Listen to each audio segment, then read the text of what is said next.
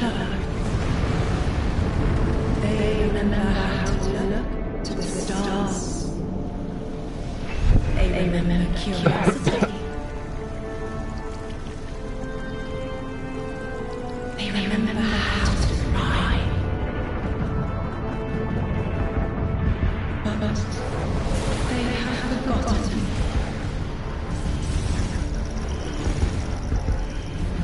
They forgot we were here long before the travel. They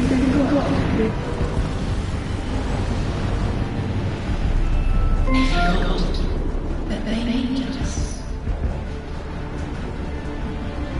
But they are fated to remember. I will remind you. I'm sure you will, but not through me. Find someone else.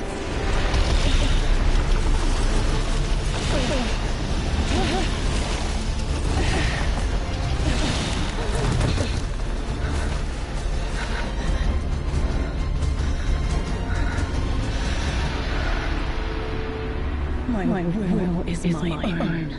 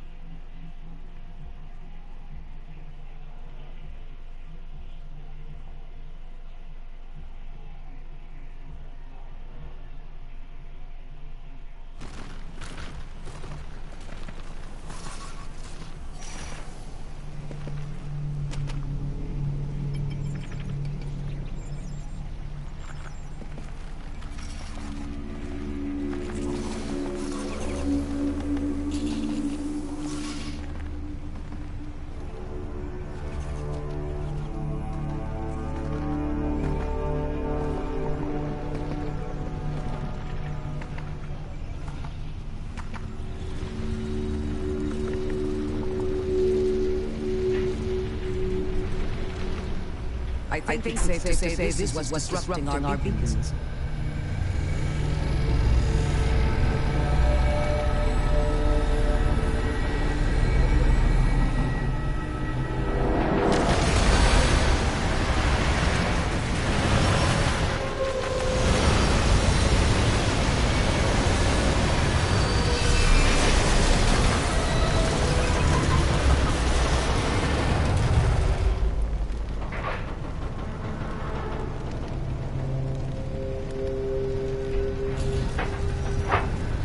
I've seen primitive trains like this in old ruins. Never liked the look of them. These readings have a bearing. Gravimetric distortions leading out past orbit. Like footprints.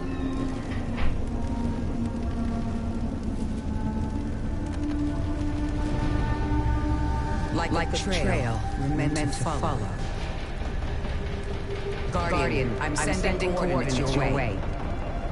It appears we have an invitation.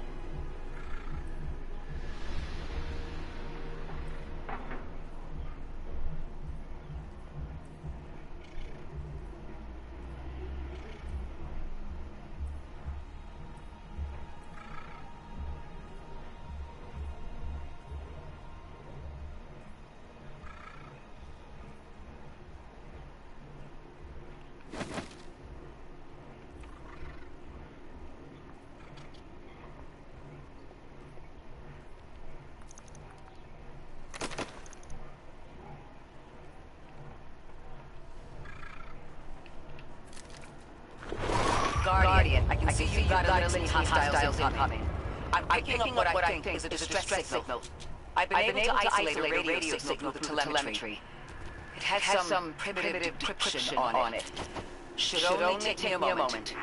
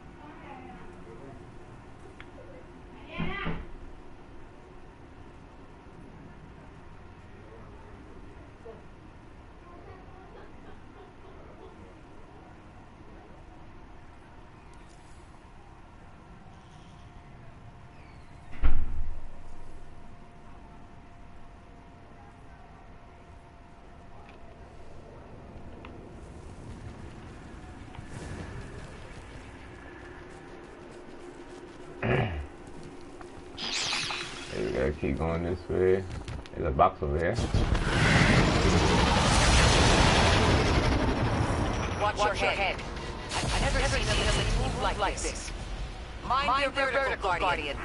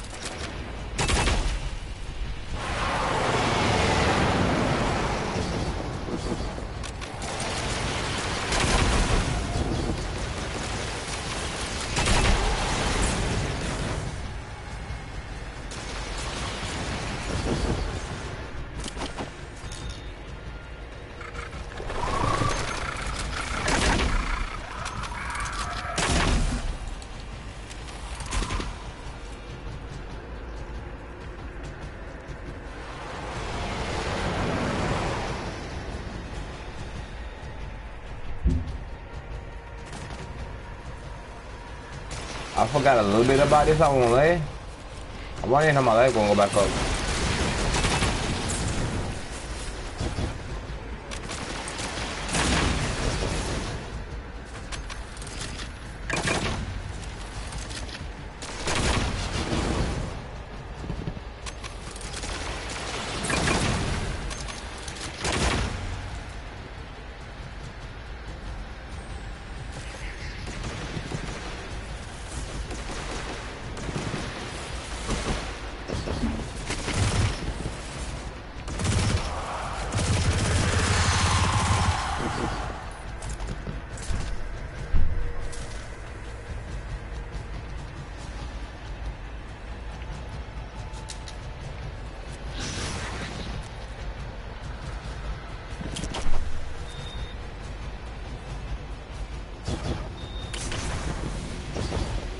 That's double jump, reload with box, switch it on with triangle, duck, O, emotes over there, do my meal.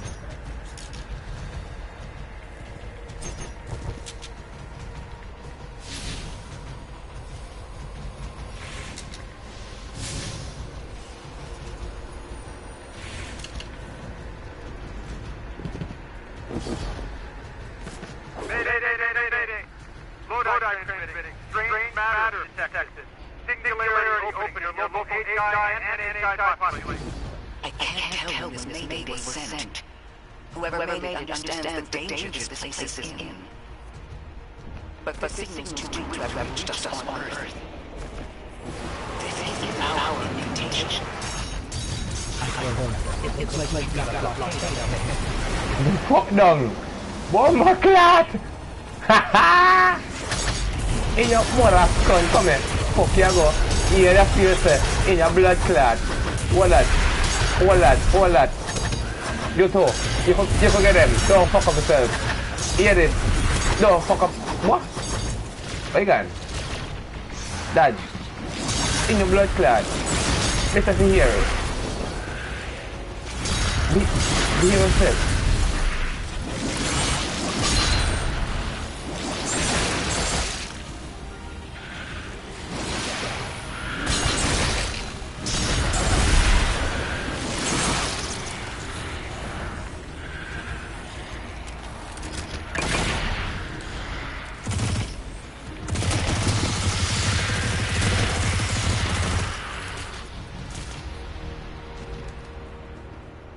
Objective completed. I like that thing that's not what is mystery nearby.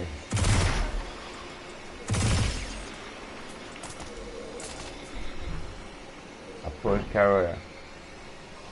Where the fuck you come from? Popping up on people like that. Ain't got option to control movement, default, button layout, custom, look sensitivity, ADS multiplayer. Nothing wrong with the ADS if I just want to make up.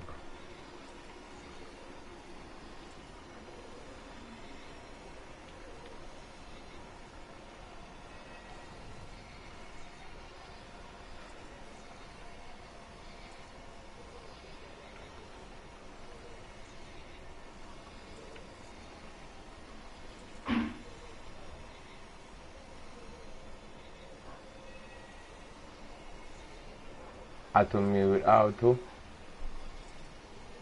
charge me with R3,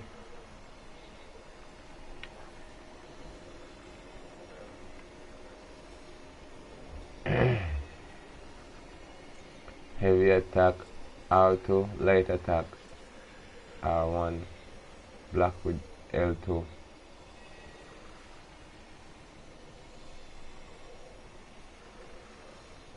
Transcend ability to the analog together, triangle, swap.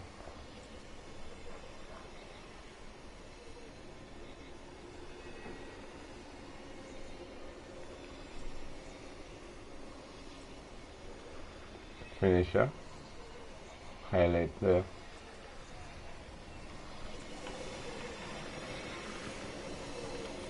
a singularity, a distress call, and now another ancient train.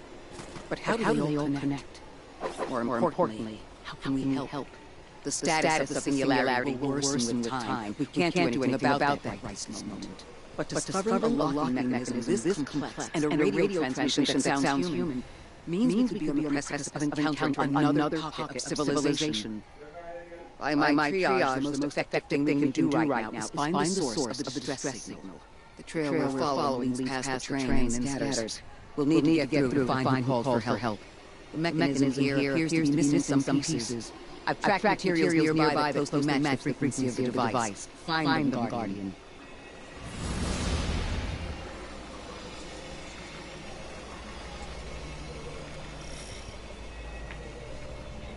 Mode transmitting. Status moon tick. Adrift. Odysseus protocol active. Odysseus protocol. We've heard that before. Wait, there's a backlog.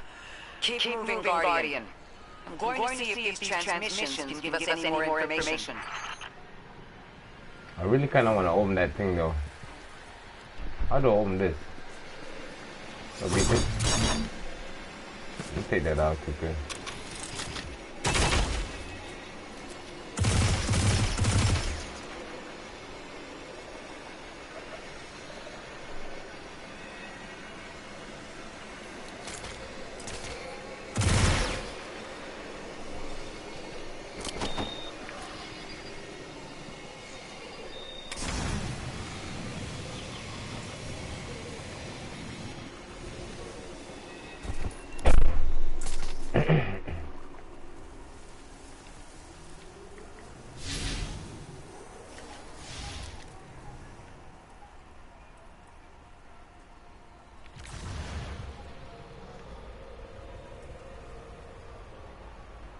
Tears for to avoid Archer awakening and suppressing them from your and your allies. Fires to volley of 3 arrows that sneak nearby targets. Shadow makes targets violent and deals increased damage to tethered targets. Defeating tethered targets create orbs of power. L1 and R1 to use. The boost which sucks the air from the room, let your enemy know your might before you take them down.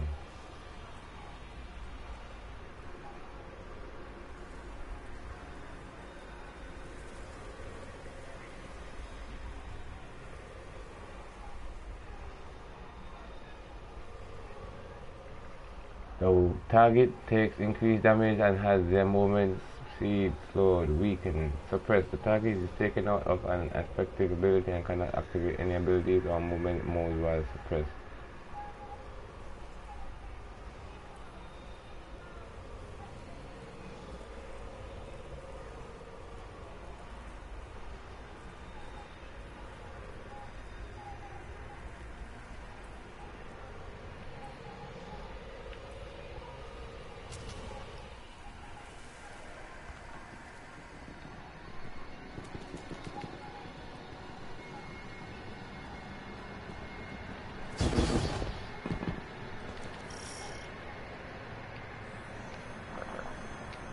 Requires undiscovered technology.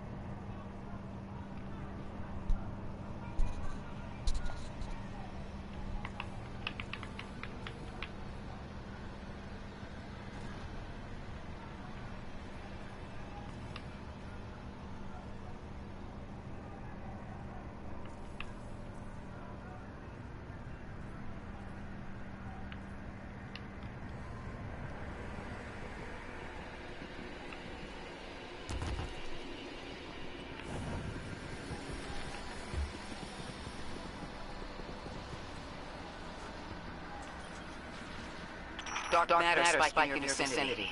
Could be one of the gravimetric distortions Drifter was talking about. Guardian. You all right?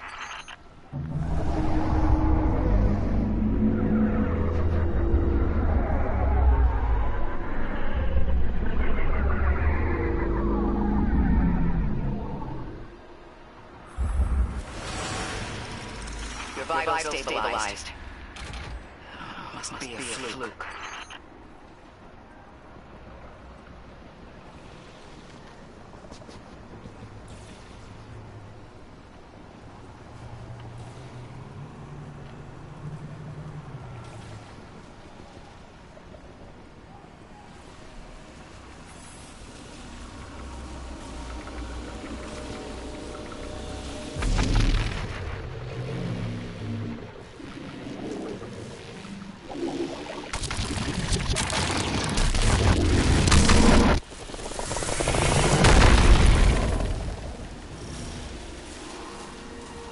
Well, this sure is new.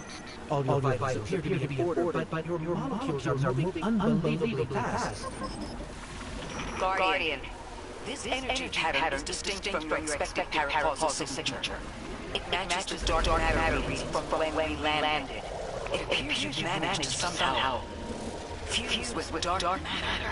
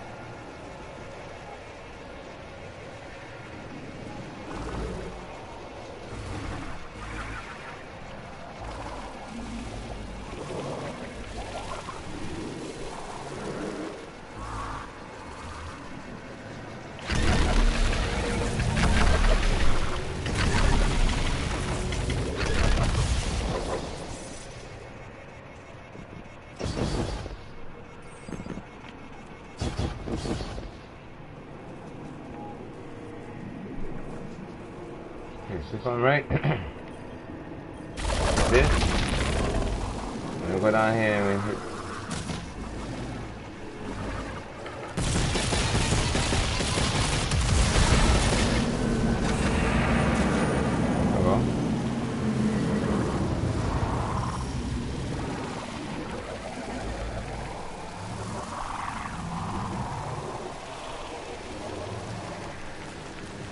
Use.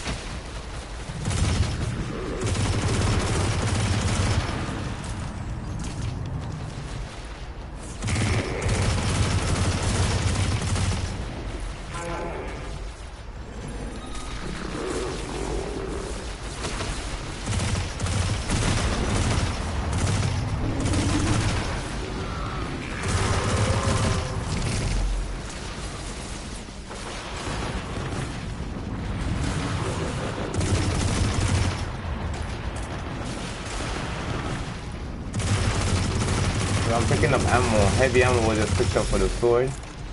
Alright, cool.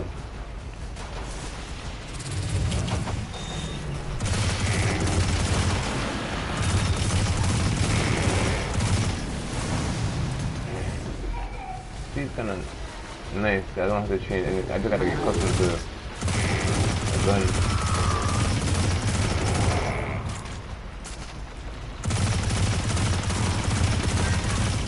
You stink bastard. One-eyed bastard. Come on. Can I hit you with this? Come here. Hi, cut up! Motherfucker, bomb class here. Watch it, watch it. Double up, double up. Outside it, outside it, outside, outside.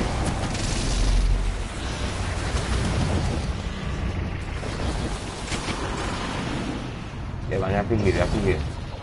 Aku kena phone tu Aku kena phone. You know what aku do now? I feel like fuck up comment. Yo, fuck up yourself, brother.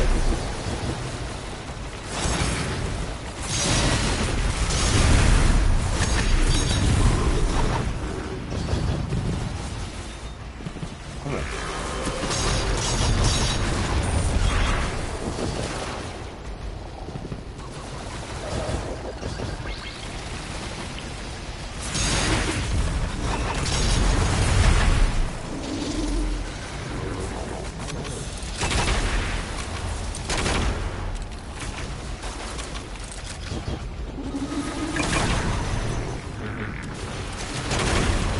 I can shoot, guys.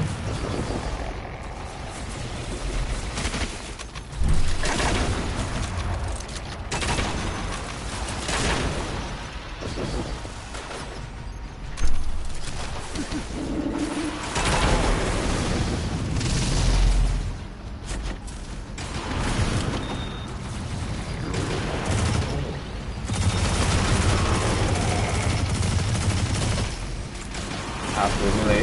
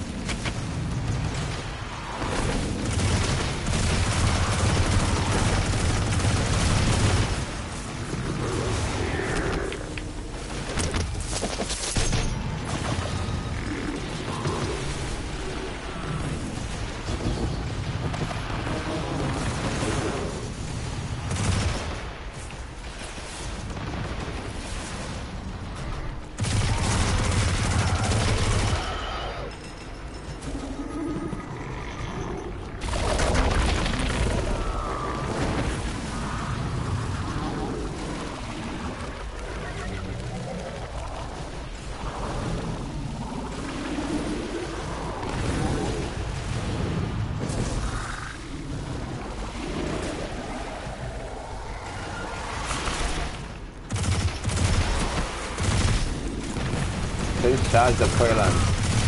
Oh, man.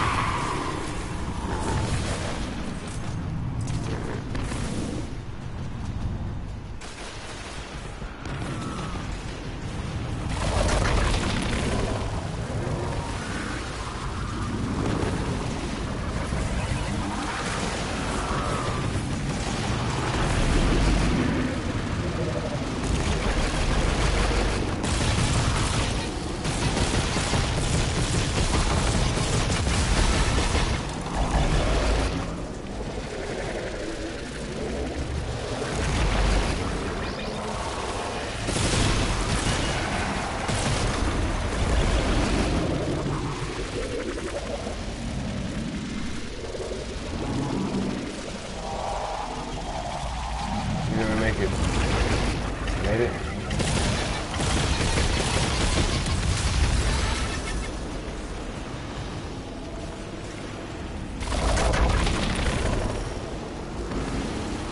I knew it had something to do with that shit.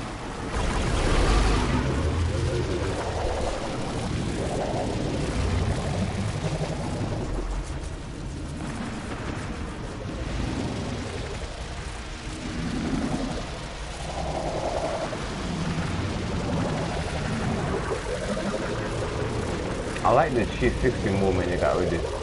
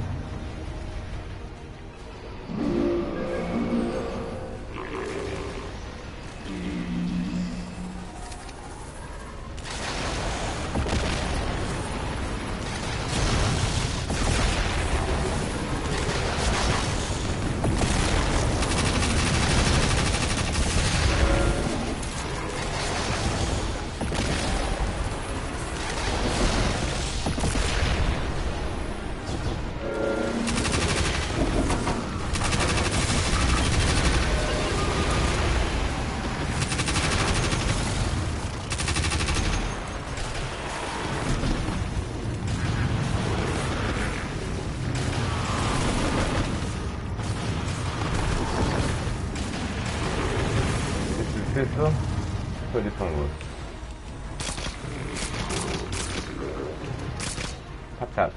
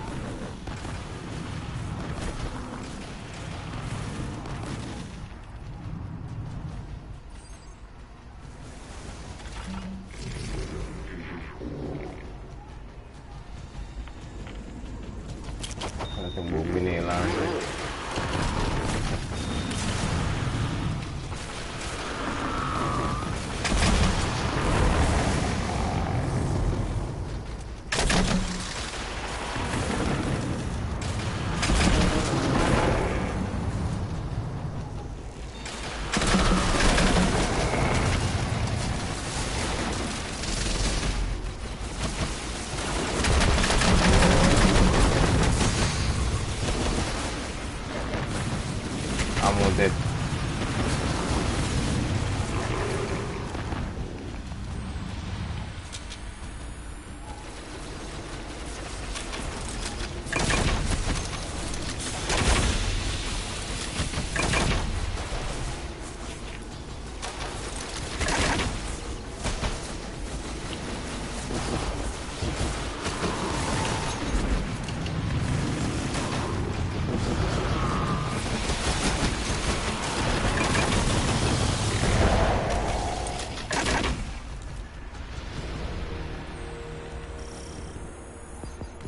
Why send a train to invite us to a black hole? It seems whoever sent our invitation values consistency and catastrophic interference. About that. I got info, but you're not gonna like it. Try me. The gravimetric distortion, the dark matter, the weird train, an invitation? There's only one group of jokers I know who get up to those kinds of theatrics. The Nine. Well, that certainly is a theory. Although I would expect to have already heard from the emissary if that's the case.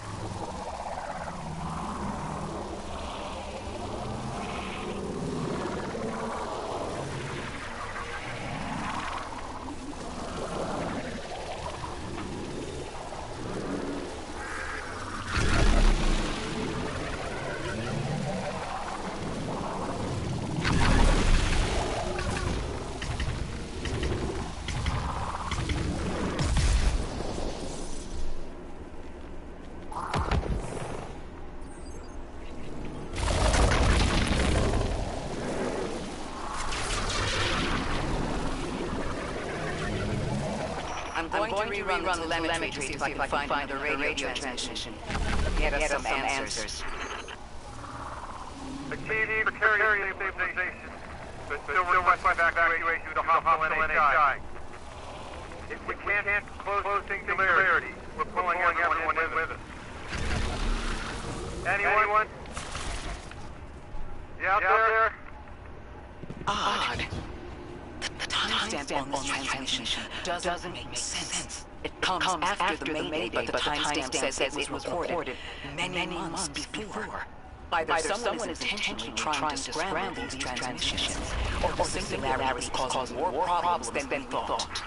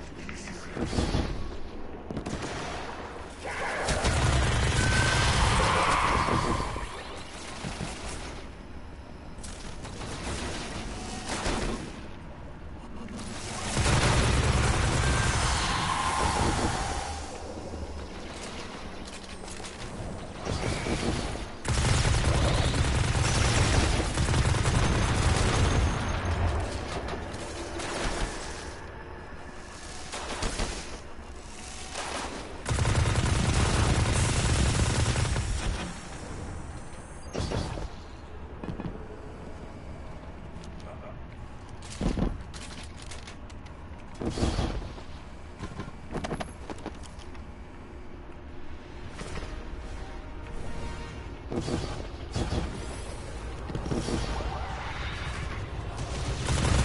the same elite combatants from earlier. They are persistent. Stay vigilant and don't let them come back again. Really? Alright, that gun, but this is strong enough for.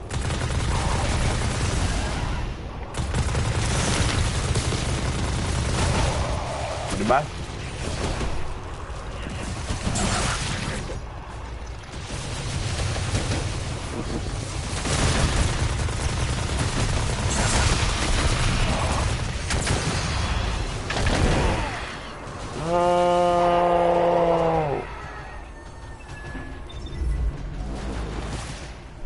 I forgot to take back out the freaking sword, bro.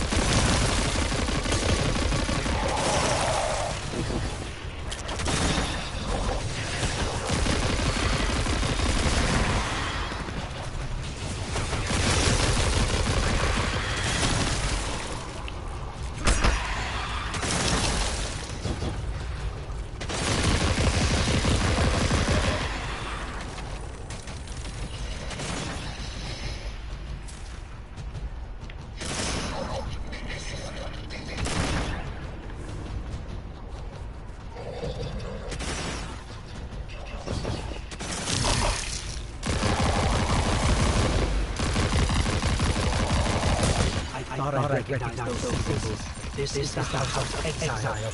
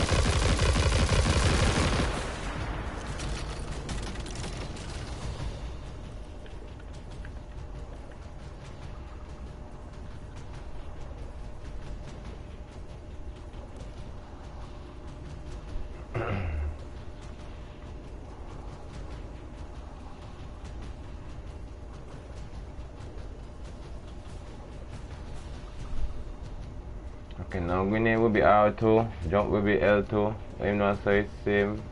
Super ability X, crouch. Or reload, interact, switch, look, me with R1.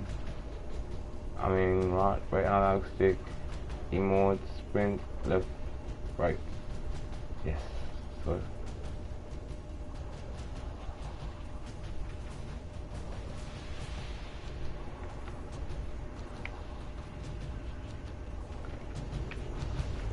More the Call of Duty now in a sense, you know?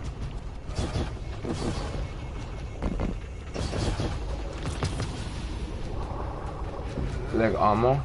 Let's look at now with this. We know I got Shadow Spectre stuff.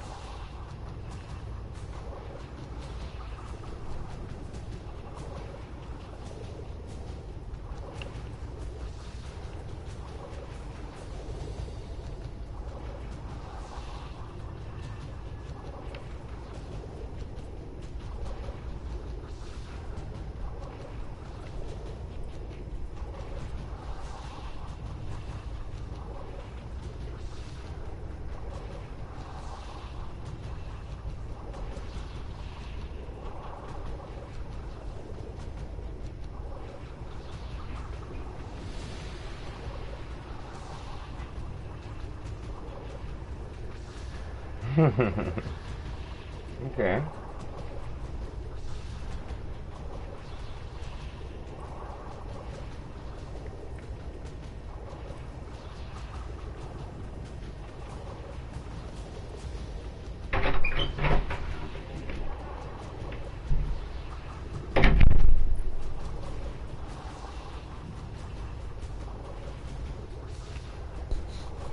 Kind of like this, but I want to be careful on what I do right now because I don't know much yet, so I'm just going to weed through it, see if I understand.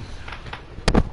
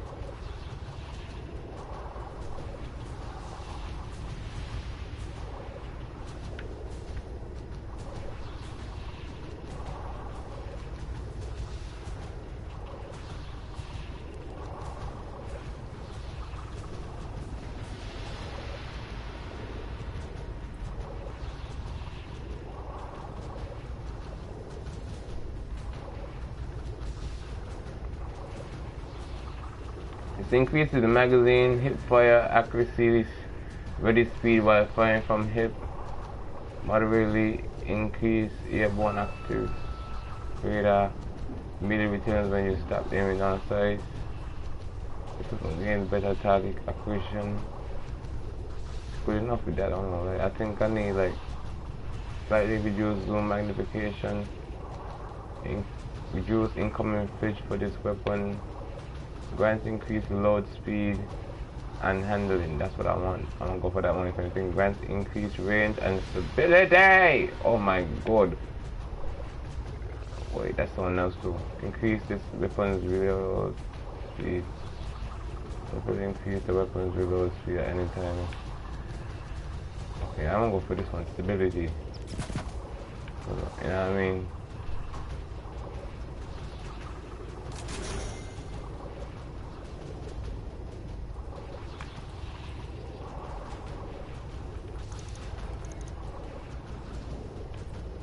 I don't want to spend no more on that because I don't know how much it could do for it and I don't want to waste it. So I just like the gun, I just gave it a little something, a little something, you know what I mean? I'm my character though.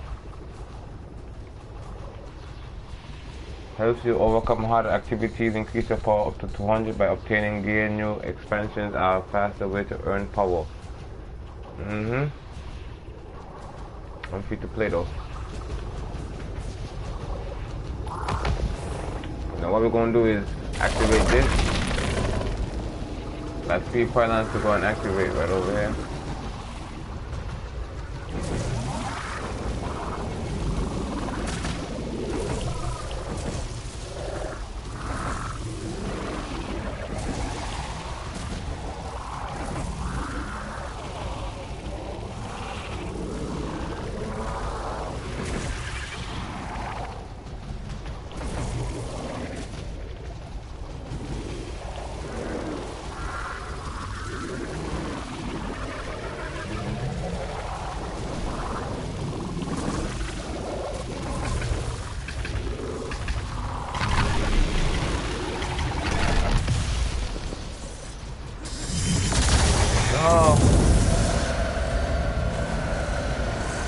For the most, you don't want to do that.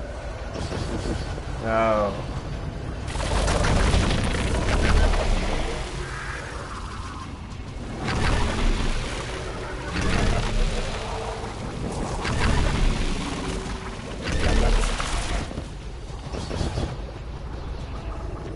Pressing the wrong button right now because the memory muscle.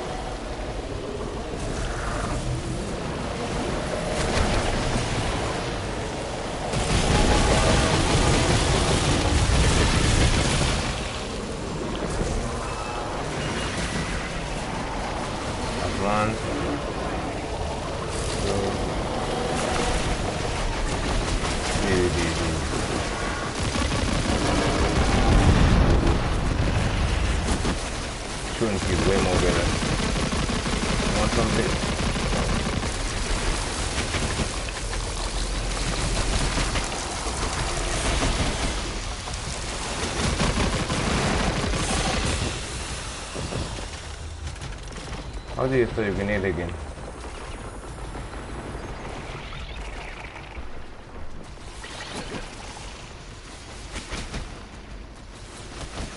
I was pressing out, but none was happening. The jump. Ah, it's analog stick, the analog stick.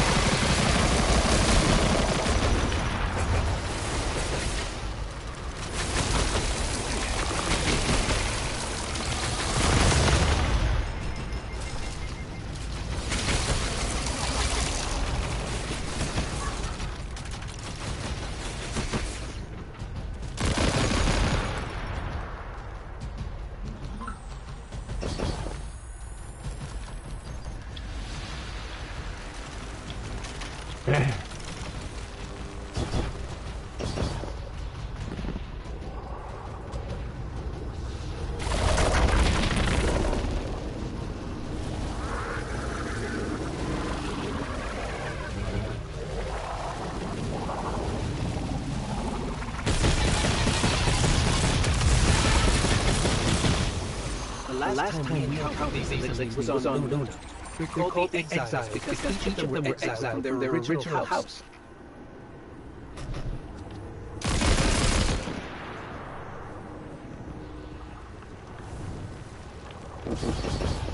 The exile.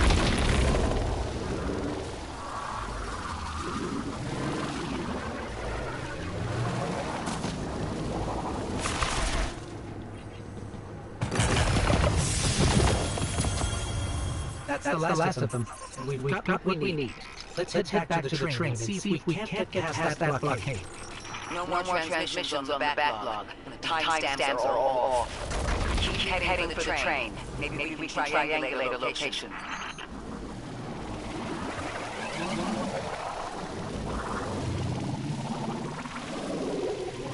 Heading for the train.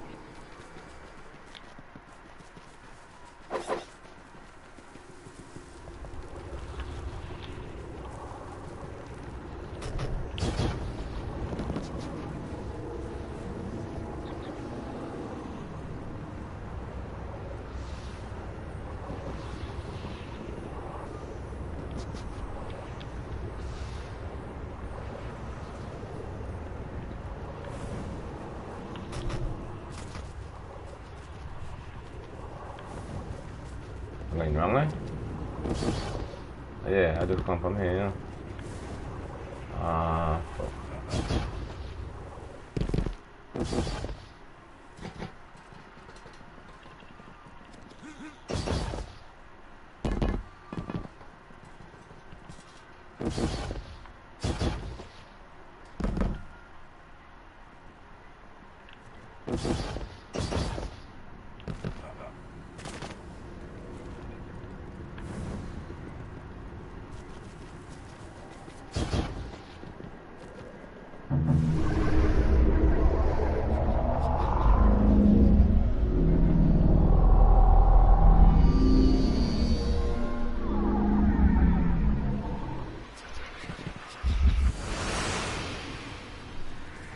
Suppose you're right, Drifter, and you are dealing with the Nine. You have the most experience with them. What did you observe in your interactions? Rumor has it the Nine are extra-dimensional. Caught in the gravity of Soul's heaviest hitters. You know, planets, moons, stuff like that. There are aliens, and there are aliens. And these guys are aliens.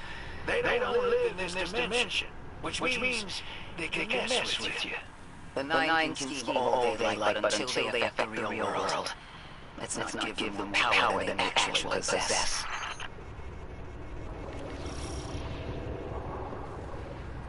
Okay. So we gotta go fight some aliens now.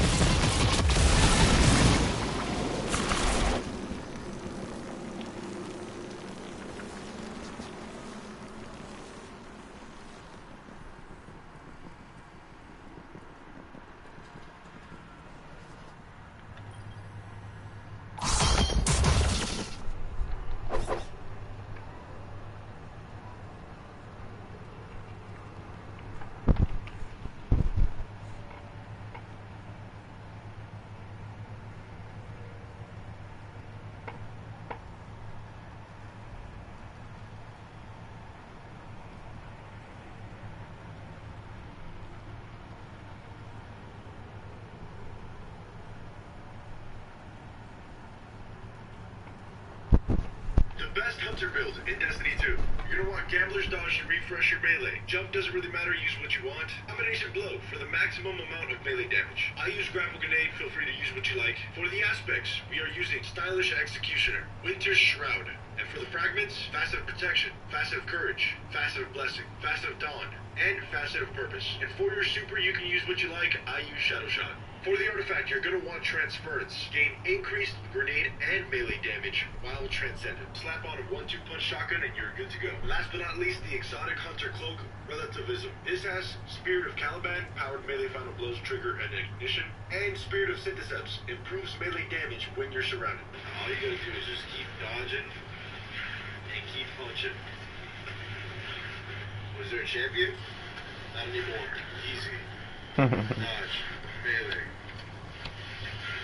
Just like that. The best hunter build in Destiny 2. You're gonna want Gamp.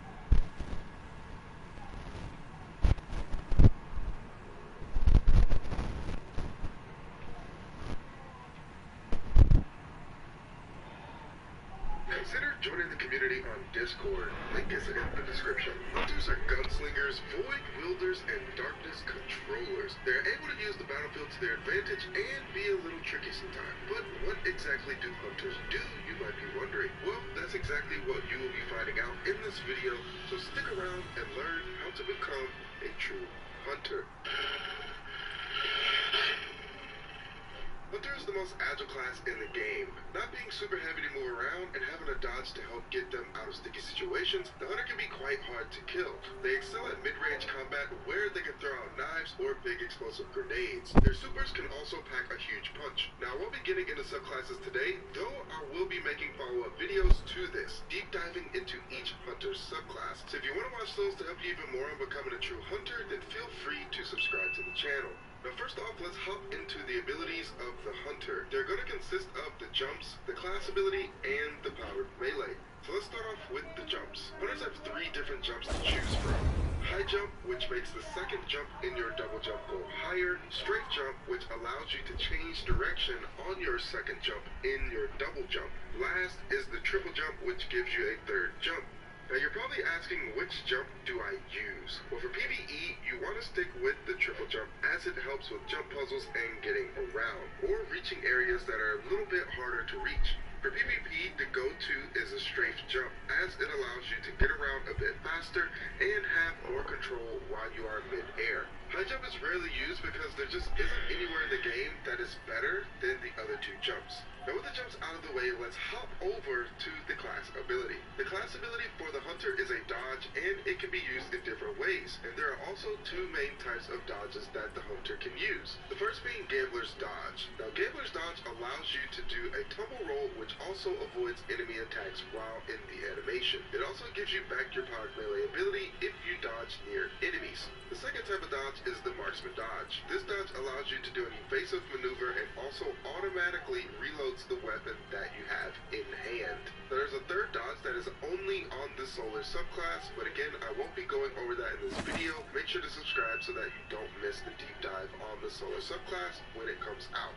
Now again, there are different ways to use the dodge. I like the Gambler's Dodge in PvE because it allows me to always have my powered melee. Marksman Dodge can be good in PvP because it allows you to get quick reloads off while also getting you out of a sticky situation. But the wonderful thing is that the dodge is so versatile, you can use both in either PvP or PvE, depending on what you're doing and what build you are using. For example, for boss raids, some hunters might use the Marksman Dodge to skip the reload animation on their heavy weapon and get out more DPS. In Crucible, some hunters might like to always have a powered melee on hand, so they use Gambler's Dodge. So really just find what you like to do in PvE and PvP and choose the dodge that better suits you. Let's roll into the powered melee. The powered melee I would call an extension of the subclass that you choose because it is different depending on the sub. Into these will say what subclass has what melee.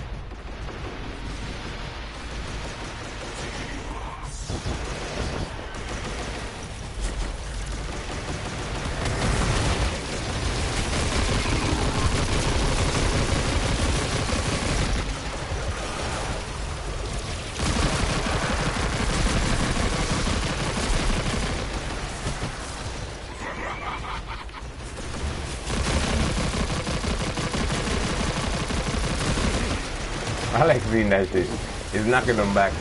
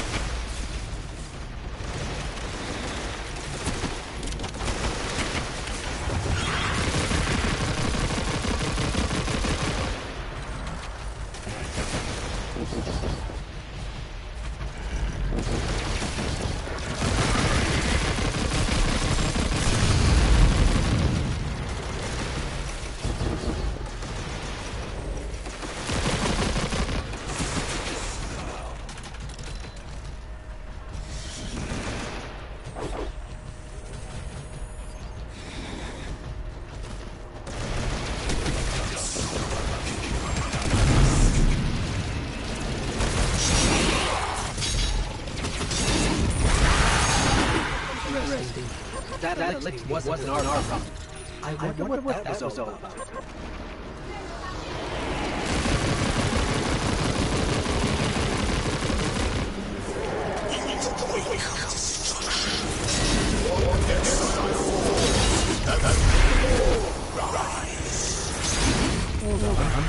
That same voice, this Archon's voice, is coming from another elixir.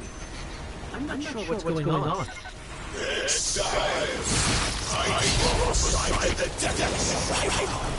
Creatures trail dead keys by eating with it. Yes. That sounds like you being derogatory.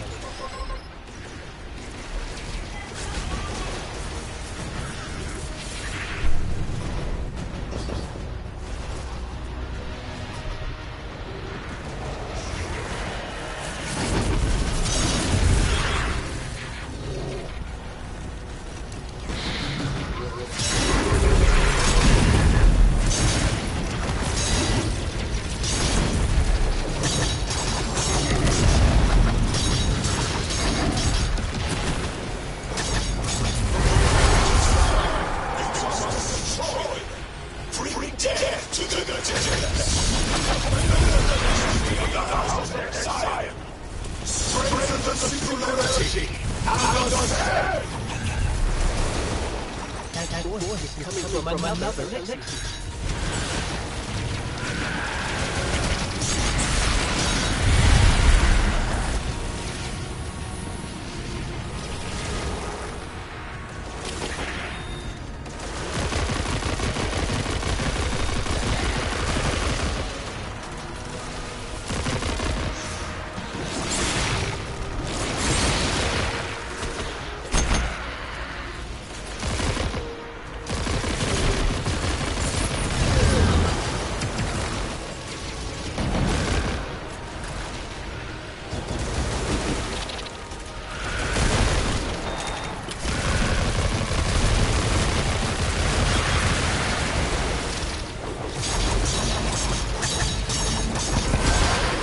I don't understand how that voice jumped from one exile to another.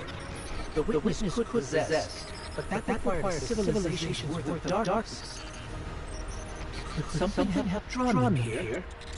Maybe the high concentration of dark matter is boosting this our connection to darkness. Darkness is about connection of memory, but it doesn't work like that. And dark matter, in spite of the name, has nothing to do with darkness.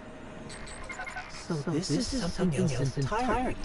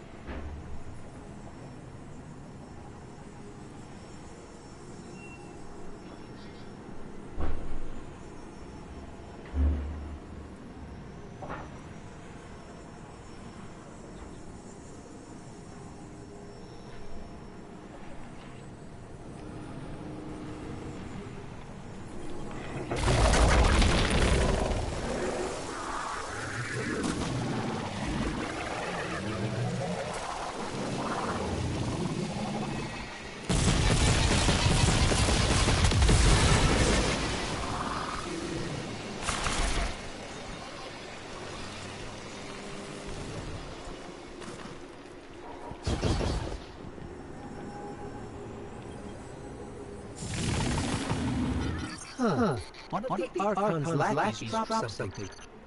Ophiuchus' energy readings are spiking. This is a container of dark matter.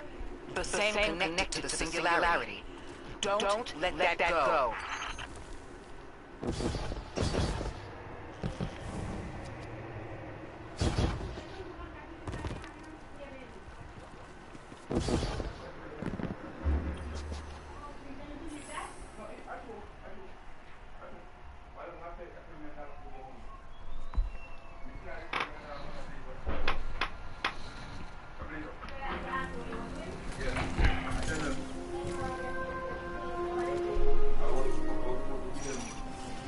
Hold it. Who do you work for? What's your business here? Telemetry originates at this location, but the signals we need. What are you doing here? We're guardians from Earth's Vanguard. Circumstances suggest we were invited, but we don't know who sent the invitation. Earth? Have you been here a while? I have journal entries telling 4 weeks, but my 5 o'clock shadow says a day. Something's wrong with time. It's my job to investigate.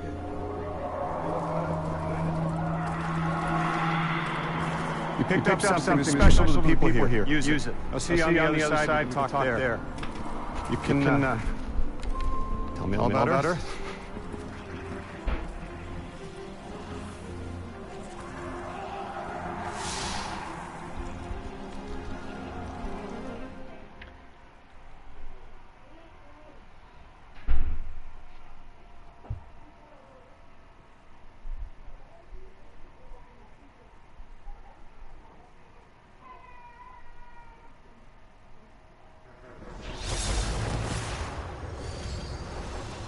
That's the man who sent the distress signal, but he did seem in distress. Something's wrong with time. I'm curious as to how our contact tends to fix it. But his observations seem to be correct. And we just got here. There's probably a whole mess of time nonsense just around the corner. Agreed. This train's temporal presence is concerning. That's the least of our worries. The real head scratcher is out fritzing the people here. I did say she suspected sentient life.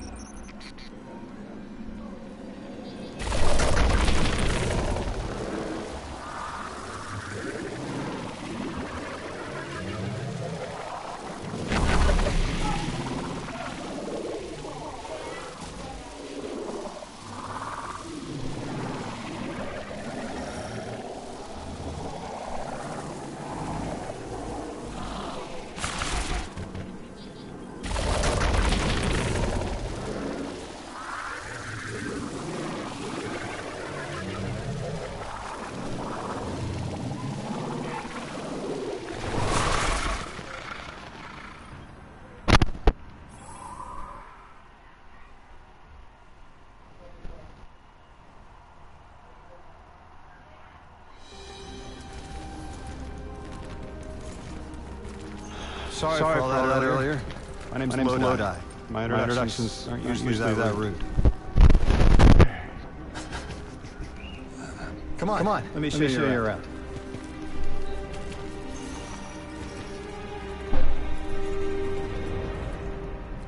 Your companion gave me a debrief about your mission before she insisted on meeting scientists here. Scientists? Oh yeah, the Ionians, brilliant. Been great hosts. I showed up here a few weeks back. Objects from a different time were sent to us, like recalled or invited. Did you get one too? Of sorts. Got a call of my own. Hope your ride was smoother than mine. Are you headed back to Earth after? Are you asking for a ride? Just conversation. Appreciate the offer. I'm staying with the locals for a while. Time distortions all over this place. The elixir make it hard to traverse further out. Fascinating, don't they? You know the language structure similar to Finnish? Keep an eye out for the House of Exiles. I didn't like getting close to my recorder. If you're here to sort out the time anomaly, it sounds like we're on the same side. I'll help you look into your calling card. You help the locals with some of the weightier tasks. You seem like you can handle yourself. First a few words. Appreciate that.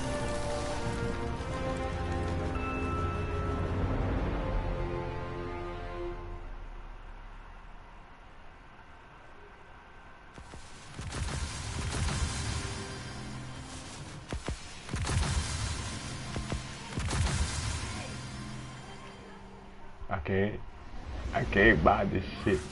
Okay. New armor collection, a new universal armor ornament collection has been added to each. Okay, shit.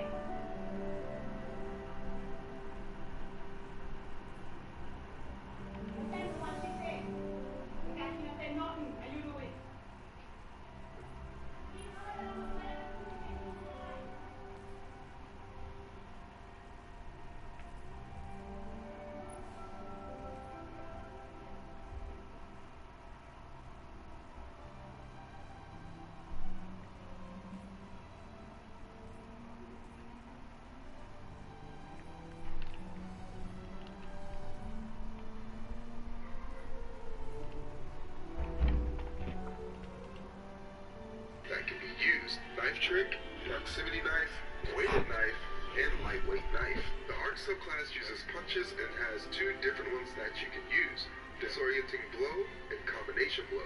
The void subclass only has one, and that is the snare bomb. The stasis subclass has only one, and it is withering blade, which acts like a shuriken. Lastly, the strand subclass also only has one, and it's the threaded spike. This one acts. The new player experience in Destiny 2 can be pretty daunting. Even returning players can be left with a lot of confusion about exactly what they should be doing at any given moment. In this video, we're going to now connected to Chromebook_7Fa7. If you've never played before, or if you just came back from a long break, this video is going to have you enjoying Destiny's endgame with confidence and taking on the most rewarding activities in the game. The first thing every new player needs to do is choose their starting class. All of them can be amazing, so you don't need to worry about choosing a best class. It's really more about picking the one that appeals to your desired playstyle the most. Don't stress too much about this decision though, because you can have 3 characters, so this choice is really more about which one you'd like to try first. I'll quickly go through a high-level overview of what makes Hunters, Titans, and Warlocks unique, and then we'll dive into their subclasses where the unique playstyles really start to shine. Hunter is easily the most popular class in Destiny, and maybe that's just because they're so easy to identify with. Hunters offer a sneaky, mobile, roguelike class with some of the best-looking fashion in the game. It's the easiest class to learn with the lowest barrier to entry. This is thanks in part to their in-air jump, which feels pretty familiar to other games you might have tried in the past. And their dodge roll is also pretty straightforward and very useful. Within 5 minutes of playing a Hunter, it'll feel like putting on a comfy old hoodie that you've had for years. Warlock, on the other hand, is more like learning to play an instrument for the first time. Once you master it, you're going to have some of the most fun gameplay experiences in Destiny, but it does take a while to get there. I mean, their in-air jump doesn't even propel you upwards, and is instead more based on your current momentum, which can be pretty confusing for new players to understand. And just wait until you try their blink jump. Oh no! Luckily, their rift ability is much more straightforward, and it provides either some healing or some bonus damage. Probably the hardest part of learning to use this thing is just deciding on the best spot to place it. Warlocks are very focused on space magic. If you've never played Destiny before, the closest equivalent from games you might already know is something like a wizard or a mage class. They make use of the elemental forces of each subclass to perform some really cool and flashy abilities. If Hunters are the easiest to learn and Warlocks are the hardest, well then Titans are right in the middle. They have some great survivability for you to lean on when you're new, especially with their barricade, which can be popped up as a temporary wall to protect you. And their jump is a bit more complicated than the Hunter options, but at least it feels pretty intuitive once you get a hang of the boosters. Everyone likes to compare Titans to the traditional tank class, but really that's not too accurate. They're more of a brawler or a warrior with a slight focus on defense. You shouldn't pick it if you're just looking to soak up a ton of damage like a traditional MMO, because if you do so, you're going to be dead pretty fast. You should consider playing Titan though if you love punching things. If you're still not sure which class to start with, that's okay. Don't think that the character you pick today is some permanent decision that you can't change later. A lot of people start on a particular class before falling in love with one of the other ones. I personally started with a Hunter way back in Destiny 1 before I swapped to Titan for a while, and then I found that Hunter was my true calling after all. Luckily, we have 3 slots for characters, so it's easy and almost expected to make one of each of the classes at some point in your playing career. And the weapons and materials are all transferable from character to character, so it's nice to eventually explore all of these options. Taking a closer look at each of the subclasses should show you what you really want to invest in first. Each class currently has 5 subclasses, so you can easily build into them and swap between them at any time. There's Arc, Solar, Void, Stasis, and now Strand. Arc is the electricity subclass revolving around speed, chaining lightning, and disorienting effects. It has 2 buffs called Amplified and Ionic Traces, and 2 debuffs which are Blind and Jolt. Amplified is a buff that lets you move faster, slide further, and have increased weapon handling. Ionic Traces are little arc trails that track back to you and grant ability energy anytime you absorb them. Blind is a straightforward debuff that prevents PvE combatants from being able to shoot you until they regain their sight, and in PvP it makes other players' screens turn bright white for a moment, kind of like a flashbang. Jolt is a debuff that causes an arc explosion affecting both the target as well as any enemies nearby. This electricity chain is fantastic for quickly clearing a bunch of threats. In general, the Arc playstyle is very melee focused with some high burst damage super abilities. Arc Hunters like to do a little bit of brawling in close quarters. Mostly though, they weave in and out of the front lines while jolting or blinding enemies. They have a really cool loop where you can stack a lot of melee damage while dodging to punch enemies for some huge damage numbers and then get your melee energy back immediately while dodging.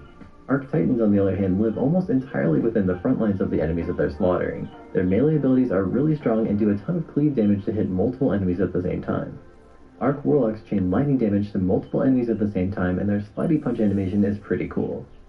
Solar subclasses are all about burning, explosions, and healing, and are arguably the most impactful for endgame content. They feature healing effects that keep you alive while dishing out some insanely powerful explosions. Solar includes 4 buffs called Cure, Restoration, Radiant, and Fire Sprite, and it has 2 debuffs called Scorch and Ignite. Cure is a buff that grants immediate health and shields. Restoration is a buff that gives you healing over time that can't be interrupted. You just keep healing even if you're taking damage. Radiant increases your weapon damage for a short amount of time, and Fire Sprites are little solar energy pickups that grant grenade energy when you collect them. Scorch is a damage over time debuff that can stack up to 100 stacks. The more stacks of Scorch you have on an enemy, the more damage you'll deal over time. And at 100 stacks of Scorch, an Ignite is triggered.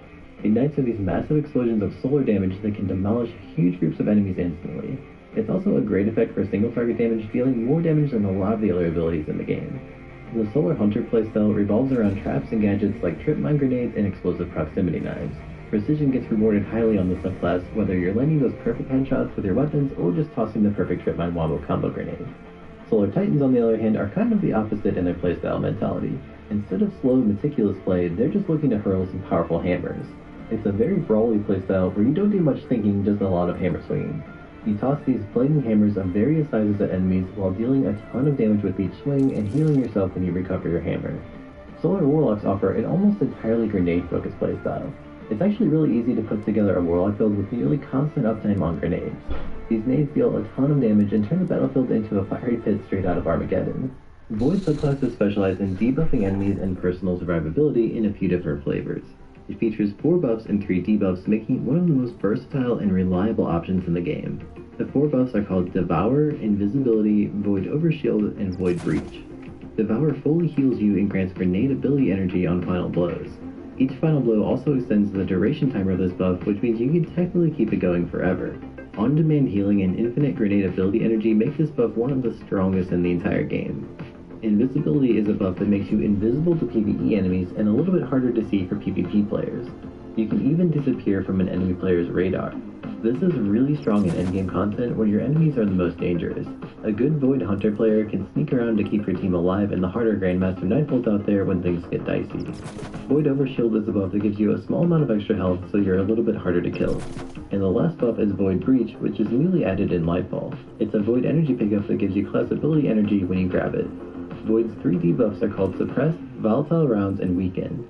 Suppression prevents other players from using their abilities, and it also prevents PvE combatants from firing their weapons. Be careful though, because you can easily suppress yourself with a missed grenade toss.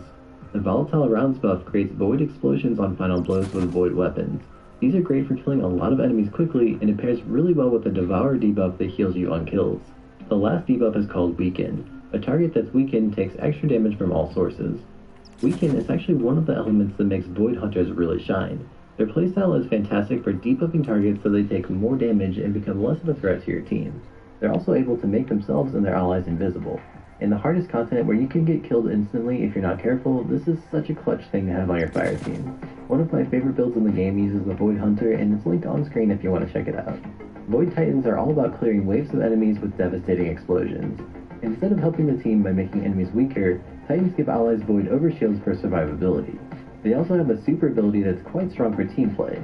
Ward of Dawn is a protective bubble that keeps everyone safe inside and buffs your damage for a few seconds whenever you touch the bubble. Void Warlocks are mostly solo player focused, and they're perhaps the closest you can get to a mage that you can achieve in Destiny. This playstyle is all about weaving together all of your abilities for high uptime while you're casting a bunch of destructive spells everywhere. There are some survivability options to keep your team alive, but mostly it's for yourself. Stasis is the first of 2 darkness-based subclasses which can be a lot of fun to play. It's an iced-based class that alters time for some powerful effects, and it features 2 buffs called Crystals and Shards. Stasis crystals are solidified stasis energy that freeze nearby combatants, and in PvP they slow players down. When they're destroyed, all enemies nearby are damaged by the small blast radius. Stasis shards are energy pickups that grant melee energy. The 3 stasis debuffs are Slow, Freeze, and Shatter. Slow makes enemies move and aim slower, and if enough slow stacks are applied to an enemy, they'll freeze. This completely immobilizes the target so they're unable to move, shoot, or perform any abilities for a short period of time. And if enough damage is applied to the frozen target, they'll shatter. This is an explosion of stasis energy that can damage nearby enemies. If you still can't decide which subclass seems to be the most fun after seeing the 4 old subclasses, well, let me introduce you to Strand. This is Destiny's newest subclass that you can fully experience during the Lightfall campaign. Strand has 3 buffs and 3 debuffs. The buffs are Woven Mail, Tangle, and Threadlings. Woven Mail reduces all incoming damage in PvE, but only body shot damage for PvP. Tangles are small orbs of strand that can be shot or thrown to create explosions. One of my favorite things to do since Lightfall's release is to make these tangles, pick them up, and then toss them across the map and use my grapple to hook onto them. A lot of people don't realize you can do this, but it's super fun. It's one of the fastest ways to move around the map. Strand's final buff is called Threadlings. These are strand minions that hunt out nearby enemies and explode to deal damage. Strand's 3 debuffs are called Suspend, Unravel, and Sever. Suspend lifts PvE combatants into the air where they can't move or shoot. They're simply trapped in a web of strand energy. In PvP, enemy players are still lifted up and trapped for a moment, but they can still shoot their weapons, but only from the hip. Unravel is a debuff to a target. When they take additional damage, they'll create unraveled projectiles that seek out and damage nearby targets. Strand's final debuff is called Sever. Enemies that are affected by this deal less outgoing damage to you and your allies. Now that you've learned a little bit about each of the subclasses, it's time to pick a class and get started. And remember, you can always change the sub later. As a brand new player, you won't have every subclass unlocked at the start, but as you progress through the new player quest and beat the campaigns for each expansion, you'll eventually have every option available to pick from. Before we start dominating enemies all over the universe with our space magic abilities, we need to first understand how to navigate the menus, because even that isn't exactly straightforward for new Destiny players. Since there are a lot of systems in the game, there's also a lot of menus to explore. Your starting place when you're deciding what to do in the game is called being in orbit, and from here you can choose what to do next. Your first step in the progression as a new or returning player is to start with the new Guardian rank system. You can find these Guardian ranks by clicking on the View Journey option when you're in orbit. These ranks were specifically designed for new players to give you a step-by-step list of things to do to get more comfortable with the game. They start off pretty simple by telling you to go complete a simple quest, but eventually they'll get much more difficult. After a while, you'll get to the point where the game thinks that you're a veteran player, but there's still a fairly large pitfall here where a lot of newer players get stuck. That's why following the next steps on leveling, how to build and progress your character, and how to get the best gear in the game are so important. Returning back to our orbit screen, we also have the option to open the director. If you pick this option, it will show you all the destinations that you can explore. These are divided up into planets with particular landing zones where you can explore each map. You can also find some social spaces like the Tower where you can interact with particular vendors and progress the main storylines, and of course have some dance parties with fellow Guardians. There are also nodes that allow you to do some activities that aren't specifically tied to any particular planet. The Vanguard playlist allows you to match with other Guardians in 3-player activities called Strikes and Battlegrounds. Eventually you'll defeat a large boss and get some nice rewards. Gambit features a player versus environment activity where you can team up with 3 other Guardians to kill enemies, bank moats, and defeat a boss before the other team of 4 players defeats their boss. You have to be on edge though, because players can invade the other team's world and kill you to slow down your progress.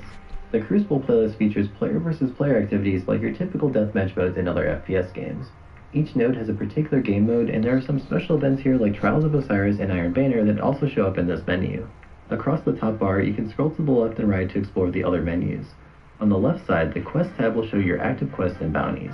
By the way, you can select particular ones that you want to track progress on, and the game will help you figure out what to do next to complete them. There's a Season Pass that allows you to unlock rewards as you level up each season, and of course there's a store where you can give Bungie all of your money by purchasing cosmetic items.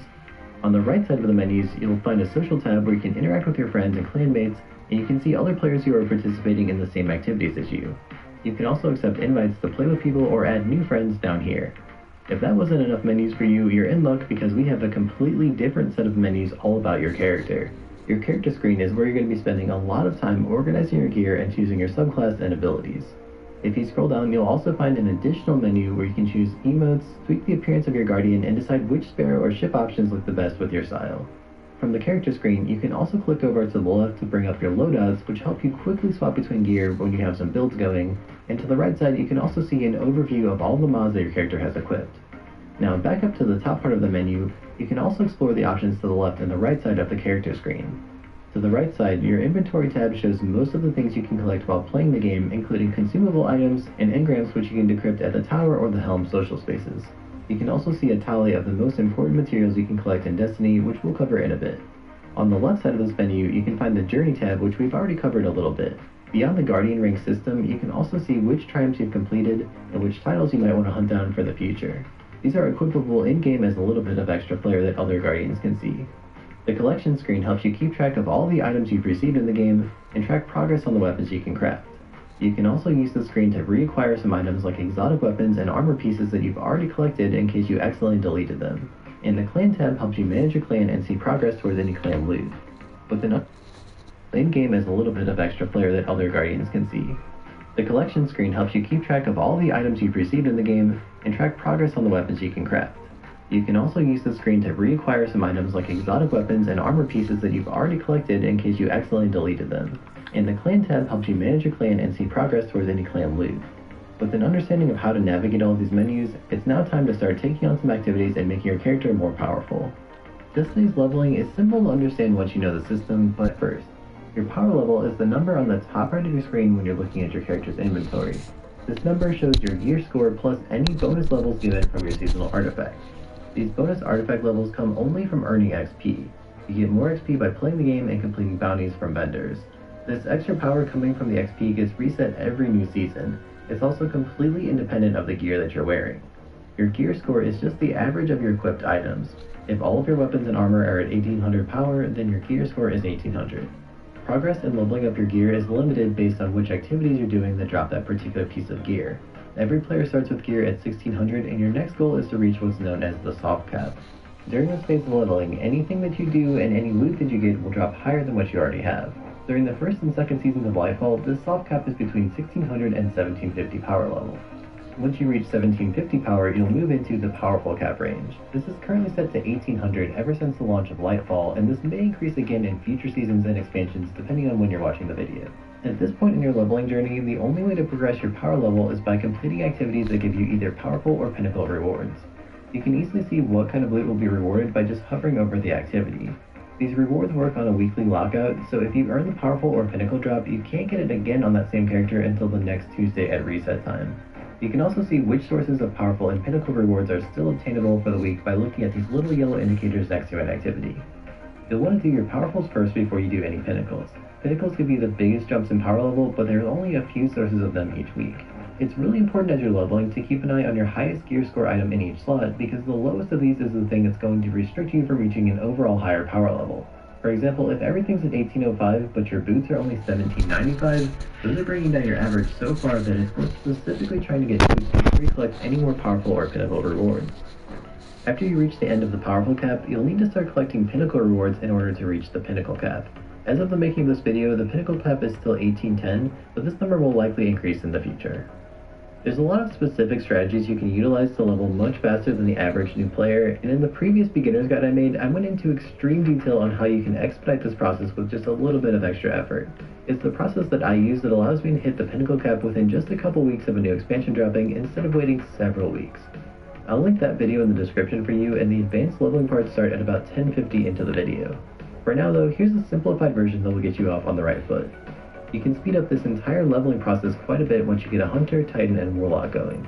Your goal is to reach your soft cap on one character and then finish all of your powerful and pinnacle rewards on that same character. Once you finish all of your powerful and pinnacle rewards, you then transfer your highest power level weapons over to your next character. It's important to note here that you don't actually have to transfer these items to the new character. Destiny has a smart loot system that automatically determines the highest level that you could be if you wore all of your highest gear, and it uses this number to determine your next reward. This takes into account any items in your other characters and also stuff that's stashed in your vaults. Since your weapons can be used on your second character, they will bring up your average gear score quite a bit. This puts you at a higher starting point than your first character. With this higher starting point, you again reach the soft cap before completing any of your powerfuls and pinnacles on your second character.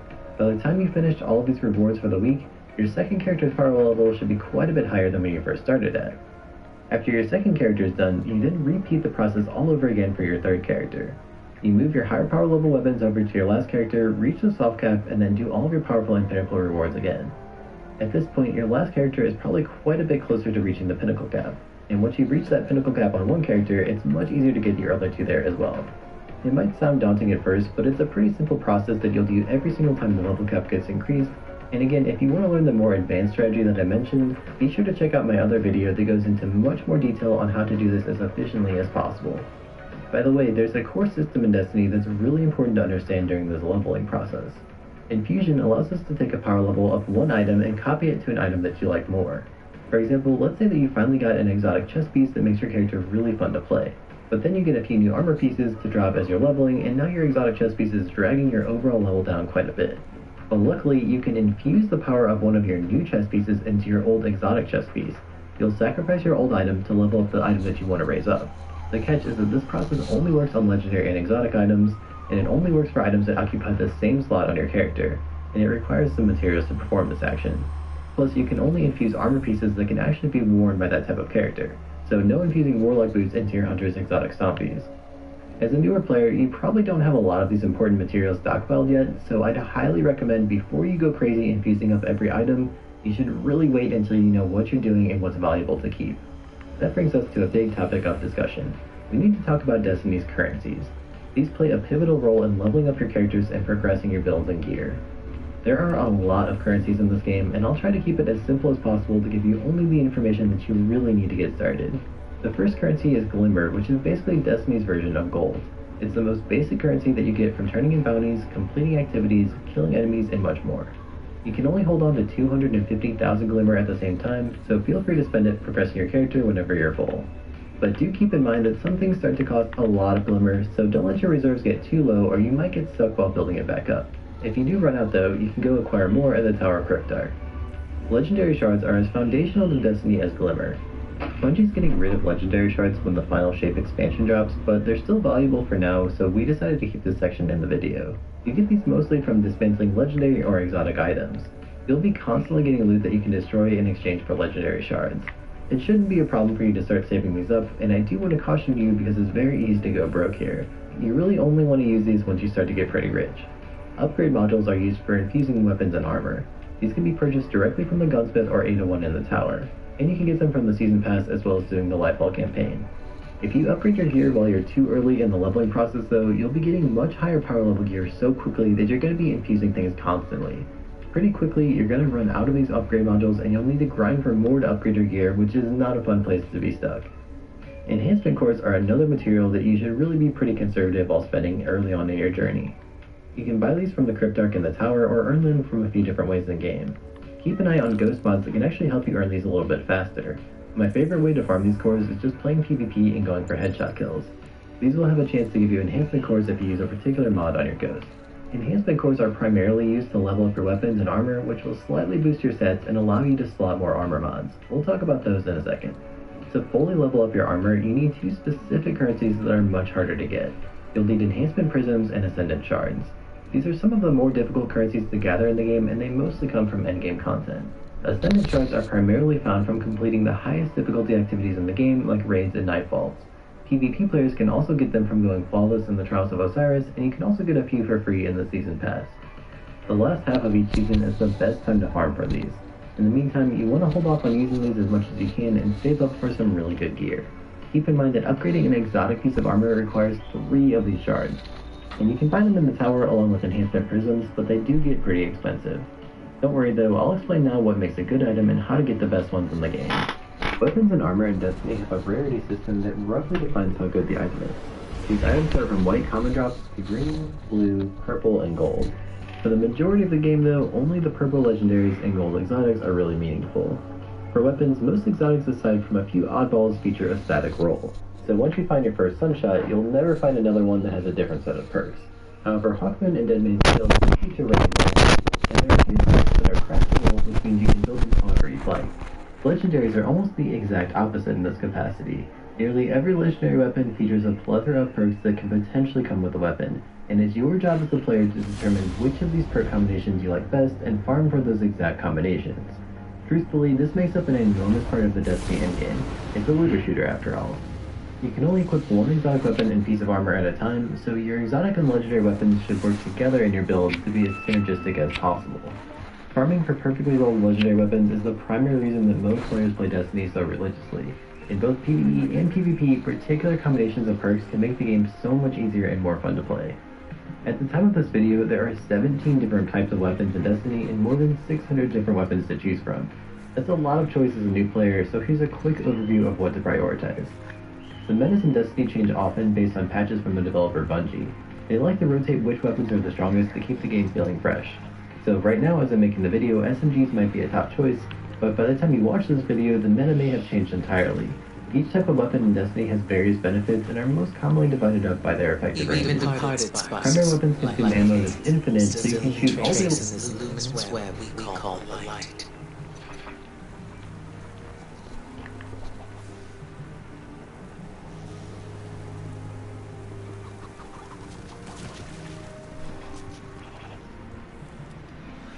Step on up.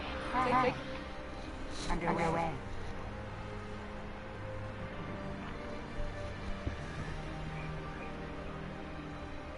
Confirmed.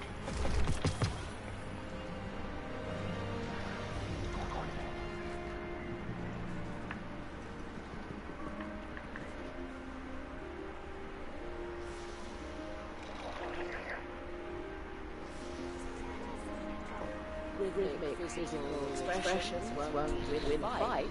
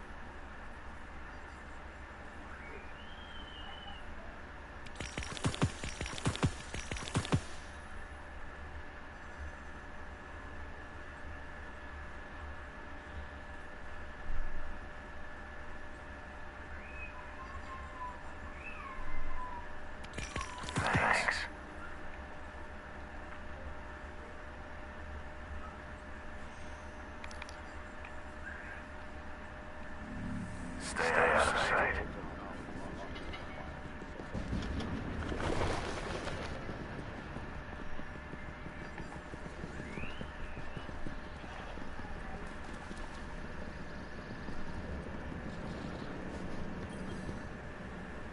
You're alive, Guardian. Fight like it.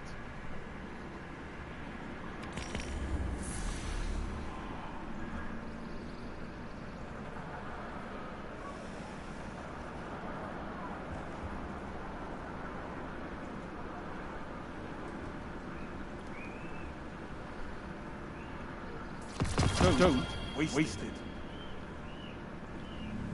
Swift out there, Hunter. Let nothing hold you back.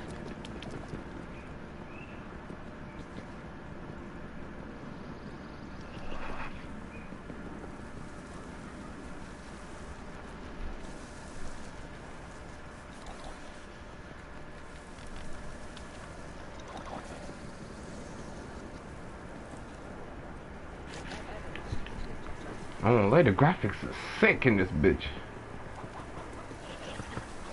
What is it the cave says? Teamwork makes the dream work. Cade may be gone, but he will not be forgotten.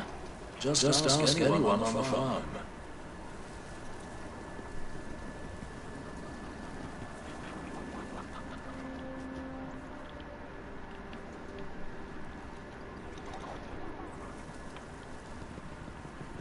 She said she wanted to express herself, so I gave her a thumbs up.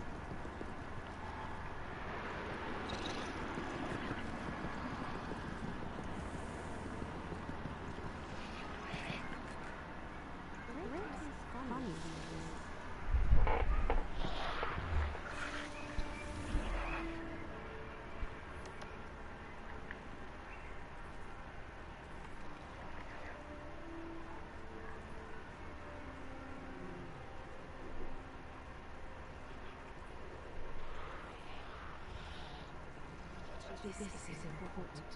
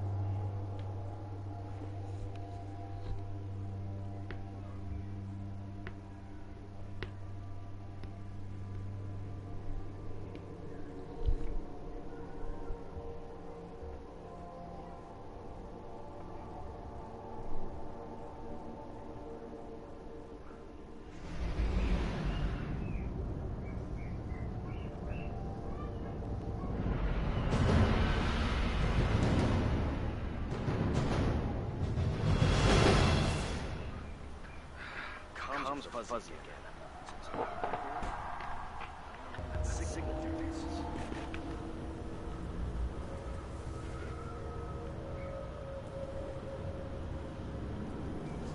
Yo.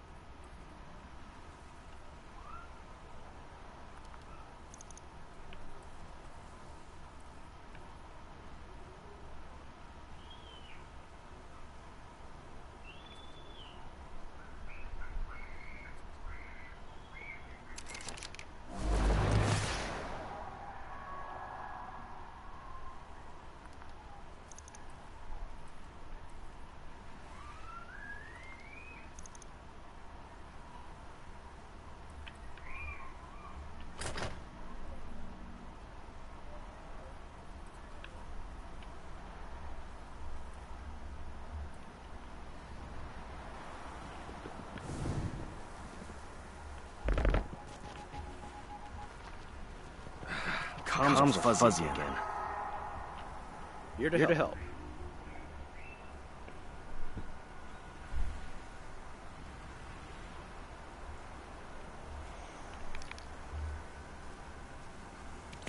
Affirmative.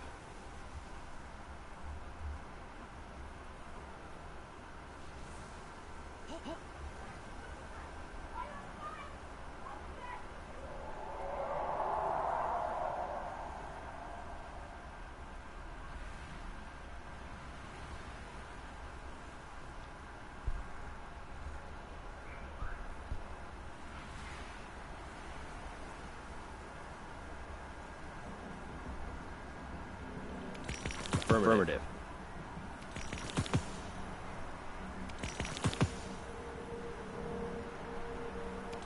Affirmative.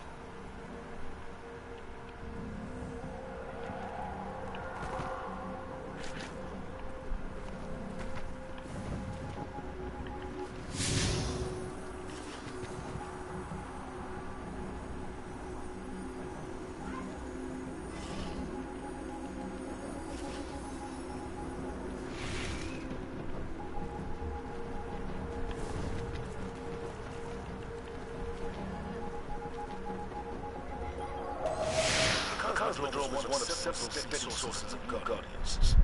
Try to keep hostiles as often as possible.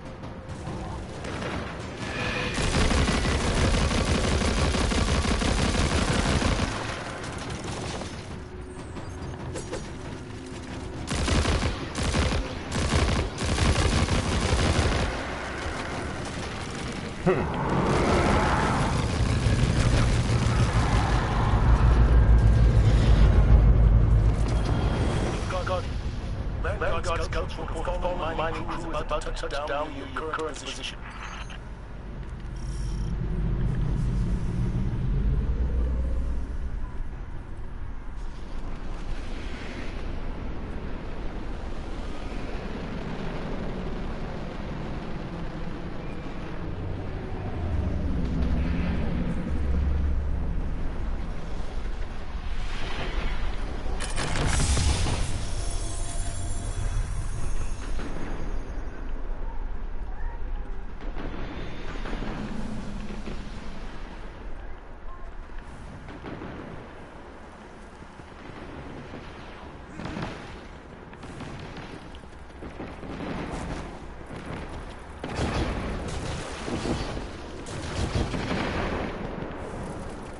Can y'all hear me?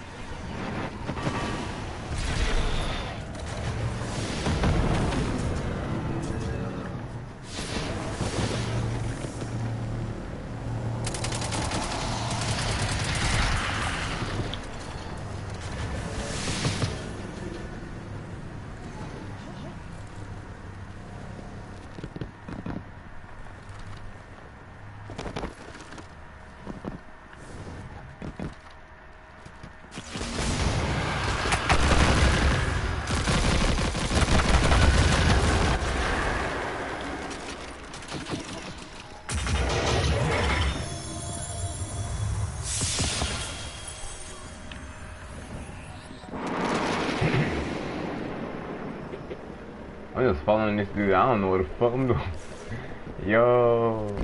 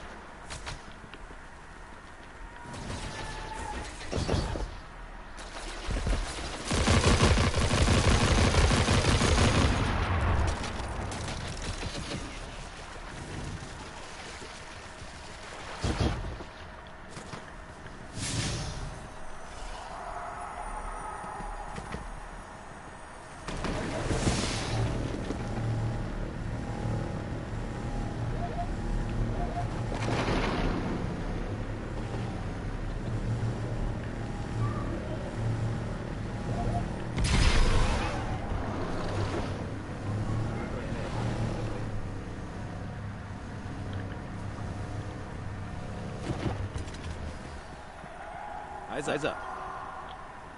Need something?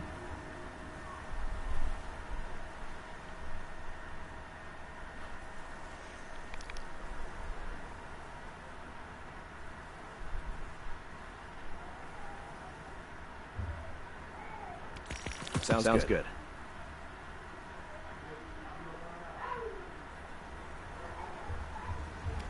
Right.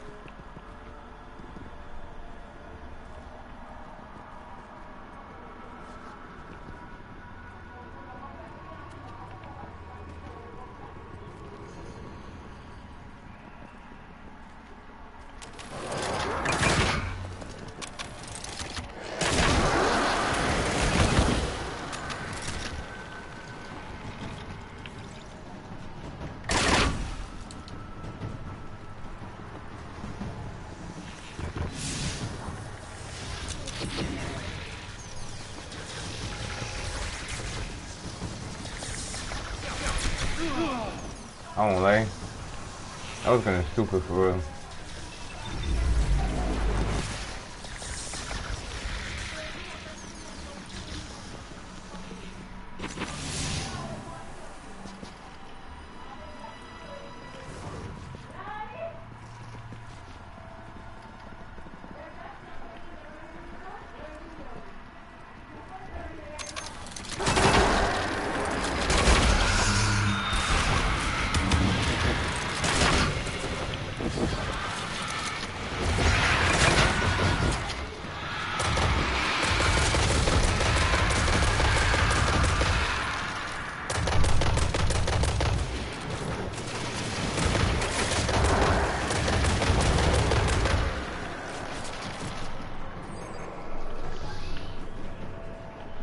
What kind of fucking monsters are these, bro?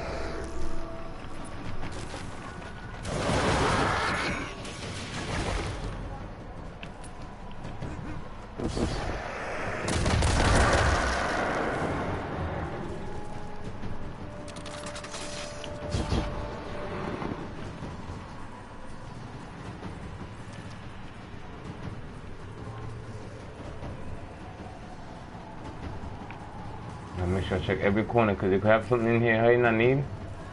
I don't want to be stupid enough to leave it.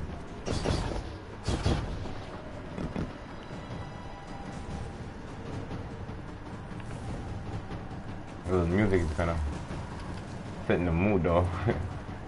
Shit.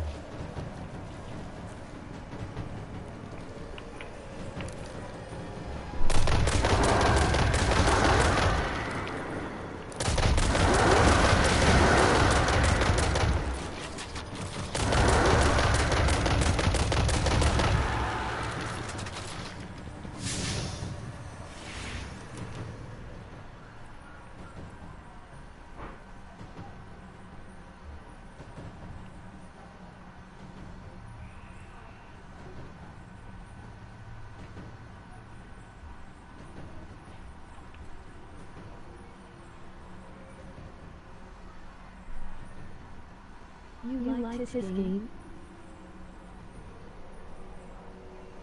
Hold it down. Yeah, man. I just I can't play certain things I got boy. So I just playing the free-to-play part them right now. Enjoy myself on Warzone, it's fuckery.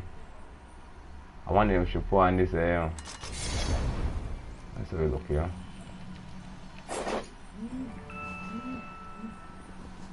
So I use fire. Why? Oh fuck.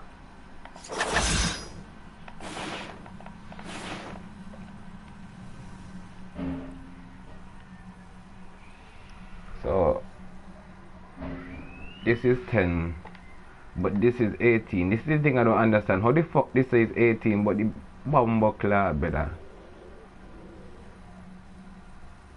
I want to try it. Is it good?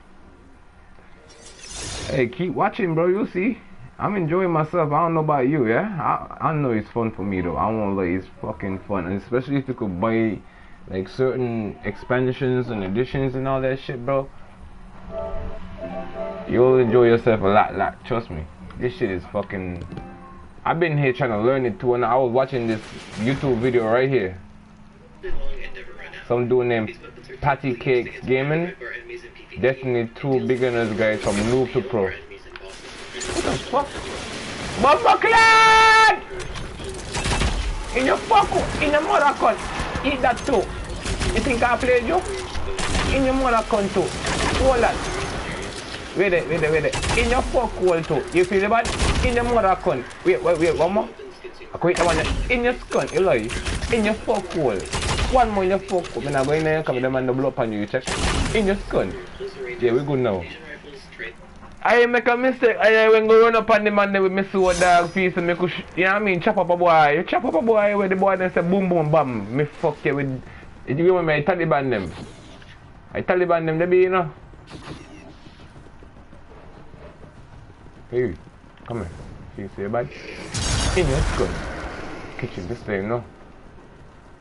And what doing down here now is looking for crates.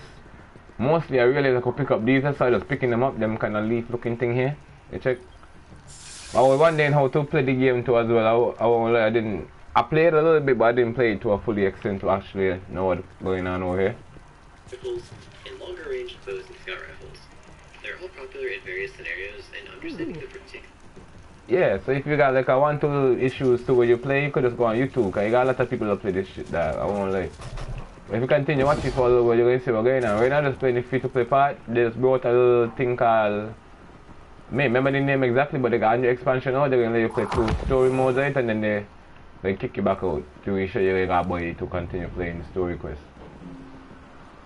But this shit lit though. If you check my corner, then I got some monsters like jump up on you. You check? What this be? That you could have scanned yourself or something with it, you know. But yeah, so you got people in here with me too. You could play a little bit with people in a sense, so you check. Me and you could play a thing, but we gotta play free to play things. You check? I think it's a 4-man squad you could play with. So there's nothing down there, not there though. But this is what you're looking for, you see this eh? This is what you're looking for, bro. That's why you say I was down there taking my time looking, you check? And then you collect it and you could get them kind of thing there. And more. My camera might hide out a little bit of it though, yeah? Let me take a quick little tour. And let me give a shout out to you. I like seeing a VIP badge in the chat like fuck. Hope you're doing good the same way though, yeah? You don't know the game right now. I've been meaning to play Overwatch 2 as well, but when I get a PS5 bro, I want to do that for my birthday, you check? So I'm working so hard for right now, and I play right now. And I see some stuff on Amazon. I'm going to get a friend on my work to go ahead and order them for me so I could take out the crickets and stuff when I'm streaming. And I could get a better quality as well for me when I studio streaming and doing my streams. I want to build my own studio, check. That way I'm not going to help me head bone nobody on the fuckery, you check. I just enjoy myself doing my thing on the school. That's my thing, but you always there, yo. You know, so you got the VIP. I got to take back some people after that too as well, but you don't ever go and stay and you check. I give thanks that you always come to me, G. I'm a top clipper, I'm a boy. Real talk, you know. You unstrapped. I don't know, I give thanks for your same flavor, check. You know what I mean? You could have go anywhere, there's a Trish pull, you know. I'm going to my door, you come in and I'll close it, you know, get hot enough fuck.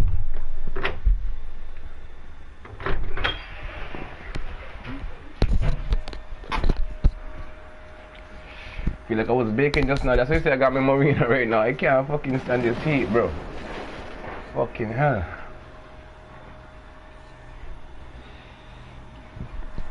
And, man, you know me, bro. I always talking. This shit helping me save weed, too.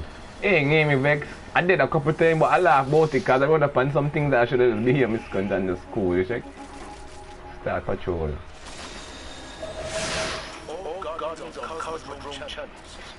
This is supplied victims disrupt across the system. But the people need the resources.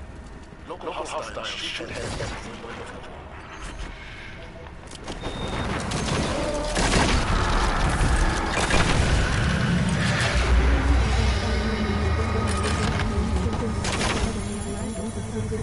I'm playing as a hunter right now, but you can play as multiple characters, yeah?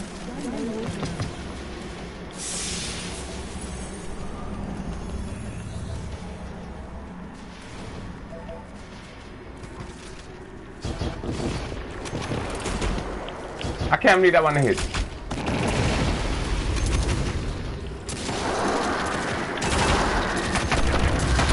I even get my settings off YouTube to check for the, so if you realize like you're moving kind of mystic and you like it, I could show you mine if you want, but it's like to how I like play, you check, something like Warzone.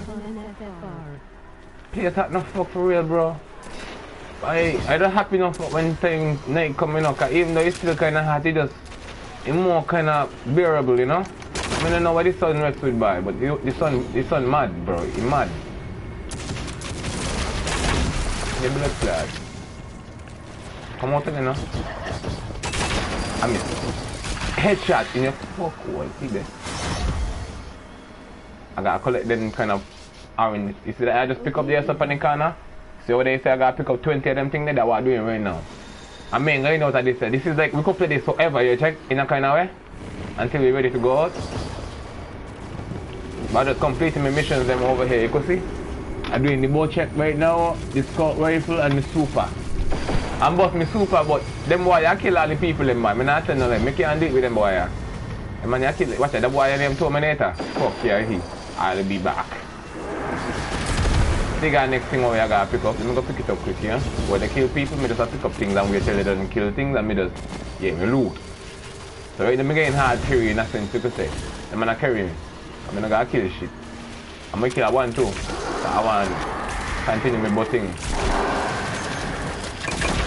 Meta master claim me reward at chest log or current episode. What did I just now say? That's why I'm glad I got this so I could watch it back, you know.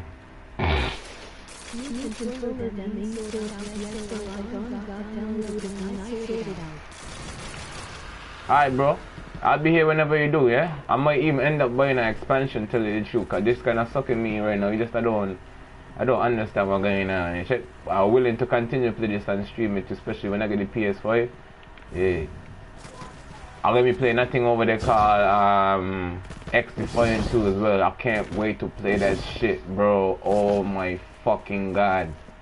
You gotta look up X for him, bro. If you ain't know about it, it's something like Warzone, but ain't got any skill-based matchmaking fuckery. They're fucking us up all the time with people that like do all the little, you know what I mean? Hacking and all the bullshit. They got a little one to hackers over there still though, eh? You don't know the hackers, them don't play, but ain't to an extent to where we can handle it. And then as soon as you get caught hacking them and dealing with your account severely, bro. Let me tell you, severely. So say a man like me now, pan a cancel, buck up on somebody pan a PC hacking and I report him, they're going to ban the PC hardware, meaning the dude going to have to buy a whole new PC just to play the game again. Which I don't mind, and I'm going to love that, because here, I'm going to make you spend a whole heap of money, because I'm going to report your fuck code fast, and you're going to see you're hacking and kind of thing, the man find out so you're legitimately hacking, and the man ban you, hardware ban you again. You check? And the hardware ban is really bad, dog, if you ask me, because I mean you gotta go spend some money depending on wherever. You know what I mean? Setup you got, you might say, let's say you got a $3,000 setup just saying. You gotta go spend the next $3,000, you know? Yeah. That is it, code. What is it? Rally. Oh. Public event. Yeah man, excellent, decent F4.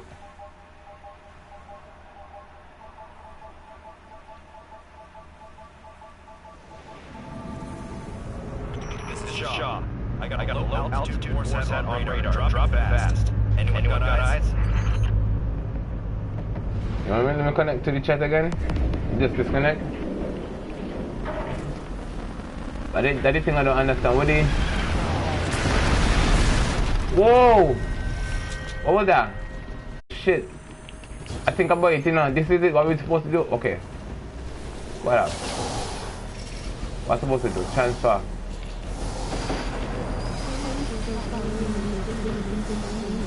Whoa! Oh, no! You don't see that there! Bomba clock rasta! I want it! What's supposed to do? What's supposed to do? Man, what's supposed to do?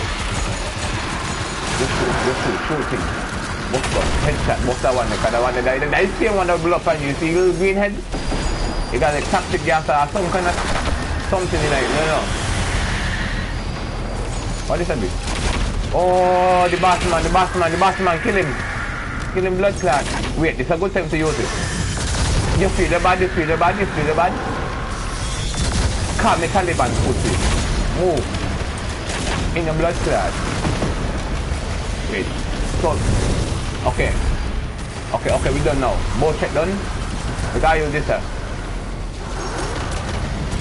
Give me a kill in the bar, I agree this gun. Yo, that kill everybody here. I'm gonna play by myself, but you're afraid, eh? Nothing like I mean what I do. So I'm just find them and alone and build it. You know, you're in there. Bomba clad! Put on that. Tweet down. I know about bomba clad 869 badness. I shoot here and all, I shoot everybody. I don't know what the fuck I shoot dog. Now what's going on? Yeah, it's bad. Bad like old people need. What may you think? Oh. But I'm going to stamp to, you know? It's a one tap though, I don't like it. I wish it was an automatic kind of way, you know? And you could wave to people and then kind of thing. Bomba clap! Kill it. Nice. I want another. What is it? Pick up relic.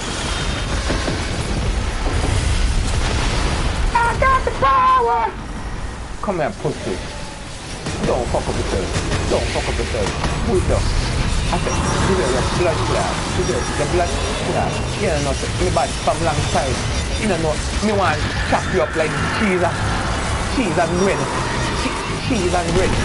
Pussy. If you learn. Wait. They dead? Fuck, what's that, right? Hey, catch him blood clot in there. Hey! Come here. In your 4-4 now. Me have to put it down. Mr. to put it down. Mr. to put it down. Mr. to put it down. Mr. to put it down. Me a shot your blood clot. You have to learn. You have to... Okay, wait. You have to kill me. I got to kill me. I got to kill my blood clot too. Yo, we did it. I mean, what we do, but we just win.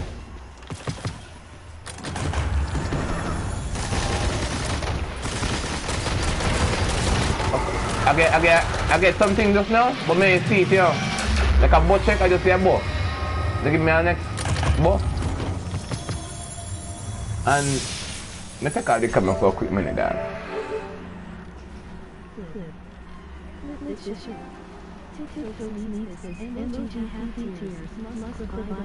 Yeah, you thanks for the clip, bro. Okay. Hey, I think I got a good idea. I could put the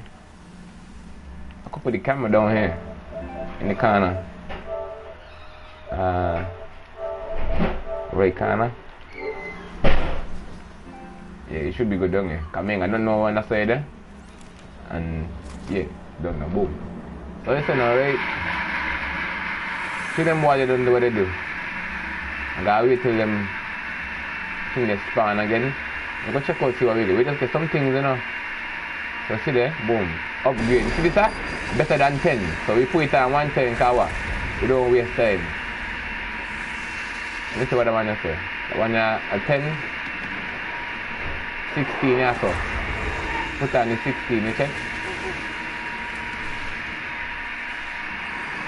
13, 15, are the better one. So I made that bad deal. What that?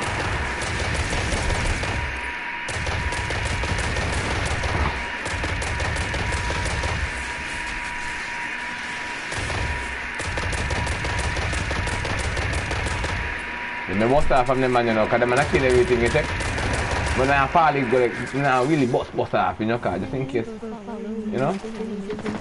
Forget 1, 2 things from them still. Why them think them look, what the fuck are you? Stop touching pussy. Okay, I want 1 more kill and then public event, 1 more, and then super. You have to kill someone with the super. Then put back on my automatic rifle. Good to go. At first, right, I won't lie, watching all this and then all this kind of, yeah, you wouldn't understand it so much, but after a while, it's good. This, you press box and you give like, up, you just follow your bounties, do what you tell them to do. You get points, you kill people, level up your gun then. Armor plates, armor and them things, armor plates. You know what I mean? That should be the next one, you know, done now, right? Okay, let me go switch my gun one time. Want my automatic rifle. That badness hit me, I mean, with the rifle though. I play, you know. And then you say something else. If I was to do something else, you know. Okay, the super. Okay, everything don't do the rifle. I make a mistake. But either way, I still want my rifle because I'd rather use this for dog. Me tell them, run up in this room. Okay, see that? That's why I want you this. In your blood clot, you're going to know. I think me ain't got nothing to do. Okay. So they run up and pussy. Be yourself. I will tell you to your makeup. I have the power now when I'm pussy. Watch that. Boom, boom, boom. It's my favorite part. It's my favorite part. In your blood clot. I lie. See lie. Stop it. Put it back. Bro, I could never get tired of that. Hey, I could never get tired of that. Hey, so Panama just a swing, just a go left, right. But the man a backflip and now with it. The man bad, bro. But the thing now, you see now, when you got a whole triangle to bring it to, you check? I mean super weapon. You see the 55, that's like ammo. I don't know why they do it like that, but after me ammo done, I can't do me swing. I could chop still, you check, but it ain't do not so much power. Damage. With the rifle them there, you got different type of shit, but you will see, you could tell from this there, you check auto rifle, and then you got one yourself as a pulse rifle, you check, or you say plasma. It's a scout rifle, this one is the top one, you know what I mean? And then you got the pistol. But you got this two of them down here with grenade launcher, rocket launcher, and next sword there, and next one there. It's like a kind of artifact thing to help you out. And this one over here now is my favorite. Like, this is my good rifle there, check. Master rifle. I not use that right now, I got my bow check on. That next bow check they give me just now, I'm going to put another one there though. Kinda like the bow them too, you check, they're moving kinda deadly. But matter of fact, you're right with it too, you know, I think I didn't put on a match funny, you know. Back up, put it. Shut up! Shut up! Shut up! Don't run, you know? Shut up! Come on. Shut up! I want some more. Hey, don't pick up me thing them in a pussy. Grab them quick, you know, because they boy them teeth, bro. That's 13. I need 8 more. No, 7. I need 7 more. Complete the 20. Then we're gonna go and trade in our bounties and stuff.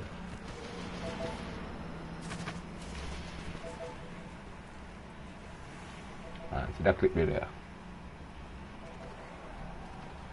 But I like how this clipping thing though, the more too. You check it, the clip decent, like so.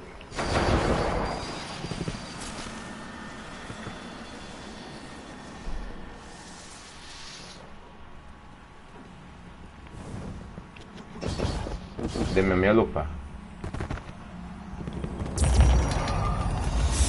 Now you see that same up there, sir? You see that up there, sir? That's money. The blue box them, that's money. So if you use that to upgrade your gun them and whatever gun you like and armor placing time, but I would say don't do that until you get exotic and purple armor, which is gold and purple, you don't know.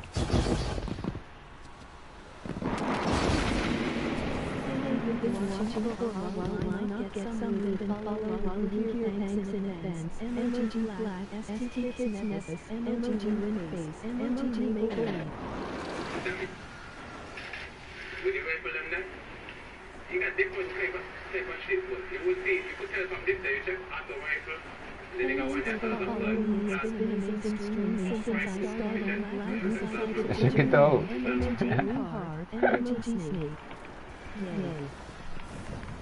Let me go back in the action now, yeah.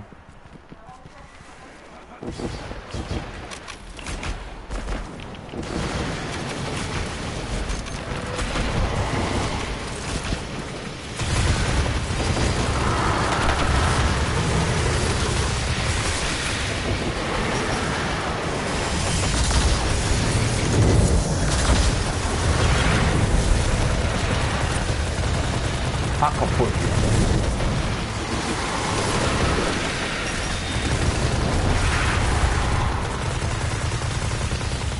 See why I like that gun, yeah? Bro, everything up is dead. From me aim down, say, he lock in on the head.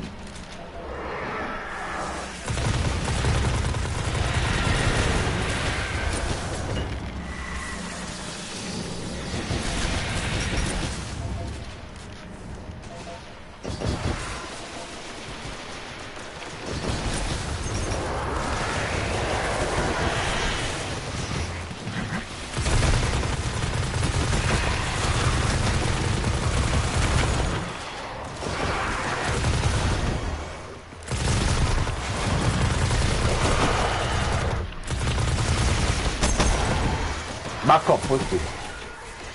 That's 1, 2, 3. One more go. 2 more go. No, come here. Come here. Don't run. Don't run. Don't run. Don't run. Watch out. 6. Are you lucky? I said you're a blood clot. You're a blood clot. Okay, now. This is how to find out where I want to go and how to navigate certain things. When you press the back button, you see that over there? I'm going to know what it is because I think that is, the wrong one. Where you find them on this?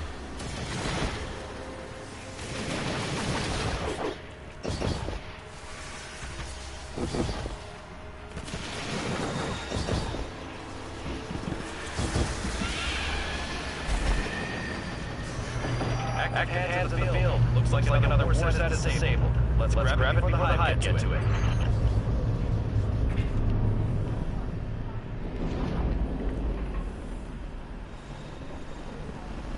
I'm looking for somebody, but he should be around the area. Like I didn't go read it. Okay, what? Public event. Did I complete the public event? Nope.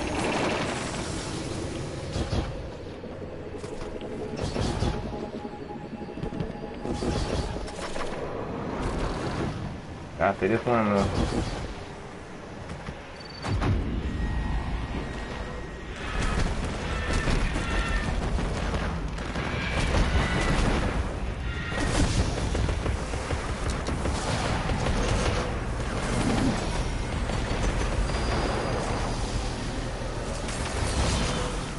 me put my bow check away.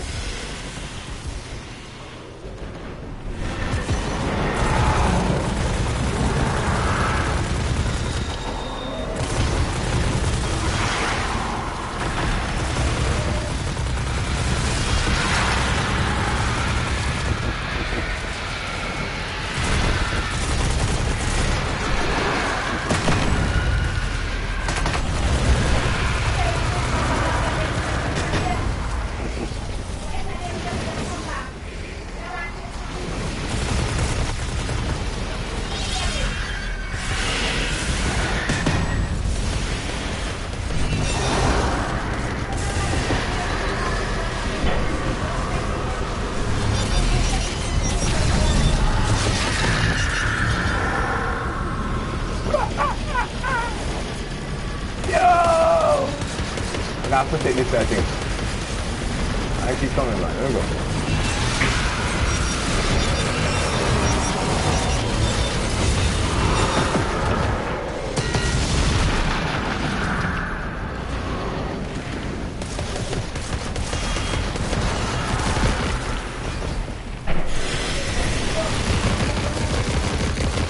Oh wait, I thought he was one of them. I was like, why are you not dying, bro?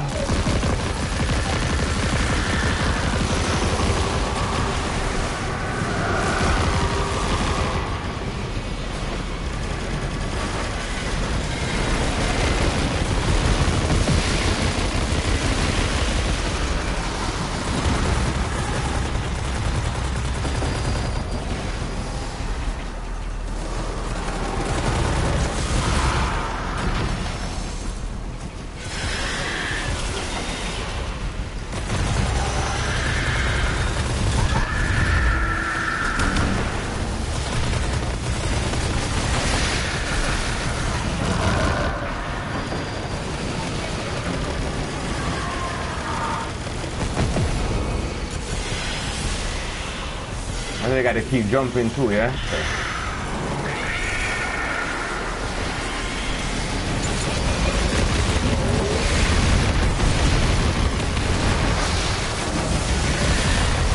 That's kind of scary. These are stronger ones. There we go. I gotta keep jumping.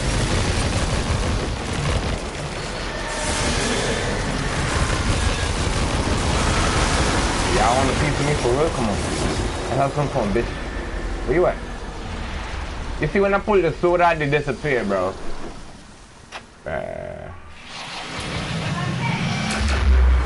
Public disturbance has been completed.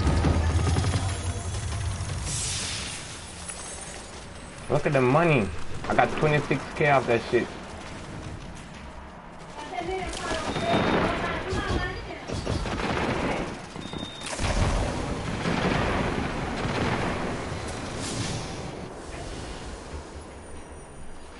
Let's complete the super.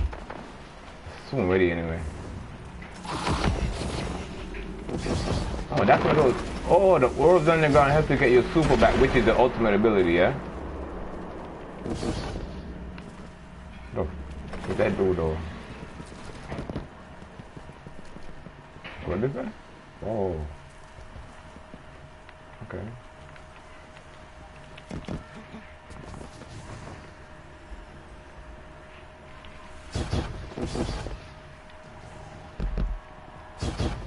Yeah, I'm fast enough to try. Nope, can't get up there. Yep. Oh shit. Everybody's still like, what the? Okay, that one was overdoing that a little bit. Wait, can you run off of this and then jump over that?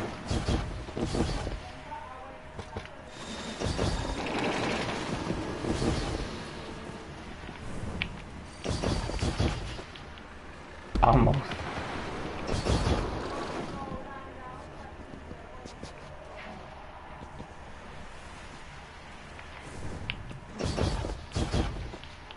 Ah. It says no. Hey, look at this though.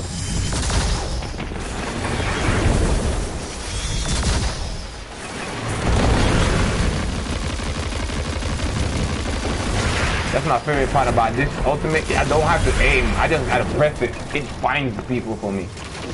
Awesome.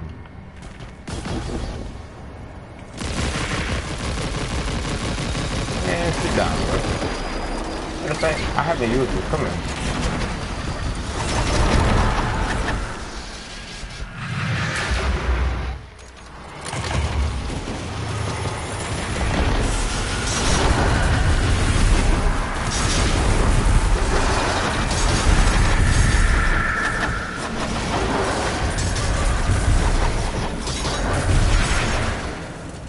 Don't run, boy! Come on!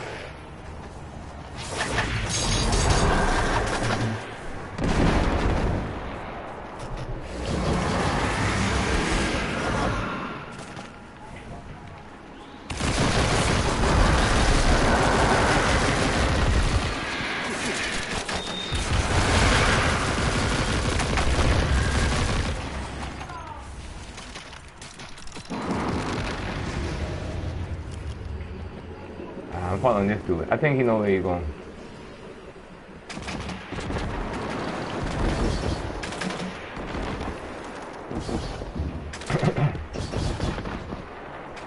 This nigga find that homie and stuff and drop off all these bounties. I completed every one of them. He's somewhere on the island, I just don't remember where.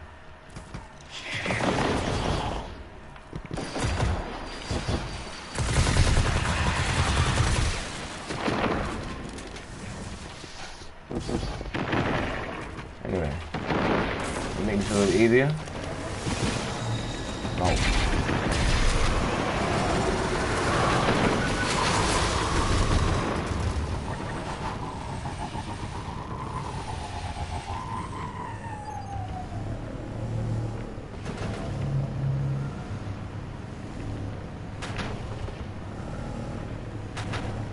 Ah. Remember.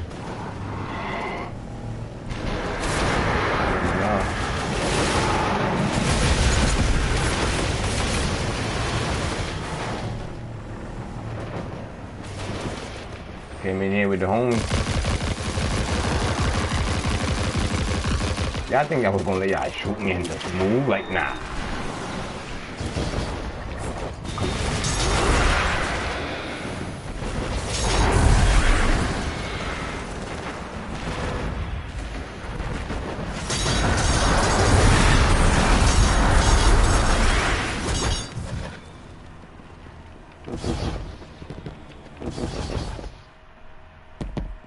Now is the way out. Which way was out? Yeah, this way.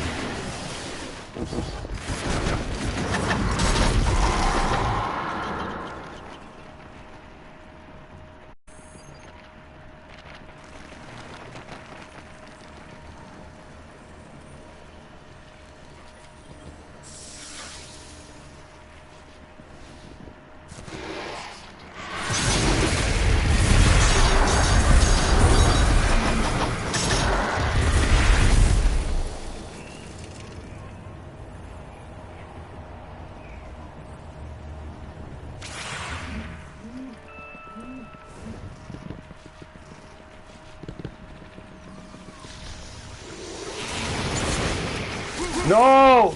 I keep doing that shit. Why you run to the fucking electricity, nigga? You're not Zeus. Bro. That's the second time I did that now. But this is now I'm going the right way.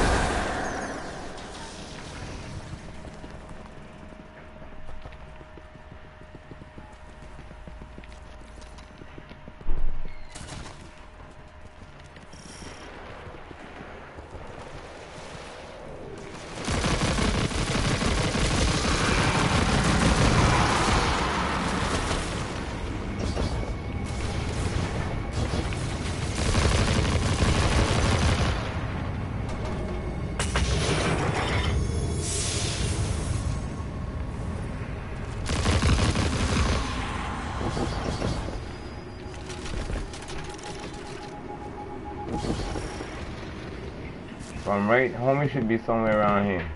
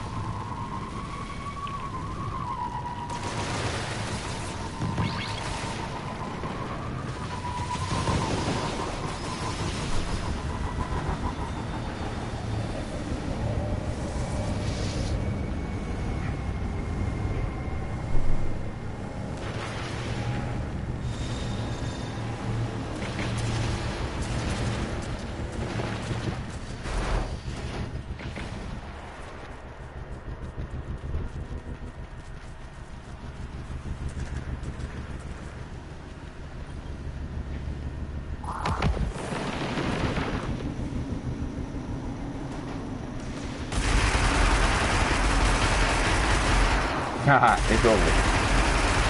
I think this is one of their bikes.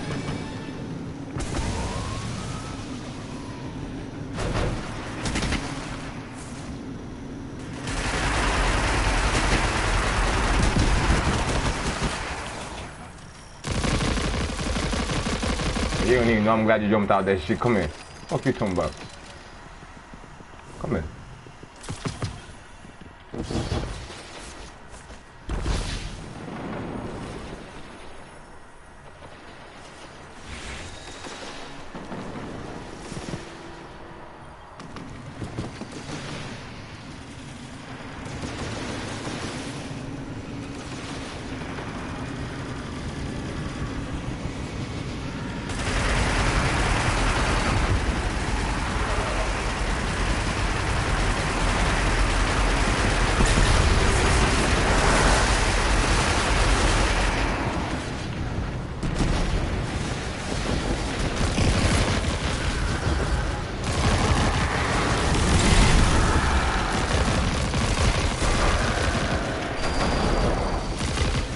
I'm in trouble, so I said myself, I could wait a little bit. Hopefully one of them could lead me back to that same spot too. I just really don't know where it is. Where you at, though?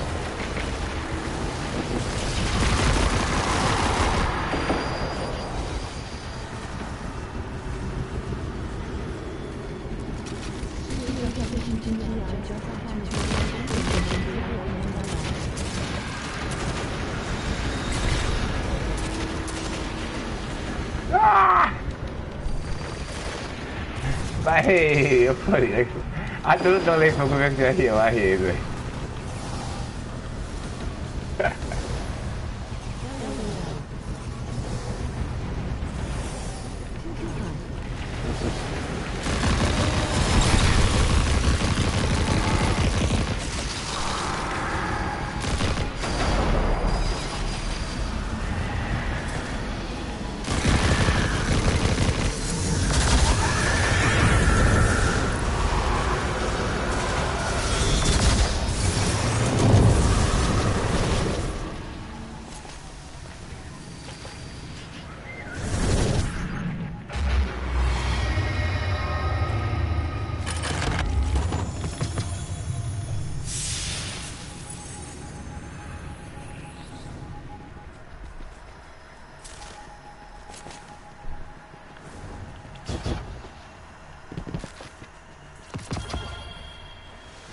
Kinetic weapon. It's my first one too, y'all. And it's purple.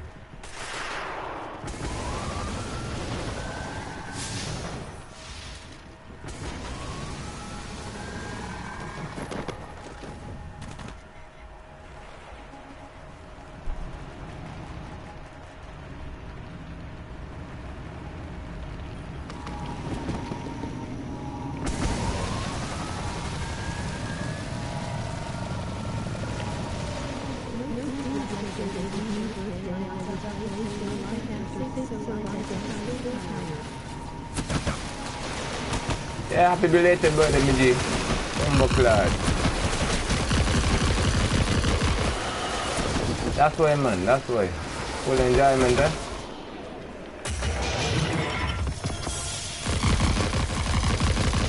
That is it, that is it. But you enjoy yourself, so you don't miss anything, you know?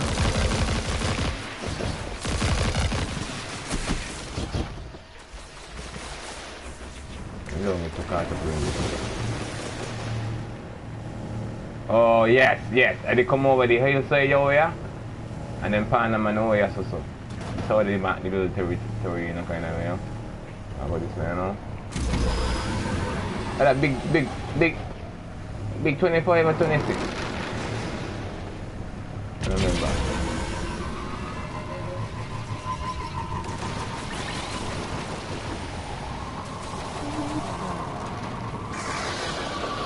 Hey man, no problem. I'm finding the spot I was looking for. Right, yeah, the fan I was looking for. Right, yeah.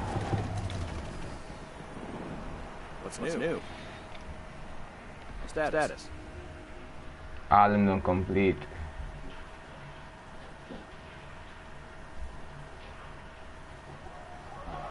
Can only hold one at a time.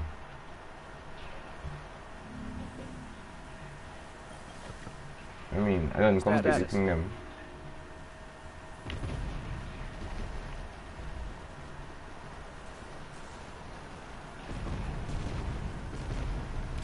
All right.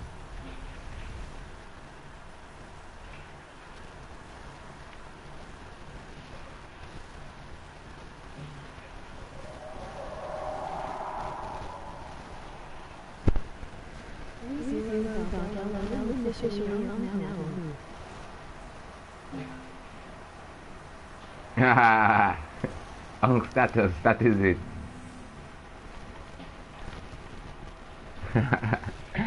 Yo.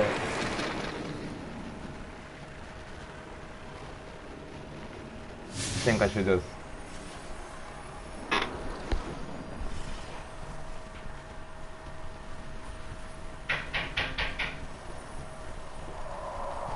Gotta get back to city soon. See.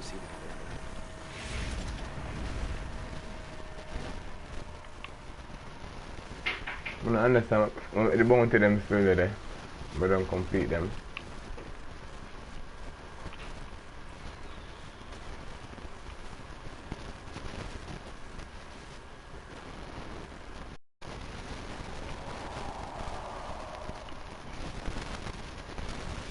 Always like to read. Gotta be ready. Keep you on your toes.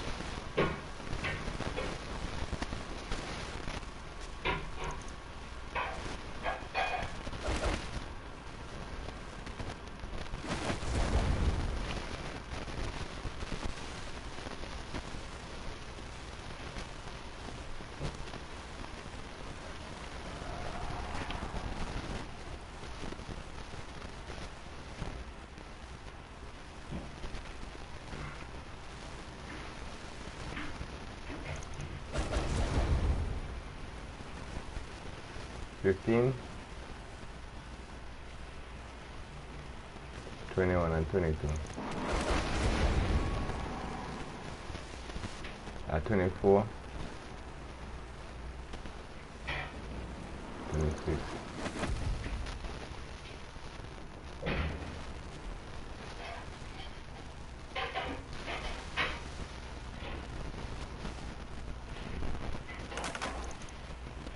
What if I should move the camp? These silences are a little...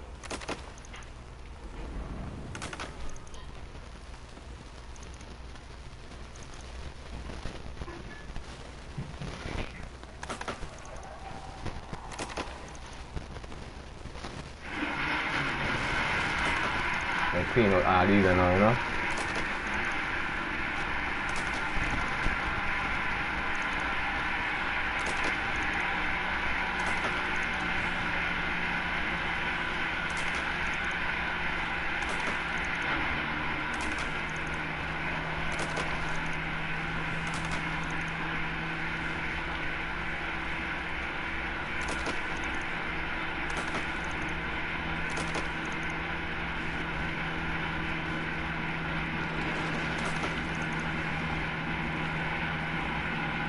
16.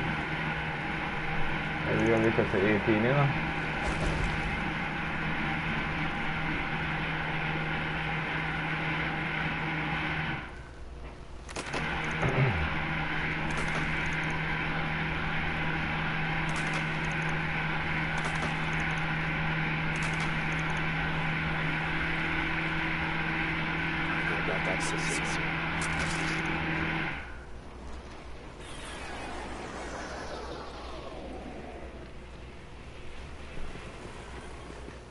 You know, I think I know again, and they don't come off the screen, but just me one, the other one you both.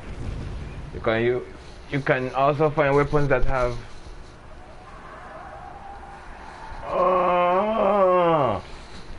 okay. I thought you were going to switch the character and do one on it. I need a plasma, void, soul, and arc. Check. Yes. Double check again. Together, Guardian.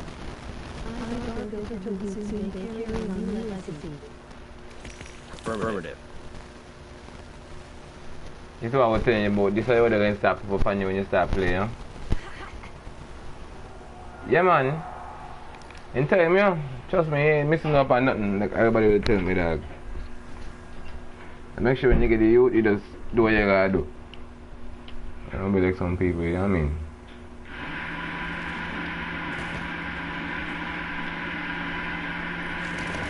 I'm gonna make 30 soon too. If you're in there right now, I mean, I rush up myself in the aid. I want to make sure the mother fan is same level with my fan, check.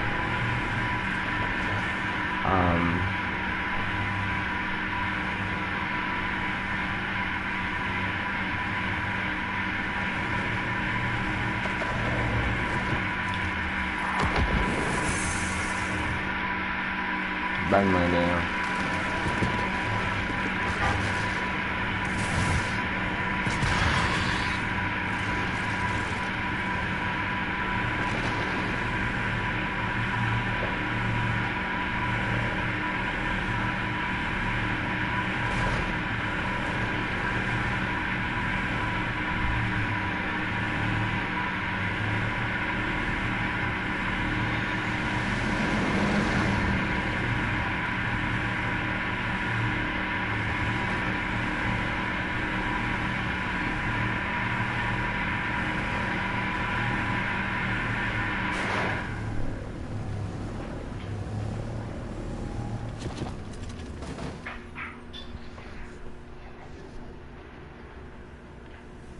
So why they don't just make it free and don't sell skins and so?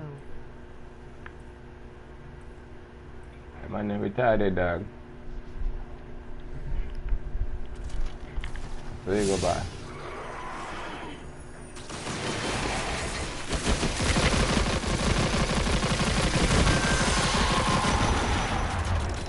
That's just the way it is.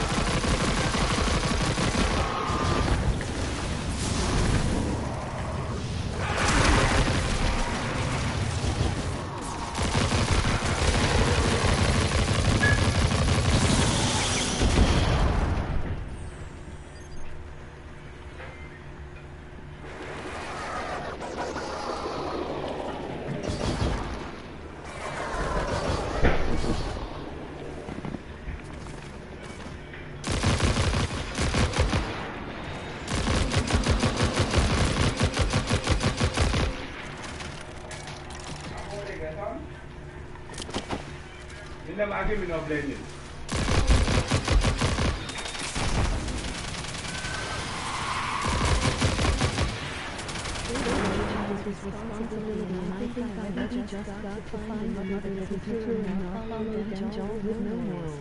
Trust. The same thing I do, brother. Same thing I do. You see what Edison say? 420, ball up a giant. You say?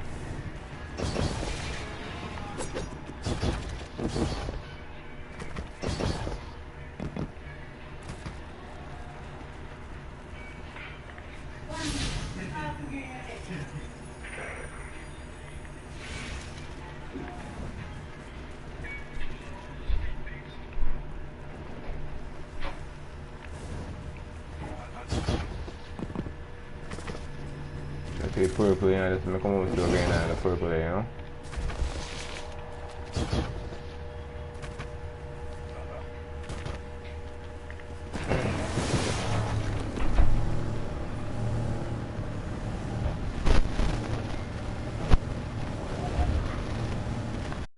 So now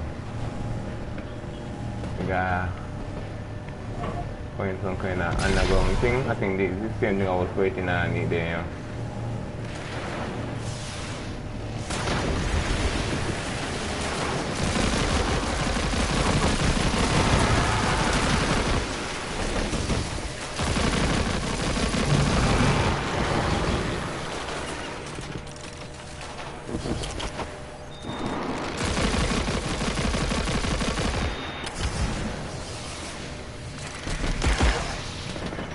Hands in the field. Looks like another war set is disabled. Let's grab it before the hive get to it. The city needs supplies. Hostiles will need to have one.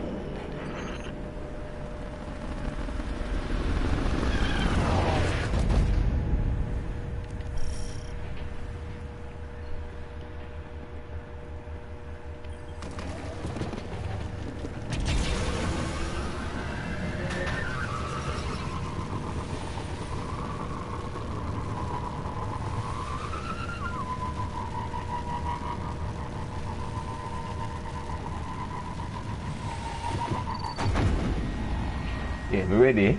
I had to jump off a cliff okay of this one though.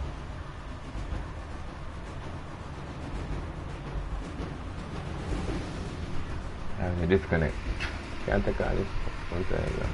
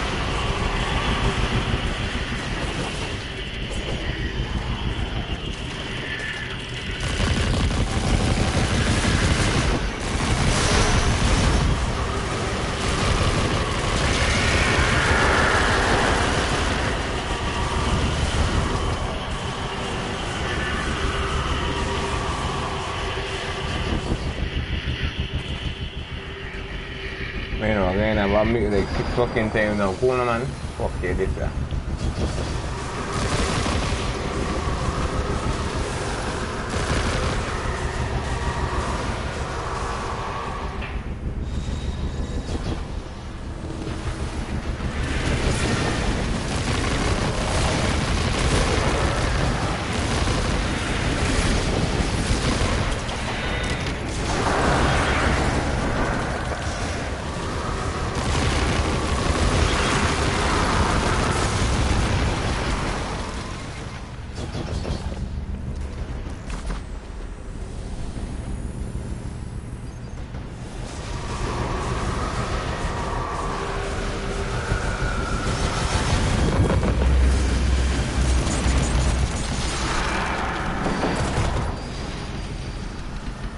Just rank up.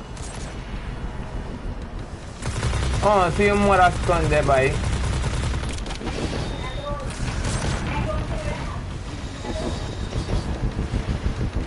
See me look for you. I mean me.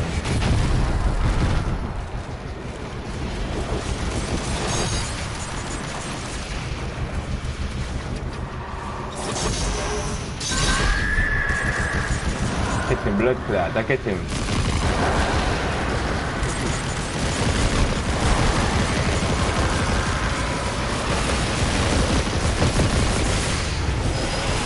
Name me, no.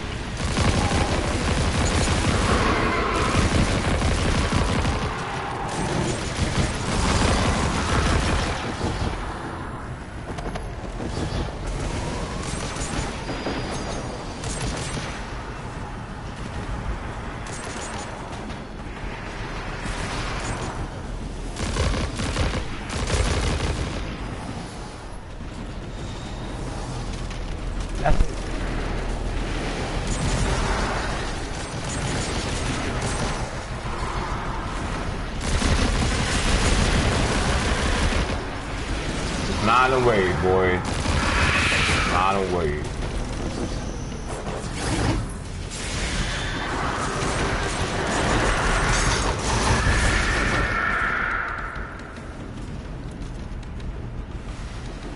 Put it down.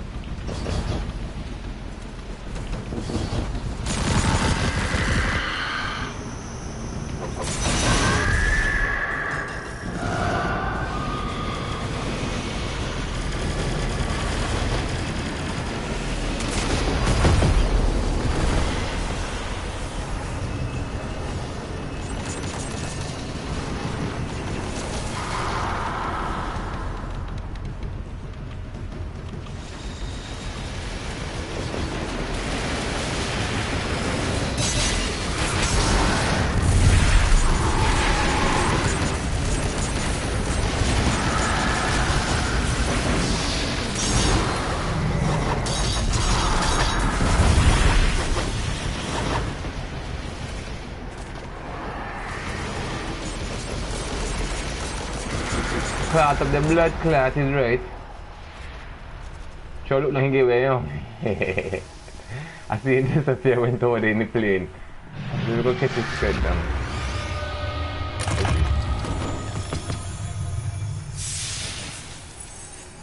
I can't argue, I'll do something still. See if the local hostiles have anything we can salvage. City supply vectors were waylaid this week.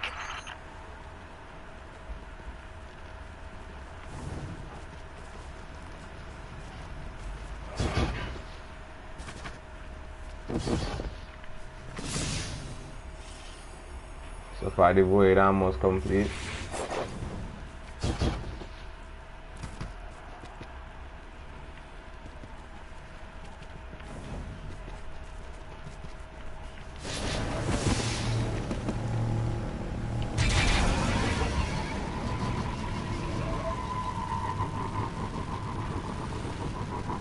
I think we gotta go down in the dungeon down here.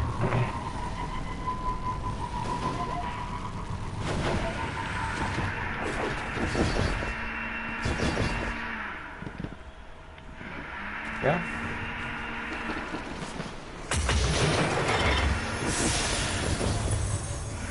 That's right. There's that one here.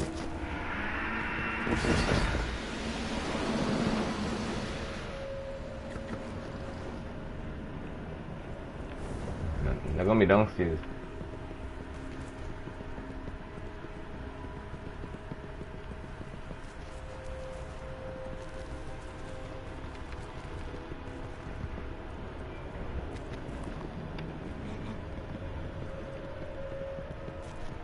I won't lay, but the graphics decently.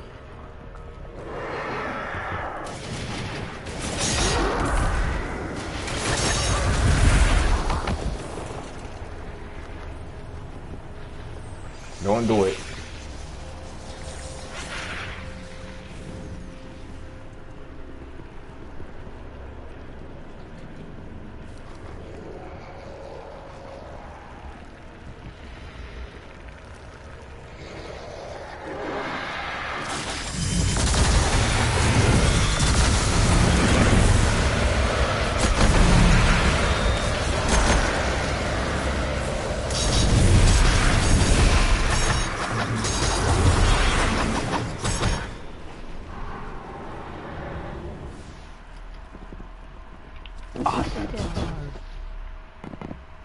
Decent for real, I tell you. I like this make it me to you, make it me. I really could come over here and cool out and not gonna get me fuck up.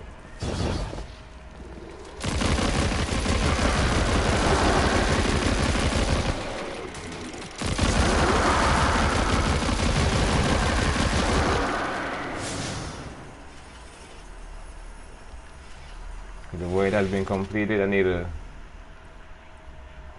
whatchamacallit. I have to use this. There's arc, solar, so fire and fire. Hang on, fire with this one. Maybe that one, yeah. I'm putting in sword forward, you know.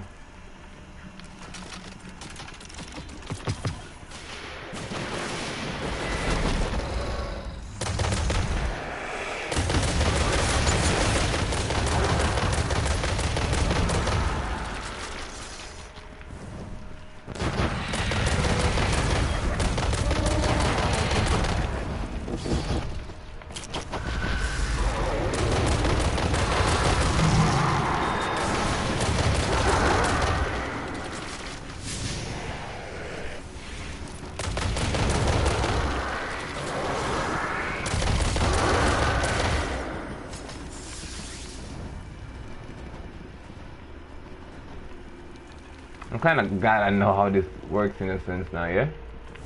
Not all of it, but a little bit. Getting there.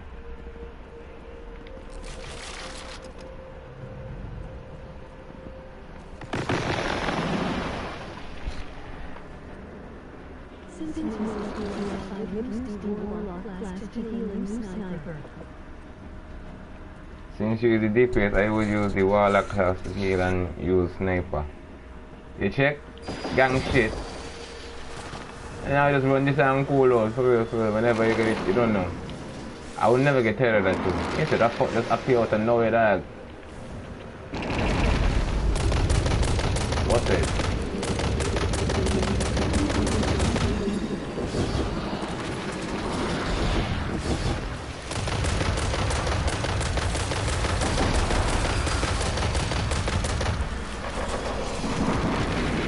It look good too. I never played that one there. I went to the trade too, in a sense, you know?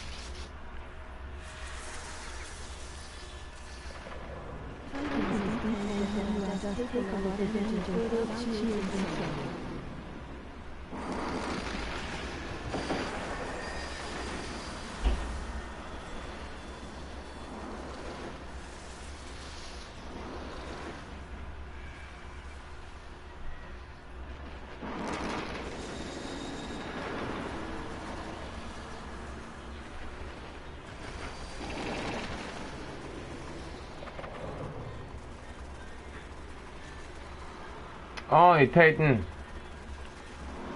I asked no one there. I mean, just now, if meaning the other game there, you know. Attack on Titan. I think I know Attack on Titan. You want to go wild jump on that kind of thing. Come off for Apex. But Apex come off for that.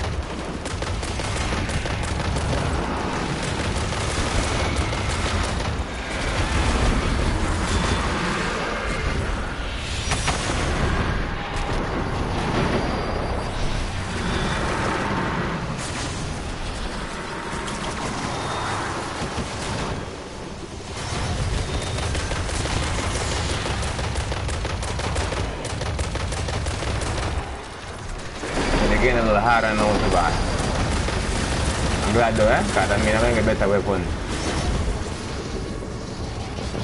Let's get a good goal going on soon.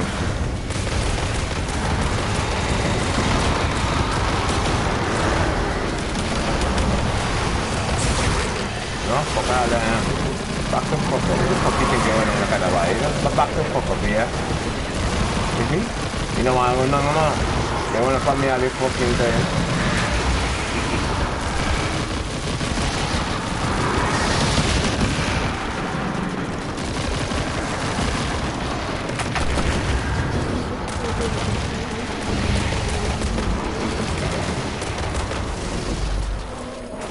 Man, I need some games.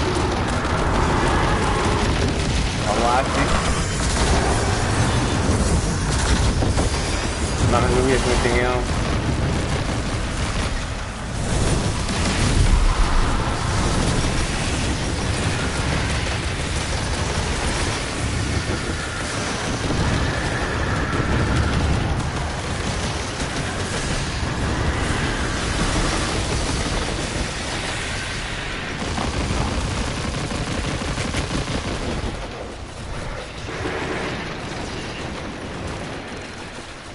Complete now real quick.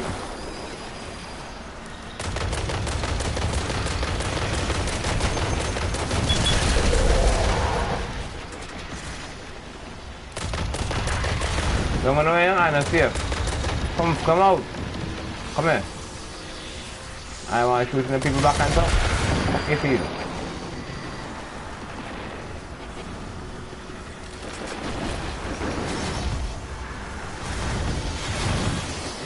One more to go. Wait over here.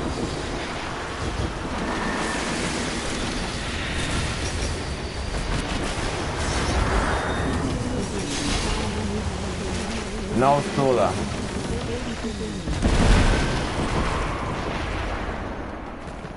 I don't think I can enjoy doing this game, you know. Got the man again. They ain't got a solar gun by. Yeah man, rifle, music rifle and done car. Like grenade launcher can get me fuck up and everything I go put back on my soul to car.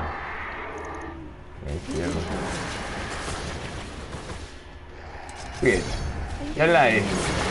My sword is fire too. Come here. Fuck out of here. Take the blood clot. Don't run. You learn today. Come, respect your parents. Be your blood clot. Oi. Where you going? You had one more here. Let's see if you check. Yeah man, you check 6. Okay then. Fear shot only. Big campers. If you hear King Collins no boy here run up. You know so again I tell you about no one no way you run me down the fuck. So as I pull up my fucking gun the man start just back to I say yeah you fucking don't run, you don't come here. Don't run. Oh fuck yeah, run. I hold the fuck, don't come here. Oh hey blow up on them, okay cool. As well try to see the little green in the area. And them one there, them there? You see them one there? Them there? Yeah, them there? No. I say what that's for. Stay in there. Stay in just the fuck over there so. What I right there?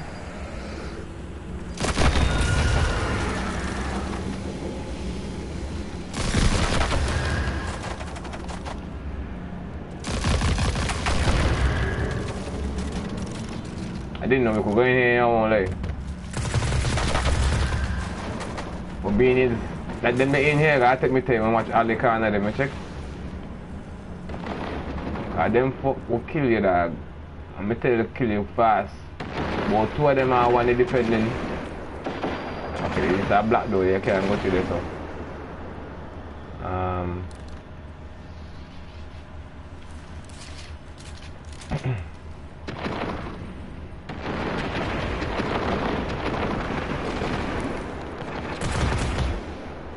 What? What the fuck? We could share for the thing, boy.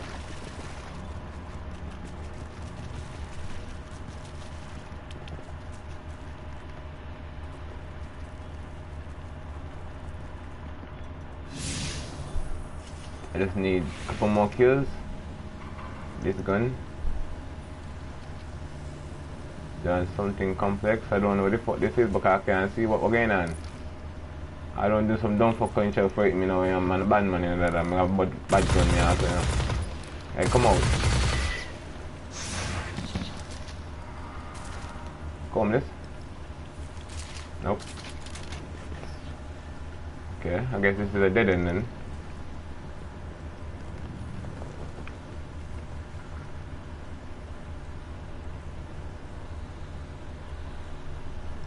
Come on, we don't have nothing by for real. No, you ain't not going so easy, you know. You must got a hole somewhere, so. I don't know what.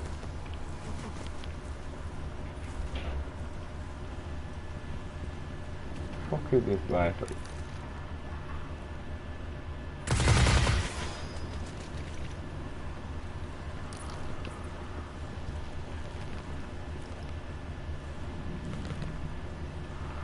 Como que viene,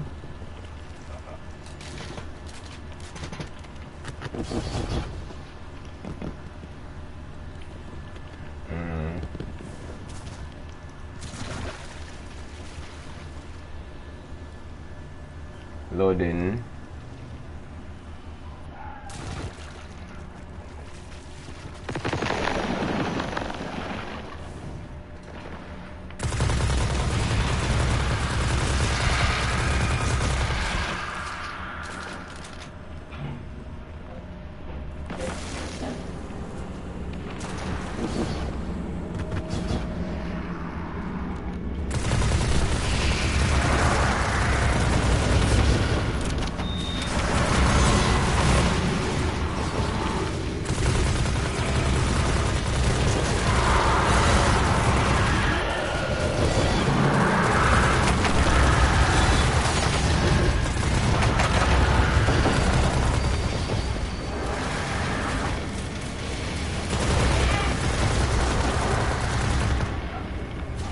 The settings I get to, I won't like, but I feel decent, like, fuck, like, could just aim and shoot properly, you know? Get the final blow with energy to that weapon, claim your reward at the quest log. I just complete some kind of seasonal challenge.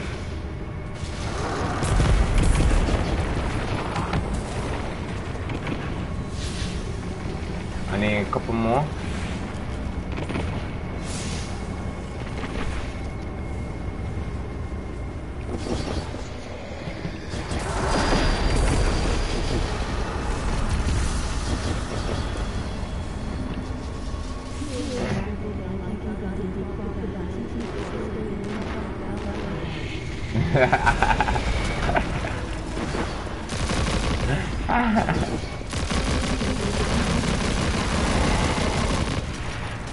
Body bad man.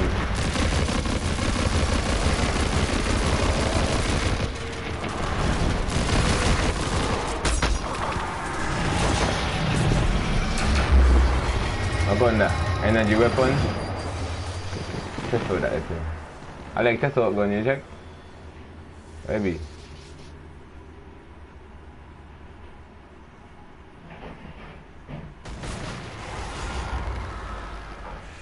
Sniper rifle. A lie, I tell better. Of course we can put it on. Scope on the top. So I'm going to throw when it clap. Wap wap wap wap wap wap wap.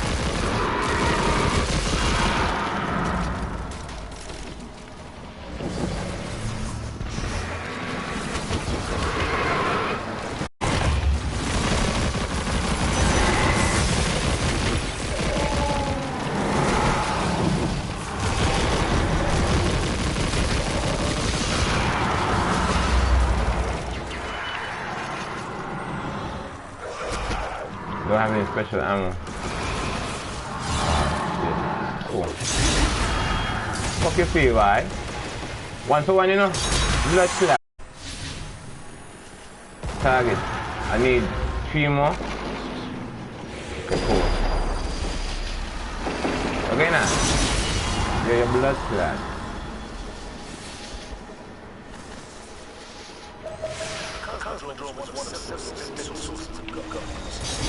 me forget you. Me not forget you either. You get them too, you get them not. Sky you big.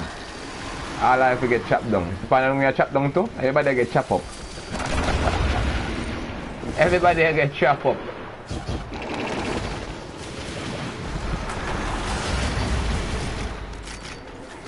Man, you know me want but a sniper shot, man, after all. Since your blood clot one shot too. Come here. Don't move, you know. Put it down, you little eye fuck. In your blood clot. Dead eye shot. That's a dead shot there. That's a dead bomber clot shot. Watch out, put on that. Put on that.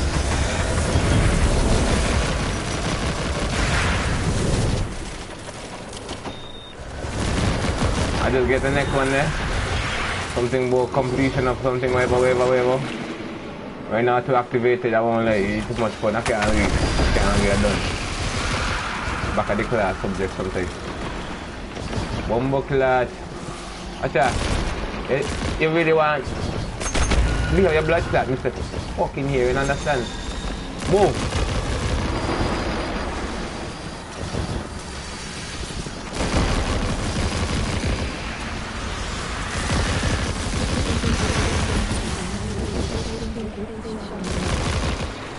Them things I joke, them...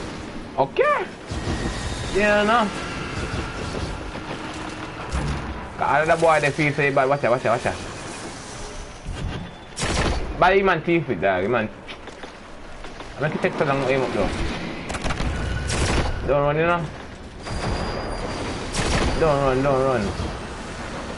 I could do a quick scope. Oh, I want this ammo. You lie, bro. This the one thing. Is there?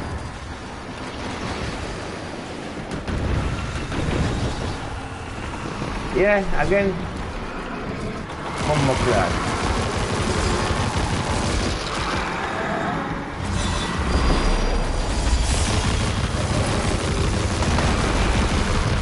Yeah, man, like that few. What? Me just get a purple leg armor there. They're going decent. Back up, you know. Back up, Mr. Bomber clot, back up. My armor. Wait. Back out for you. Back, yeah. We go. Are you in there? Oh, I come to the black hole. Okay. Put armor, see there? Equip that for.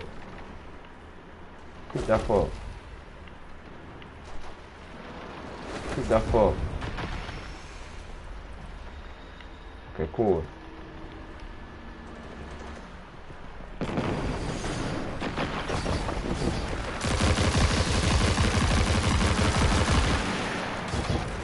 And so you just loot, you kill people, you look at better equipment, then yeah.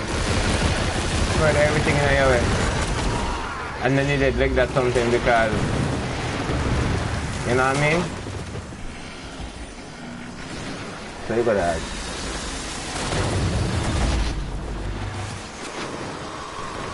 But you can always respawn to you must wait for nobody to come pick you up, eh? And this is the king last time, you know.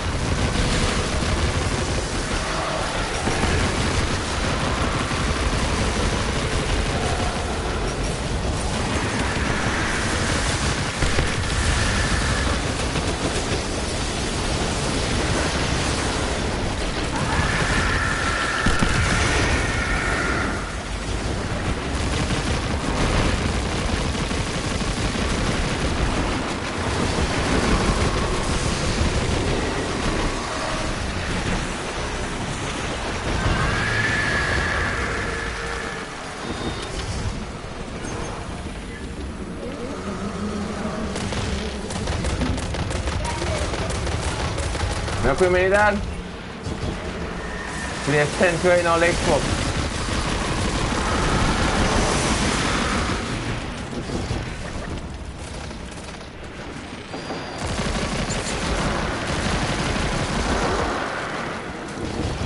If me didn't run to that corner, then the man would have killed me right there, so you know, you say?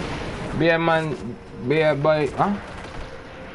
Be a man, I said, well, but yeah, be a man, I said, no, we were agreeing that we see, I said, I'm dead. I run. No, take out it, wait. 1%. I'm not so bad yet.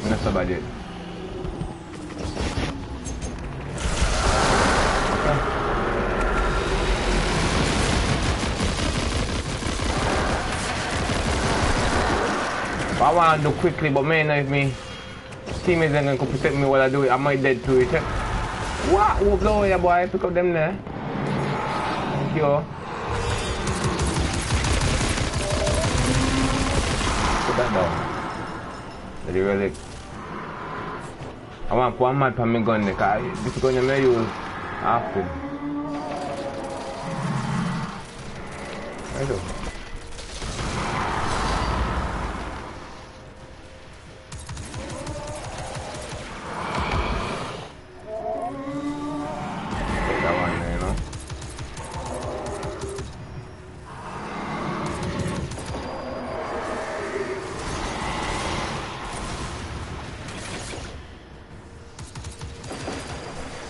Okay, this is the thing that we're talking about with the enhance and do it one.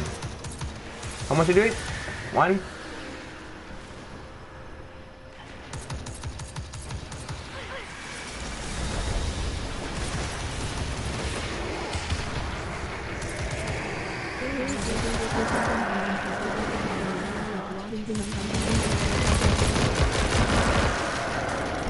But I hate watch Twitch sometimes. It's like after a while of watching somebody, you go and just start echo. But yeah, so you go, especially with mine right now. I think it's something with their servers right now. They're probably trying to fix something. It's lagging me out a lot too right now. And imagine me watch the stream and you're doing so. That's why sometimes I don't even get quick. Do I want something? The internet or Twitch, I believe, man. I believe they got some maintenance they're doing right now to the servers and shit.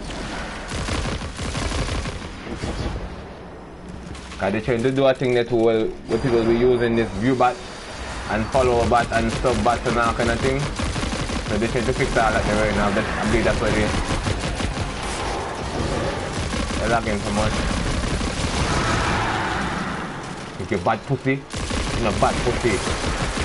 MP6 when I cool and pussy. Hey! Watch it, you want some? Come here. You feel so bad? Yeah, man. You get it to me now? I know. You're gonna be fuck up. Put the fuck down. Put it down. Don't fuck me up now. I'm more me want that chest right now. You see the fucking man just now hit me. Boy, I come and give me chest. I bleed ice, man. One chest. I kill him. Now I could go for the chest. Okay, what is this? Cloak. I just get a cloak, bro. Sticking up the foot like name glue.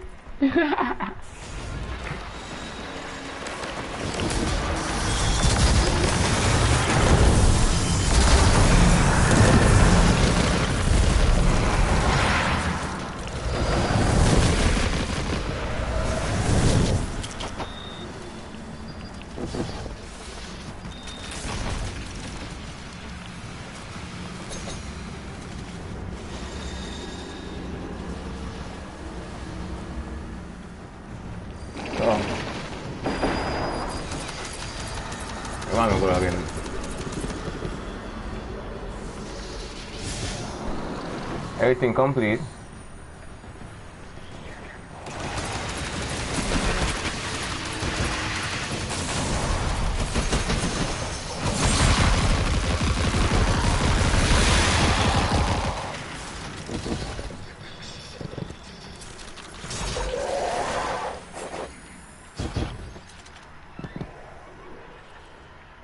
Alright.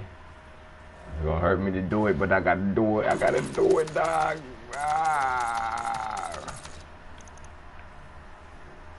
No. Let's see which one is the strongest one. This is 21.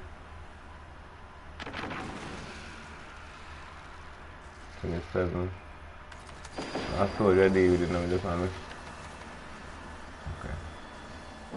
So this is the highest one, 21. Fuck!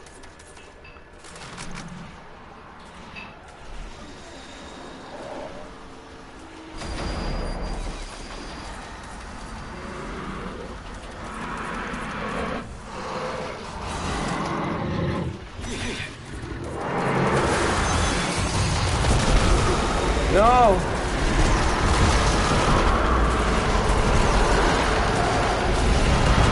See one enemy wait.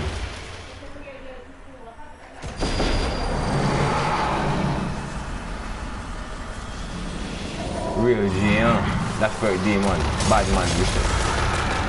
Took up my shotgun to push this lad.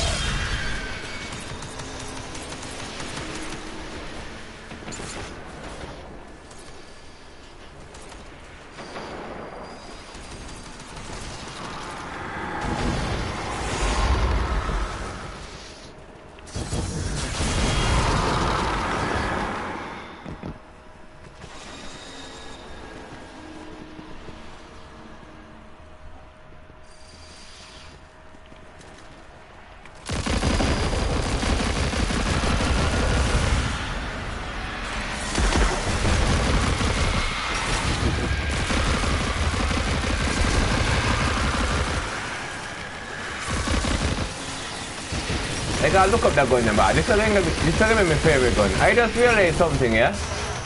I hold on the... Watch it. If I hold it from the right back, he launch a rocket after him, yeah? That's a rocket, you know? 600 something damage just not doing, yeah? And then the bullet will fall afterwards, yeah? Cause a couple of times I wanna know how the fuck I kill anything them so fast, boy? Especially when I'm just trying to hold on and like find them. It don't take too long to lock on them. Watch it again. Oh fuck, wait.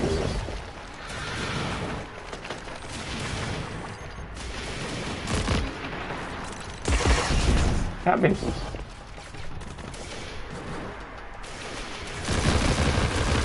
Good to fire. You got a cool long on it, man.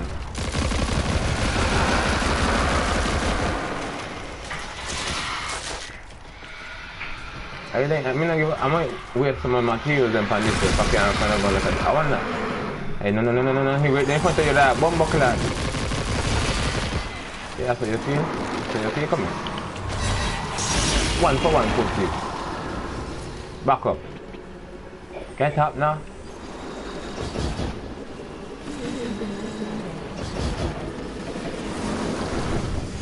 That's a mad gun bit, but yeah.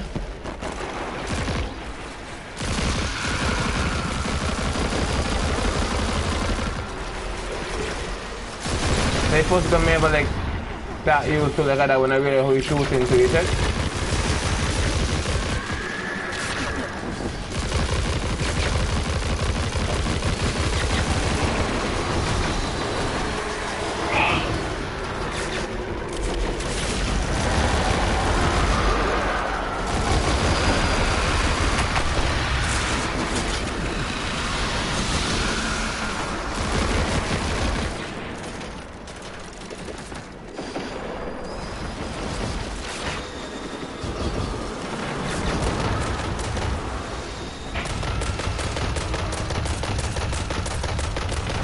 I could put some mats on these and help them more to effect, but that's when I safe back before I did.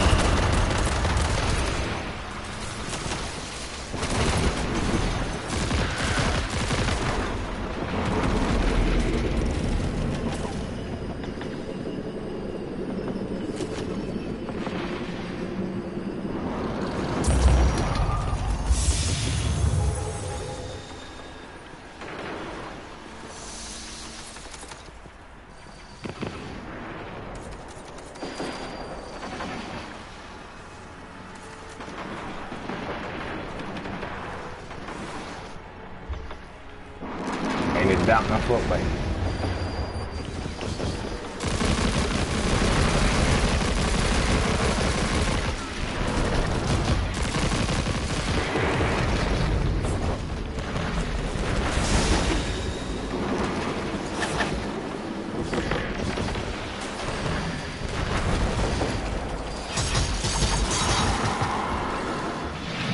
it's even more worth to do that. You know, boom. Boom.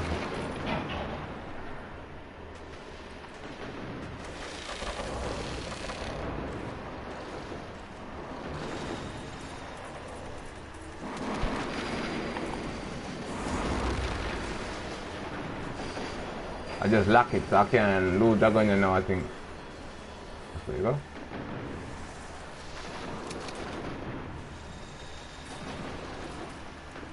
Yeah. See if I them to dismantle this as a lock. Okay, cool. Now what I want to do is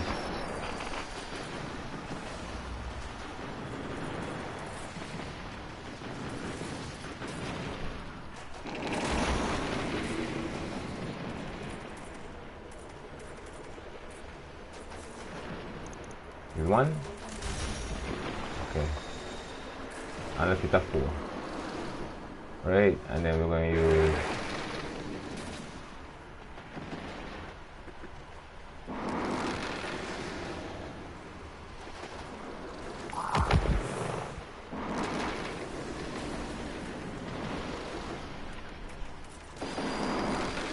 let's see what I'm going. You're good.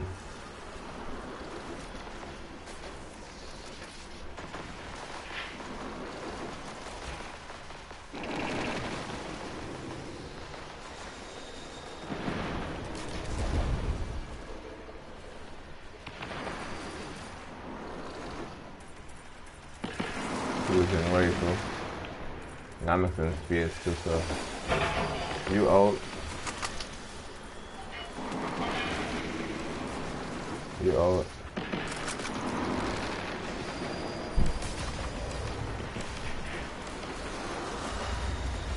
You out. Okay. You out too. Alright, not there with no low weapon. You don't kill me a couple times, so you got it. You too. Deal with them. What's that?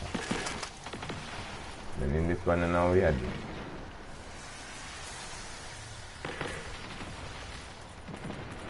anyone else?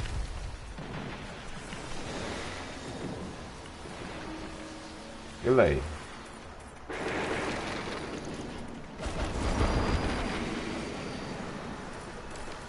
that's a damn thing.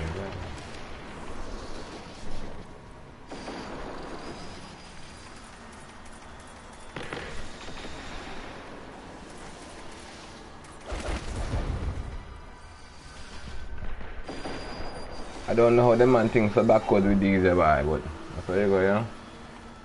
I ain't look at them too long, I just delete them all this screen. Level up on that again.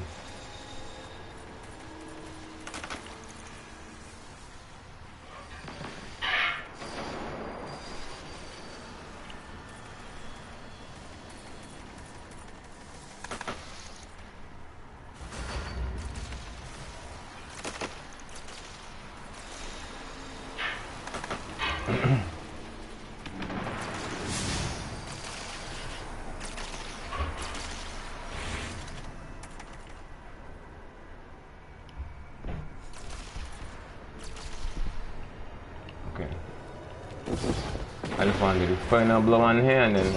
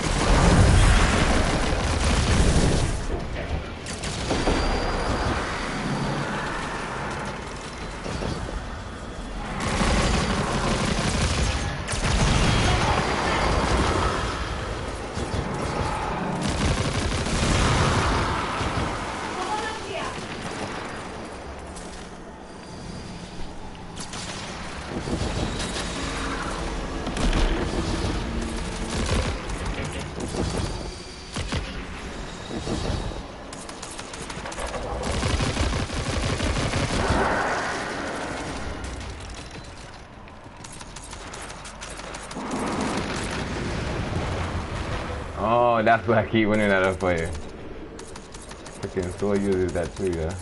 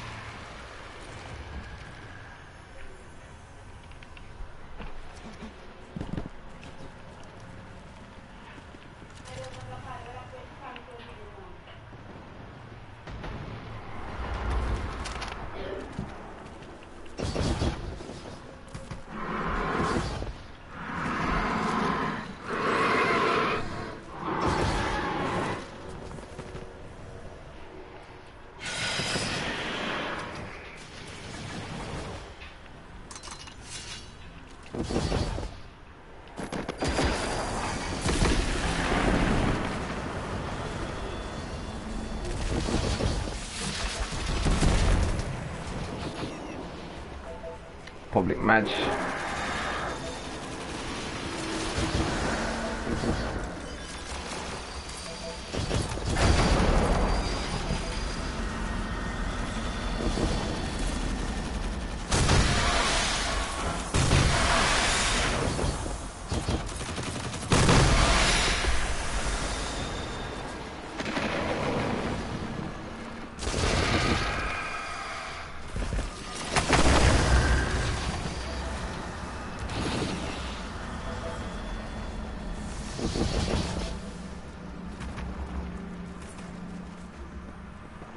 I just had a feeling.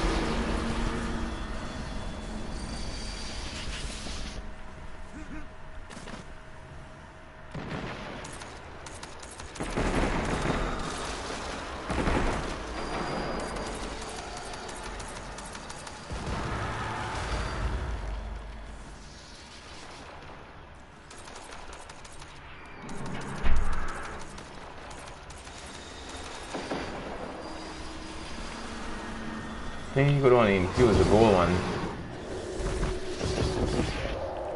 I thought you could infuse the purple too.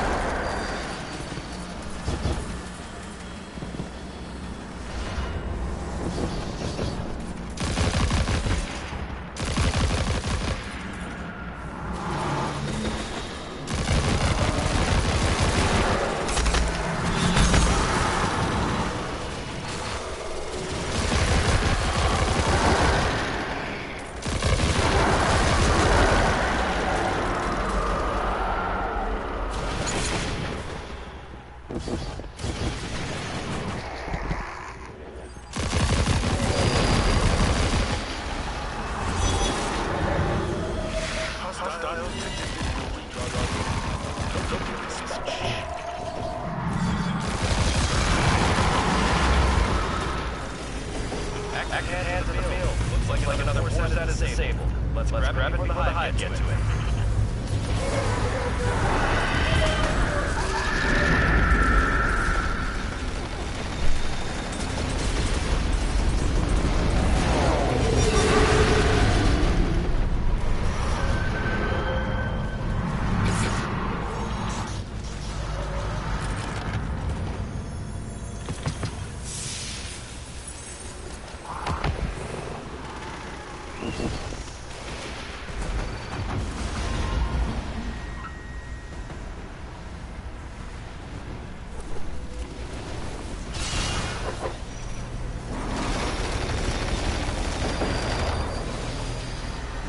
Last one for the roll. I didn't pick this up. Oh, it's burned.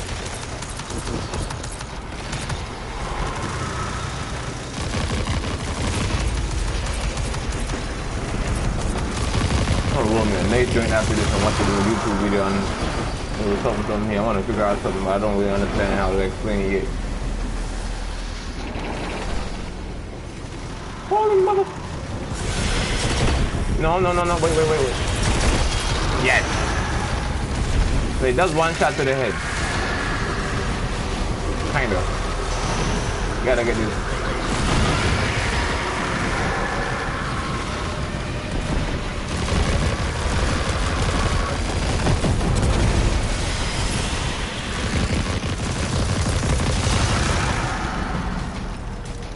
Ain't no way you're surviving, babe. On immune, because there's the next wizard somewhere around here.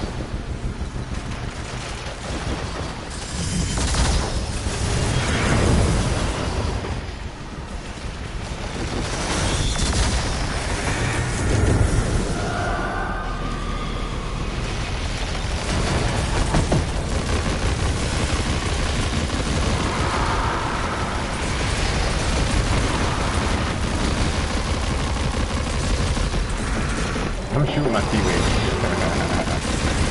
Yo!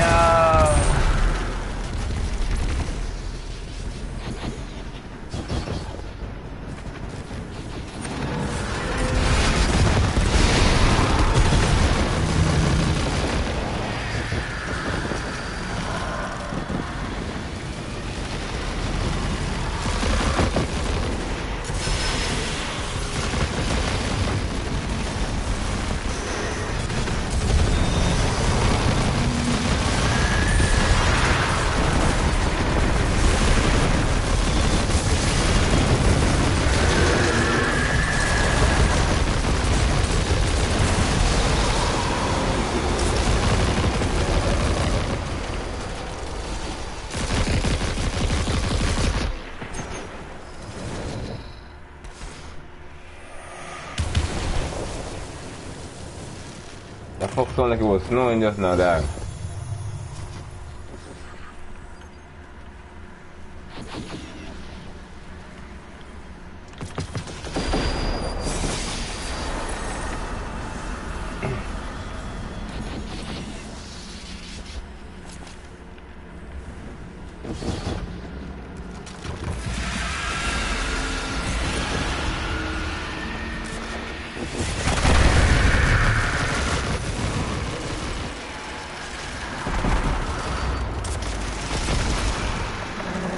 So now we're done with that, right? That's everything completed. All 100. Boom. All we gotta do now is go back to orbit.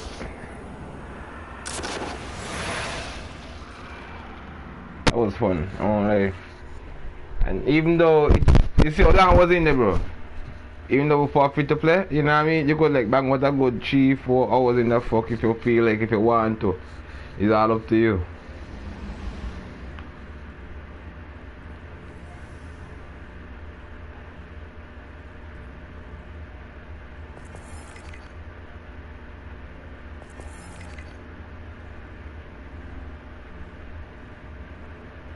Complete 3 activities in solo apps for your team apps or crucial apps.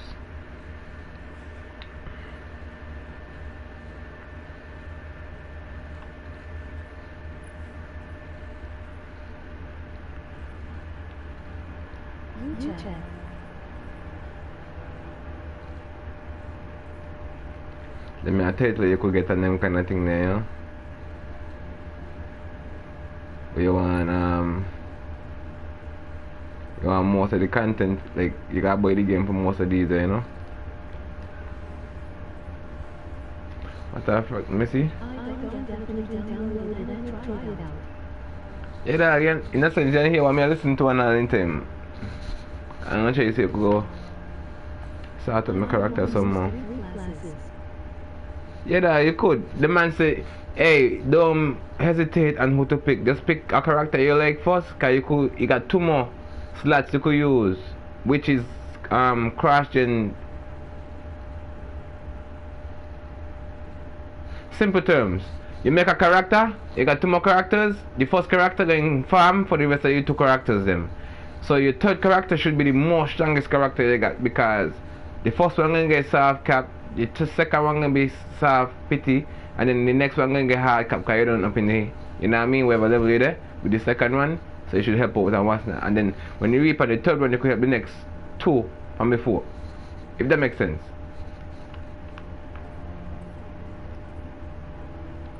One this here. I know this here armor. Please be a good head. Ah, nice.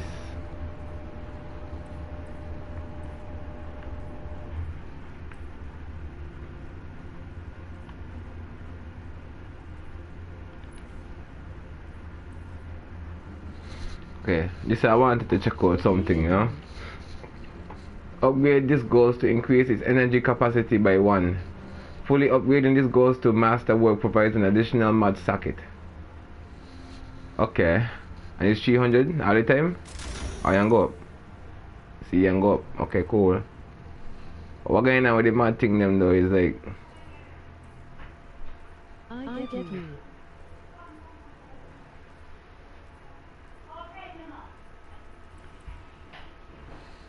Tracking mods increase the range of the detection of caches and resources out of field.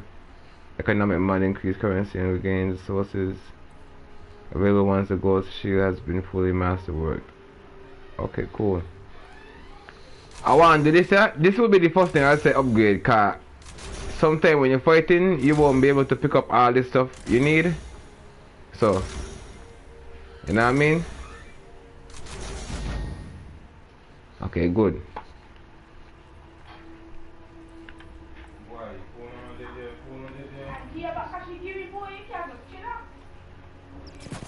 There's a boom. Boom. Acquire armor pieces to randomization stats. No, me one of them there.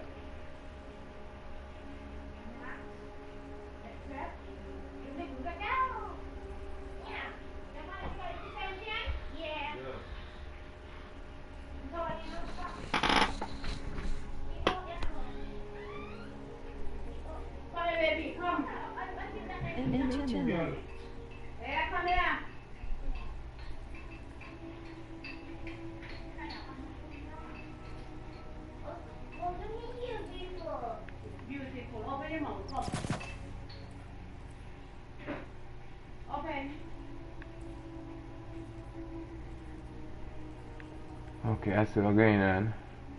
Leave the child alone. Okay, I'm going bang among 4. So I could bang a 3. This way I could get a lot more blue boxes. Yeah. And then boom. Delete that one, you know.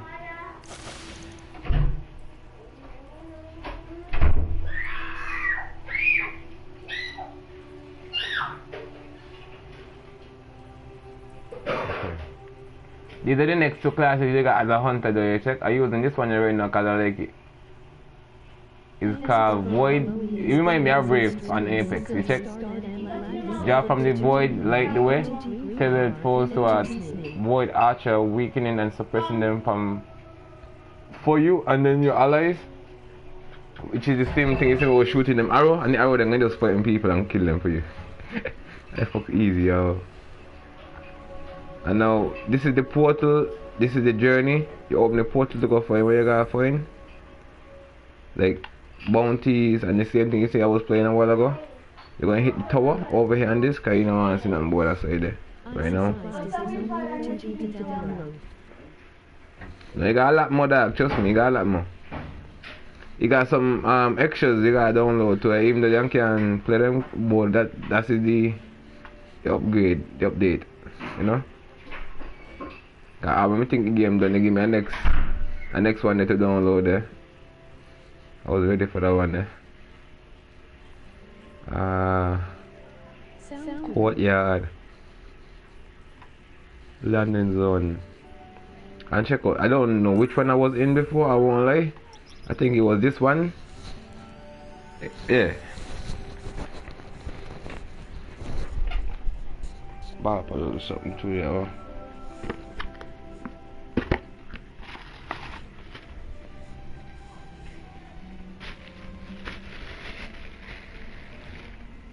Well, this got me right now though, but I won't lie.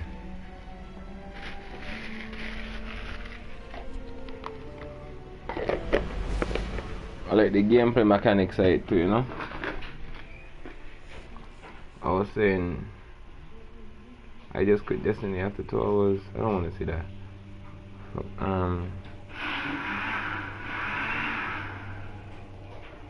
Destiny free to play hunter build.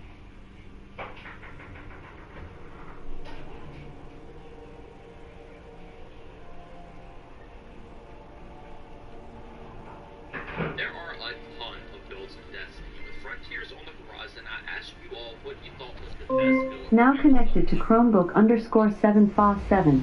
Hunters are what sparked this series to life, and I'm making these videos in hopes that they can be used as refreshers for current players and complete guides for new players looking to hop into the game. All of these builds will not be using the seasonal artifact and can be used in any indie-game content that you would like to do. So if you want a build to work towards that should last theoretically forever, look no further. Once everything is posted, there will be a total of 18 builds for you to chase after, so if you're curious about another playstyle, definitely be sure to check them all out. I've been working on this project for quite a while, and it has definitely taken a long time, so I really hope you all can enjoy them. If it wasn't for you, series like this could not exist, so I just wanted to say thank you. And finally, if you are new here and enjoying the content, consider doing all the normal YouTube stuff and joining our Discord server. All of your support really does go a long way and is genuinely appreciated. But without further ado, thanks for clicking on the video, and let's jump right into the build. Alright everyone, we have made it to the final recap build video. This one is going to be all about the Void Hunter, and in all honesty, Void Hunter has a good amount of builds and also a good amount of exotics to run. This one was honestly a hard decision to put together, but since this is also going for trying to be the easiest build, that's why I ended up going with this one. However, if you want to see some other good Void builds, I've made some on my channel, but also be sure to go check out all the other amazing content creators that posted some as well. But with this specific one, you're going to be able to chain invisibility, have permanent volatile rounds,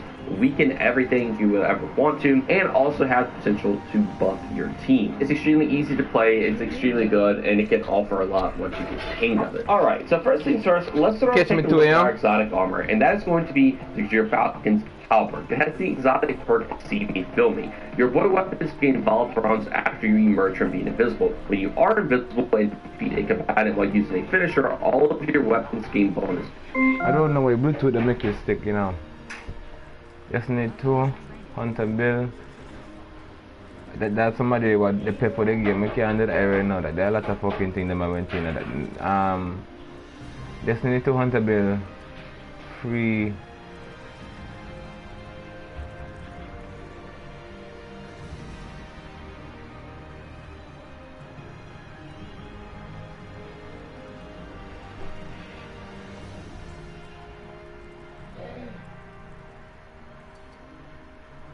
Sometimes we forget that Destiny 2 is technically a free-to-play game, despite the $300-something I sunk into it. And every time I come up with a video with build ideas and so on and so forth, typically trying to push the boundary of the new stuff, I get people in the comments saying, hey, you know, that's cool and all, but I don't have any of that cool stuff. Can you make a build that's, you know, free-to-play? That'd be sweet. Well, to all those people, this one's for you. Now connected to Chromebook_7Fa7. Or to come up with a build that is great without requiring any DLC. These builds that you're going to see are my top 5 picks from the live stream that we did last Tuesday, which we do every Tuesday, by the way. I'm going to rate these builds based on their offense, defense, versatility, survivability, speed, and consistency, and then give them a rating for both flavor and viability. We're going to work our way from the bottom and work our way to the top, and we have a build for at least one Hunter, at least one Warlock, and at least one Titan. So even if you're not a main in any one of these, you're going to be able to at least find something that works for you. Let's start off from a build suggested by Zarg, which uses the Monte Carlo and the MK44 stand-asides. Now, while I do enjoy introducing my enemy to the Pavement Taste Test Challenge, this build, it's okay. It really pigeonholes you into playing an offensive Titan, which, don't get me wrong, offensive Titans are fun, but when that's the only trick that you have up your sleeve, this is where you could come and get like males and find other people, me and you could pull out in it or not. It becomes a little bit obvious what you're playing. The nice thing about this is that Shoulder Charge is a great movement option now, so having that come up off a cooldown from the Monte Carlo's intrinsic exotic perks was great. However, I often find myself not really being able to take advantage of the really close range aspect of this build, and particularly that was because I was stuck in a longer range map, of which this build definitely struggles. Now again, this build in the right setting could be pretty good, but if you're looking for just a general all-rounder build, definitely not the play. Maybe if you swap this out for something like a sniper instead of the shotgun that I had, it could work. But even then, I still feel like you're a bit of a one-trick pony. You're the Juggernaut, and that works just fine, but a bit obvious and a bit predictable. We did run a lot of different stuff, such as the Echo of Domineering for reloading off of the Shield Bash, and our Suppression Grenade for doing the same, which also gave us a bit of movement boost as well, and Leeching for healing. But with everything else on the table, I think that we could have done better. Offense 9, defense 3, versatility 5, survivability 7, speed 7, consistency 5, flavor B+, viability C. Now it's time for the Warlocks to see what kind of build crafting they can come up to for the free-to-play players. If I had to come up with a build that was just the most well-rounded build I could think of, this might be it. It introduces things like crowd control, as well as giving us a bit of tools into survivability, some close-range options, some long-range options. The only problem is that each of it requires a little bit more setup than I would like, but you're definitely never going to be caught with your pants down. This build plays with the Suros regime, any fusion rifle you'd prefer, on the Voidwalker, and we are running this with the Lunafactions boots. Now, if you're not familiar with using Lunafactions in PvP, it's very whelming. It's very okay. It gives you a massive increase in range, but the problem is that you have to stand in that circle, that anti-sea ape circle, in order to actually get that benefit to come out. So if you're gonna lane, that works, but if you're actually trying to use it a little bit more fluidly, you're gonna struggle. Now, don't get me wrong, the Suros regime is just this amazing amalgamation of SMG, auto rifle, and scout, but I don't really think it needs that increased range for what it's trying to do, because at longer ranges it gets a bit jumpy. The Lunafaction's unholy range increase did surprise me quite a few times, like when I mapped this dude with a rapid fire fusion from like 30 meters. All in all, it's generally solid, but you could definitely do better, but this is not a bad choice at all, which is why it's number 4 on our slot. Offense 6, defense 8, versatility 7, survivability 6, speed 6, consistency 6, flavor B, viability B. And with this, the Titans came back swinging.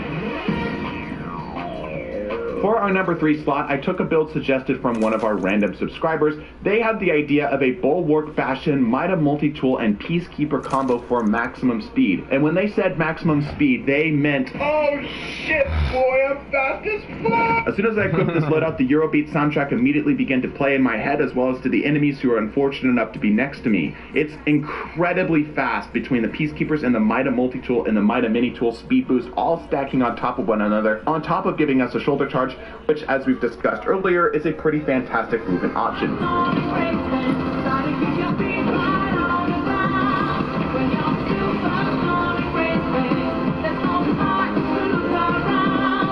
This build is first-person shooter melee Fox. It is so fast, it actually got me into some trouble sometimes because I would massively overcommit to a gunfight, and write a check with my mouth that my ass couldn't cash. It lacks a special weapon, which does sort of hurt it a little bit because you don't have any immediate shutdown tools, of which there are still plenty of great special weapons in the game despite them somewhat getting nerfed. So, all things considered, I decided to give this offense 8, defense 5, versatility 5, survivability 6, speed 9, hopefully no surprises, and consistency 7, with a flavor rating of A+, and viability of A-. Like I said, the big thing holding this back is that there's not really a particular spot where this really, really shines. It's just all around.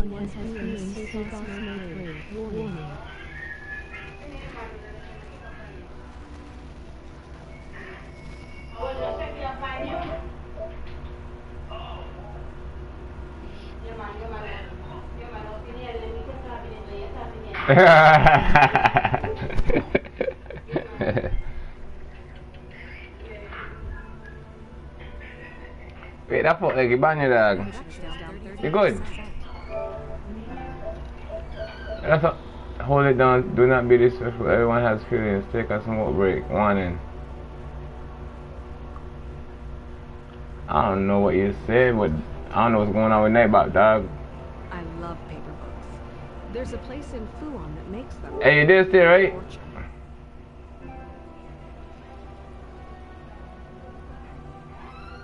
Hey, the music catch me like fuck too, bro.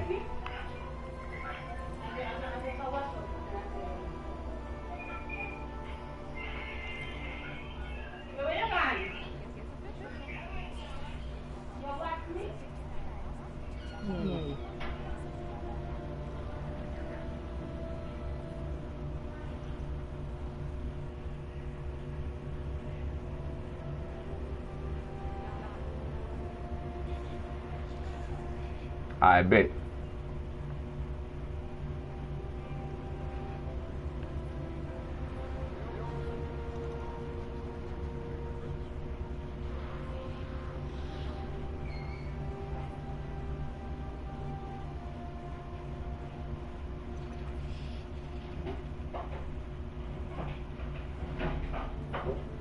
I was saying you was bobbing head at the same time from the music.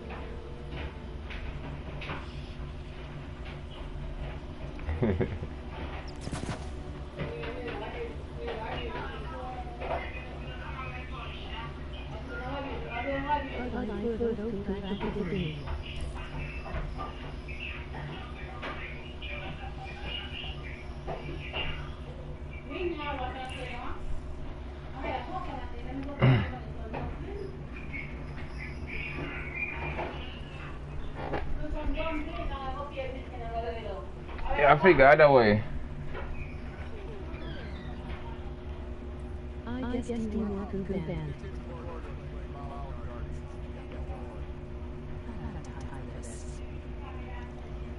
It's a called Graver's Blessing. And everything's here, bro.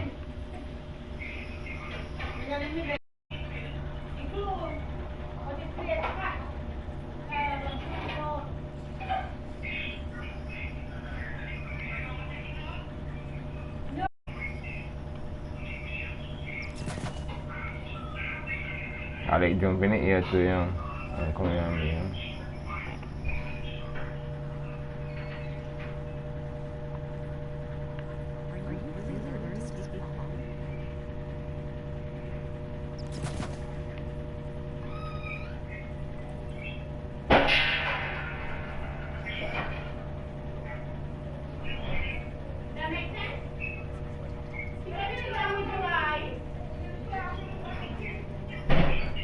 I don't know how I can do them. What this be?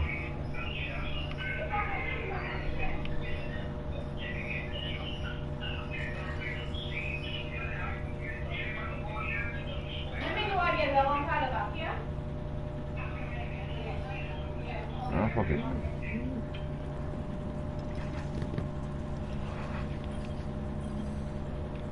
Check. Following has been amazing stream since I started and decided to join me. MTG Blue Card, MTG.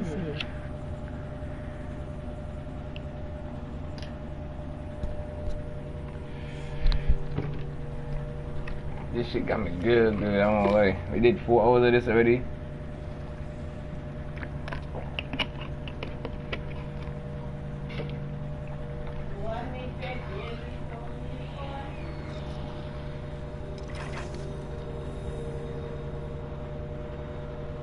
Everbus has the goods.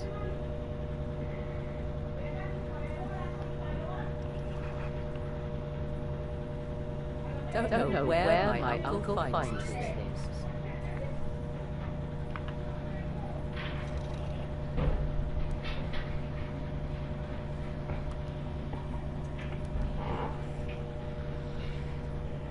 I just have to play fast right now, coming up, I can't win it. Wait. Looking for anything in particular? Yeehaw!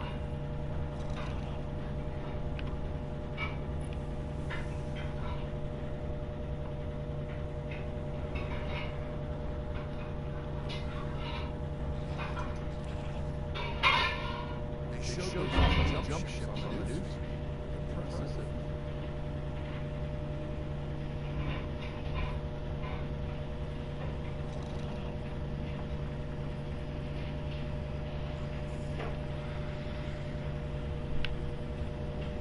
Say name? Break Don't know where my okay, I'll make sure I say that. Yeehaw! Okay.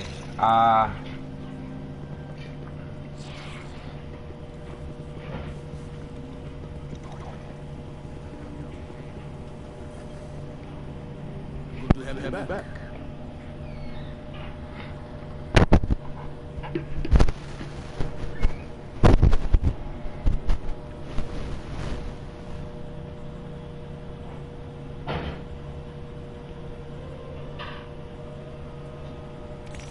Resolution up.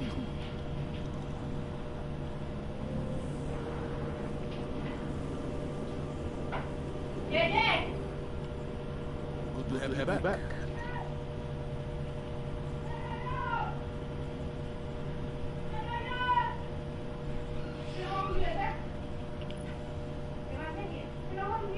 Oh, because I was like, how do I do this though? Require this weekly rank 7 or 12 armor requisition. So you just shit. It says it's supposed to got some kind of pan that's supposed to give me a free gun to him, but I just can't find them yet. Always good to see another hero of the tower.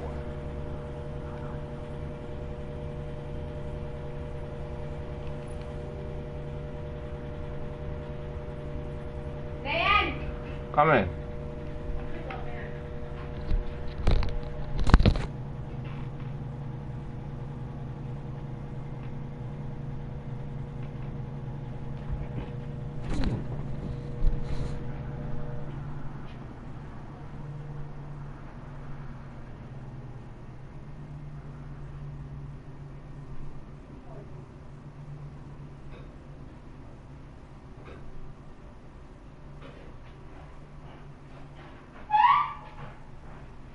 Baby, go take a shower and be right back.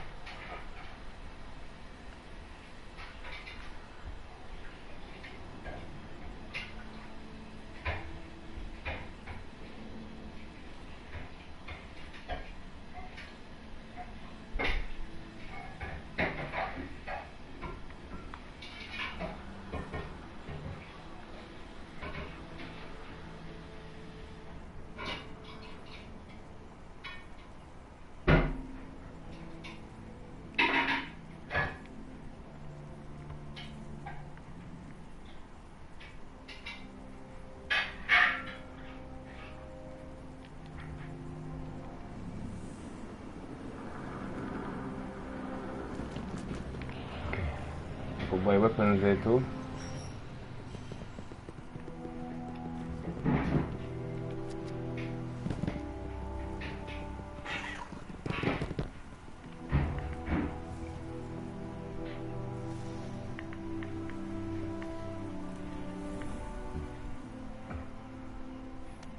That's the court stage, right? Come over here.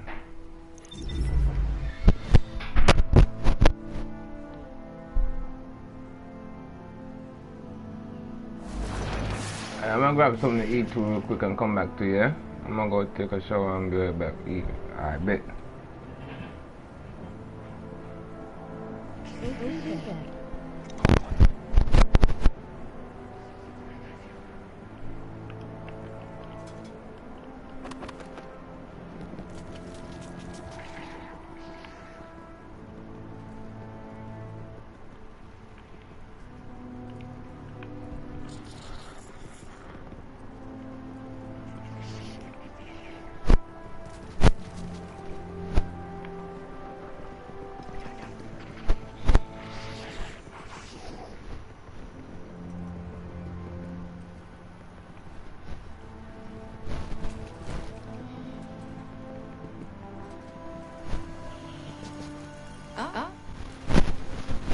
Welcome back.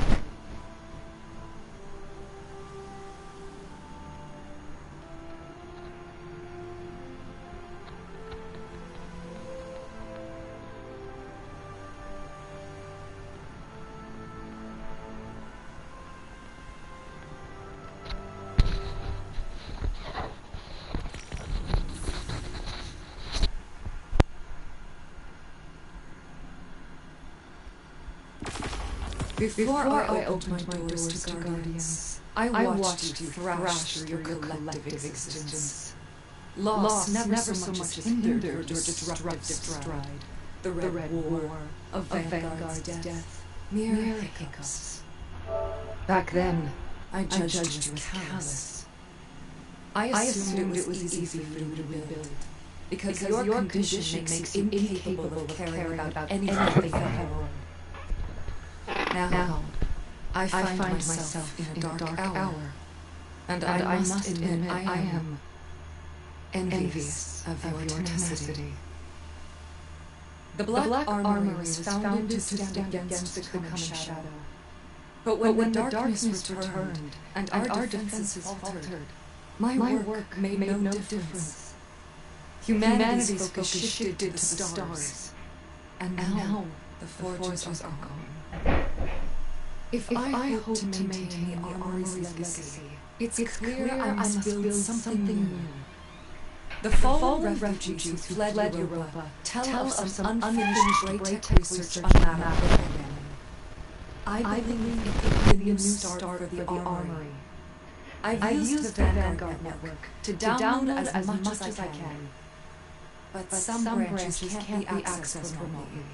And Europa remains a dangerous front for like this. I need you to enter the great tech facilities and download the data manually.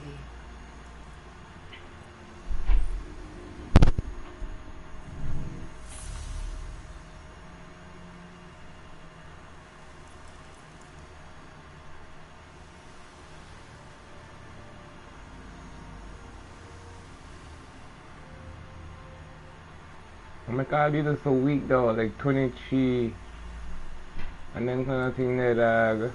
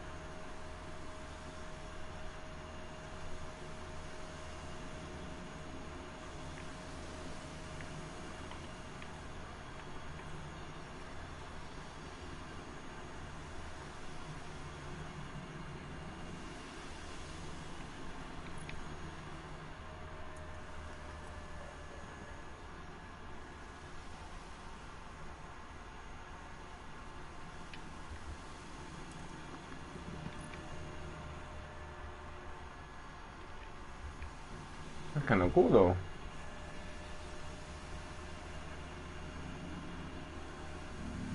Come visit again soon.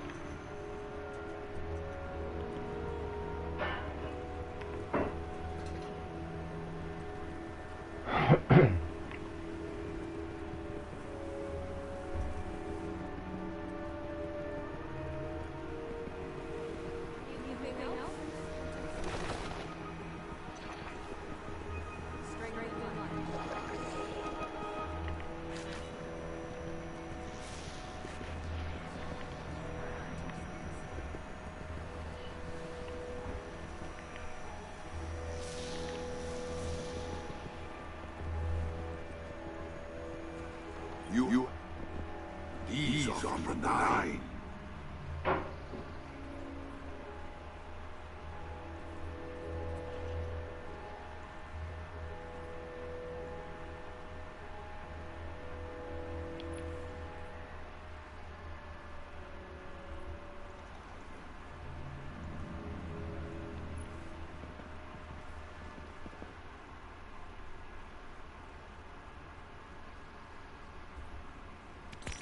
An exchange.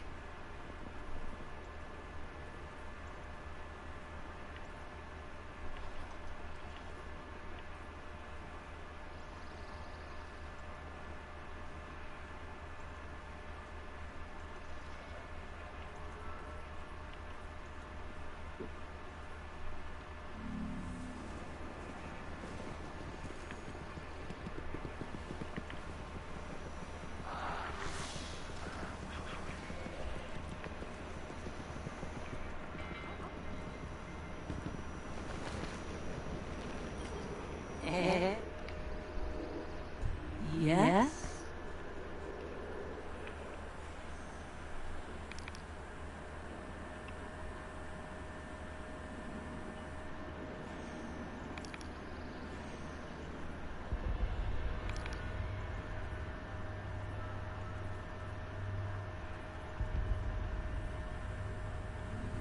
Catch you later.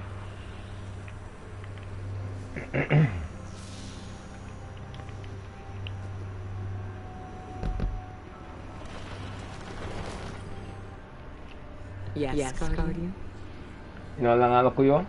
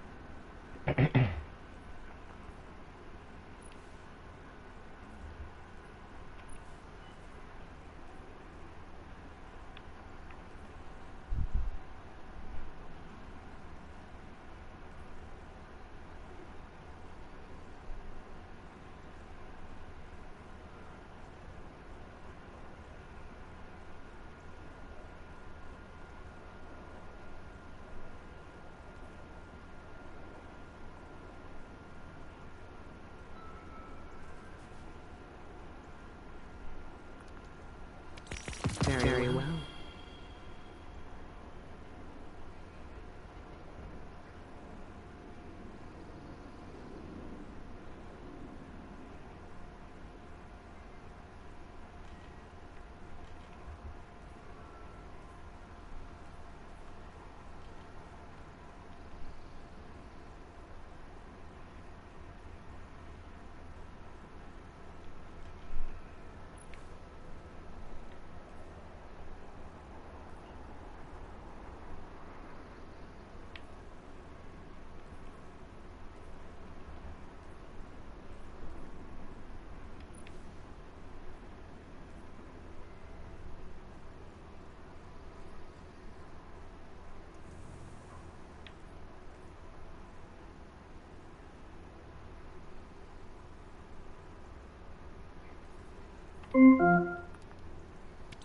Then take it.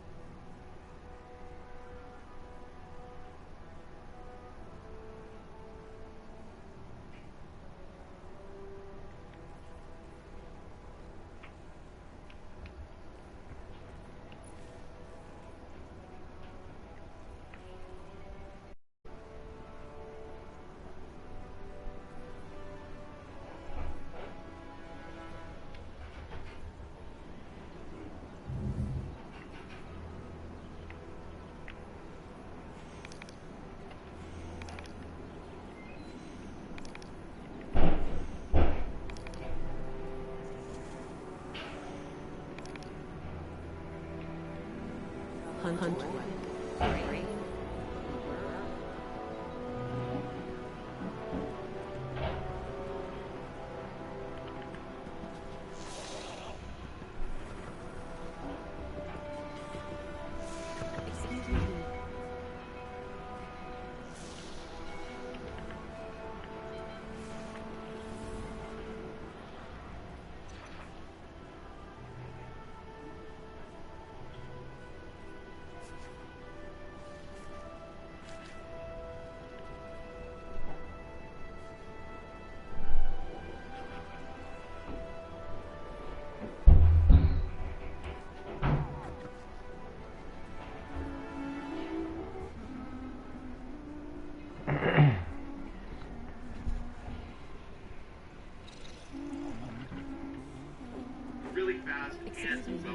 And this is where the hunters... Now connected to Chromebook_7FA7. To me too. And many of them don't require any paid DLCs, so in this video I'll go over the top 10 free-to-play exotics you need to get, and how you can get them completely solo.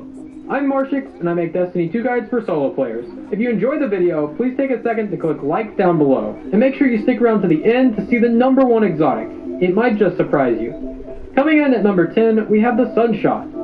150 RPM solar hand cannon, the only remaining 150 hand cannon in the game.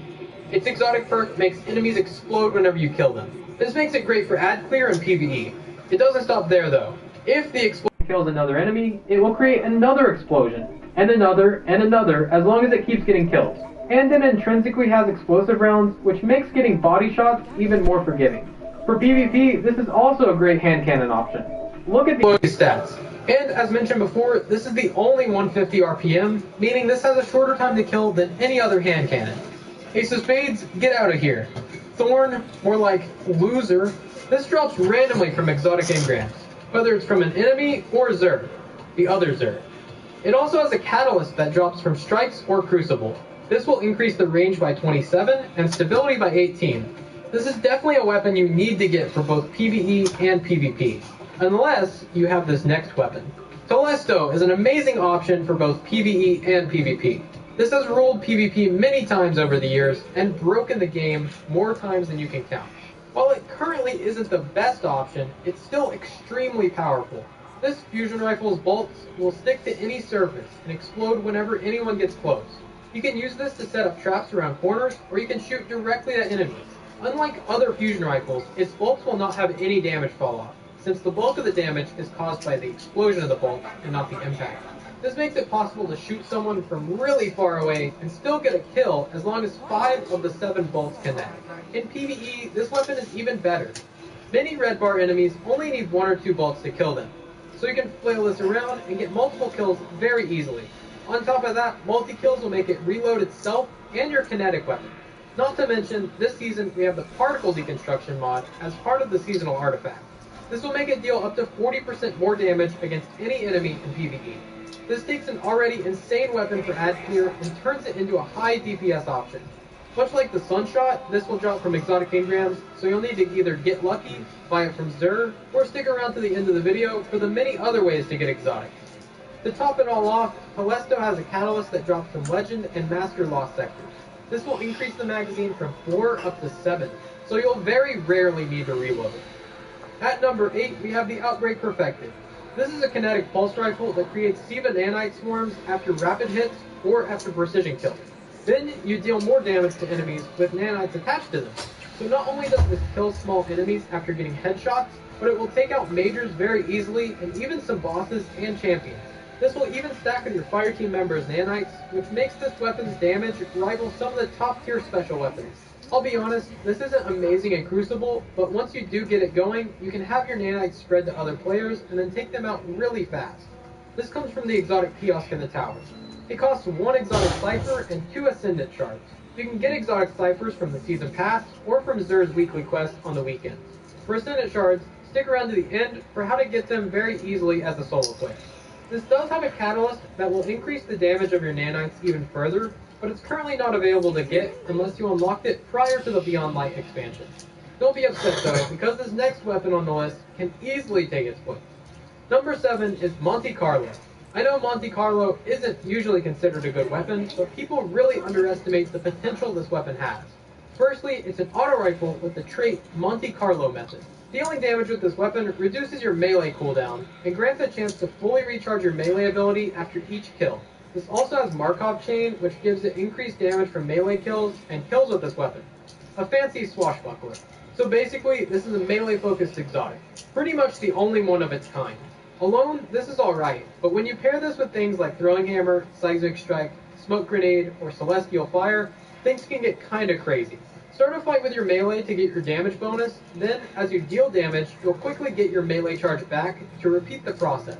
Then you can use mods to further increase the build. Melee Wellmaker can easily set you up for an Elemental Well build, or even something as simple as Hands-On will give you super energy after melee kills, and that's just scratching the surface. There's so many combinations you could use this with, so be sure to play around with everything if you do manage to get the Monte Carlo.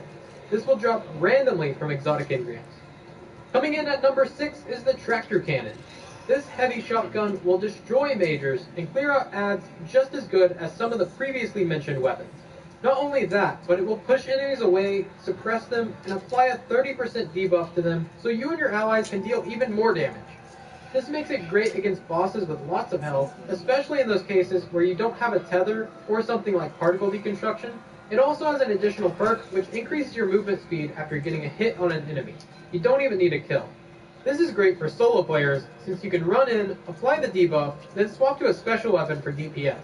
Or against champions, you can deal a bit of damage, then swap to your primary weapon and quickly melt their shields. In PvP, since this is a heavy weapon, you probably won't use it too much, but when you do, it's great for destroying supers. One shot will suppress them out of their super, then a follow-up shot should kill them. And against normal guardians, you'll probably just push them into a wall, and physics will take over. This is once again a random exotic drop, and it does have its own catalyst. Any kill in PvE has a chance to drop its catalyst, and it will increase the magazine size from 7 up from 4, and give you additional ammo reserves. Definitely a great exotic with some good versatility, but it's not as versatile as the Hard Light. Hard Light is an auto rifle that can swap elements by holding the reload button. With this, you don't need to worry about any shields getting in your way. Most of the time, you can only have one element on your energy weapon, one on your heavy, and one on your subclass. So getting all elements can be a little difficult. Also, this season we have anti-barrier auto rifles, so this can also pop barrier shields. This is the ultimate weapon against shields in nightfalls, dungeons, lost sectors, and any other activity with shielded enemies. In PvP, this is also a very good choice. With the catalyst giving plus 18 stability, it becomes very easy to control. It also has another perk that I didn't mention, but better. Your bullets can bounce multiple times, and whenever your shots bounce off the ground or off a wall, those bullets will deal additional damage. You can start a fight with someone, then when they try to duck behind a corner, you can shoot the wall and potentially bounce it around a corner and finish them off. This used to be the best weapon in Crucible, but it has since been nerfed. Despite that, it's still very powerful and worthy of its number 5 spot in this video. You can also get this to drop randomly from exotics, much like the majority of the previous weapons. If you're enjoying the video, a like would be very much appreciated. Number 4 is tied between two of the best exotic SMGs, those being Risk Runner and Huckleberry. Risk Runner is amazing when you have its perk active. Taking arc damage will overcharge this weapon to make its shots chain between enemies and never run out of ammo. It also gives you arc damage resistance to help keep you alive and keep the perk going. This is one of my favorite exotics for clearing out hordes of enemies, but the downside is you only get the perk to activate against enemies using arc, which can sometimes be a little scarce. Well, don't worry about that, because in situations where you can't take arc damage, we have the Huckleberry. This is another great SMG with Rampage, and whenever you get a kill, it partially reloads itself. And the Catalyst buffs that even more by making each kill fully reload the magazine. You can seriously never reload this thing and be perfectly fine. This has so much synergy with Rampage. Each time you get a kill, you'll reload your gun and get a stack of Rampage. Since there's never any downtime, you'll have a hard time not keeping Rampage going. So, how do you get these exotics? Risk Runner and its Catalyst both come from the Risk Reward mission as part of the New Light campaign. Huckleberry is a random drop from exotics, and its Catalyst drops from the End of Strikes, Crucible, or Gambit matches. Getting into the top 3, we have Whisper of the Worms. This iconic sniper rifle has had many names in the past. Black Hammer, Black Spindle, and now Whisper. Despite being a sniper rifle, this is a heavy weapon, so it's going to do a lot more damage than most other snipers. Its exotic perk is White Nail. This gives it higher precision damage, and after getting 3 rapid precision shots, it automatically reloads itself from reserve. This means you can shoot it over and over until you either miss or run out of ammo. Even if you do miss, it has Mulligan to give you a second chance of hitting the enemy. And to make everything better, this has an exotic catalyst that further increases its damage after aiming down sights for a second. Unfortunately for new players, this catalyst is not currently available to earn, but the exotic does come from the exotic kiosk in the tower for an exotic cipher, 2 ascendant shards, and a few other materials. But you may want to save those for this next weapon. Number 2 is the Sleeper Simulant. You probably thought this was number 1, but it's not. Sleeper is a heavy linear fusion rifle that overpenetrates enemies and splits its shots once it hits a hard surface. This destroys everything it goes up against, especially with the particle deconstruction mod. This thing alone can melt bosses in dungeons and even destroy champions in one hit. And it's not even bad at ad clear. If you shoot the ground in front of a lot of enemies, the shot will bounce off and probably kill most of them. In Gambit, this snipes other guardians from across the map. Since it deals so much damage per shot, you only need to get a body shot from any distance to kill the other player. And it's the same in Crucible.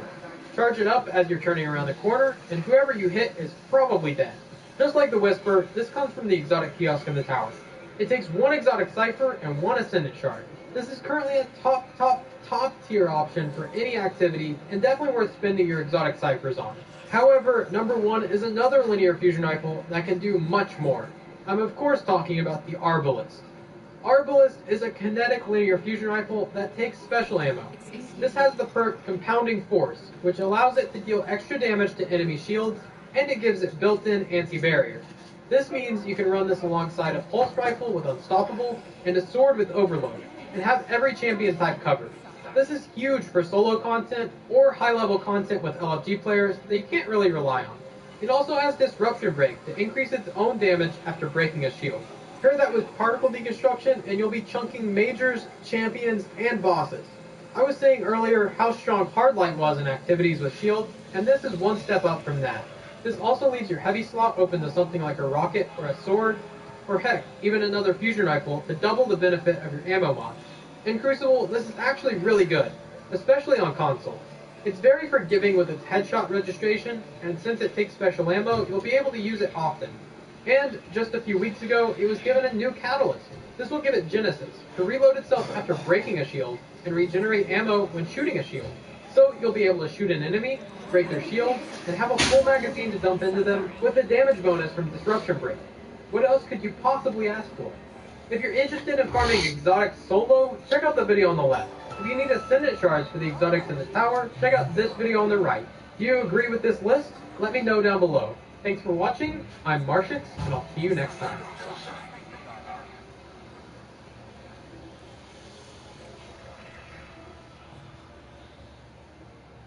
This is the ultimate Destiny 2 beginner's guide for anyone who is new to the game or returning after a break.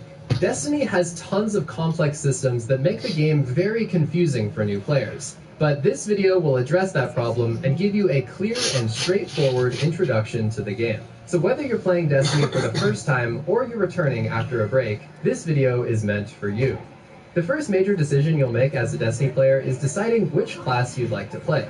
This is an important decision, but don't stress about it too much because you can have 3 characters, so really what you're doing here is just picking which one you want to try first. Hunters are the agile and rogue-like characters, Titans are more tanky and melee-focused, and finally Warlocks are like wizards that focus on wielding space magic. Each class also has a unique class ability. Hunters have a dodge that lets them escape very dangerous situations, Titans put up barricades to protect their fire team, and Warlocks put down a rift that can heal or boost the damage of their fire team. Choosing which class to play is ultimately up to you, but I will note that Hunters are the most popular class by a considerable amount, and their jump is also the most intuitive to learn as a new player.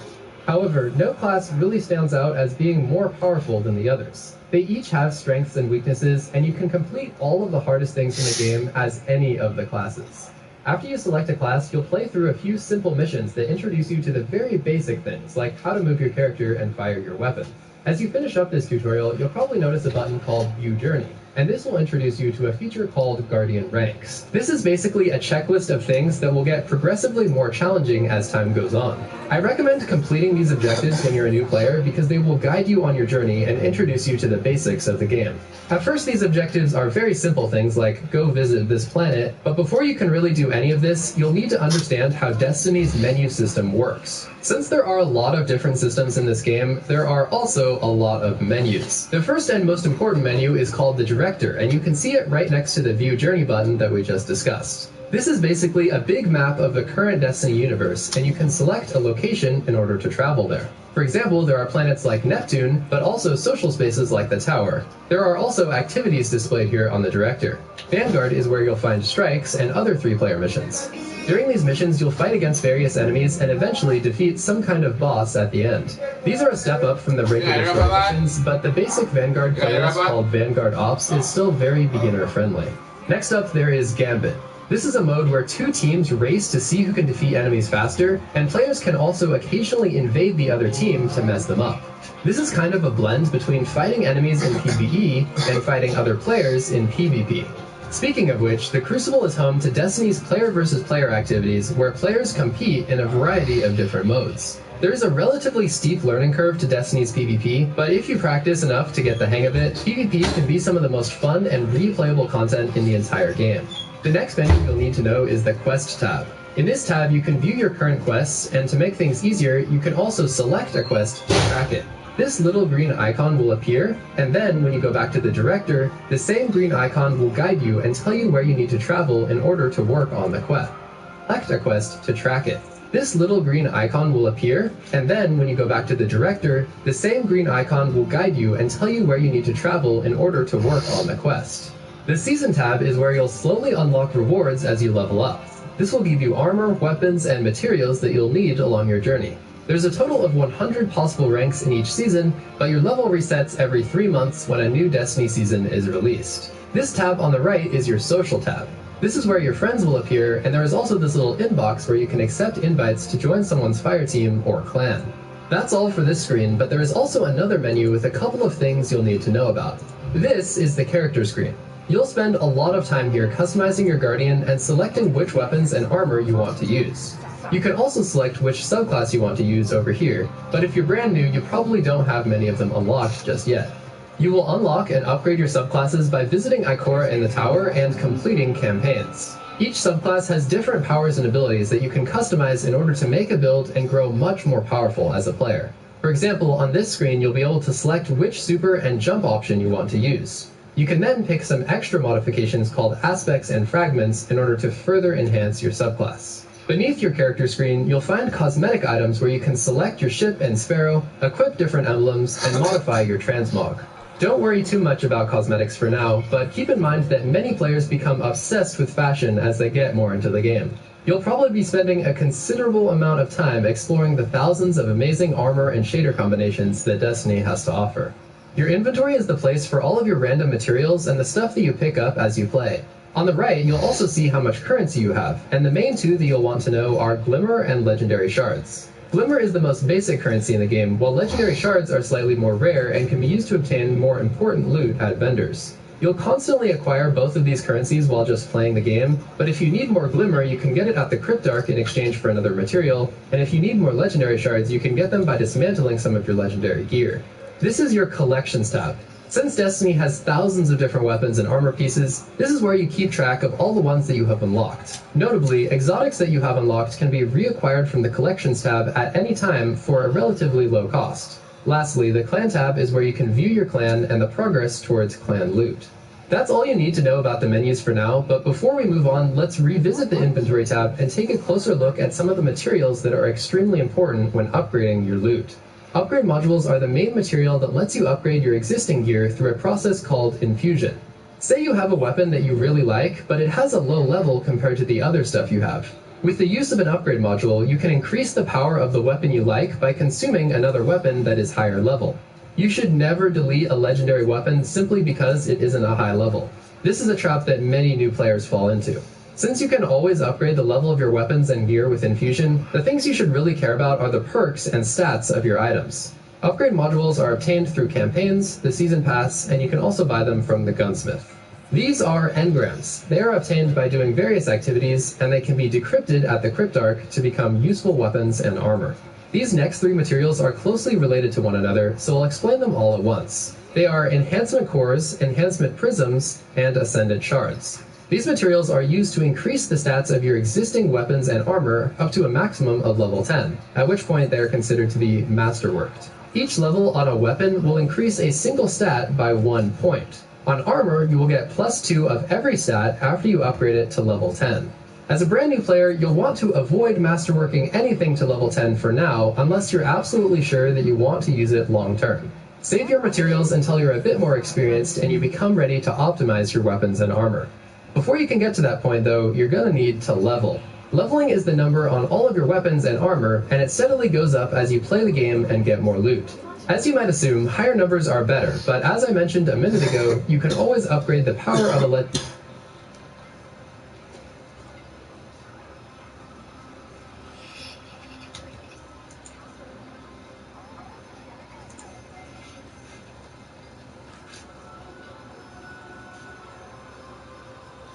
legendary item by infusing another item into it.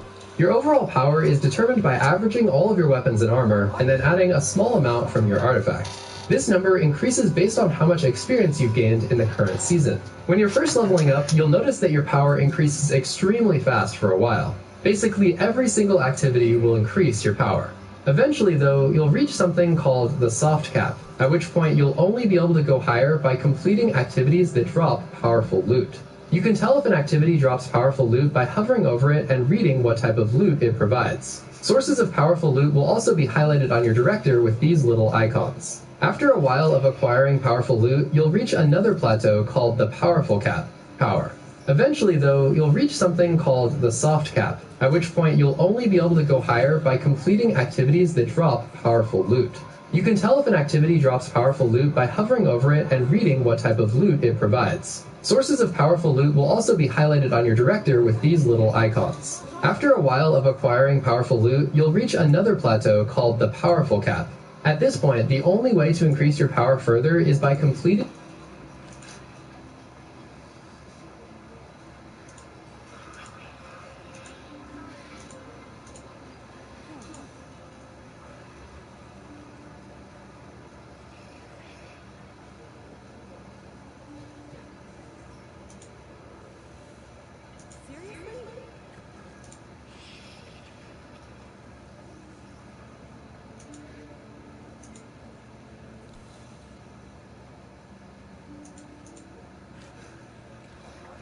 activities that drop pinnacle loot. You can only obtain a small number of these each week, but every Tuesday you'll be able to repeat pinnacle activities to get more pinnacle loot.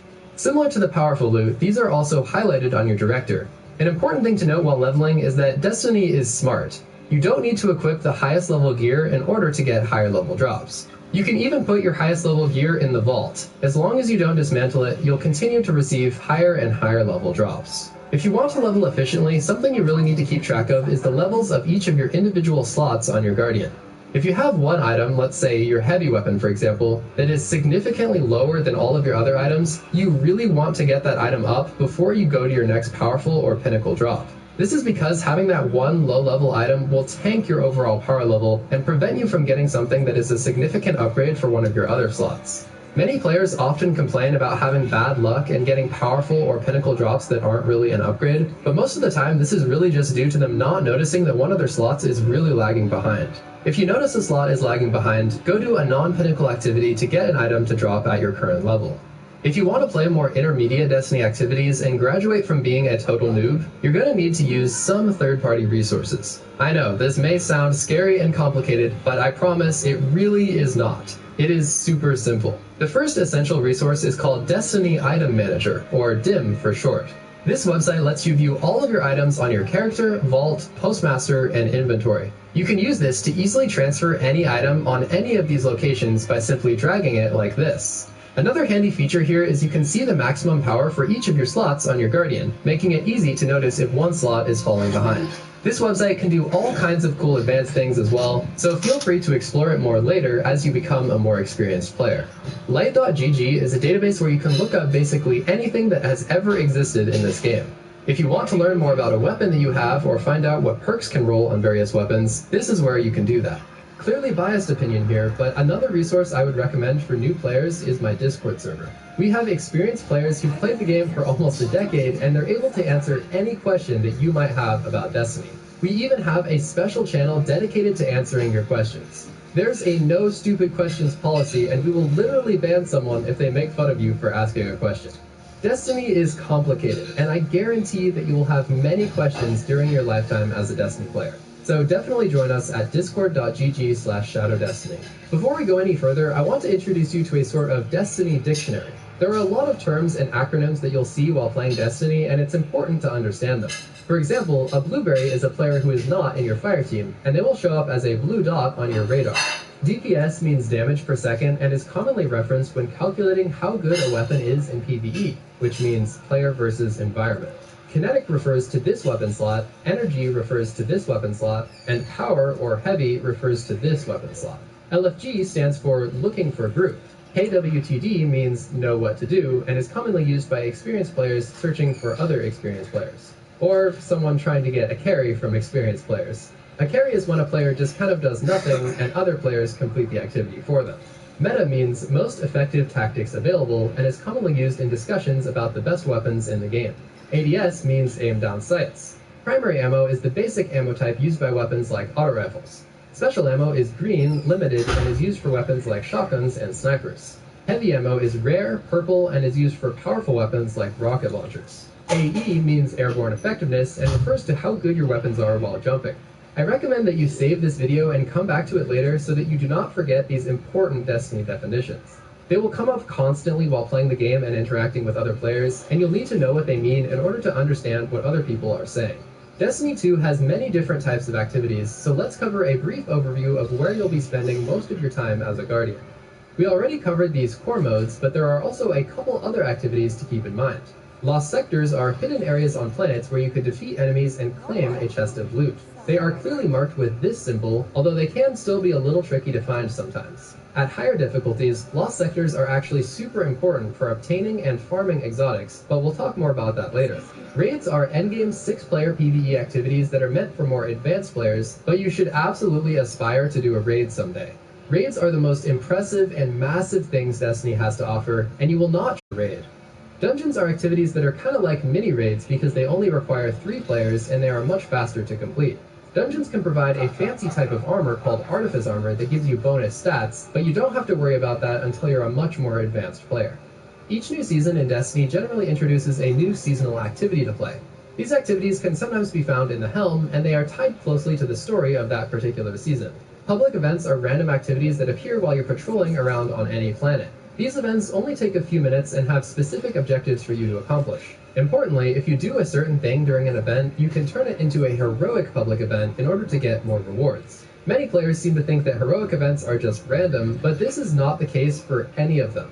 The tower is the primary social space in Destiny 2. You'll be spending a lot of your time here because this is home to many important NPCs. You will land right here, and if you walk to your left, you'll find the Postmaster. This is where lost items will go. For example, if you acquired a new weapon but your inventory was full at the time, your weapon will be waiting for you here. However, be careful and don't let valuable items just sit in the postmaster. There is a limited number of items that can be kept here, and your things will get deleted if you overfill your postmaster with too much stuff.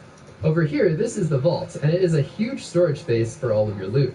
When you get a piece of loot but you don't want to use it for a while, you'll want to store it in the vault. The vault can hold several hundred items at once, and this might seem like a lot, but once you become a more experienced player, you'll find that this fills up very quickly.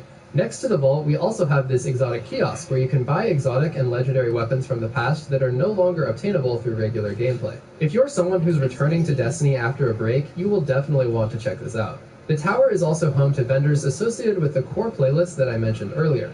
Shax runs the Crucible, Zavala handles Vanguard operations, and the Drifter is responsible for Gambit. You'll notice that each of these vendors have mini-quests called bounties. These will show up on your quest screen, and they will give you XP by completing them like this. Completing bounties for each of these vendors each week will also reward you with powerful loot, and this is an extremely easy way to level up. After you've completed the most basic intro activities in Destiny, you're going to want to start caring about stats and mods. These things can take your Guardian from being like a 2 out of 10 on the powerfulness scale up to like an 8 out of 10. Your stats can be viewed here on the character screen, and they each do different things. Mobility will increase your jump height and your strafe speed, but notably it does not increase your sprint speed. For hunters, this stat also lets you dodge more often. Resilience increases how much HP you have, reduces the amount you flinch when you get hit, provides some damage resistance in PvE, and makes Titan barricades recharge faster. Recovery makes your health recover faster and also makes Warlock Rifts regenerate faster. Discipline makes your grenades recharge faster, Intellect makes your super recharge faster, and Strength makes your melee recharge faster.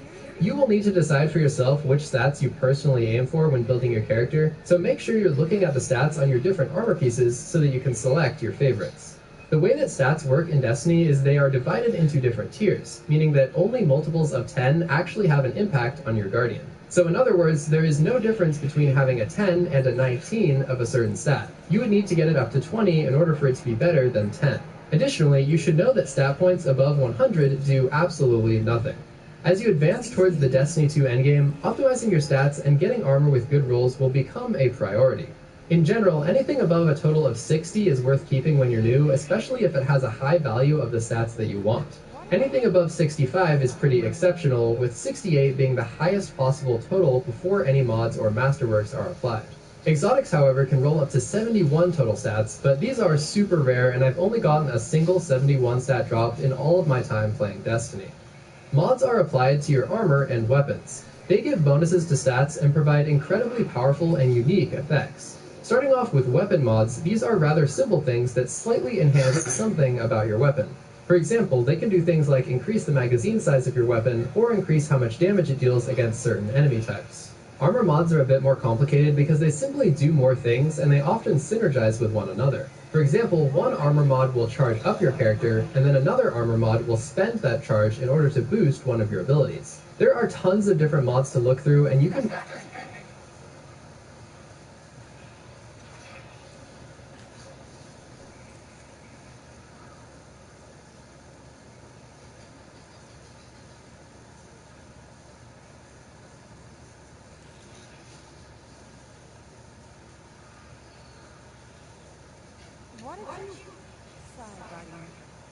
mess around with different ones in order to find out which combos you like. Once you come up with a combo of mods and armor that you like, you'll want to create a loadout. You can access the loadout system like this on the left side of your character. This is an extremely useful system that lets you save what you currently have equipped, so that you can come back to it later. You can change your mods, armor, weapons, and even subclass to something else, but then you can return to the loadout you saved with a single click of a button. You can also save multiple different loadouts here so that you can easily swap between different builds that you design for different activities. When considering mods, you also need to know about artifact mods. These are super fancy mods that can be accessed right here on your artifact, and they will become unlocked as you earn experience in the current season. These mods are fancy because you don't have to actually equip them. Once you unlock them, they will always be applied to your character. These mods will change every season, but some of them are incredibly powerful and you definitely want to make use of them. An extra thing to be aware of is some of these mods will allow you to counter certain enemy types in the game. Champions are special enemies that will be extremely difficult to defeat unless you have the correct mod from your artifact that will let you stun them. For example, this is a barrier champion, and you cannot hit him with a normal weapon unless you have an artifact mod that lets you counter the barrier. Some exotic weapons also have unique anti-champion capabilities that lets you absolutely destroy champions, so keep an eye out for those as well. Speaking of exotics, these are some of the most powerful and high rarity items in the game. For example, the Last Word is an exotic hand cannon that fires faster than any other hand cannon, and is also incredibly accurate and deadly while firing from the hip. No other weapon feels quite like the Last Word. Anyway, you'll probably want to make use of an exotic weapon and an exotic armor piece in your loadout. You can only equip one exotic weapon and one exotic armor piece at a time, so you'll have to choose wisely. The easiest way to get exotics is to visit a mysterious traveler named Zur, who only appears on the weekends. He also appears in different locations, so you'll have to look up where he is in order to find him. Each week he sells a selection of different exotic weapons and armor in addition to a few legendary items. As a new player, you want to make sure you visit Zur every weekend, because the legendary armor he sells might be a massive upgrade for you, and this is also a super easy way to unlock your first collection of exotics. You'll also be able to purchase a randomized exotic engram from him if you can afford it. Other ways to get exotics include Legendary and Master difficulty Lost Sectors, the Vex Strike Force event on Neomuna, and just random drops that you get while playing. If you're watching this video after May 2023, you'll also be able to focus exotics at the Cryptarch. You can only focus exotics that you have already obtained, but this is a great way to get better stat rolls on exotics that you already have and know that you like. Crafting is a way to pick exactly what perks you want on your weapons. As you start to get into more endgame stuff, you'll find that weapon crafting is an incredibly important part of obtaining the most powerful weapons in the game. Most weapons drop with randomized perks, and these perks are often not the ones that you want, so the crafting system is the way to create your ideal weapon. In order to craft a weapon, you'll first need to collect patterns. You can do this by deleting weapons that have red borders around them, or by completing the objective on them and then extracting the pattern like this. After you craft a weapon, you'll need to level it up by using it, and eventually you'll unlock all of the perk options on it. You can then reshape your weapon with amazing perks, and you can even spend extra resources to get fancy enhanced versions of your favorite perks. You can unlock the crafting system by doing the first couple missions of the Witch Queen campaign, and I would recommend doing this as soon as possible so that you can begin getting those red border weapons to drop. If you get invested enough into the game and play it for a while, you'll start to realize that a lot of the content requires you to own expansions or seasons. Generally, if you're going to purchase expansions, it's a good idea to buy the latest ones because they will give you access to the most relevant and recent activities and story missions. The Witch Queen also stands out as it is by far the best campaign in Destiny 2 right now. So if you're looking for a fantastic narrative experience with amazing story missions, that's where to go. Generally, my opinion is that you should try Destiny for free when you're brand new, and then if you decide you actually enjoy the game, it's probably worth buying expansions. These will unlock so many new exotics and activities and story missions that you would not have access to as a free-to-play player, and if you're regularly playing the game, it is absolutely worth buying some of this content in my opinion. Definitely buy the newer stuff before you buy stuff like Shadowkeep though, as it is rather outdated and doesn't provide as much value. I asked my community of experienced Destiny players to answer the following question. If you could give one piece of advice to a new Destiny 2 player, what would it be? There were hundreds of replies, but I'm going to share some of the best and most helpful ones with you now. I hope that you find these insightful. This guy said, the best advice I could give is to find people to play with. Whether it be friends, family, or a clan, the game is infinitely better with friends. There's plenty of discords and clans to join too. There were about 100 more comments saying similar things, and I absolutely agree. Destiny can be played solo, but it is common knowledge that this game is more enjoyable when played with friends. If you're looking for friends to play with, I will again remind you that my Discord is a great way to meet people. Join us at discord.gg/shadowdestiny. Use whatever you are comfortable with and find fun. It doesn't have to be meta, and don't let people control what you use. At the end of the day, Destiny is a game, and games are meant to be fun. You should play whatever activities you find enjoyable and use whatever weapons you think are cool. Don't let anyone else make those decisions for you.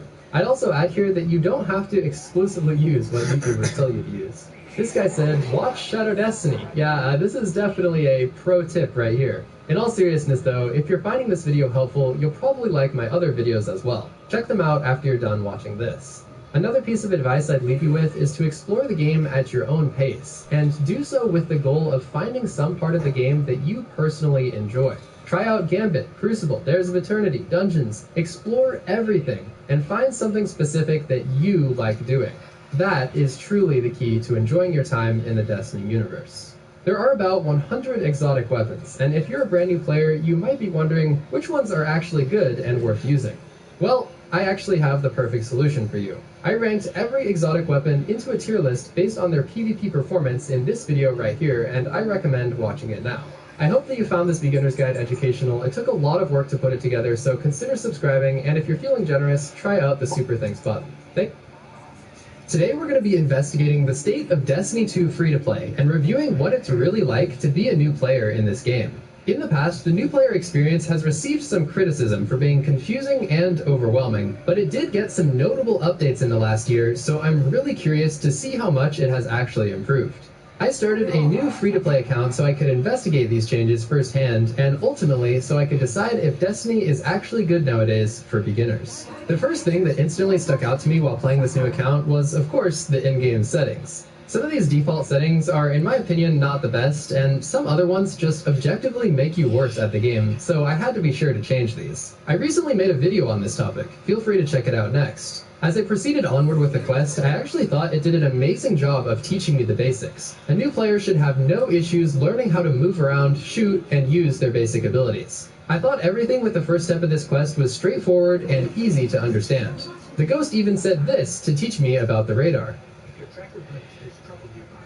After meeting with Shah Han, I decided to come up with a checklist of things to do in order to ensure I got the full New Light experience. Of course, I wanted to finish the Guardian Rises tutorial, and I also wanted to reach Guardian Rank 6, which is currently the highest possible rank for free players. A few other things felt important, like getting at least one exotic, investigating the pricing model of this game, and unlocking all 3 light subclasses. I also wanted to play the free intro of the campaigns to get a taste for those, and finally, I decided to do a reflection at the end to collect my thoughts on this whole experience. After doing a couple more steps in the tutorial, I moved on to this next quest to unlock my subclass. I couldn't help but notice the lack of overall quality and attention to detail here. You have to go around constantly kneeling like 50 times while looking at these really ugly and unfinished assets that just make no sense. There's these swinging lantern things with ropes that just move right through the ceiling, and then there's all these ugly spinning pillars that just go through the floor, ceilings, and walls like they aren't even there. Also, the fact that this whole entire mission just involves kneeling over and over while actively getting blasted by enemies just doesn't feel very good. Like, I understand that this mission is supposed to be about learning your light abilities and stuff, but it just feels like a far worse version of the original quest we had back in D2 Vanilla. Afterward, while exploring the Cosmodrome, I stumbled upon some level !!! Enemies who just one-shotted me and caused me to glitch into the floor. Again, putting myself in the shoes of a new player here, these last 2 experiences would not have left me with a great first impression of the game. I also want to make this abundantly clear from the start, I'm not trying to be harsh or disrespectful with the criticism in this video, but rather, I'm just trying to imagine how a new player might feel so I can react from their perspective. I love Destiny 2, and I truly do believe it is an amazing game made by amazing developers, but of course it definitely has some imperfections and issues, and I will be mentioning some of those in this video. I'll try to be as objective as possible and always see things from a new player's perspective, so please just keep that in mind. I was very intrigued when I noticed that the next step of the New Light quest has been recently changed within the past year. It used to ask you to go clear this lost sector and collect scraps, but now it only asks you to collect scraps. I'm not 100% sure why this change was put into effect, but now the quest doesn't introduce new players to the concept of lost sectors anymore, which is kind of unfortunate. I guess maybe the lost sector was just too hard and new players would get stuck sometimes. Upon returning to Shah Han, I was presented with my first ever legendary weapon and a little screen with some information about rarity. I was hoping that this might explain the difference between like blues, greens, legendaries, and exotics. You know, I feel like this is pretty important stuff for new players to learn. Interestingly, it didn't explain rarity at all, but instead it just kind of implied that legendaries are significantly more powerful than everything else, while conveniently not mentioning exotics. Not a big deal, because at this point new players don't have exotics yet anyway, but this still felt a little bit misleading.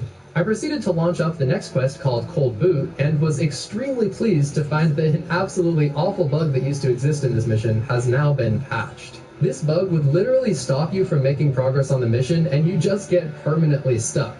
You might be thinking, oh, but this was a rare bug. But no, it was triggered by simply walking through the mission at a regular speed like any semi-competent player would. Out of curiosity, I searched it up, and there are YouTube videos with hundreds of thousands of views about how to fix this glitch. So it's clear that this has ruined the quest for quite a few people, and sadly probably caused a lot of them to just quit the game right here. This bug existed for years, and honestly I'm surprised that fixing it wasn't priority number one for Bungie, because it probably hurt the game quite a bit over time. But I digress. I was just happy to see that it was finally patched. Meanwhile, I defeated some random enemy and got a pop-up about how I just got an artifact unlock. Of course, as a veteran, I understand what this is, but as a new player, I would just be scratching my head and wondering what on earth that means. I don't even have an artifact or any mods unlocked yet, so this notification would just accomplish nothing other than confusing me. I really think that notifications like this should probably be hidden until the player actually learns what an artifact is. I proceeded to unlock my first sparrow and took a nice ride through the Cosmodrome to get to the next mission. I felt like this was a good way to introduce sparrows, and it felt amazing to finally be able to use one instead of just running everywhere on foot like I had been so far. I accidentally attracted the attention of some nearby guardians in the Cosmodrome. It probably had nothing to do with my very inconspicuous name on this account. Anyway, I finally finished the Guardian Rises tutorial, acquired my ship, and I was ready to leave Earth for the first time. As I opened up the director, I noticed that nearly every destination was grayed out. I'm actually a big fan of this because it helps new players not feel so overwhelmed by stuff that isn't relevant to them yet. I've heard some veteran players say they find this annoying when making a new character, but personally, I think this is an excellent design decision. The game did a pretty good job of introducing Zavala in dialogue, so before I even arrived at the tower, I knew that he was an important character. We actually hear a lot about him before actually meeting him, but unfortunately the other character descriptions are far less insightful. For example, we are told that the Drifter is, quote, unique, and that's literally it. See, the thing about the Drifter is, he's unique. If I'm a new player, I'm probably just wondering, like, who are all these people in the tower, and why should I even care about them? When I landed in the tower hangar for the first time, I immediately noticed a problem. My quest told me to go talk to Amanda, but I couldn't because she's dead. Nah, I'm just kidding. Amanda was still somehow actually alive during this quest. I proceeded to walk to the main part of the tower and I found the Traveler, which was also interesting considering that it isn't there in the current iteration of the game. I was then shown a brief cinematic introducing the Witness and explaining that the Traveler has gone to orbit, followed by an endless loading screen. And I'm not exaggerating when I call it endless. Out of curiosity, I waited an entire hour on this loading screen to see if it would ever finish loading, but it never did. Putting myself in the shoes of a new player here, the sheer amount of bugs that I've encountered so far would probably feel pretty off-putting. When I returned to the tower, the Traveler was gone, and Amanda was replaced with a memorial. Amanda was just introduced as like one of the main characters a few minutes ago, and then she has just been mysteriously killed off-screen with no explanation. This whole sequence must just be so incredibly disorienting to new players. Destiny's narrative is confusing to begin with, but I imagine that this whole experience is just utterly baffling for new lights. I explored a little around the tower, and I realized that I'm really glad that the vault is available for free. Like, I think there definitely could have been a situation where free-to-play players only got access to 100 slots or something like that. Next up, there was actually a really good tutorial on how to use the seasonal levels. There was a pop-up telling me how experience will rank up the season pass and how it resets at the end of the season. It even guided me to the season pass in the menu and explained how I could claim rewards from the top track for free. I was impressed because thus far, the game hadn't done such a thorough job of introducing any of the other menus. Track is free is pretty nice. There's definitely some good loot in there, and you can even get the seasonal exotic once you get to like level 30. I leveled up my Guardian rank for the first time, which was pretty sweet, and some guy even came over to celebrate with me. Thanks, Taco Bean. Of course I decided to also complete the Floor's Lava Challenge and get both buffs for mega high jumps. Some guy also came to the tower to rank up to Guardian rank 10, and everyone threw him a party. I love that we have this culture of celebrating rank ups in our community. I also saw that the Cade statue was asking me to interact with it.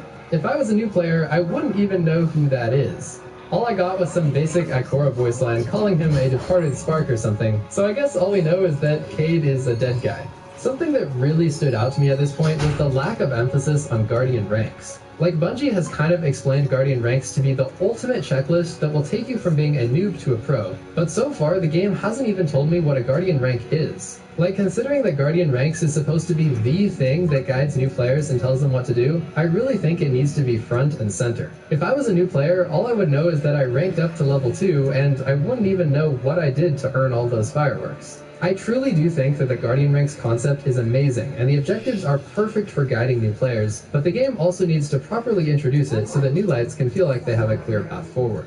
Instead of introducing Guardian ranks though, I got a wonderful pop-up about the Eververse and microtransaction store. Honestly, I don't think that most people are going to want to buy cosmetics after playing the game for a total of 1 hour, so this pop-up felt a little aggressive and premature in my opinion. Upon returning to orbit, I realized that the director is now much more full with more planets being unlocked. Some were still locked though, and as I mentioned before, I think this gradual unlocking of destinations is a great way to prevent new players from being overwhelmed by the entire universe. I also noted that I only had 4 quests in my quest tab.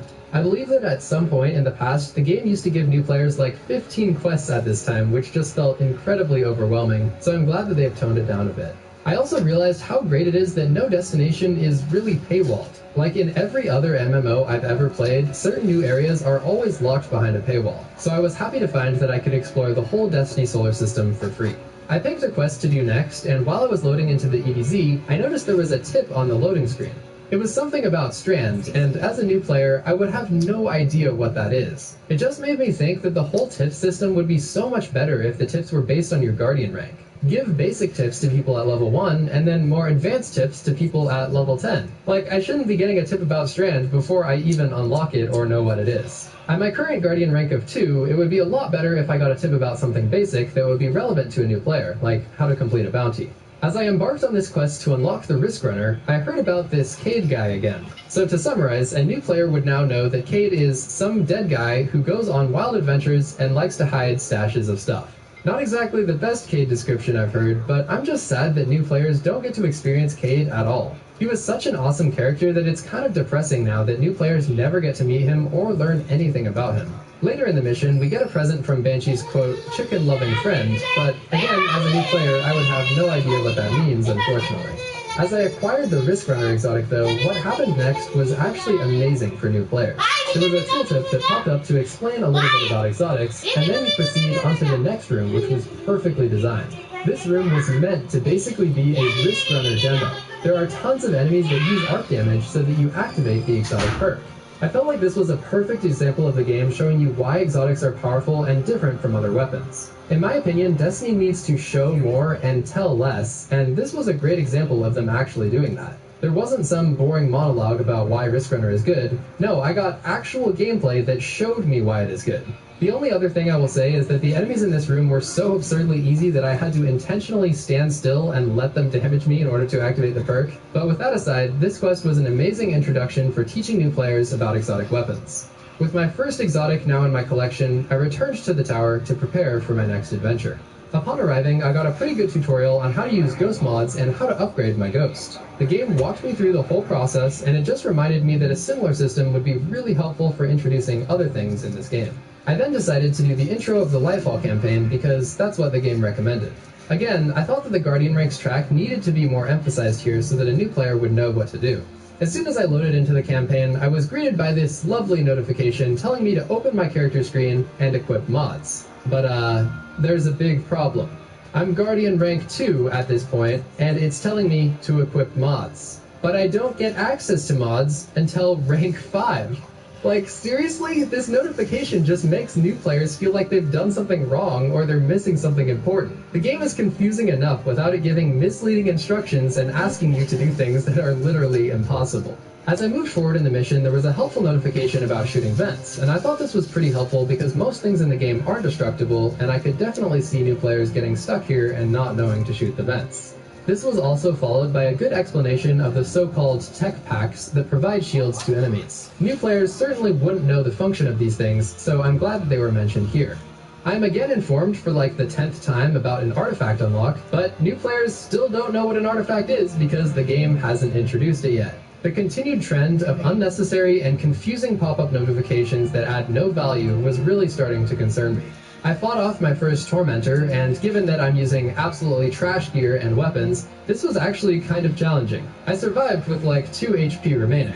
Beating a Tormentor certainly would be very hard and potentially undoable for some new players who've only played the game for an hour or two at this point. Especially since there's no tutorial about how to defeat Tormentors and how to hit their crit spots, a lot of new players probably just get really lost here. And it's not like I'm deciding to challenge myself by running the campaign missions early or something.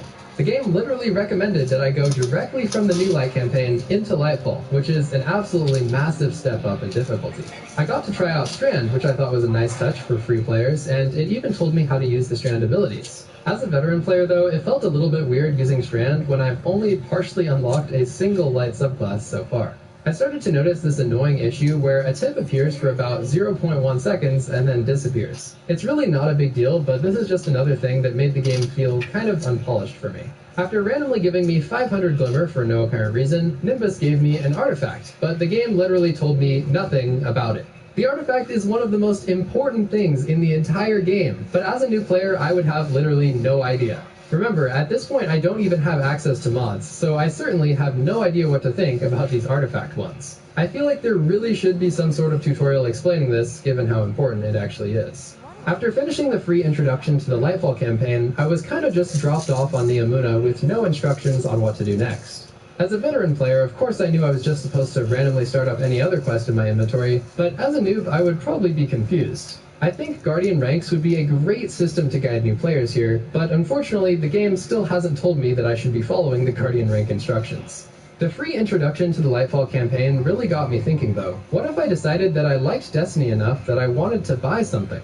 I opened up the store page and oh my, there are 13 individual things for sale related to Destiny 2. I'm sorry, but how is a new player supposed to have any idea of which one to get? Not to mention that the price tag for everything is pretty wild. If I'm new to a game, there is no chance that I'm just gonna drop $300 on it. Honestly, this store page is confusing to me even as someone who plays this game full time. I'm also a little surprised that Forsaken isn't free at this point, considering that the campaign has been removed from the game.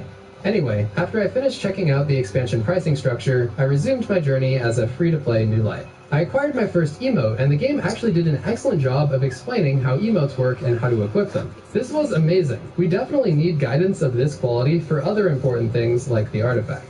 Next up, I went to the farm because the seasonal quest told me to, and I got hit with another endless loading screen. But luckily this time it didn't actually last forever. I saw another one of those tips on the loading screen, but it showed up for all of 3 seconds, which definitely wasn't enough time to read it. Putting myself in the shoes of a new player again, this would probably make me feel like I just missed out on some important information, but I guess it's not the end of the world. I went to Nessus because my Guardian Rank objective told me to, and I met with Failsafe. Then I completed a public event because one just happened to be there, and I made it heroic because I knew how. Veteran players often complain that noobs mess up the heroic events, but it's not really their fault. The game doesn't say a single thing about heroic events, so how are they supposed to know? I spotted a hidden chest in the wild, and the new player inside of me was super excited to get some amazing loot. But then it gave me absolutely nothing. Like, not even glimmer, just nothing. This just felt like another thing that would lead to disappointment and confusion for a new player. I headed back to orbit and was informed of double Nightfall loot and told that I should do a Nightfall. If I'm a new player, I don't know what that is. Actually, I don't even have access to the Nightfall to begin with, so I don't know why this is popping up for me. I was also informed that a timeline is now available.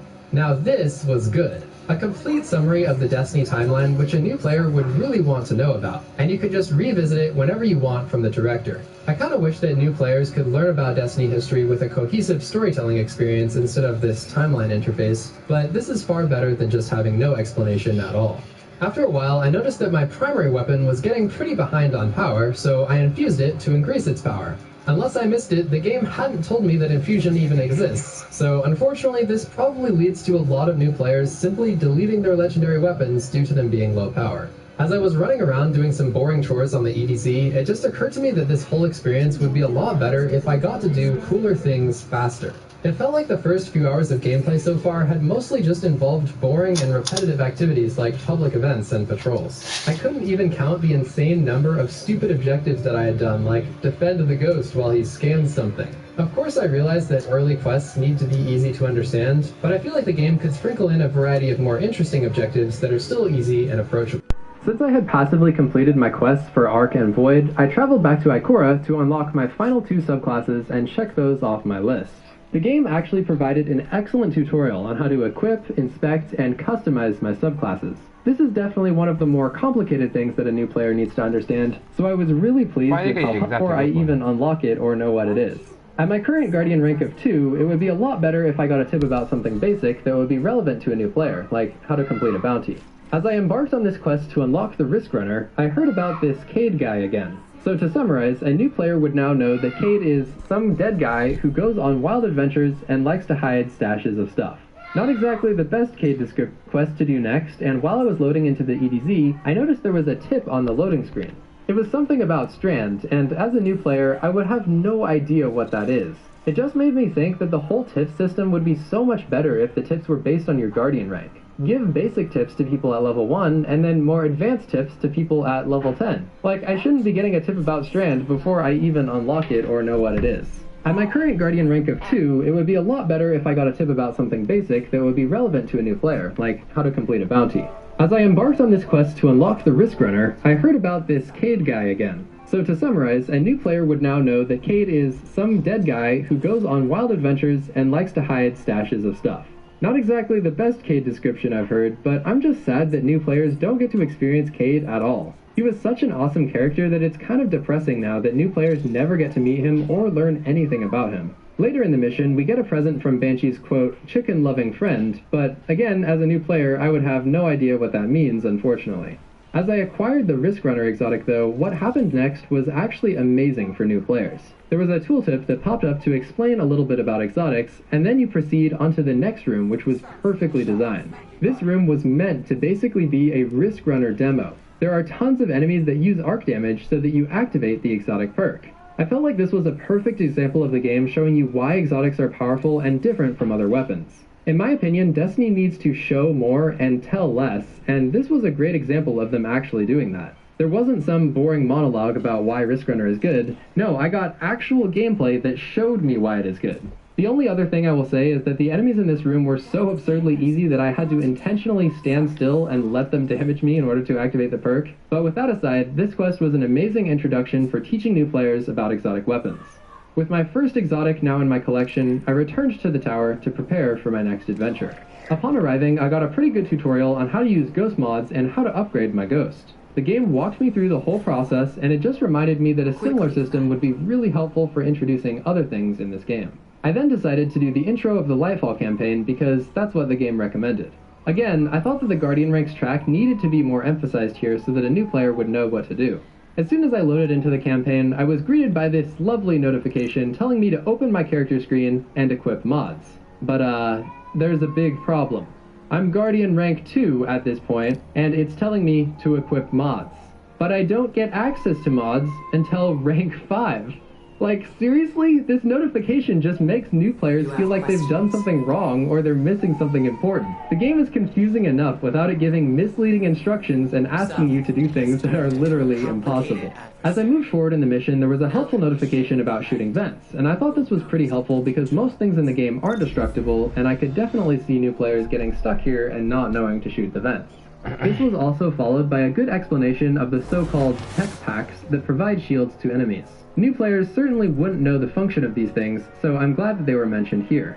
I'm again informed for like the 10th time about an artifact unlock, but new players still don't know what an artifact is because the game hasn't introduced it yet. The continued trend of unnecessary and confusing pop-up notifications that add no value was really starting to concern me. I fought off my first Tormentor, and given that I'm using absolutely trash gear and weapons, this was actually kind of challenging. I survived with like 2 HP remaining. Beating a Tormentor certainly would be very hard and potentially undoable for some new players who've only played the game for an hour or two at this point. Especially since there's no tutorial about how to defeat Tormentors and how to hit their crit spots, a lot of new players probably just get really lost here. And it's not like I'm deciding to challenge myself by running the campaign missions early or something. The game literally recommended that I go directly from the New Light campaign into Lightfall, which is an absolutely massive step up in difficulty. I got to try out Strand, which I thought was a nice touch for free players, and it even told me how to use the Strand abilities. As a veteran player though, it felt a little bit weird using Strand when I've only partially unlocked a single light subclass so far. I started to notice this annoying issue where a tip appears for about 0.1 seconds and then disappears. It's really not a big deal, but this is just another thing that made the game feel kind of unpolished for me. After randomly giving me 500 Glimmer for no apparent reason, Nimbus gave me an artifact, but the game literally told me nothing about it. The artifact is one of the most important things in the entire game, but as a new player I would have literally no idea. Remember, at this point I don't even have access to mods, so I certainly have no idea what to think about these artifact ones.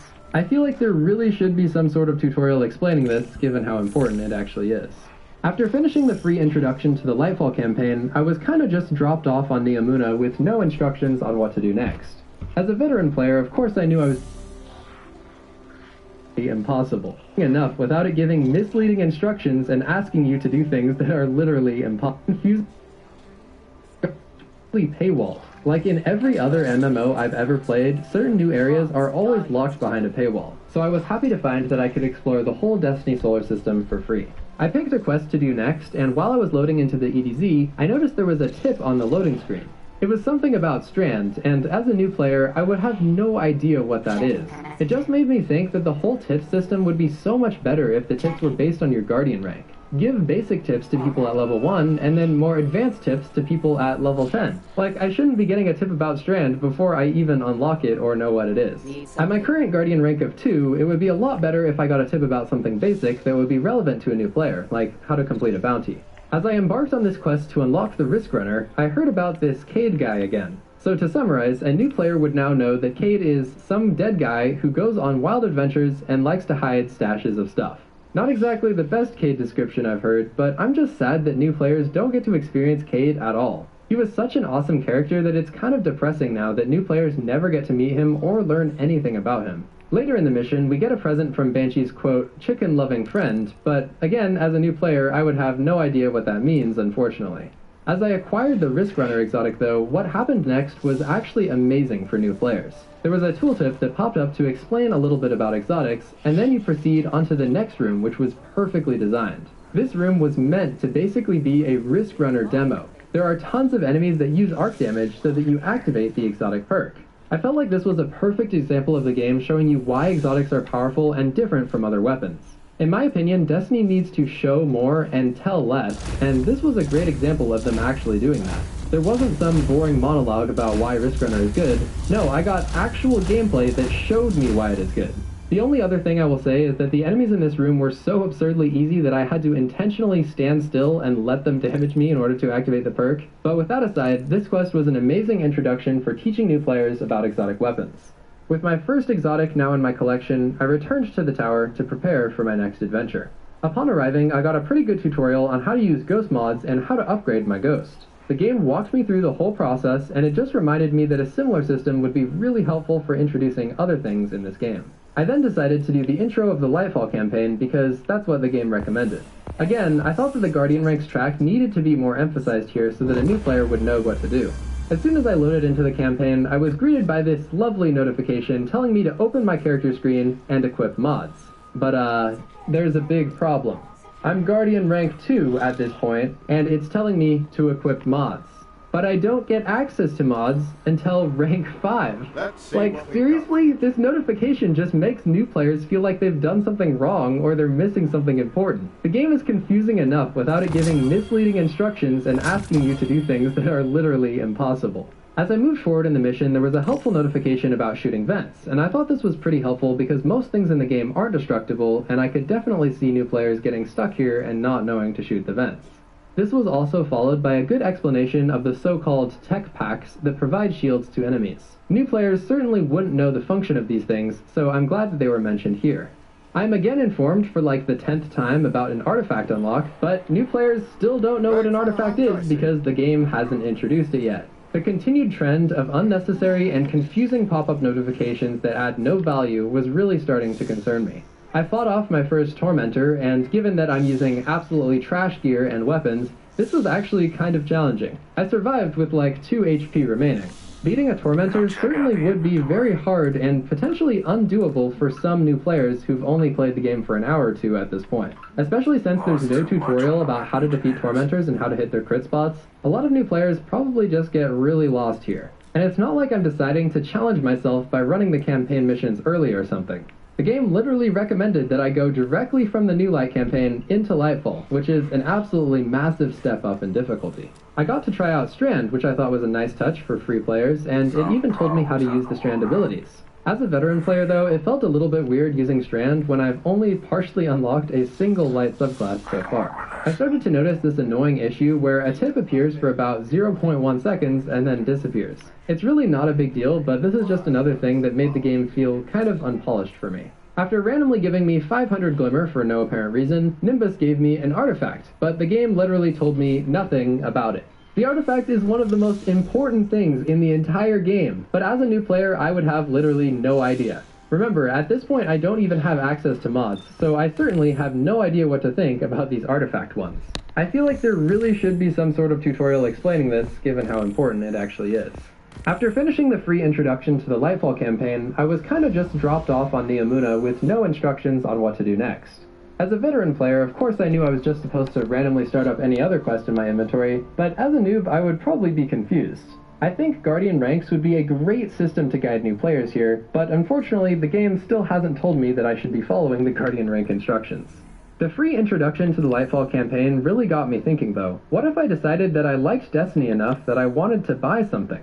I opened up the store page and oh my, there are 13 individual things for sale related to Destiny 2. I'm sorry, but how is a new player supposed to have any idea of which one to get? Not to mention that the price tag for everything is pretty wild. If I'm new to a game, there is no chance that I'm just gonna drop $300 on it. Honestly, this store page is confusing to me even as someone who plays this game full time. I'm also a little surprised that Forsaken isn't free at this point, considering that the campaign has been removed from the game.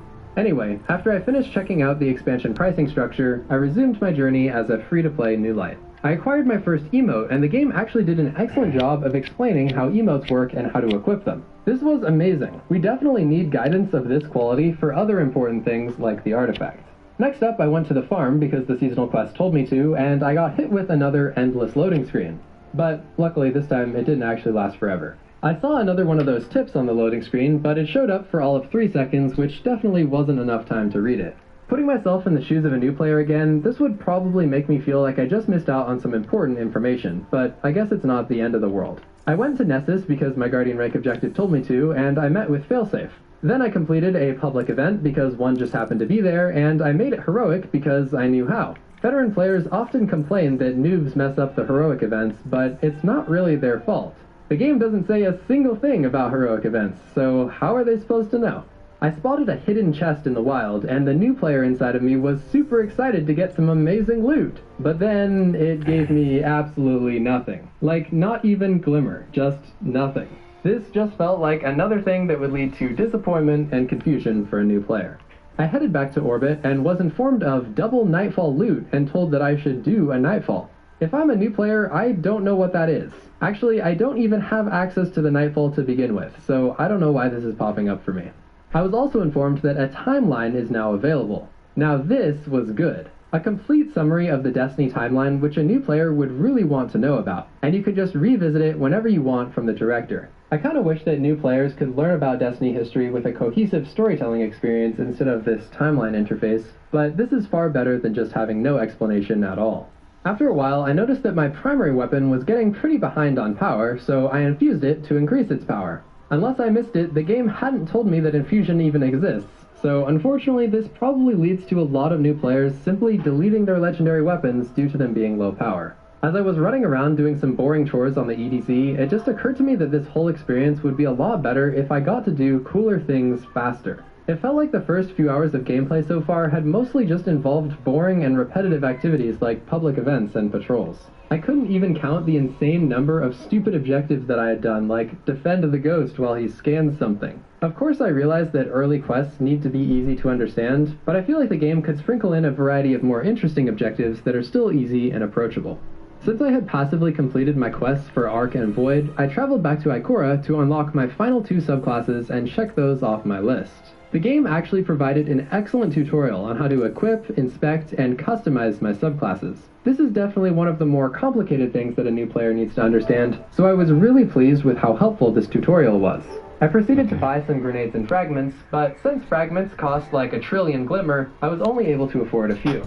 I was also pleasantly surprised to find that you can buy all of the supers for free. They used to be locked behind Forsaken before we had the 3.0 subclasses.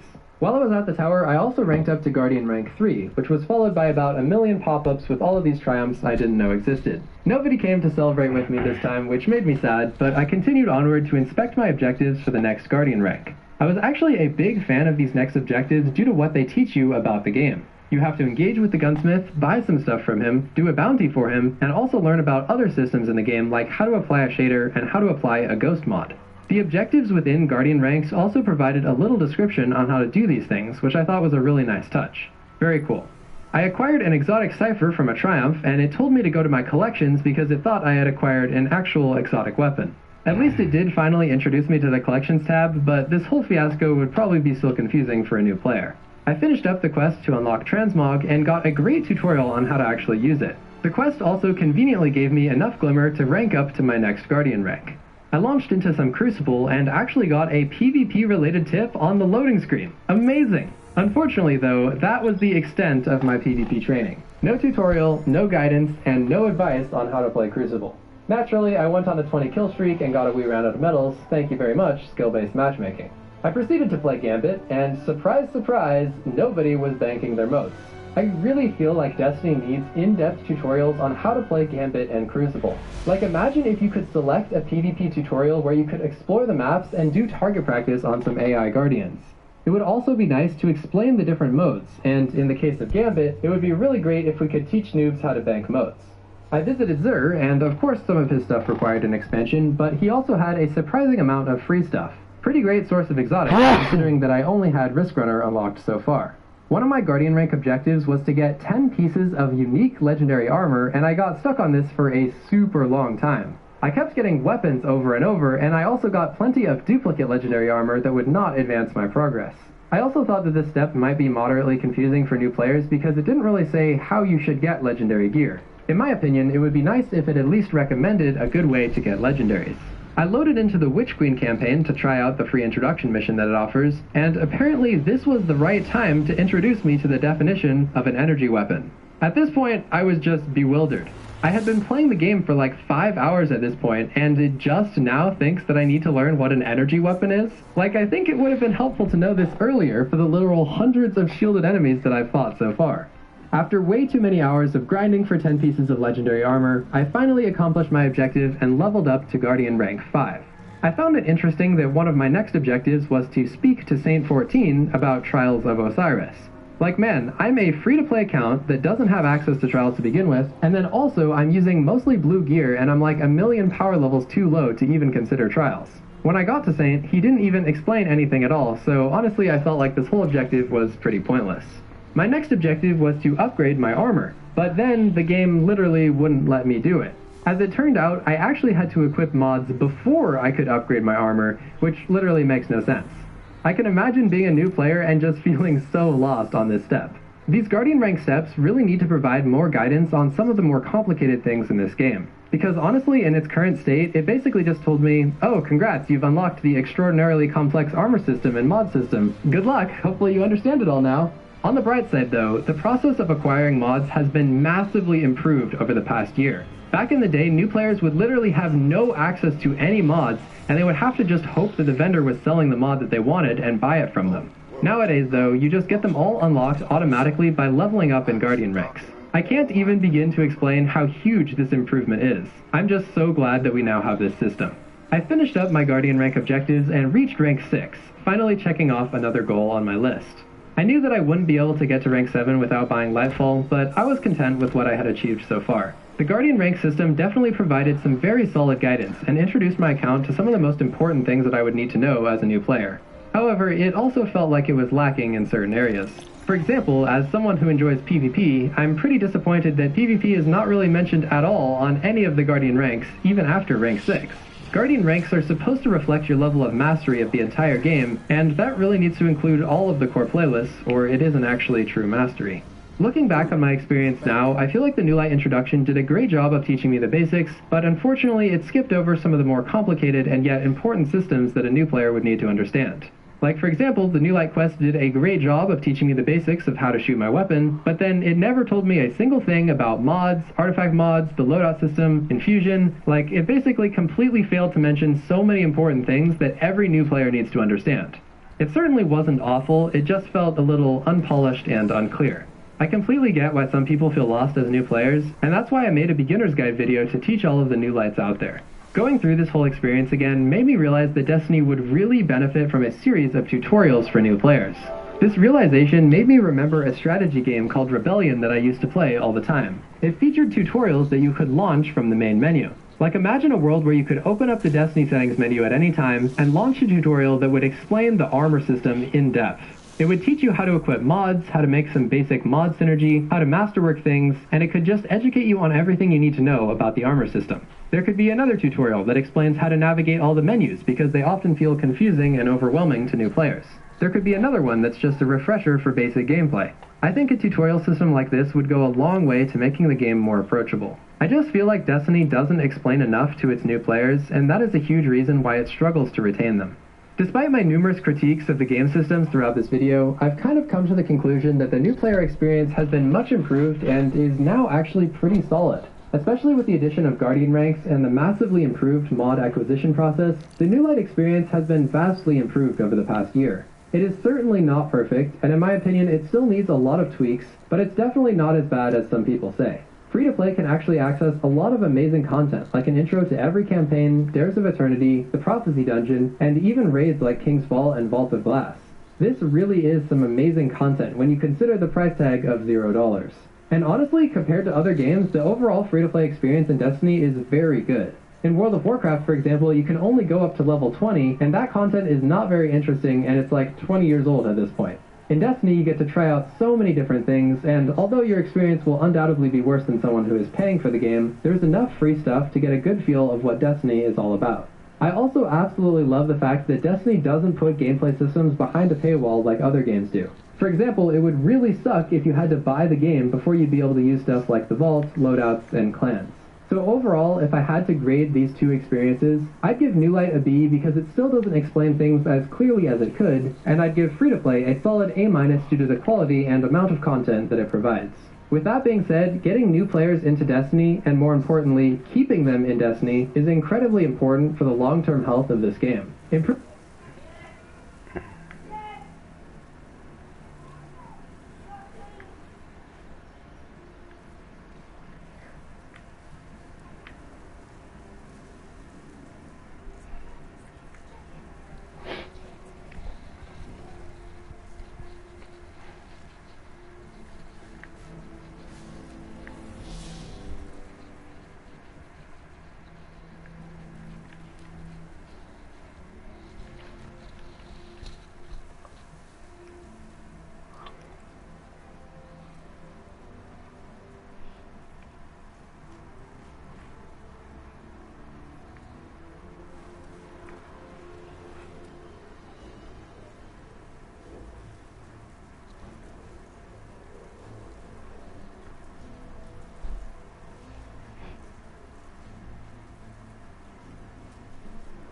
Improving the introduction and tutorials should be a top priority, and I still think that the new player experience needs some big improvements to make it more approachable and welcoming for newcomers.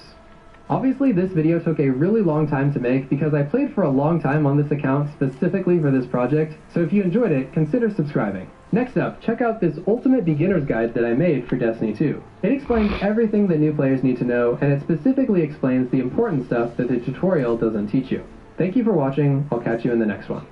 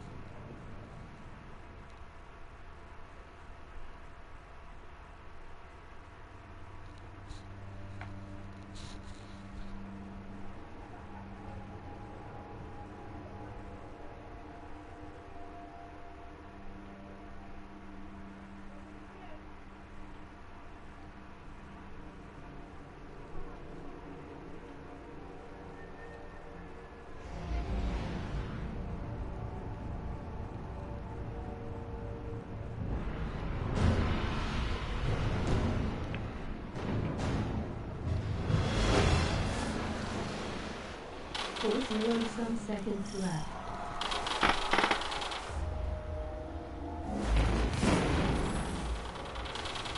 Yo, that thing disconnect. Give me a minute. I don't know what's going on with this.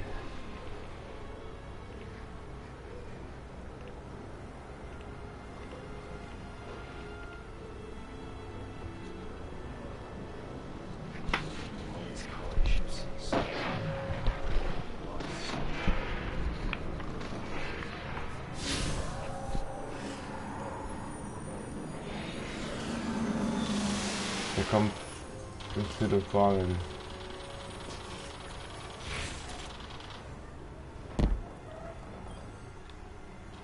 Need something?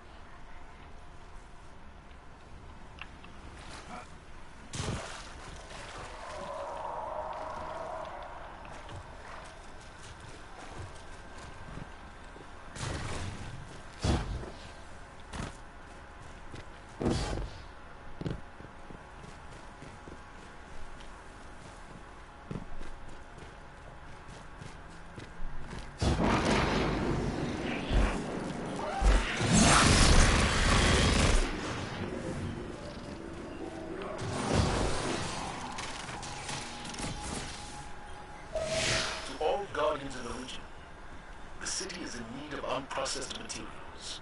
You're standing in a target-rich environment. They may have something we can use.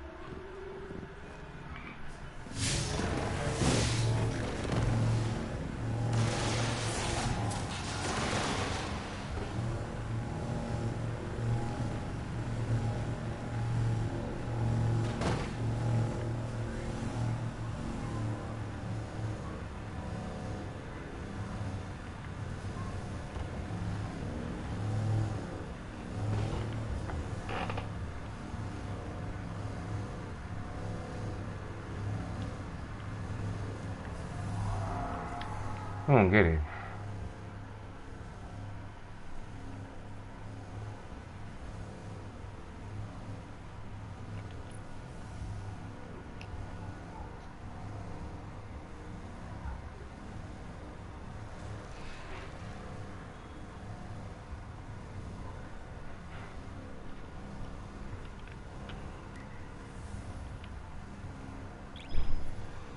Oh.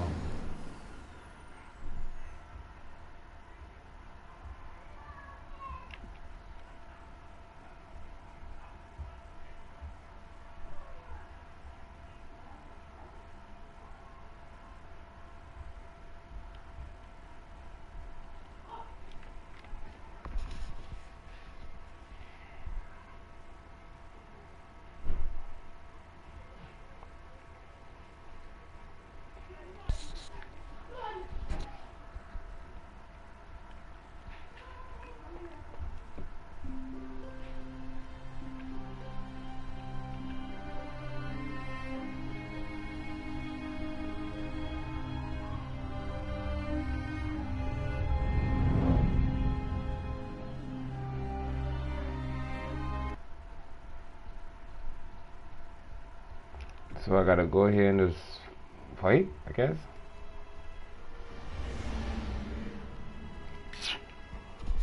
I thought you were gonna load me into a fucking story mission just now where you took me back to the normal.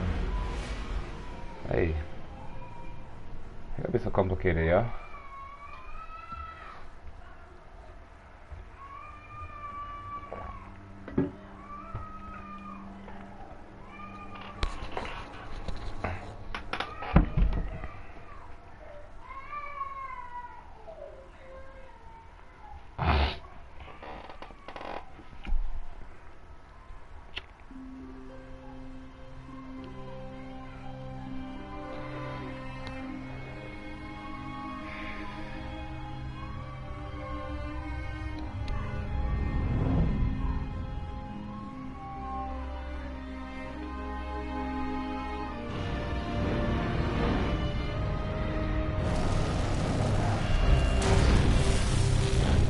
Okay. Some shit about to happen now.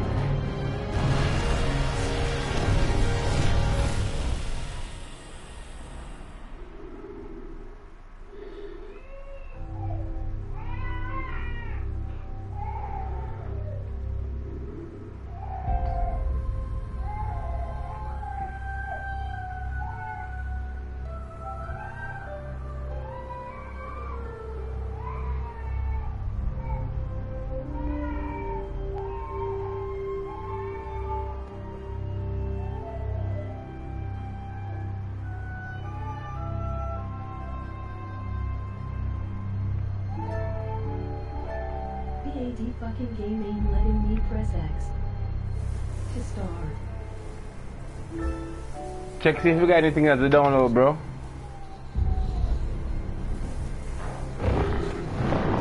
Is the control fucking up?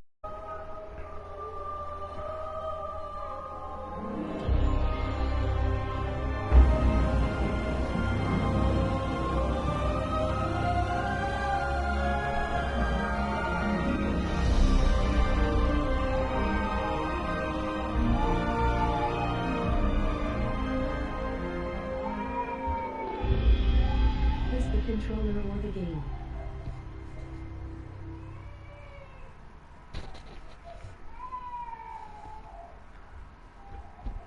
De-download dem done. Some say this universe is made of light and that's fucked up, man. These ancient forces flow through all matter and energy in our solar system. Joe want to put this on YouTube. I'm smoking me in the camera right now too, yeah? But we haven't always known this. When the Traveler arrived in our solar system, Cherry starting the game and see if that fix it. Man, sure again now with the issue right now, bro. Planet. Kinda mystic. A god. Its presence provoked and inspired great change. It terraformed several moons and planets. our lifespans increased threefold. And we launched colony ships to settle worlds beyond our own. This was our golden age. But like all golden ages, it was doomed to collapse. You check? The Traveler was pursued by an ancient enemy. A voice in the darkness. It found us. Humanity lost everything. With the last of its strength, the Traveler pushed back its enemy to create something new. The ghosts. In the dark times that followed the collapse, the ghosts chose the first light bearers. Immortal warriors gifted with the power of the Traveler's light.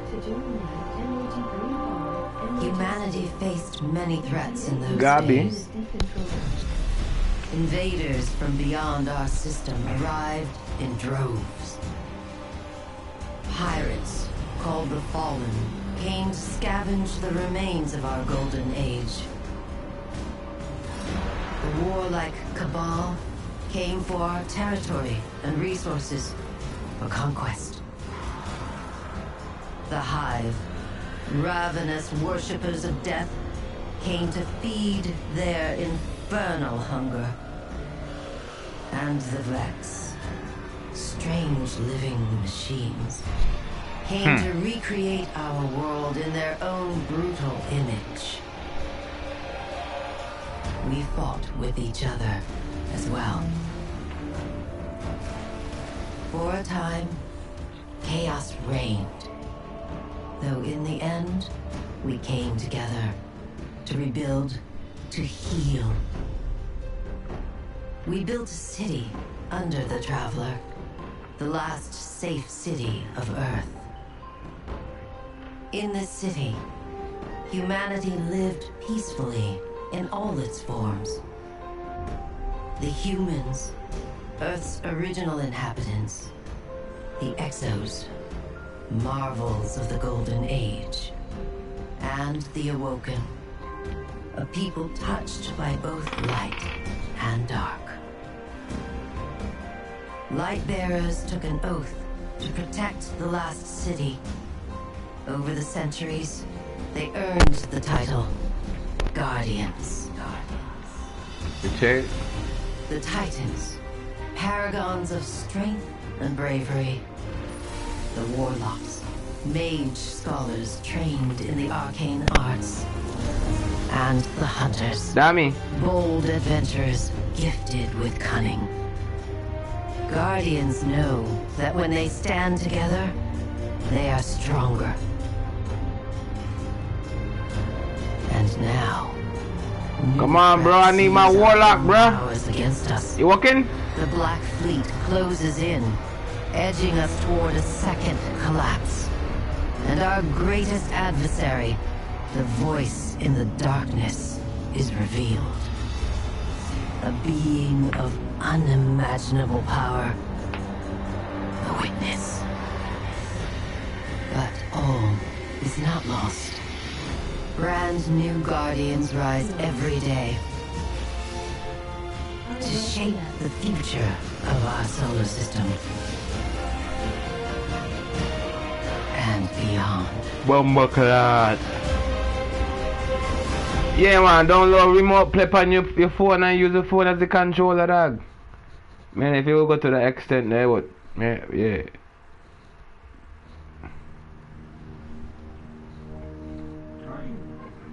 Guardian? Eyes up, Guardian. It worked. You're alive. You don't know how long I've been looking for you. I'm a ghost. Actually, now I'm your ghost. And you? Well, you've been dead a long time. So you're going to see a lot of things you won't understand. You check? This is fallen territory. Better fuck up, man. I mean, I'll tell you then. I have to get you to the city. Hold still. Don't worry, I'm still with you. We need to move. Fast.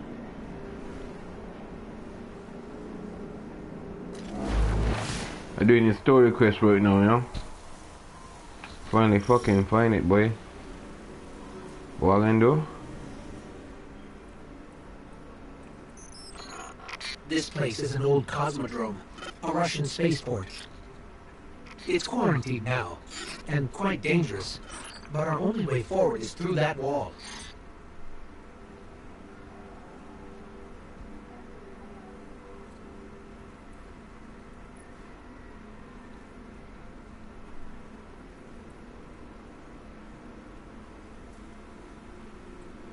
Consume more powerful items of the same type to boost the power level of this item. Infusing items with seasonal boost powers requires unstable cores. Dismantling items with seasonal boost powers to acquire unstable cores. Thanks for following me. It's been amazing streaming since I started. I'm glad you decided to join me. Emoji green heart, emoji snake.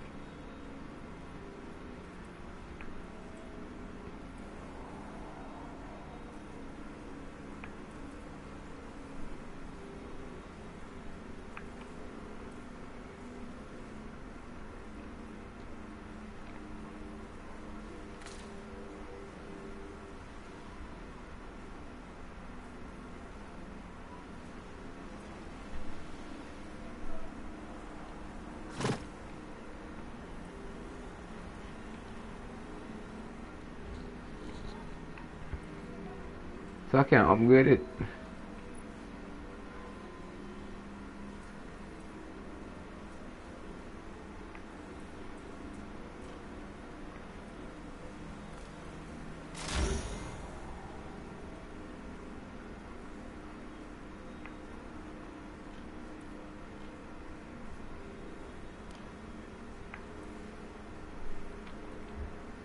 Okay, fuck all of that.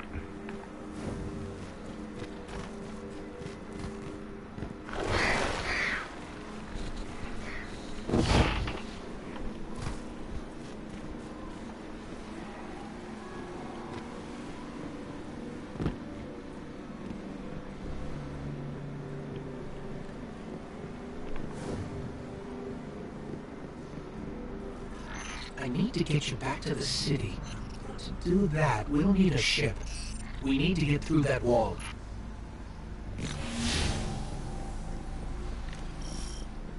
Careful. They're all around us. Okay. It's a risk, but I'll give us more light. Hard military system, check. Frame wires and rust, check. When I flip this switch, expect trouble. Not good. Definitely not happy to see us. There's a rifle. Grab it. Dami dong kawannya na brother.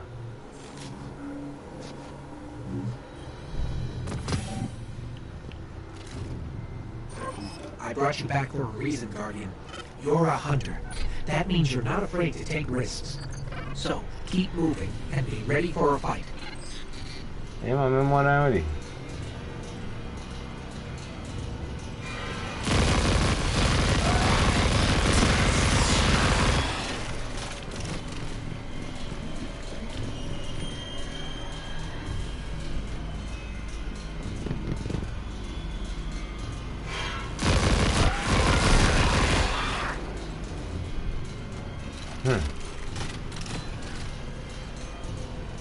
Stay focused. If your tracker blinks, there's trouble nearby.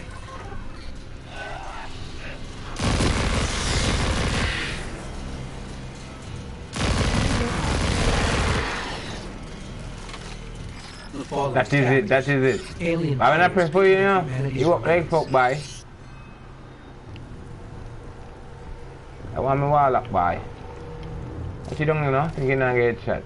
Supposed to be for you.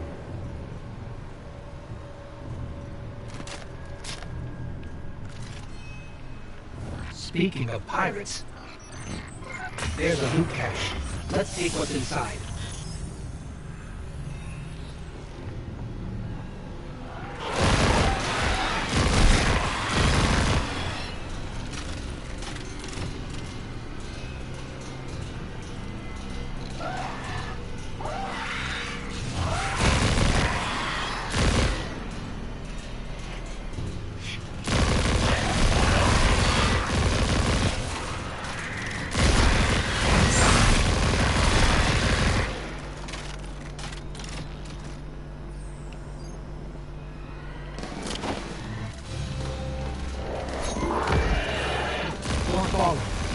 breaking income.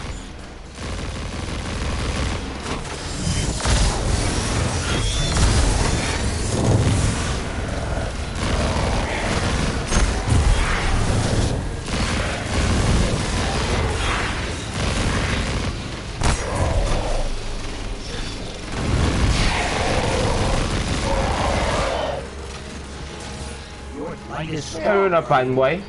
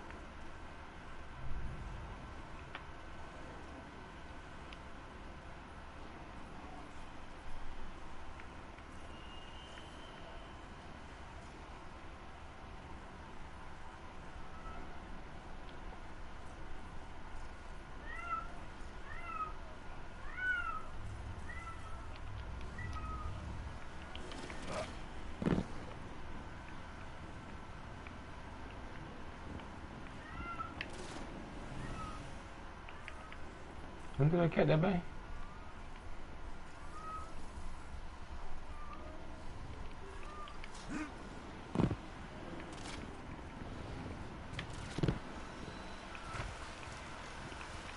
Keep pushing forward. I'll locate a ship we can use to fly home.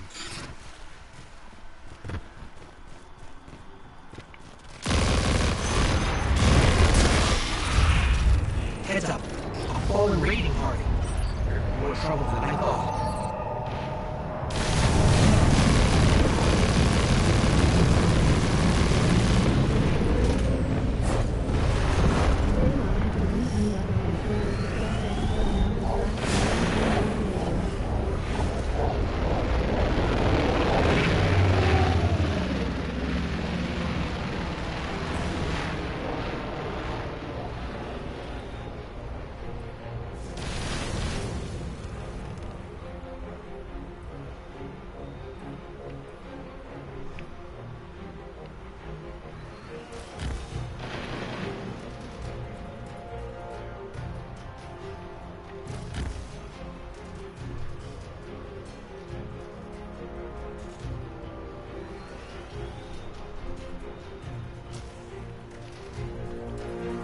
I had to use other controls to press the X, but now the black one act normal again.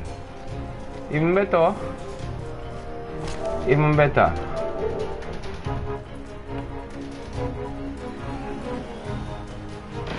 We are going on with this one now.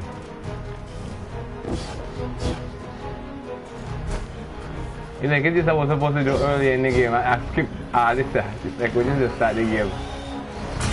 Maging medyo ko na gonna but again, level up again, wala pa, that's it, thank you. No, Mr. Bad Bomba Club, boy, you over there.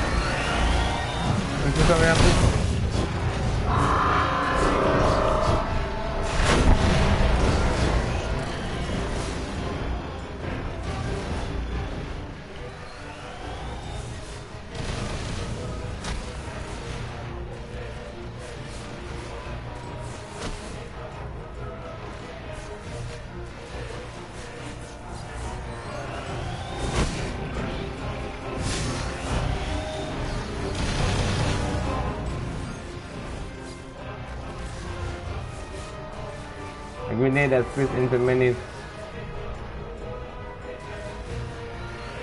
Auto.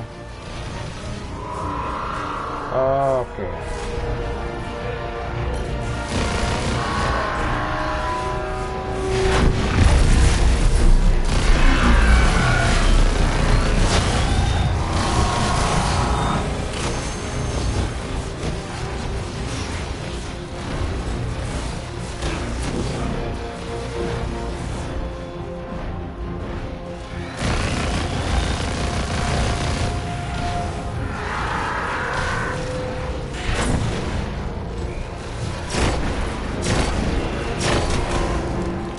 And then they got weak spots, that's for sure. Come here.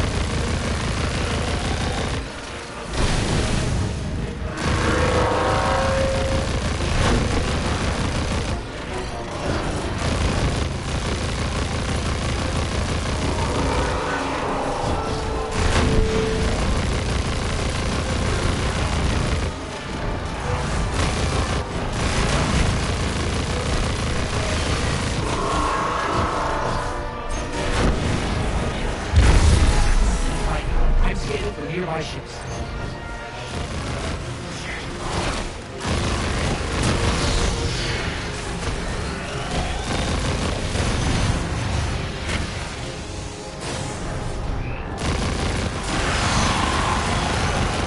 You're doing great. Focus on the ball. You gotta catch it. I think I'm getting it. I'm getting it. Yeah, move it. So they're hitting 90.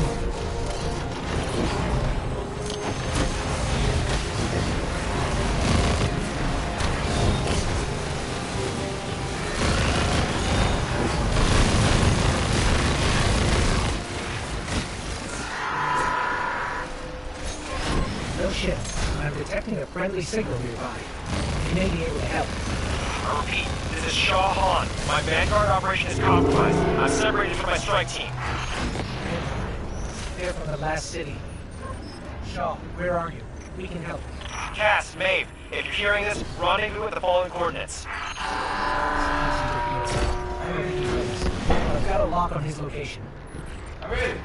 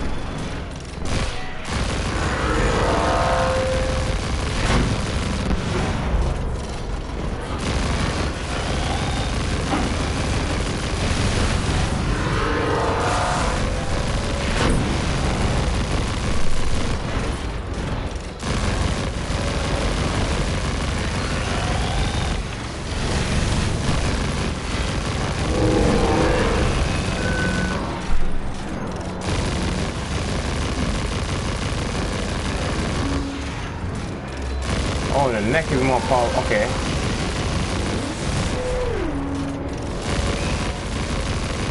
I need no more fucking neck right there. Go me down right now. Work on the next leg right there. Okay, I got you now, bitch. I don't know why I had to do it the second time, but I missed my thing. You better give me my chest. Pay me.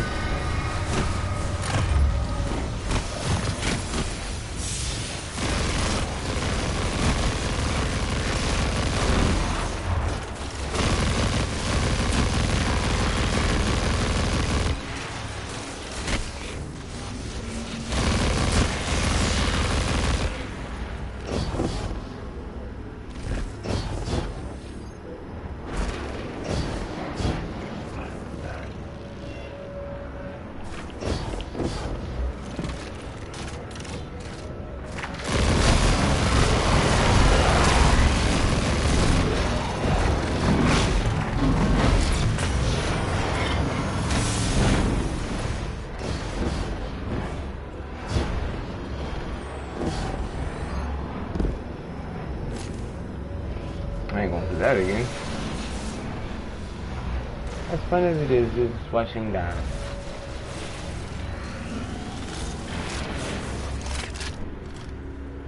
Now, this is a badass tool.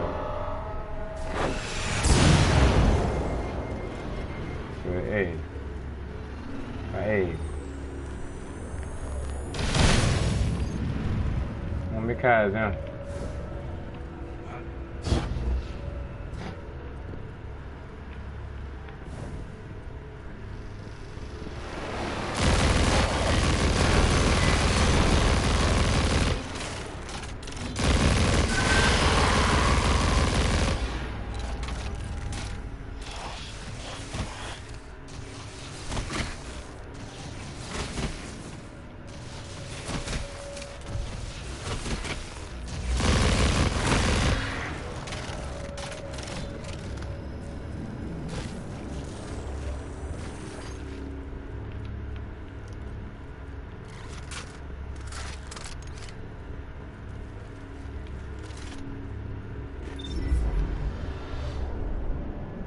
Good?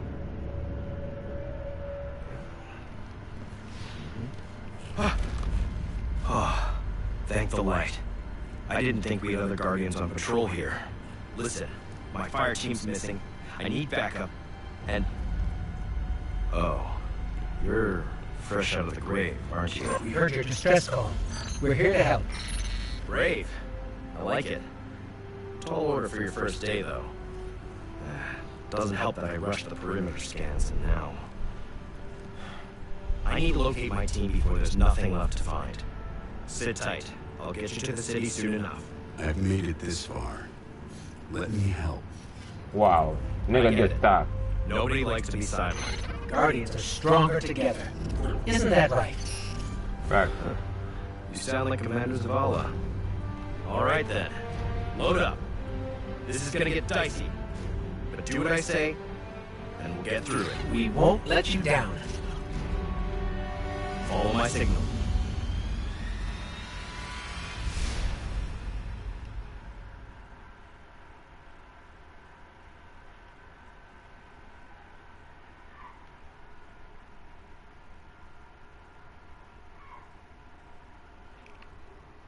That's an only on level 2 though. Yeah, you just got rank up, G. You don't know. Do the bounty them, do the mission them. Know what I mean? Do the most what you could do for the free to play. So far so good though. It's the mission they're doing right now.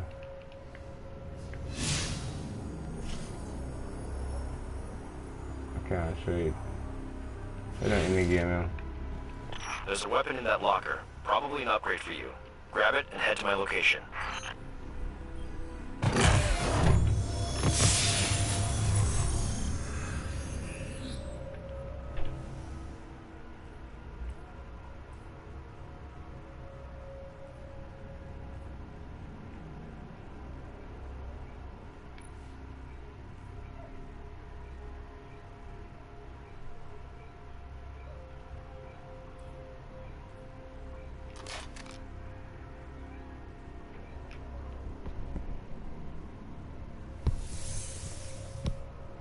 check.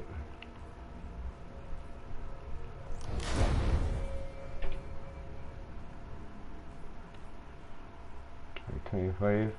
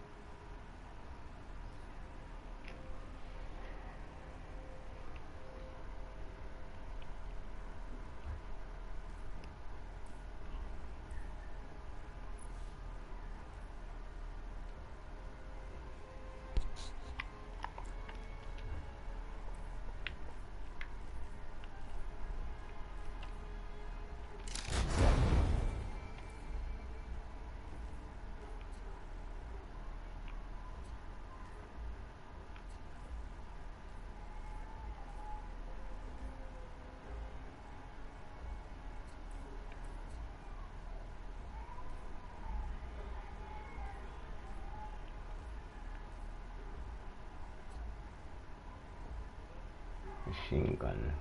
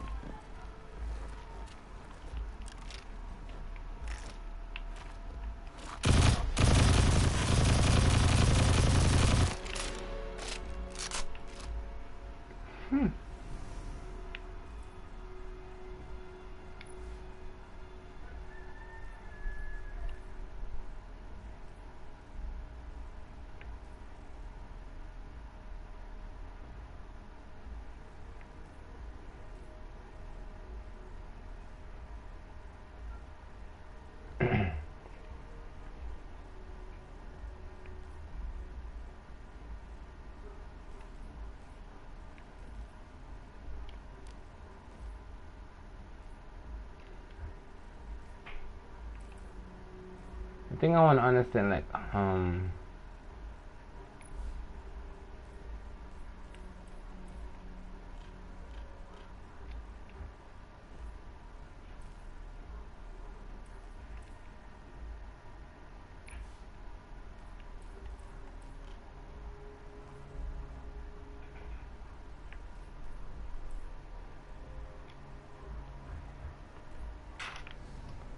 like it's only like legendary weapons that could do that shit. I'll scan for signals from my jump ship. I need you to be my eyes on the ground.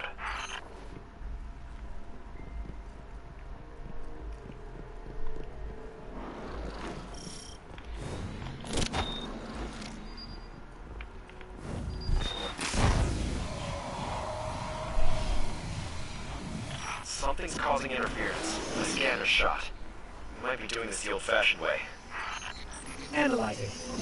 I've got a source for the interference. Let's check it out.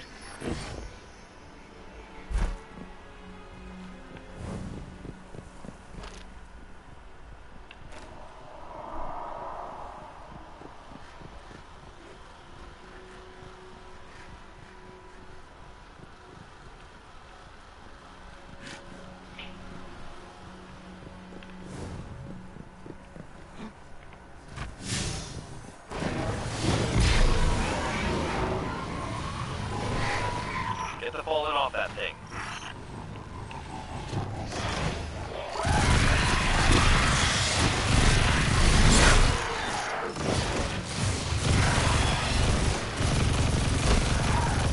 oh, like this shit shred down.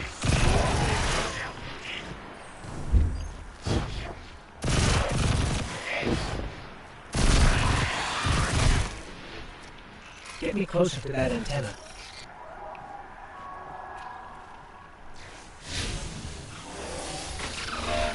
Stolen city tech has been spliced in here. That's scrambling your scans.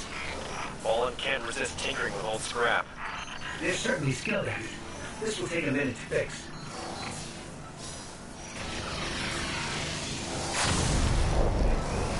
Hold them off while I work on this.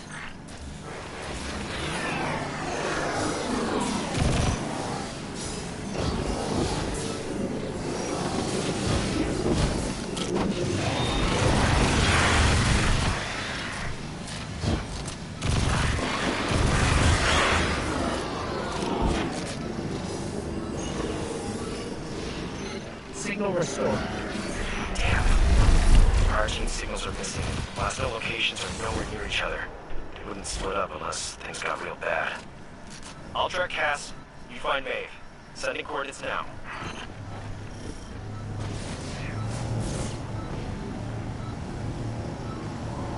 Oh, I remember. I played this too. You had some stuff. When's he gonna go? Right here.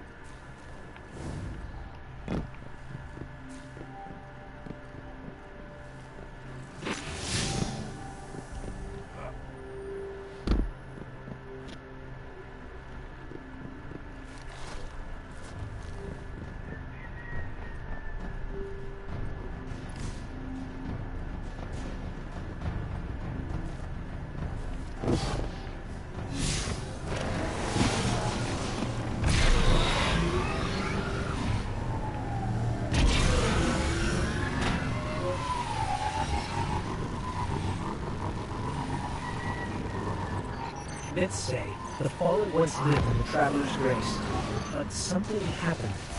The Traveler left them, and that brought ruin to their civilization. They've come all this way chasing what they lost, hoping to get it back, or take it from us.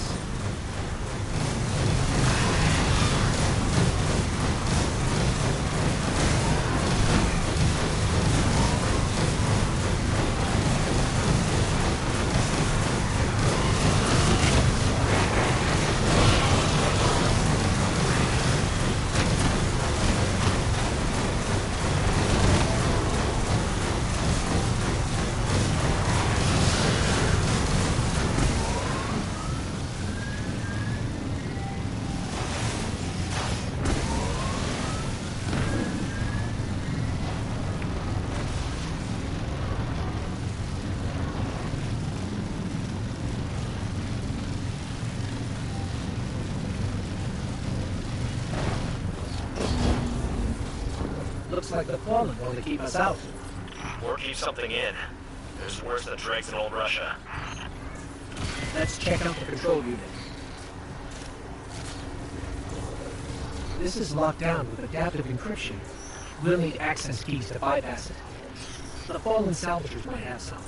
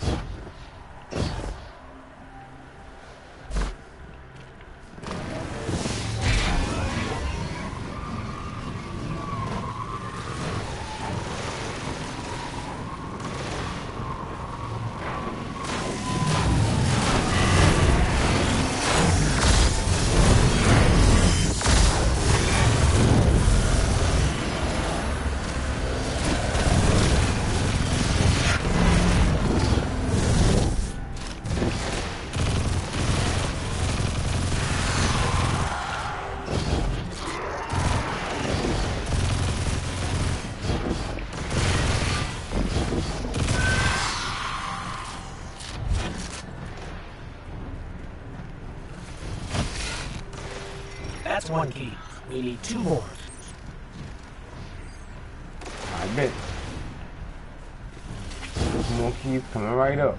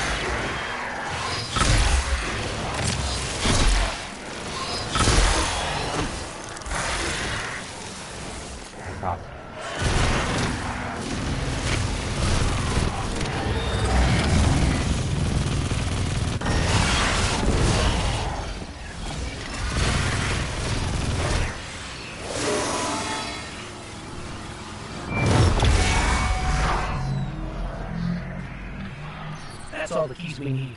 I should be able to break the encryption now.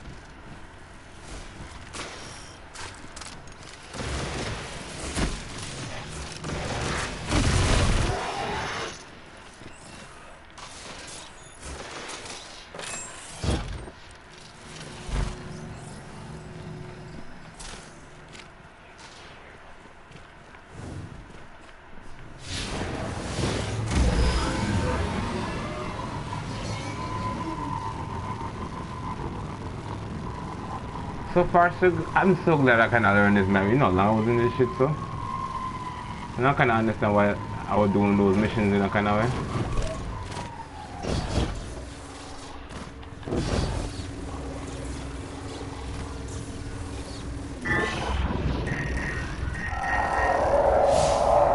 Shaw, you were right about this barrier. The Fallen were keeping the Hive at bay. Name's in more trouble than I thought. You need to hurry.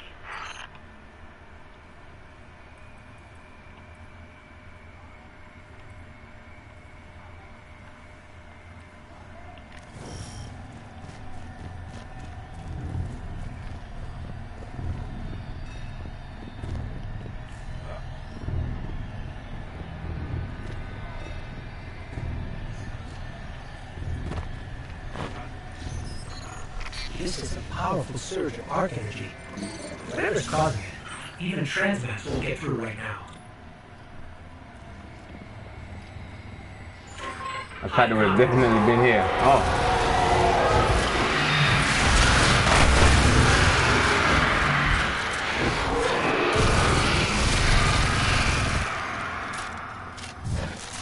That was convenient.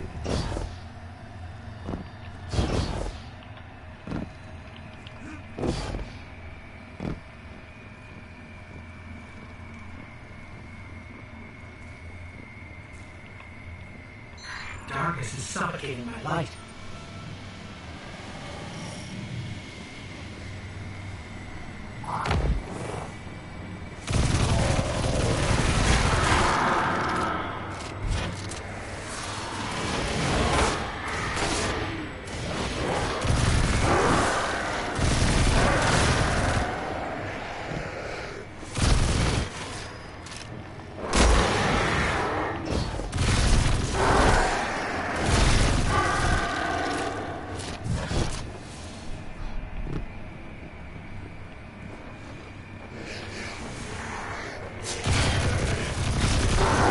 Main signal is just ahead. No.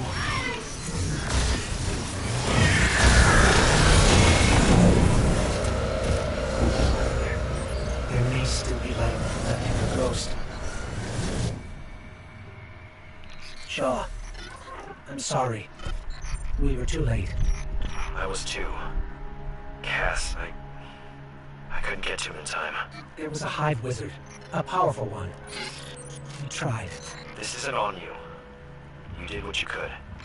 We have the remains of her ghost. She'd appreciate that.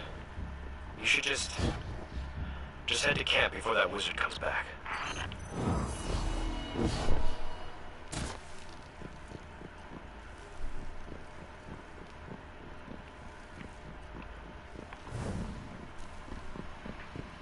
Mission's ending.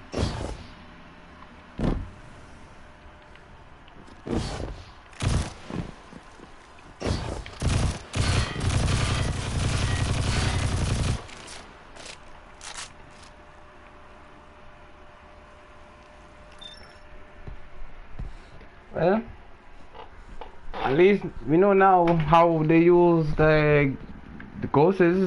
I hope I could get one. Sign me up. Somebody should show Elon Musk this shit.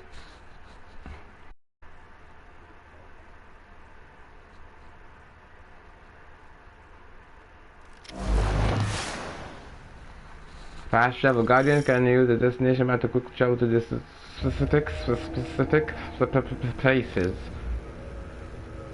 Okay, thank you for this. Hold. This is the map of your current destination corridor. Press and hold X on the landing zone to instantly travel to landing zone. Yes. And if you do this too, bro, you're gonna get an exotic. They give you a free legendary, yeah? Just let me know what your name is, then we could add each other in time, and I mean that. We're gonna kill some shit. For real, for real. Let me go ahead and have my camera. I wanna post some of this on YouTube, so I gotta be careful with the little rules and regulations and all that shit over there. I mean, at least you could see I'm trying. At least you can see I'm trying.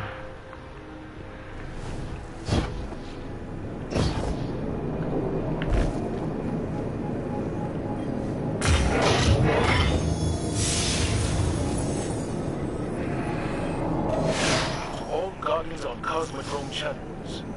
The city supply vectors have been disrupted across the system. The people need resources. Local hostiles should have everything we're looking for.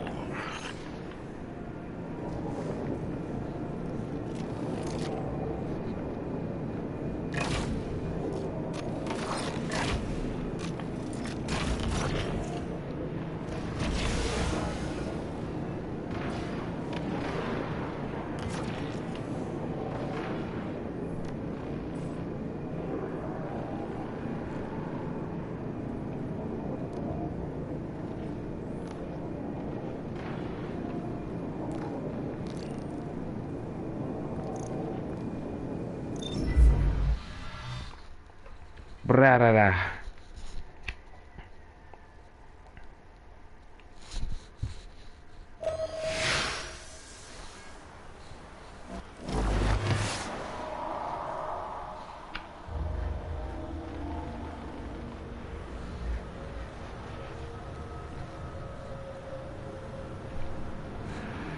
Hey, yo.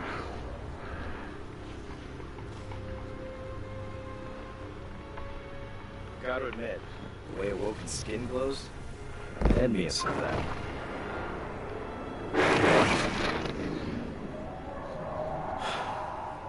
Even the light has limits. Sometimes you don't come back. That hive you saw was a powerful wizard named Navota. Navota! Didn't expect to run into something that strong. I wasn't prepared. Now it's too late. Maeve and Cass knew the risks. Best way to honor them is to finish the job. There's a Golden Age relic, a superconductor, in a sealed chamber nearby. Vanguard says we can make This is the relic, bro. It's the first legendary weapon you go get when you do the story mission. The superconductor is overflowing with arc energy. Can't even get near the place, much less break the lock. We need to find a solution, and something tells me our fallen neighbors know a thing or two about the infrastructure here. These were my fire team's assignments. They're yours now. Go shake the tree, we'll see what falls out. Give me a gun, nigga. How about that?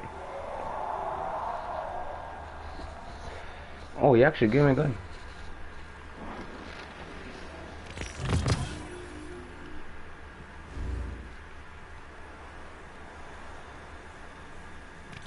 All right.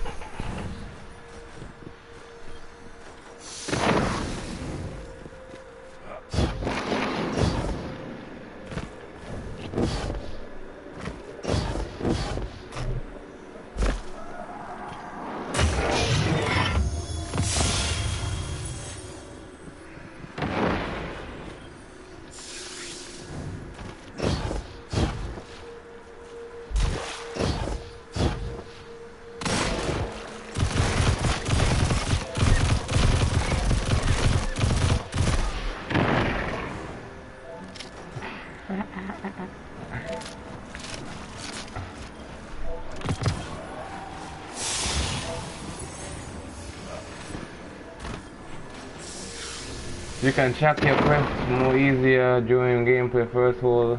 Okay. Yeah, that ain't coming out this fucking, you know what I mean?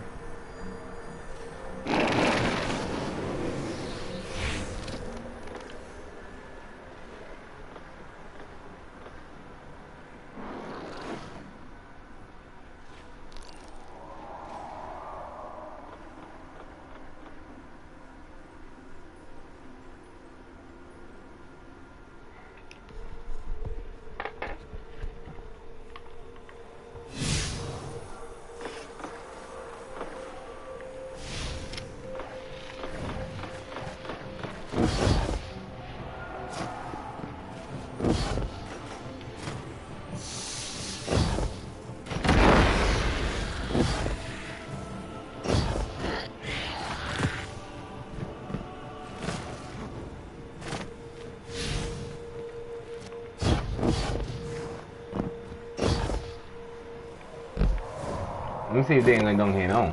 The main reason I wanted to do this one. Yo. Pop out, where you at? No muscles? Nah, man, that's some bullshit. Not a single fucking monster, bro.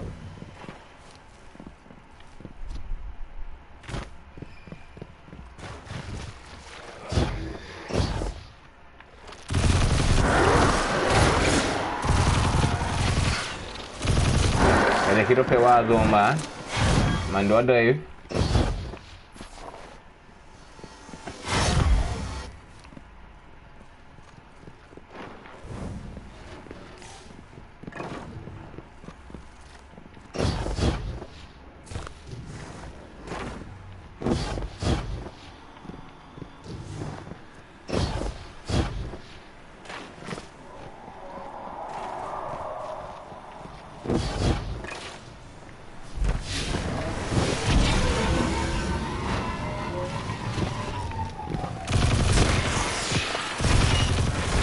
What the fuck was... I make his soul left his body just now, dog. What the fuck was that?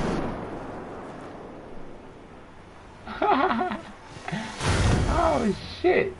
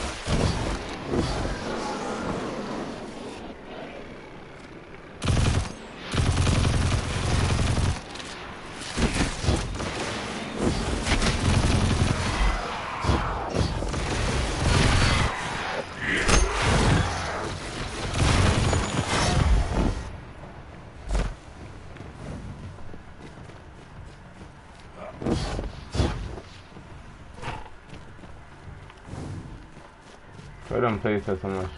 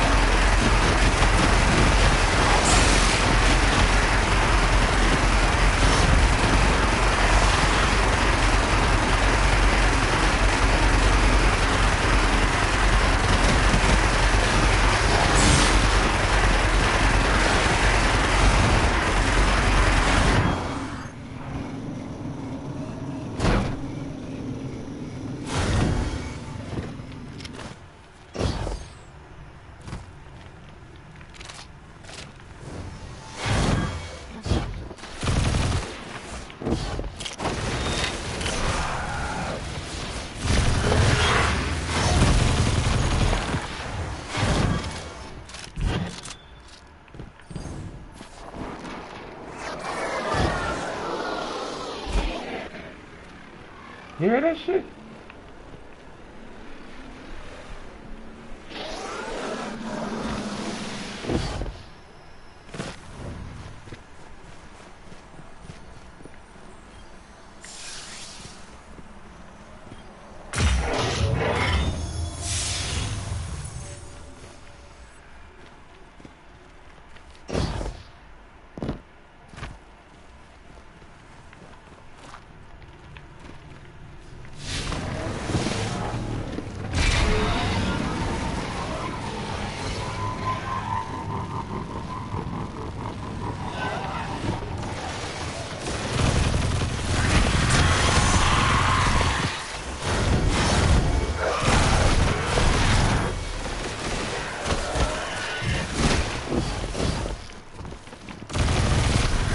Are you safe up here?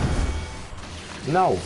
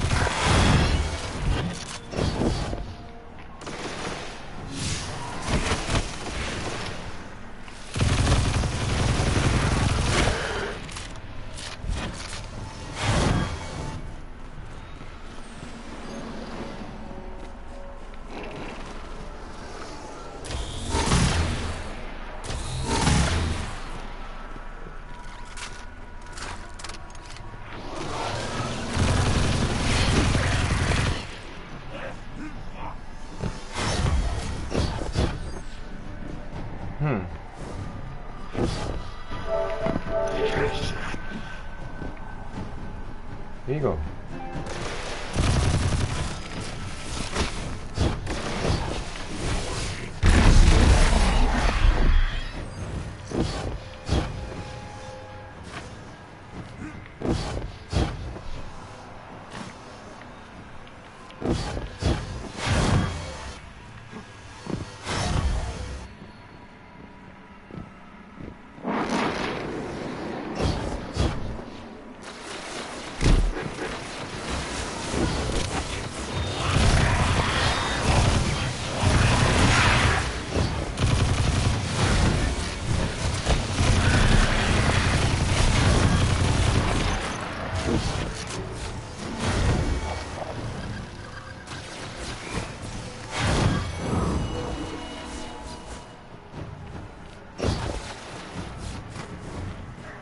activate this machine over here.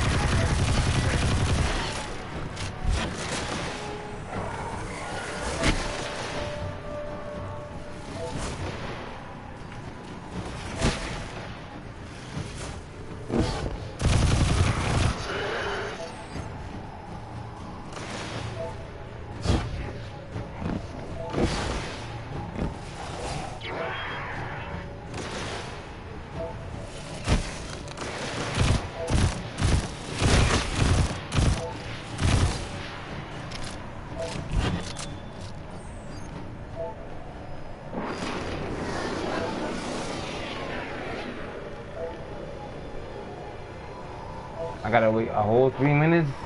You kidding me?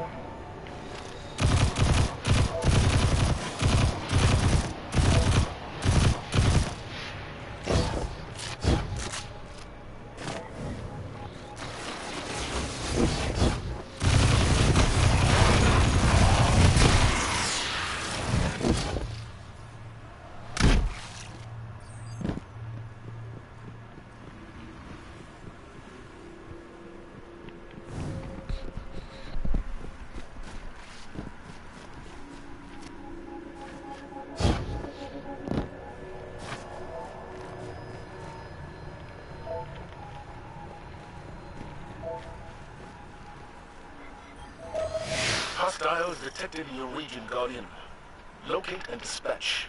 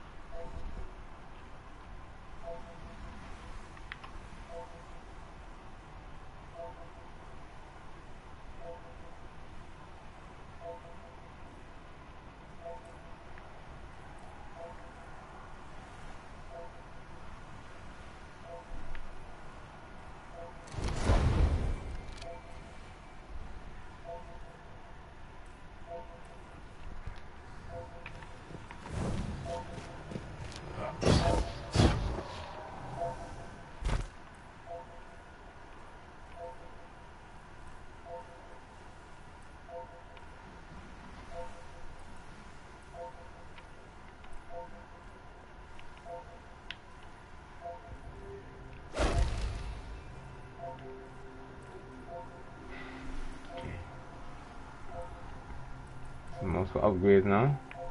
Can't do nothing else.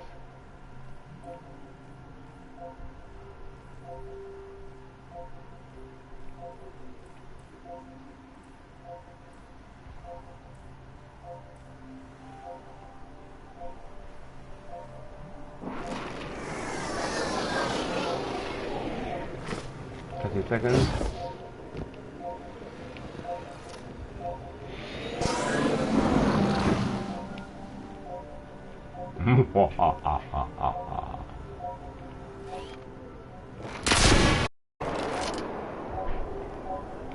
That was awesome.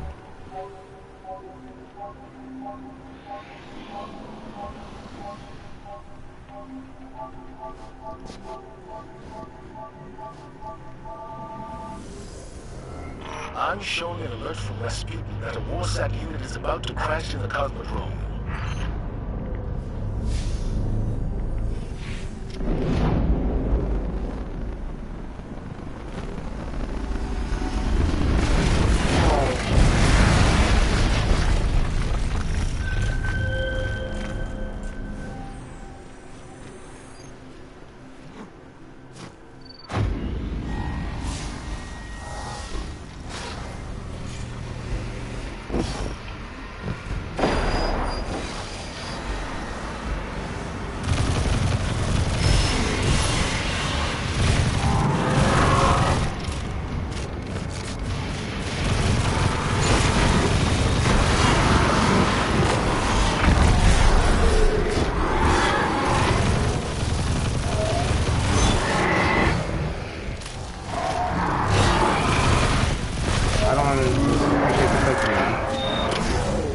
Back up.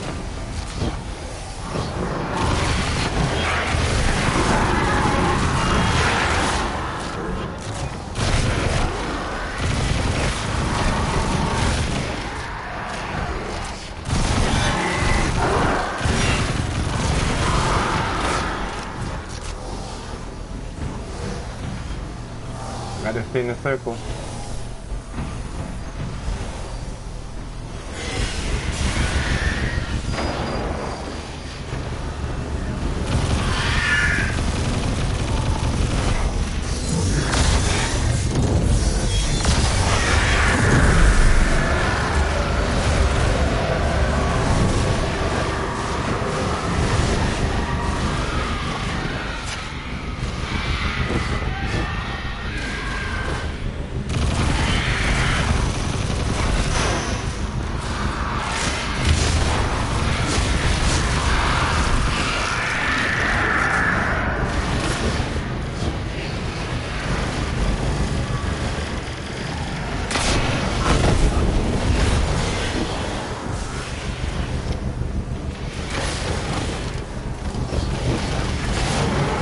One rocket for everybody.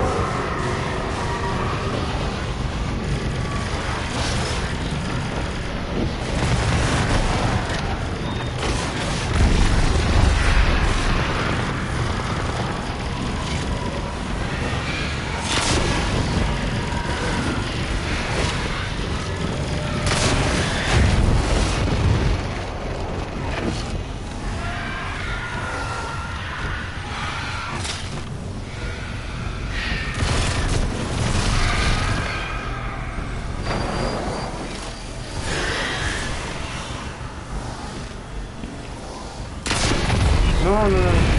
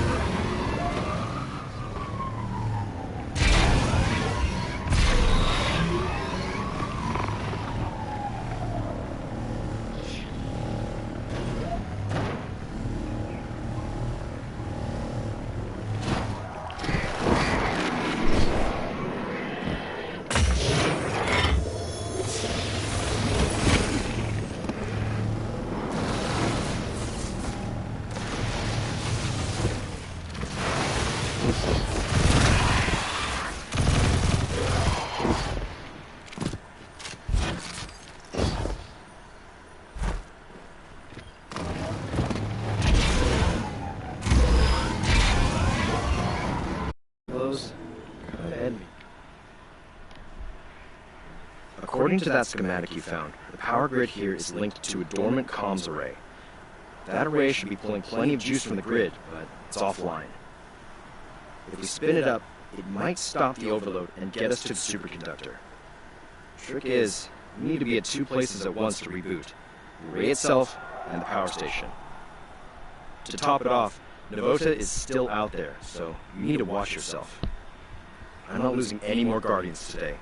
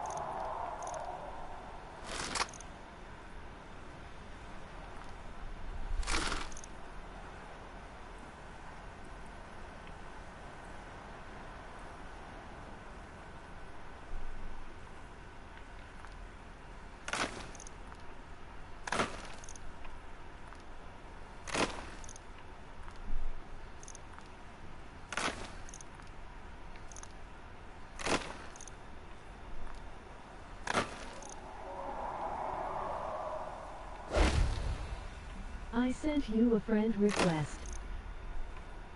Yeah. Amazing. I bet.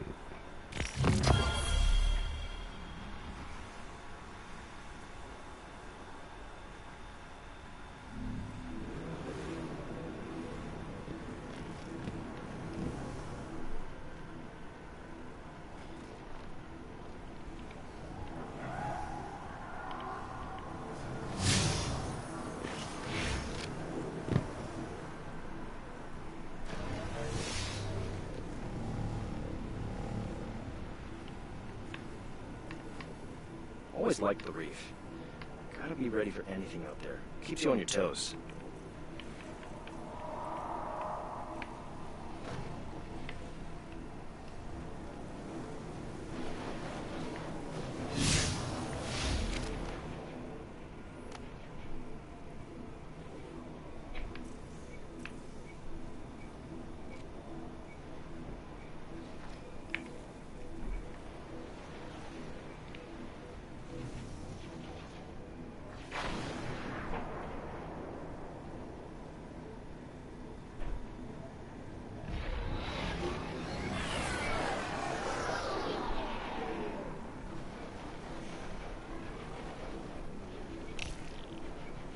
I just accept it.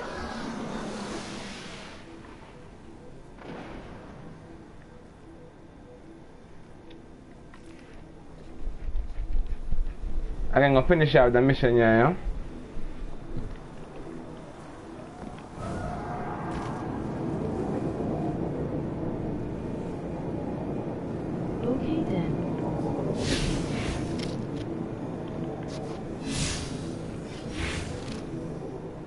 Close call with that vandal. Had me dead to rights. Can't be that sloppy.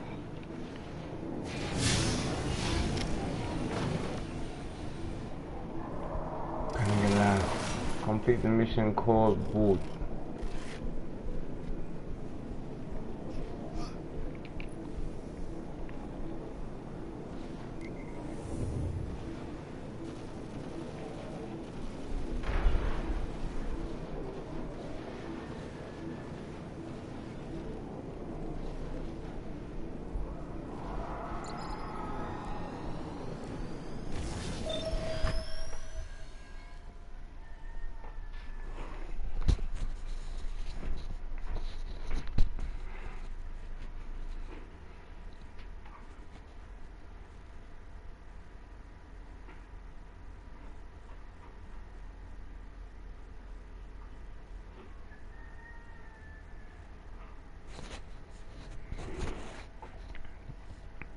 You're getting through the game, though, right?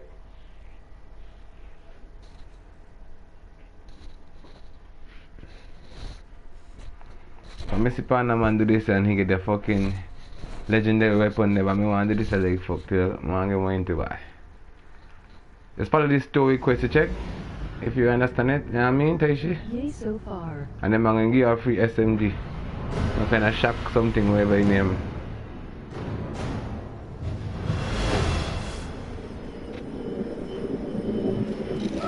I reach? Okay. And just now, man, if you see what I do just now, but if you ever want to find a quest and you can't find it, do what I just now do and it would lead you here. To the quest more easier, I guess. Man, you know what the fuck I'm supposed to do though? I ain't seen none.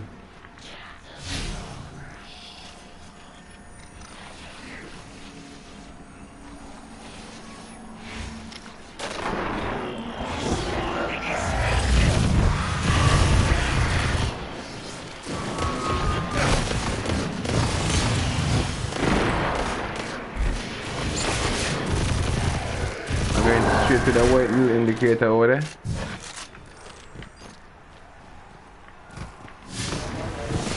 See that Daisy.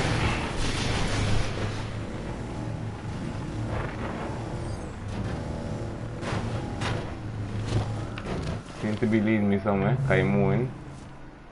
Okay.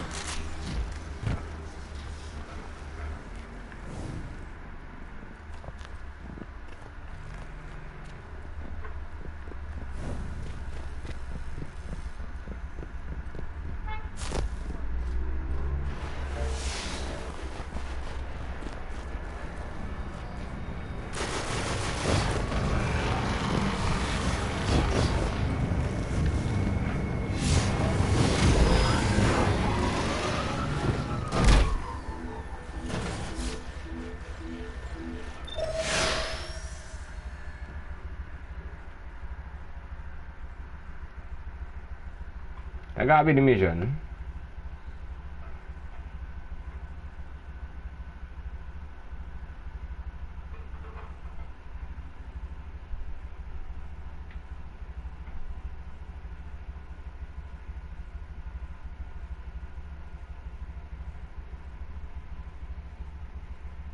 This is Shaw. I got a low-altitude Warsat on radar. Drop it fast. Anyone got eyes? We need to get that array operational to balance the power grid. I can reboot it from the station out here, but not while the systems are in lockdown. How can we help? Find the central terminal. You can patch me in from there.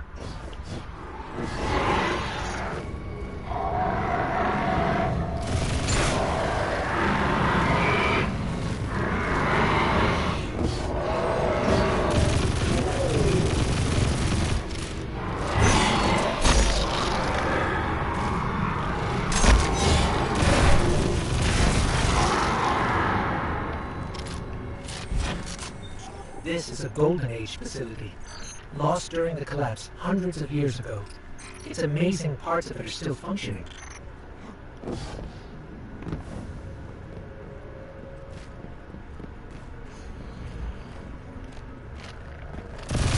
If Shaw's right, activating the array should stop this arc energy from overloading.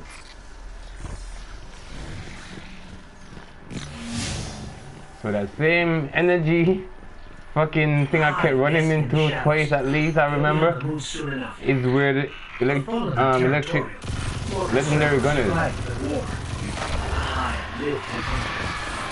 their minds, all things have to earn the right to live through victory in combat.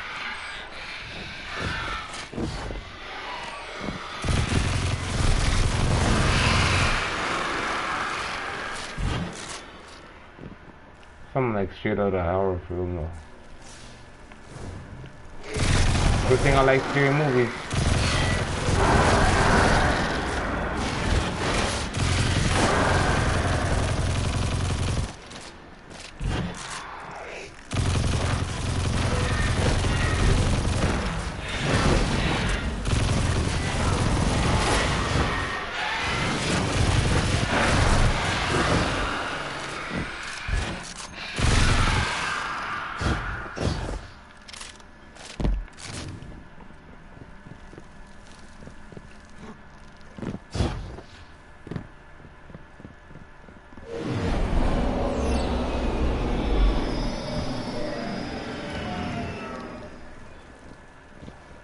What kind of bullshit was that?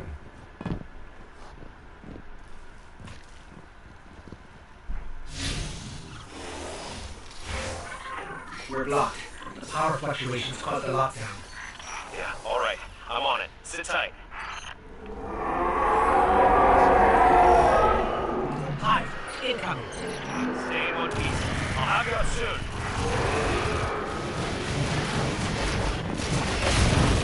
Pretty worried about them.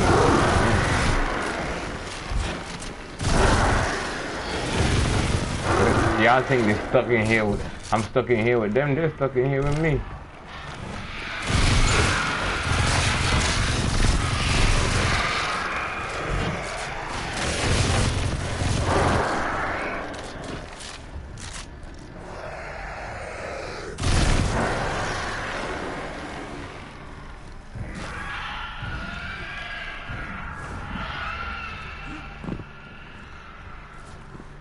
Windows though.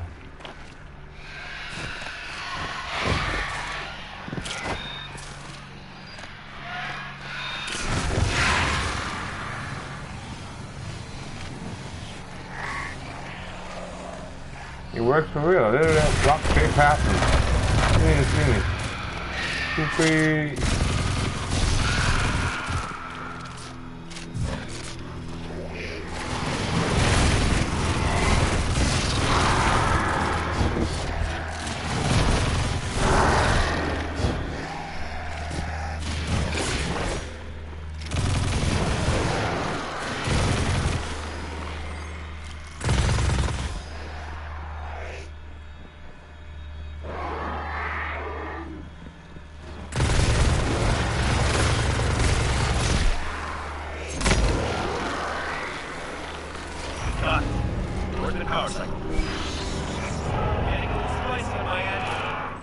need backup.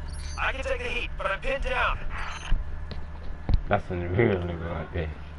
I'll be there in a few seconds, man. Take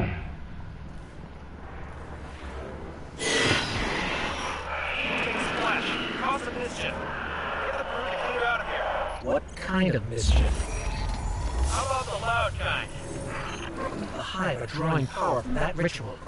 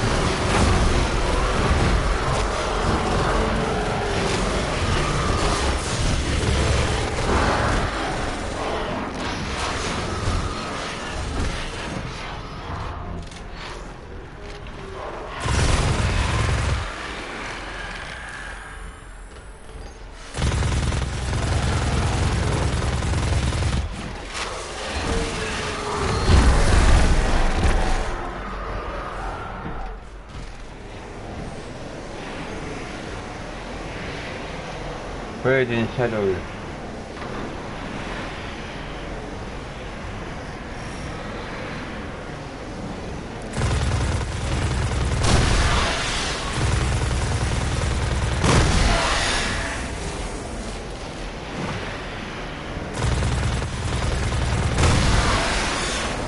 Alright now. Whatever you're doing is turning heads. Keep it up. Eye contact increasing.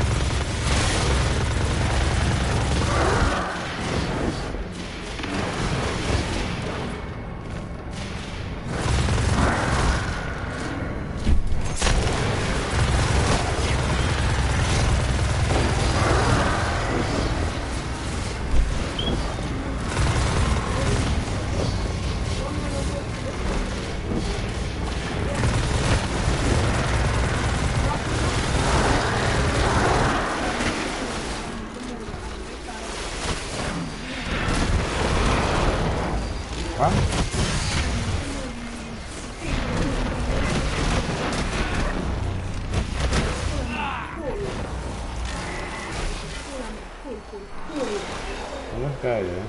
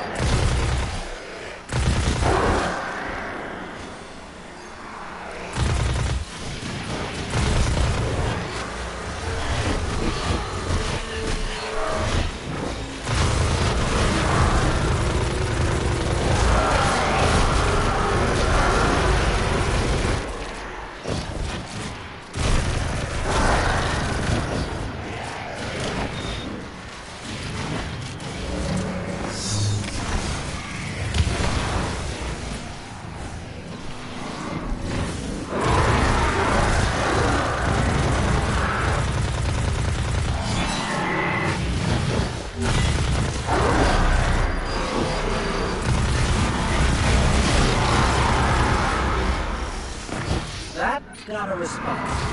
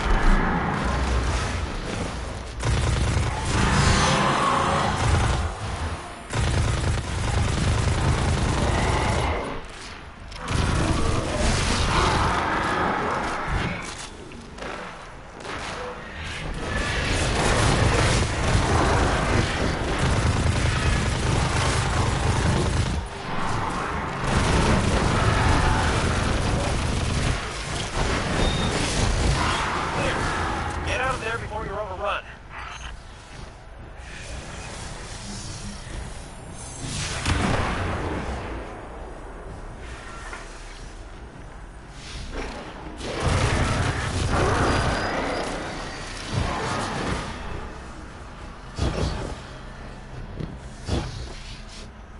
It's like showing me where the chests are too, in a sense.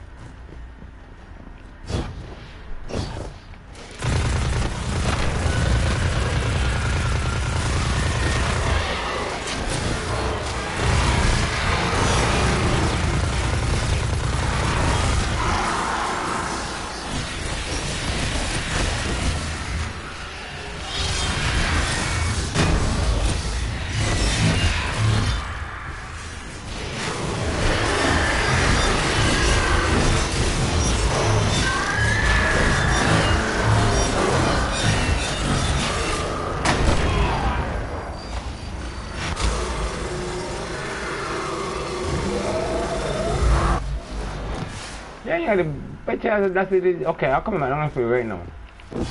You don't fucking look. I'll come in. You big fucking road motherfucker.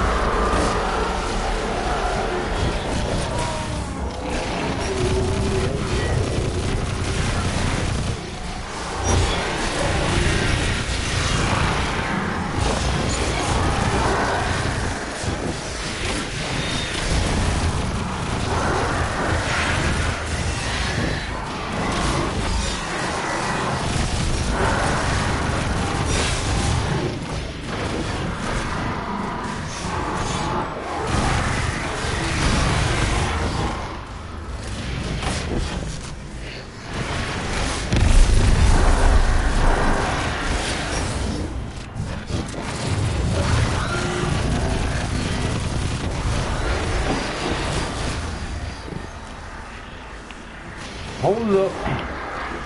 Wait a minute. Something ain't right.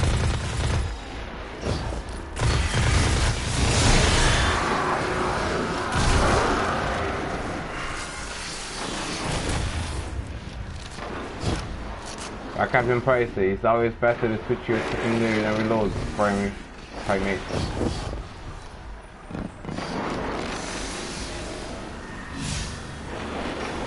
I need to be in this.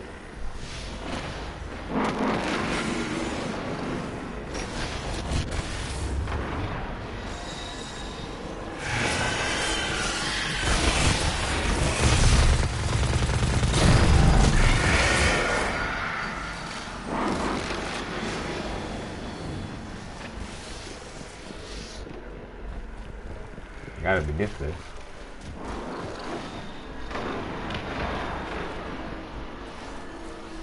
Shaw, whatever you're doing is working. Yeah, well, I'm still stuck in the subsystems. They aren't pulling enough juice. Get to the control room and reboot the main dish. The only way we'll draw enough power.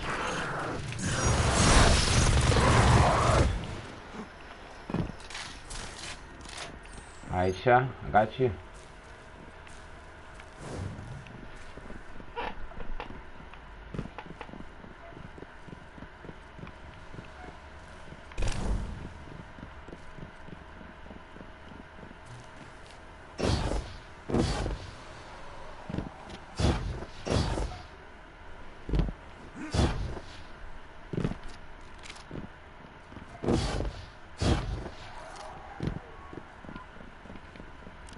There's the control panel.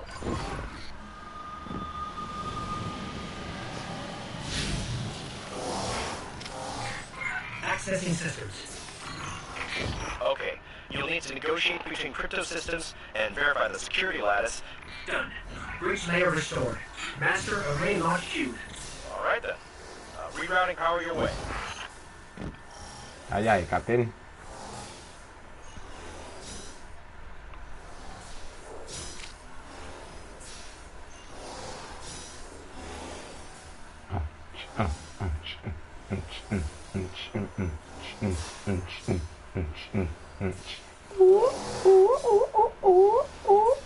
I'm tired. Yeah.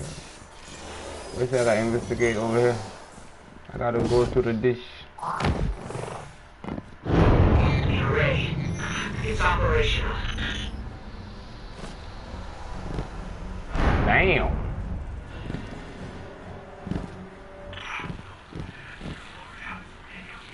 Shaw, what did... Detecting a large high swarm incoming. I bet. The array signal is too powerful. It's drowning our comms. We're on a road. I gotta defend this. High tomb ships. Got you, bro. The only way they could come in is through this big door here and call it this one over here.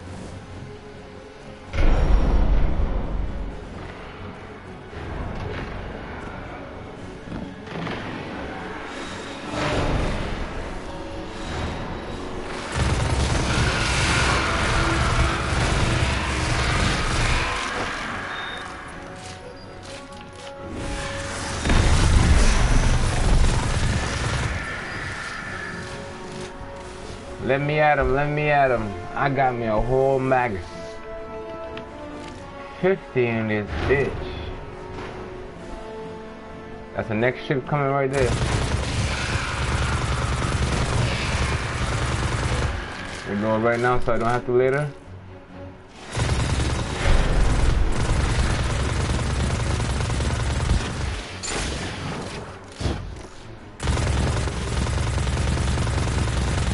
You shall not pass.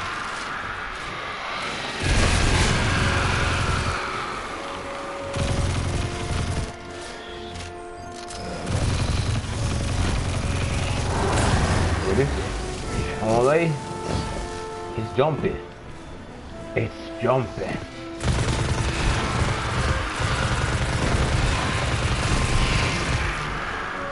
Mid-range calibration. Claim your reward at the lock. Quest log. You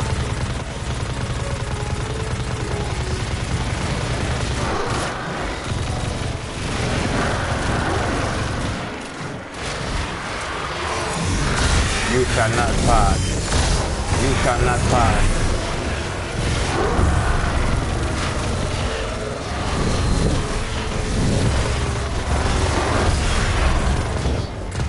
You know what I got for you? Oh, Big Betsy. Hello.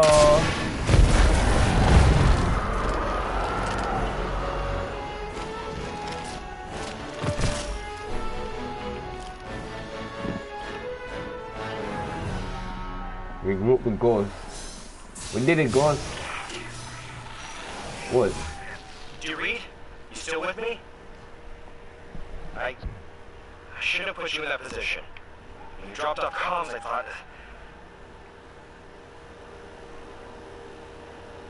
In fact, what? Looks like it. Levels are dropping across the grid. Just need to unlock the chamber now and we can finish this. Get back to camp before Navota makes another appearance.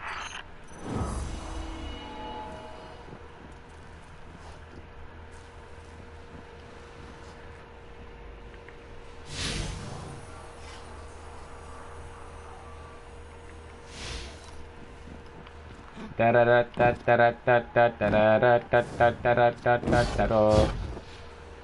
don't even give me a chest, none.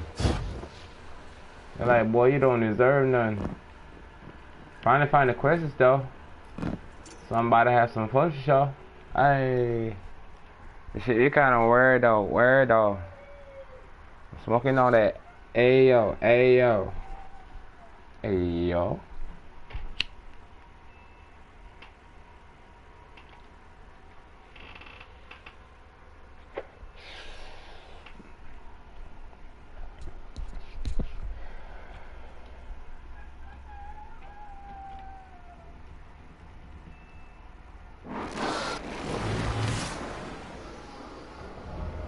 How's the game going so far? Hold it down, maybe.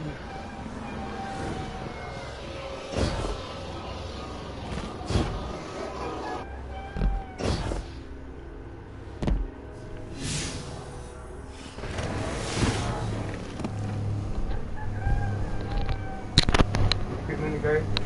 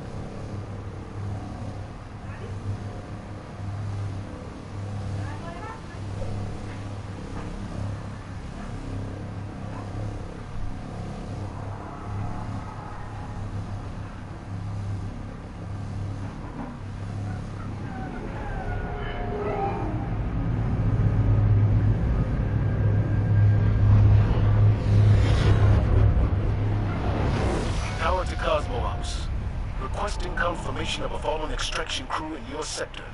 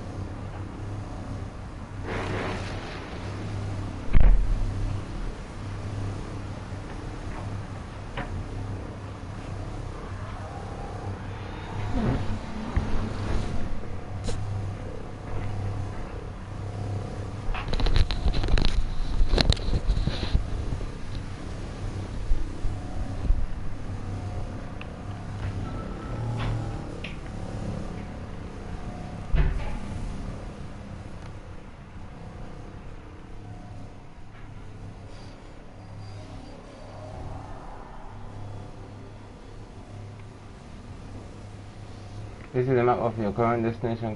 Press and hold X to go.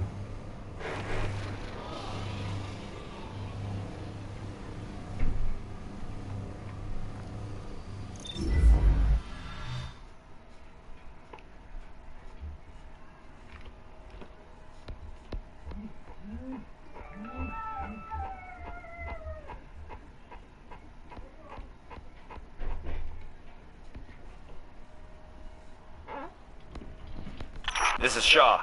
I got a low-altitude warsat on radar, dropping fast. Anyone got eyes?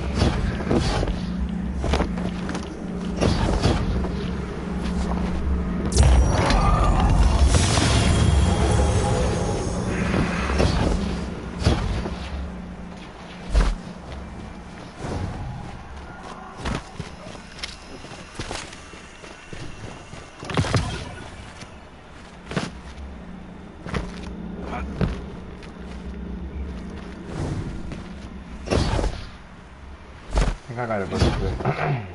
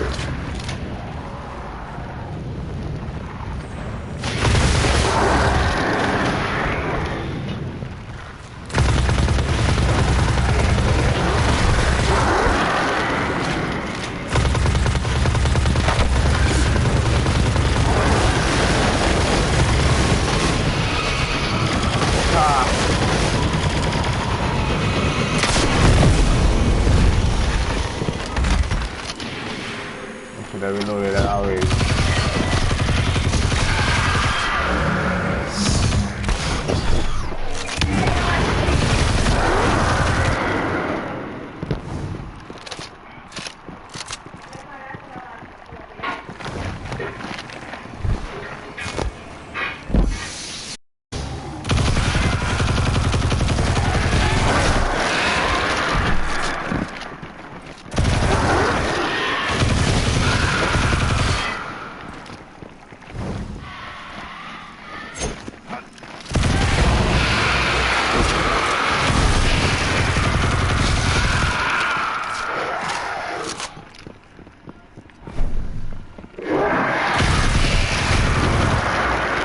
Do you have like a let's see, a fear factor?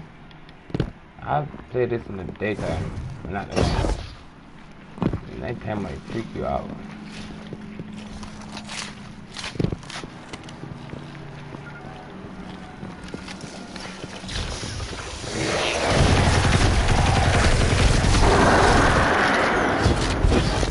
Now the plan and the mission that I did was to lock this off so I could go through there and get whatever legendary gun is in there waiting for me.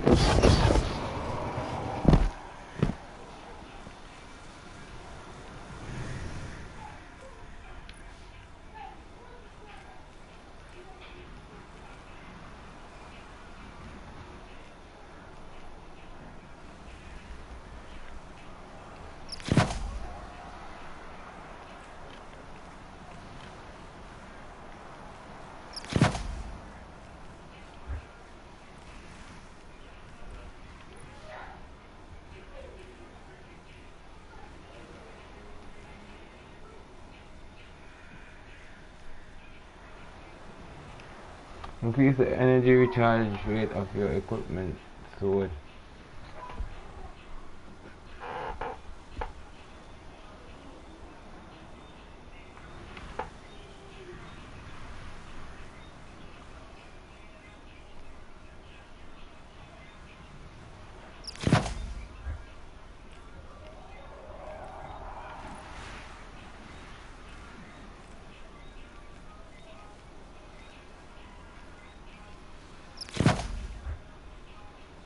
So these should help me be a little bit more strong. I thought I was losing them to it, but like, you always got them. You just you gotta level it up to use the maximum, which is 1, 2, 3, 4, 5, 10.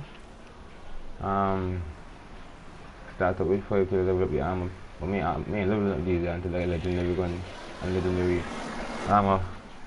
I need some more health for this.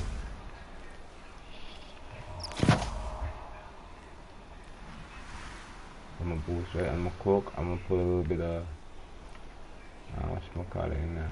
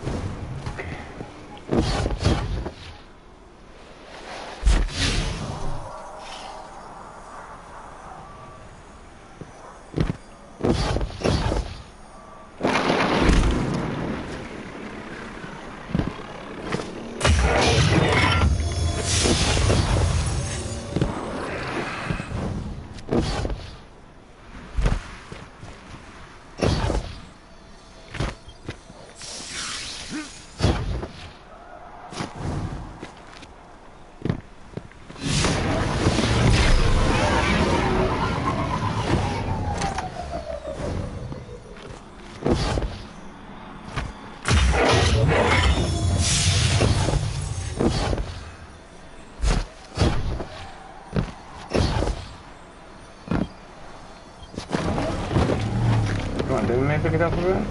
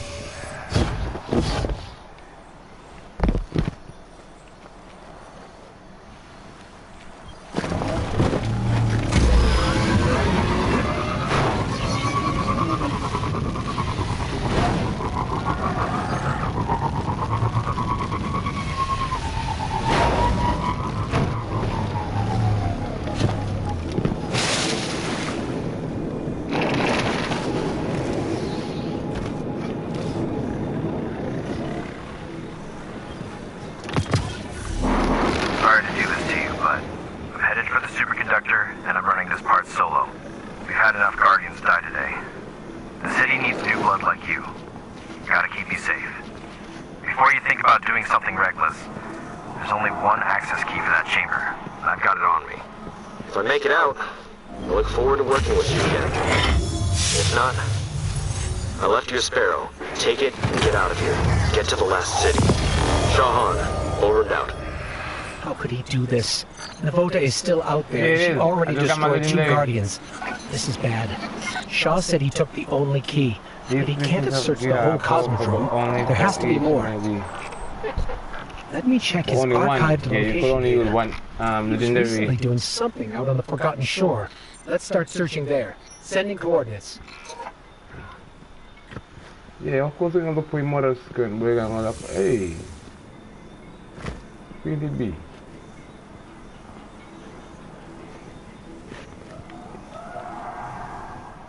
Wait. I want legendary. I don't give a fuck which one they be. Come Going on. good. See there? Shotgun. I streaming in. Yeah? And tap you up then. Make it minute. Fucking Wi-Fi is gonna come back on this yeah. Yeah, shout out again.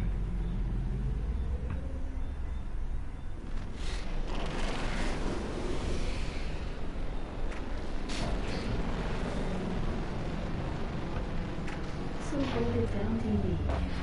Check out Hold It Down TV. They Today are we're going to be playing Overwatch investigating 2 the at state of URL.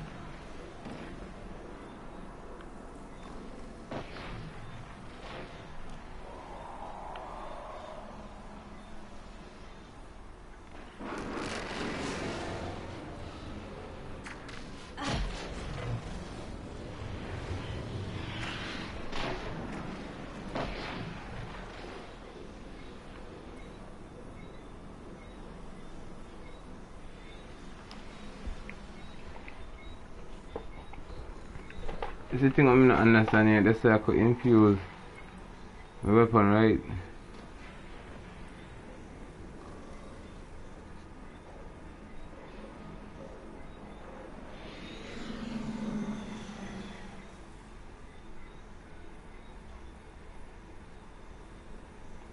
So you think I gotta get a next shotgun or something?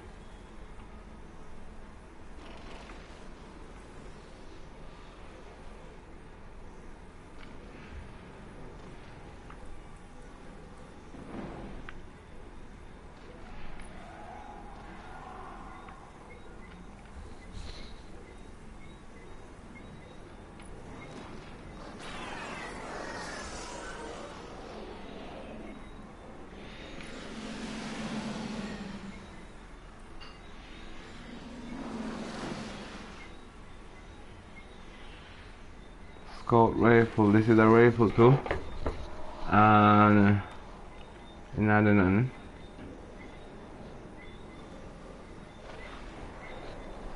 Oh, what the fuck?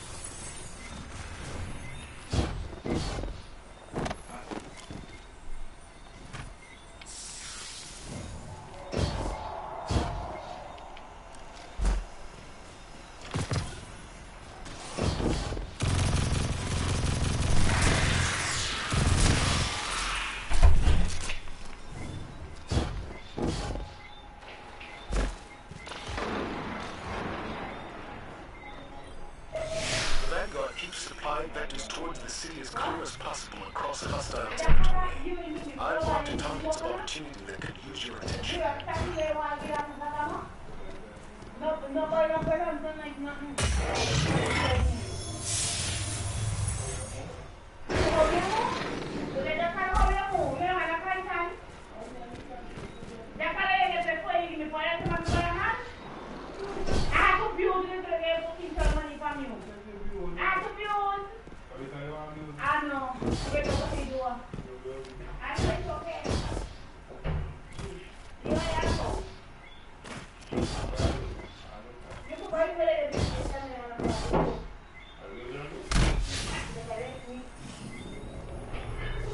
Shahan to Field Guardians. We got a Warsat inbound.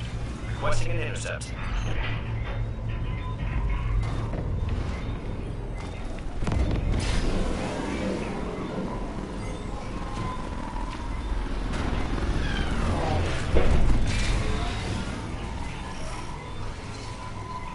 And normally if it's back, so I didn't know you could jump off of this.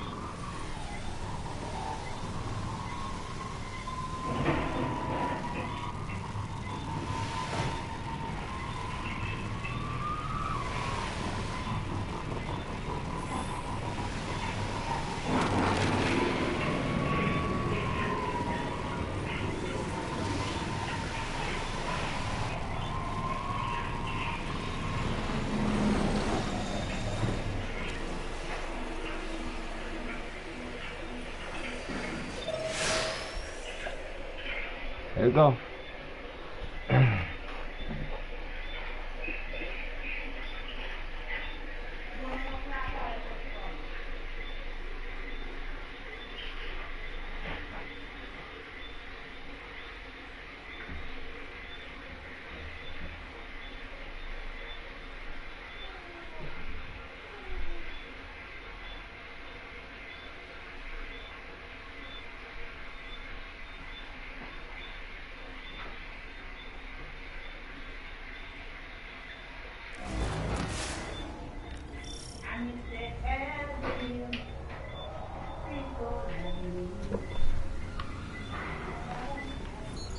I can't reach Shaw on comms. If Navota gets to him first, we need to find another key and access that chamber, fast.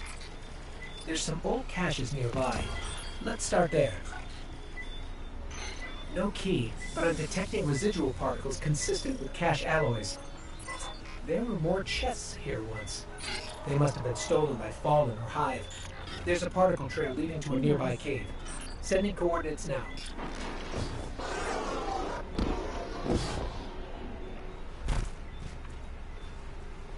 Nice, yeah man.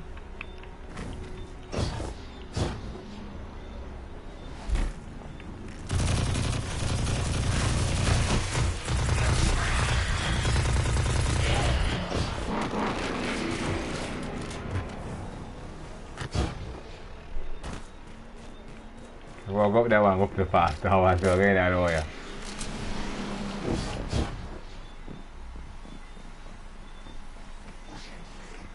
Can't open that.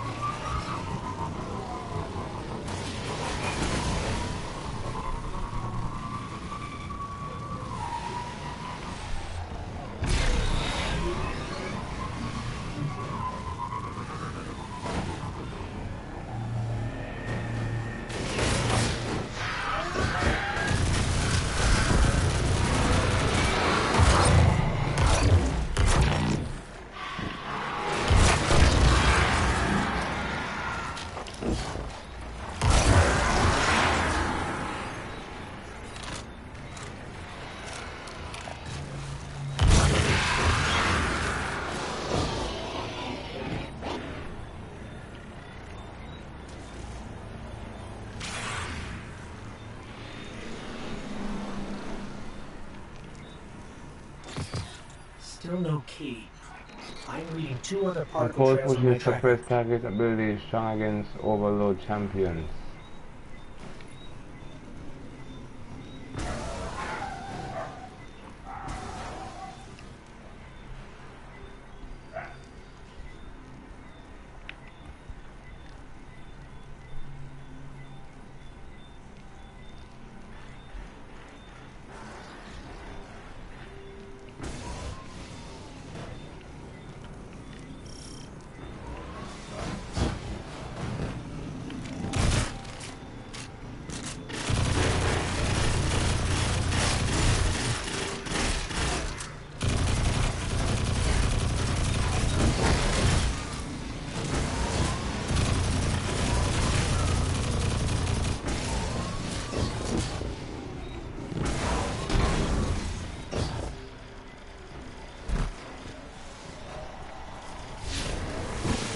powerful weapons. I'm reading a cluster of high bioenergetics.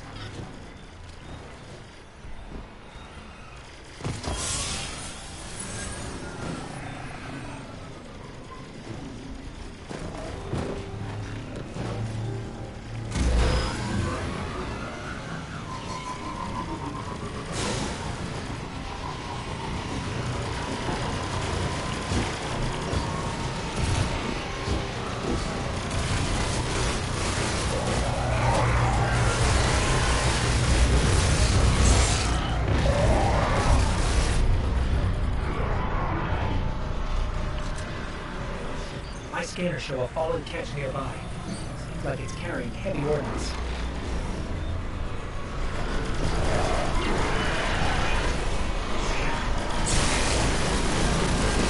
Ah, there's some encryption code on this data pad, but it's incomplete. If we find more, I can fake the organization and act as a key myself. There's still one more cache on the track.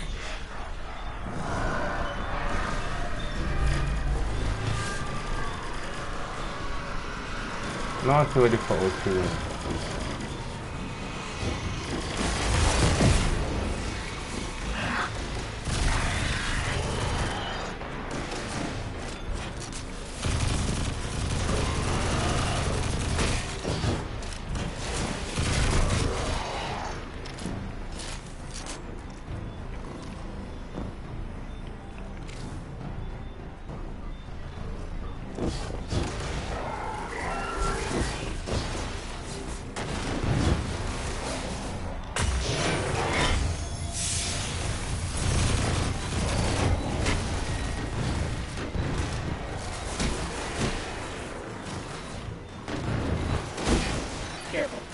Detecting a high density of fallen weapon signatures nearby.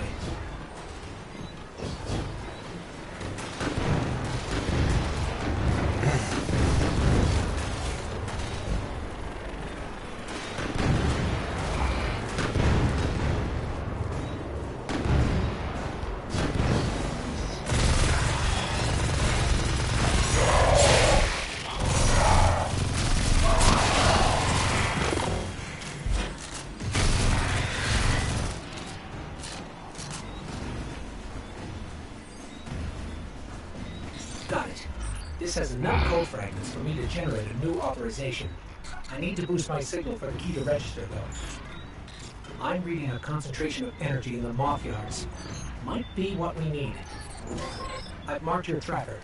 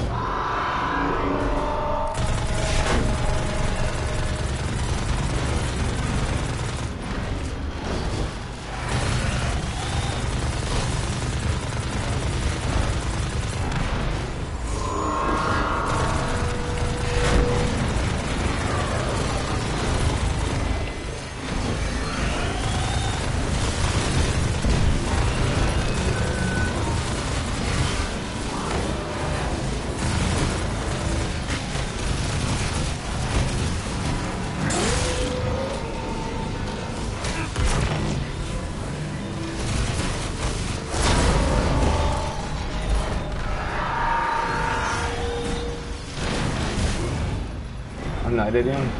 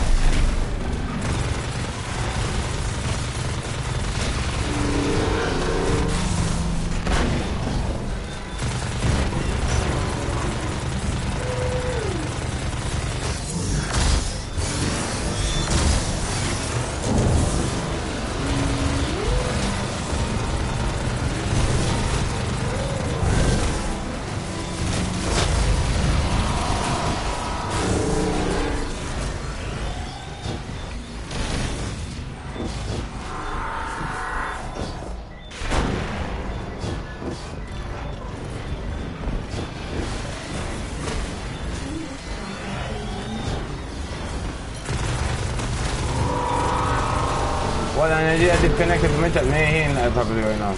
Come on now.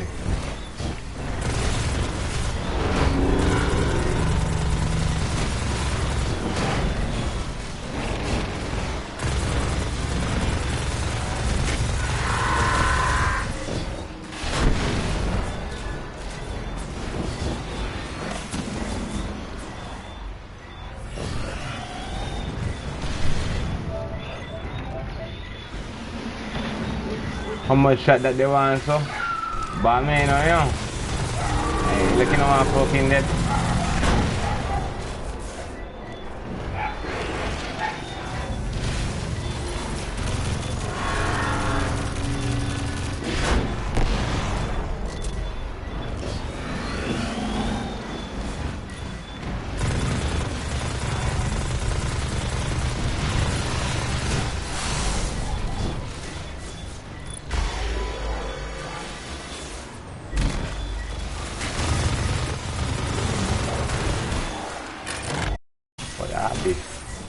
And now I'm out of here. Fuck that.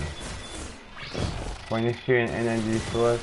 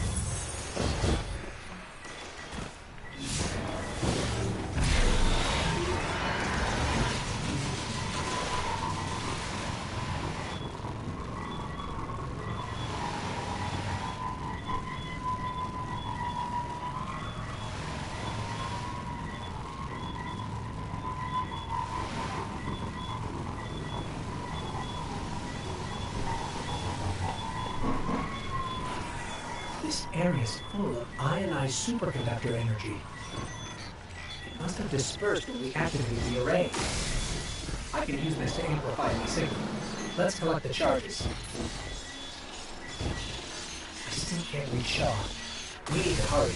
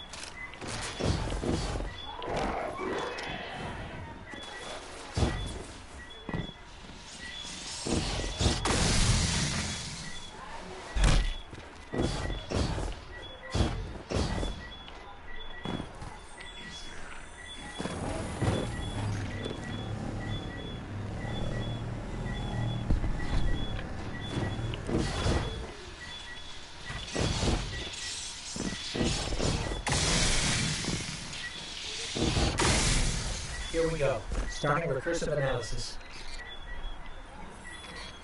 Thread complete. I am now authorized. Let's hurry.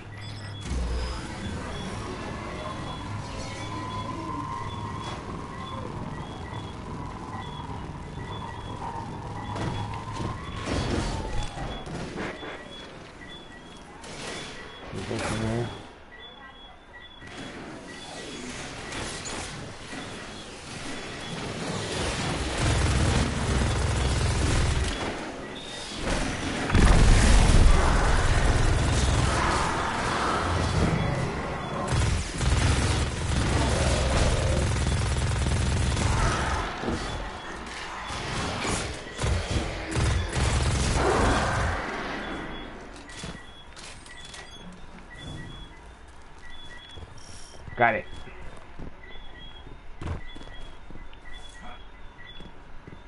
I'm just going down there to help this dude, make sure he's alive.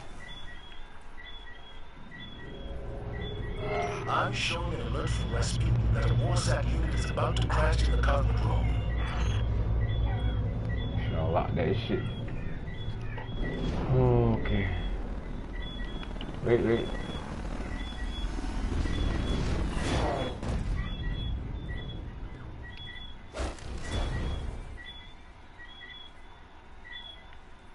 That's just badass right there.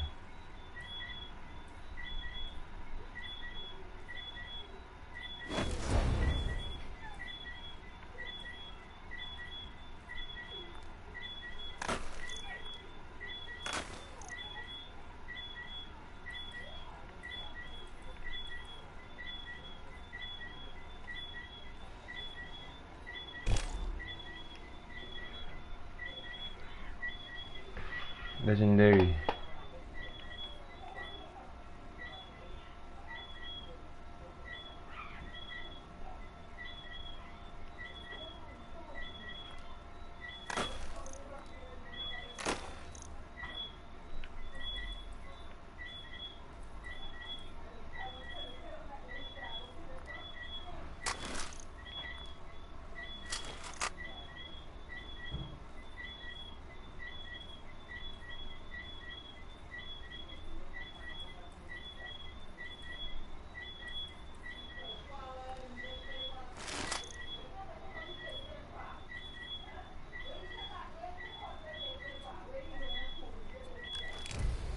Hand cannon. I've been hearing about this. So the hand cannon they hit hard enough. Fuck.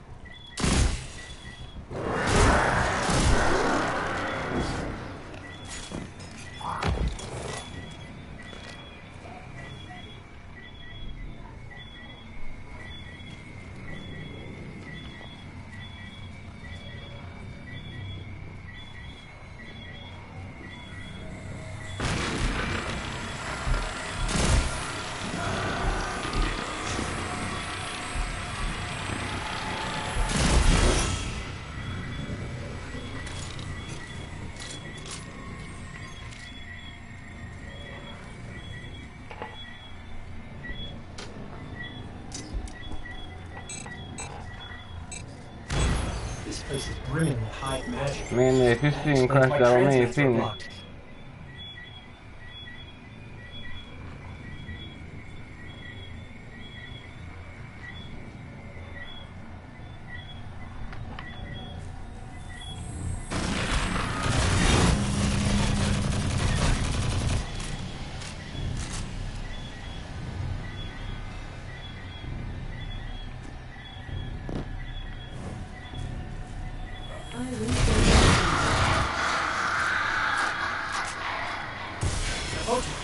Eyes up, Guardian.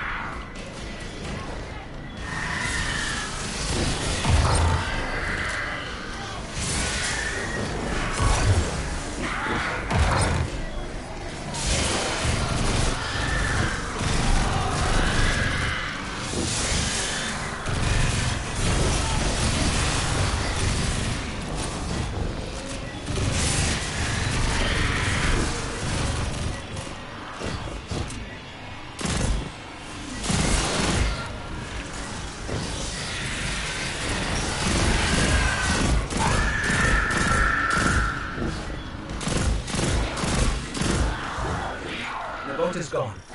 Wherever she went, I can't detect her anymore. But I've got a lock on Shaw's ghost.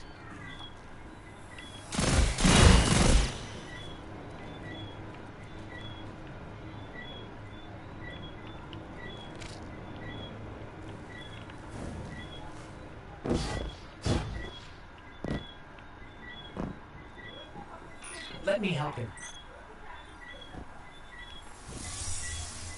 Shaw, are you all right? What? What are you doing here? We couldn't let you do this alone. Devota? She's still alive. Somewhere. We did enough to force her to retreat. You fought her off? Alright then. I'm sorry I left you behind. Next time you know, Cass and Maeve. I was just afraid to lose anyone else. So were we. That's why we followed you. Nobody likes to be sidelined. I'm glad you were here. I owe you. The prize is yours. Superconductor is over there. Grab it and meet back at camp. For real this time.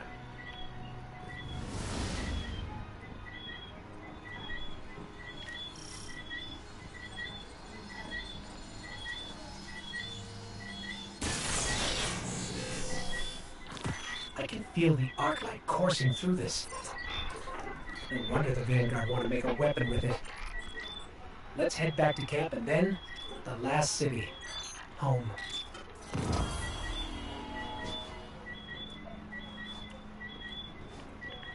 Superconductor.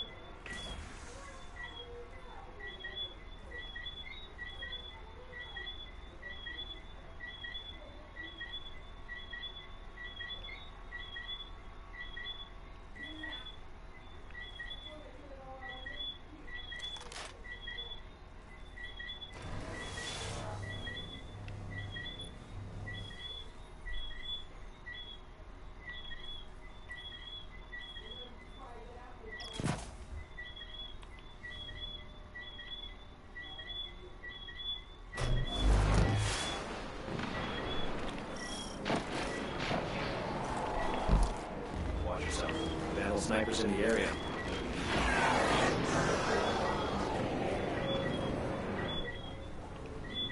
Hey. Thanks for the assist. Again. Wish you stumbled in a day earlier. Might have gone differently. Maybe Cass and Maeve. I'm just glad the light chose you. I've got new orders to stick around and scout Devota's brood. Maybe I'll find some other new lights to shepherd along. As for you, it's time you meet Commander Zavala. He leads Guardian Ops from the last city. I told him you'll be arriving soon with a superconductor, so take care of that thing. No dents or scratches. Zavala's a great leader and a good person. Learn from him. And don't be a stranger. Guardians are stronger together, right?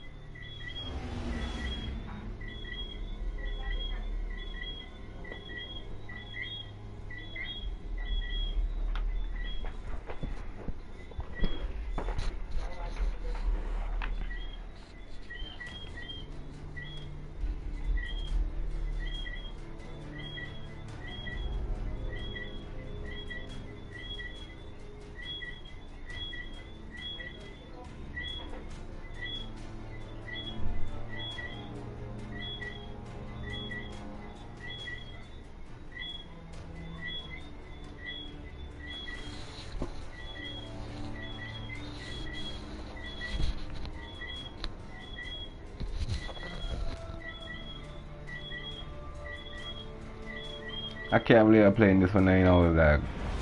Fuck.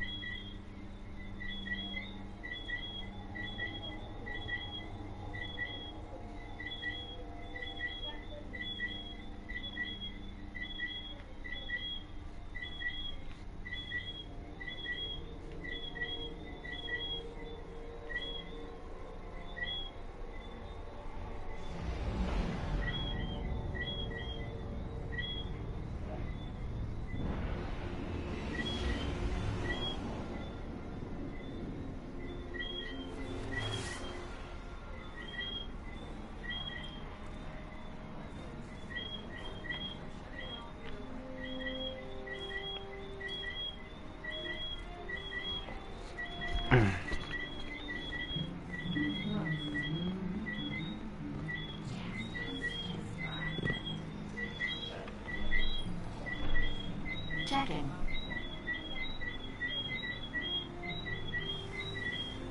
Whenever you need me again, Guardian.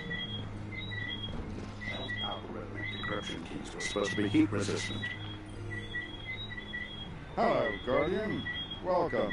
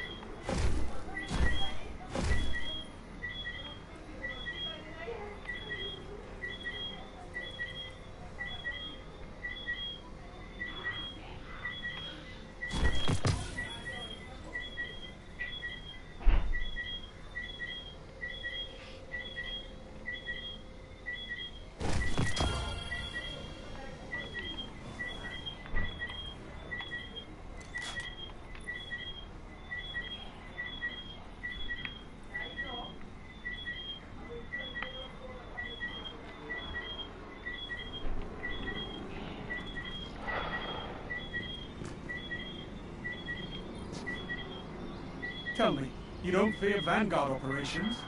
Do you fear the Crucible?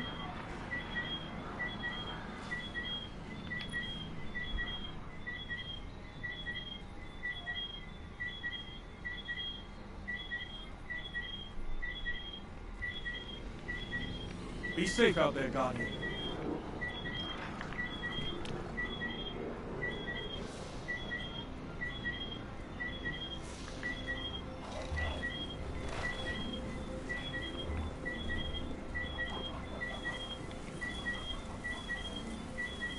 Cade 6. Wish I could have met him. Some of the stories I've heard.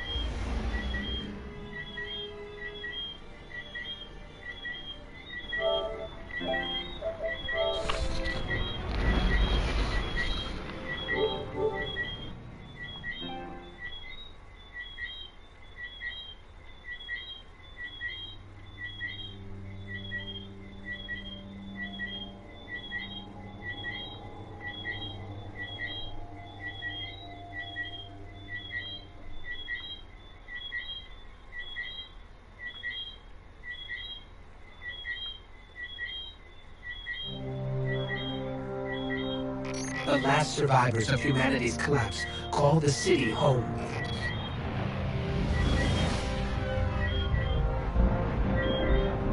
This is why I brought you back. To defend them. And to reclaim our lost worlds. We're here. The Traveler. The last city. Welcome home.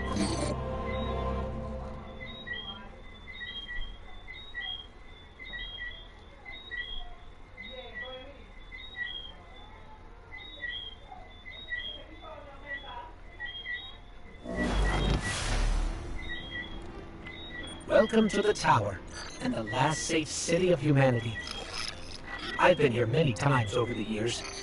I'm glad you finally get to see it. To see why we're here, and what we need to protect. Let's start by registering your jump ship.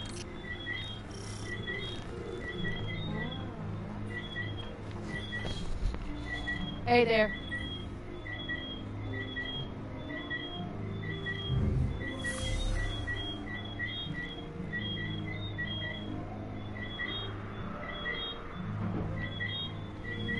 Good luck out there. Nice, isn't it? It's good to have somewhere that feels like home. For me, this is it. Okay, next up is tower security. We've had an increase in Guardians sneaking in contraband since a fellow called the Drifter arrived. So Vanguard Command instituted a check for first-timers. Looks like the superconductor's Golden Age tech triggered some warnings. I'm clearing it with security. Commander Zavala would like to meet you in person. I'll lead you to him. Zavala leads the entire Vanguard, the group that supports all Guardian operations. Lately, he spends more time commanding troops than fighting on the front lines. But he placed some of the first stones in the wall we're standing on. Zavala thinks every life in the city is his responsibility. Even a Guardian has trouble bearing that kind of weight. He's going to need your help.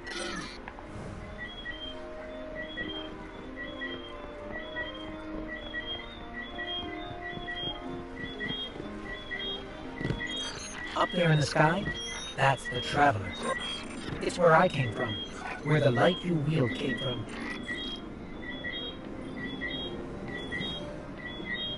Ah, it's you. The one that saved Shaw. Thank you for that. Your ghost has been looking for you for a long time. I'm glad you finally found him.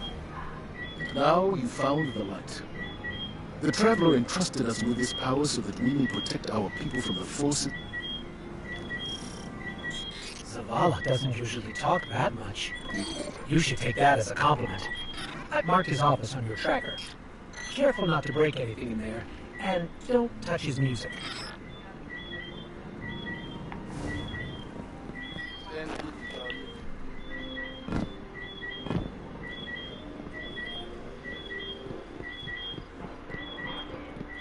I know that guy.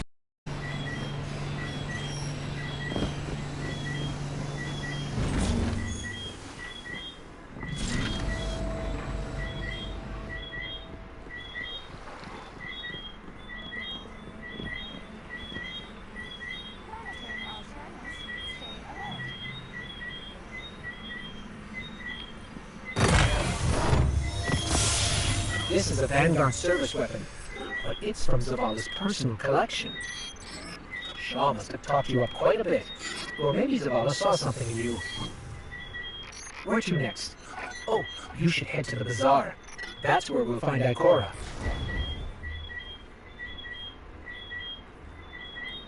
No way, but that's a good weapon, about 40, you say, no?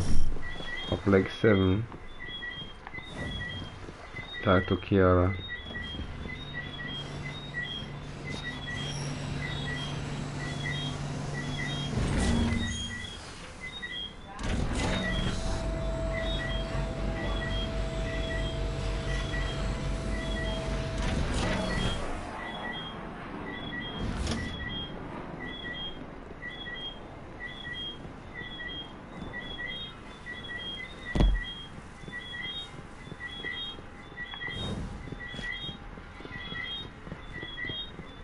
Ikora Ray is the Warlock Vanguard.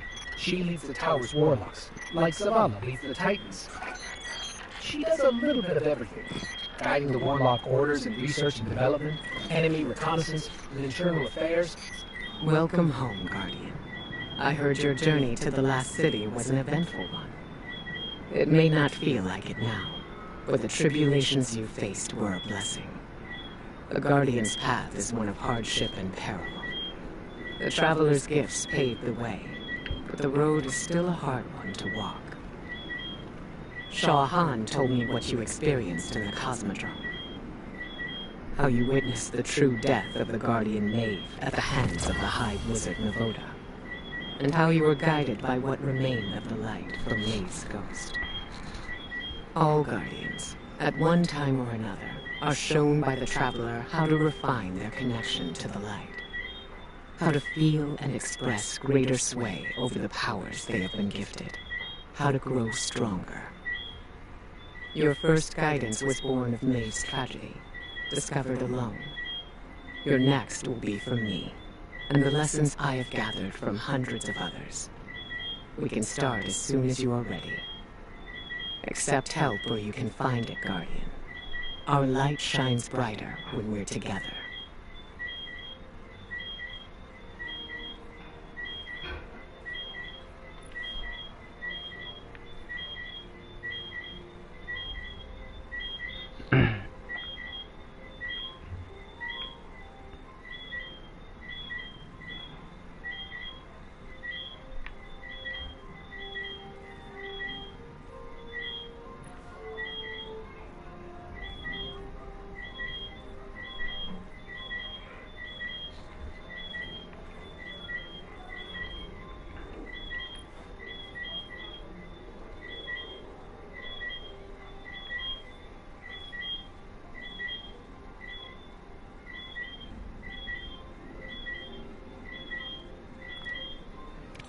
Very well.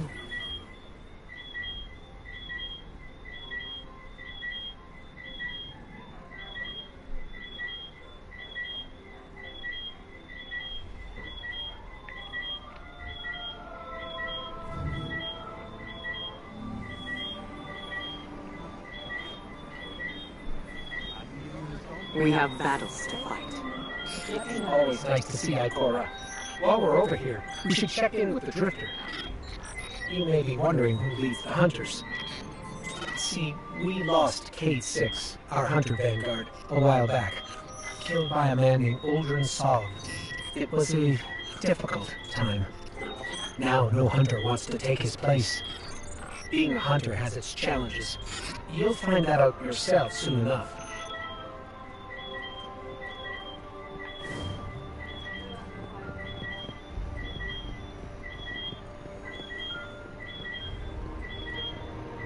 I see you. You ready to bang knuckles?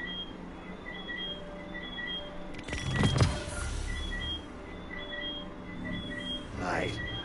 Dark. See, the thing about Drifter is, he's unique. Let's leave it at that. How you living, brother? Hey, don't talk about gambling out there.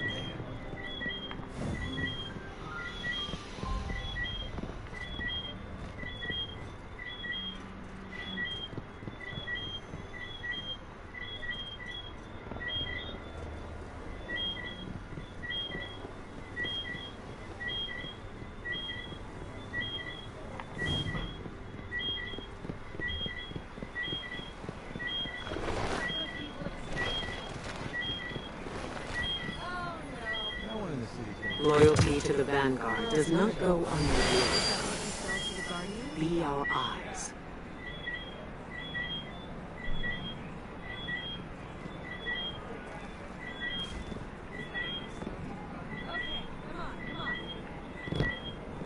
Good luck out there, Guardian. Oh, he's got temper. I see it.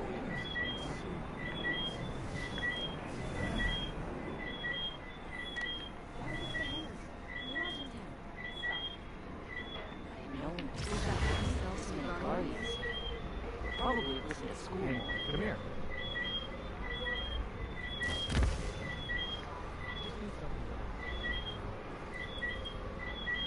Come give this a look.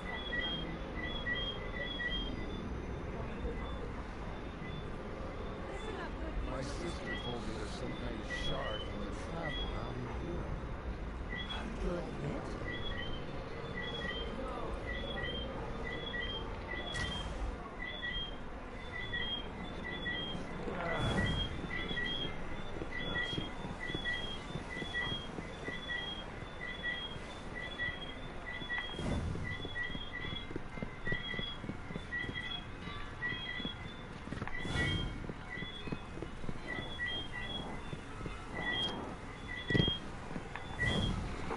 Anyway, Zavala's asking us to visit the gunsmith next. His name is Banshee44, our resident firearms expert.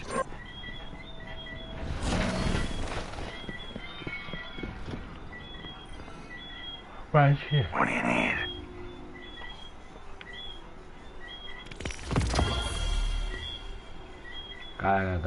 Good gun them now. One on by. Stay out of sight.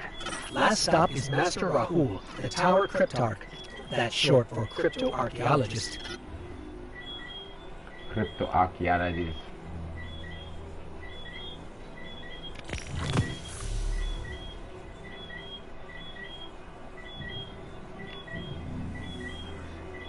That about wraps it up. There are still people in the tower to meet, but you can do that at your own pace. Zavala sent me a message saying he has a mission ready for you. Check in with him if that sounds interesting, or we can just explore. In any case, I'm with you till the end. You take the lead.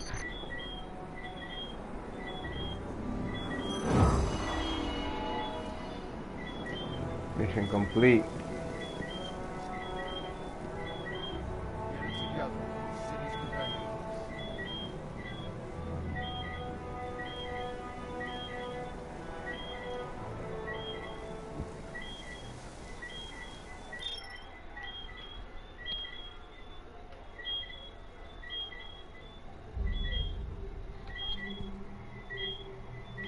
Strikes are dangerous missions meant to be tackled by teams of Guardians. To access strikes, open portal by pressing box and then press L1 to open the world tab.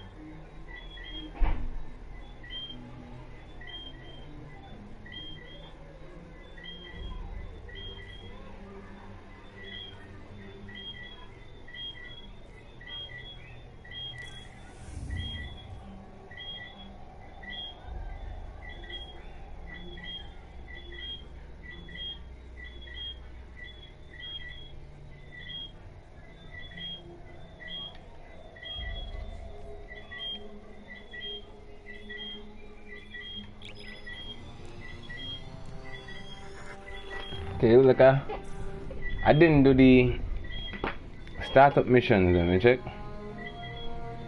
But like I'm catching it now.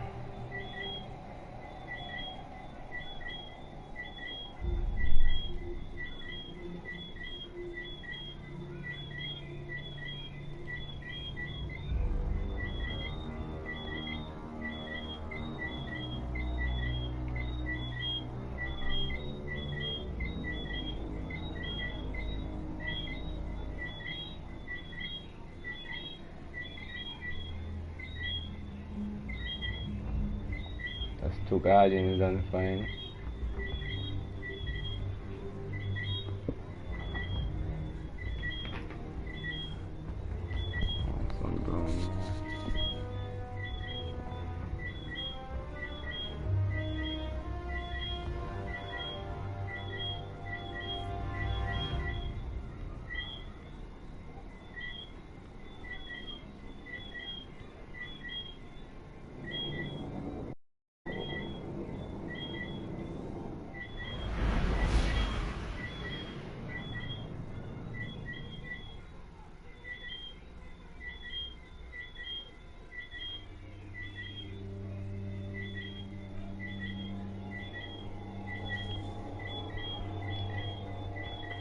I go look some tool for a plan, I'll go sleep, yeah. Before somebody for later on tonight.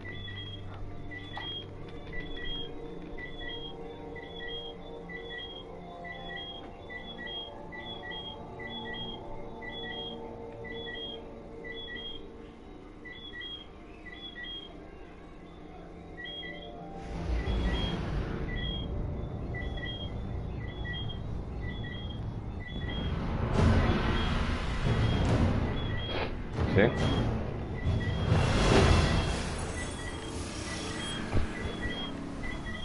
High Brood's value strength over all else.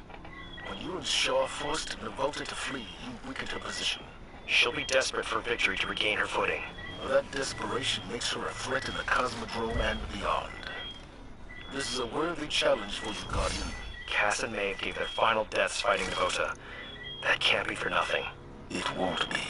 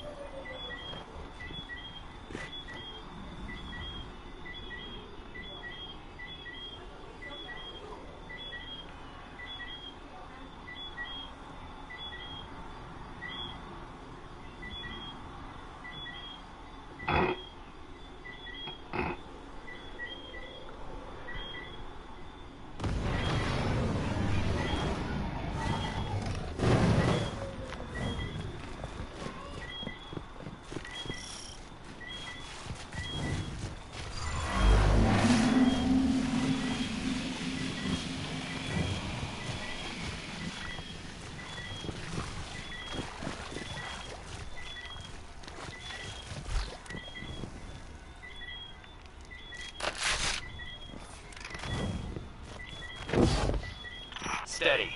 I know how those nerves feel. Pack it away. Eyes down the sights.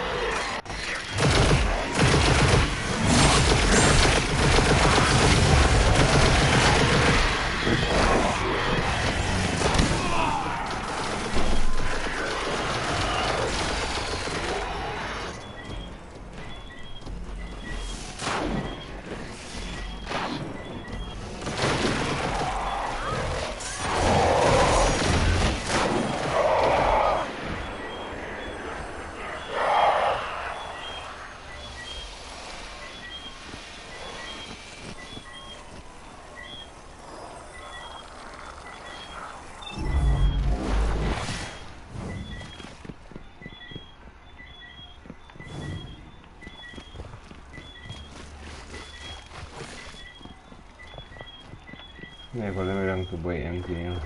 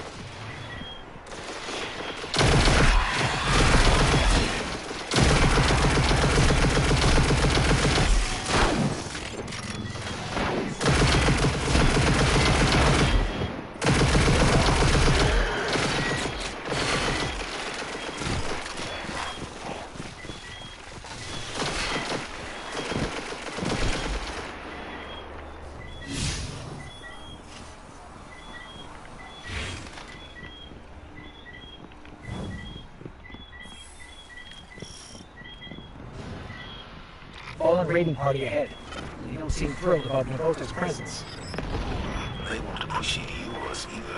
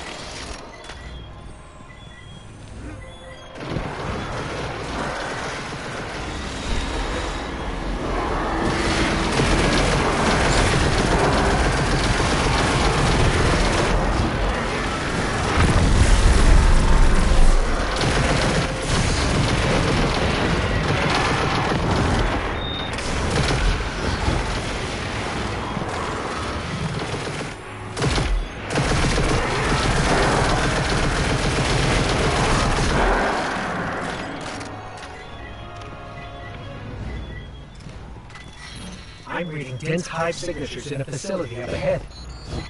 Devota is gathering a swarm. We might be walking into a trap. That's the gig. We carry the light where no one else can.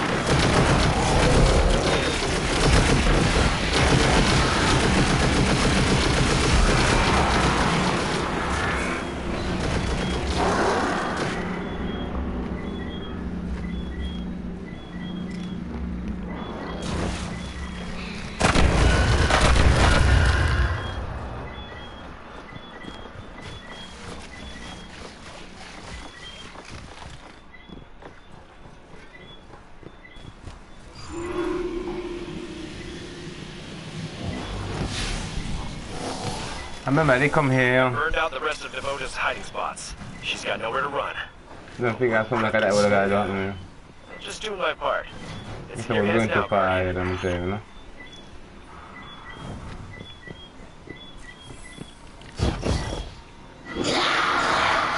All right, take her down.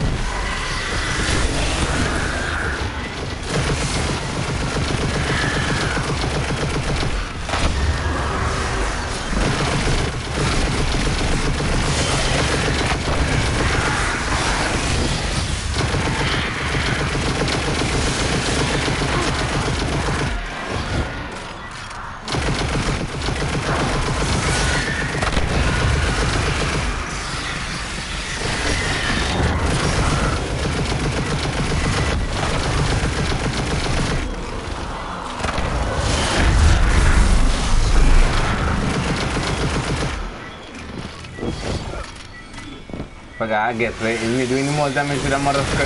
Why you say that? Hey, back off the blood clad. Pero na sila yung full. Ano next one?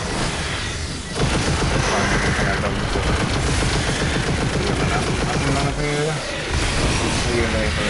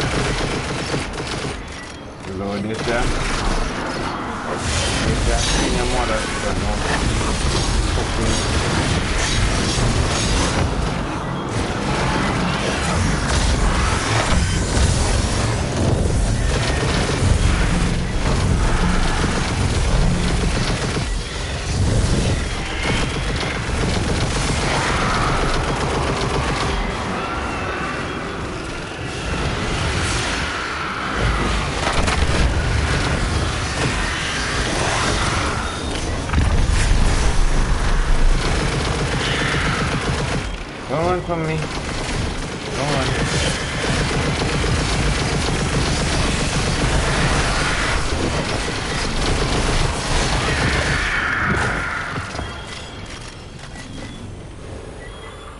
Cass. Maeve. They can rest easier now, next to you. Couldn't have done it without you, Shaw. Maybe. Don't sell yourself short. I see a spark in your Guardian. Make sure you keep it safe. Don't let it get to your head, okay? This is only the beginning of your story. Excellent work. Return to the tower.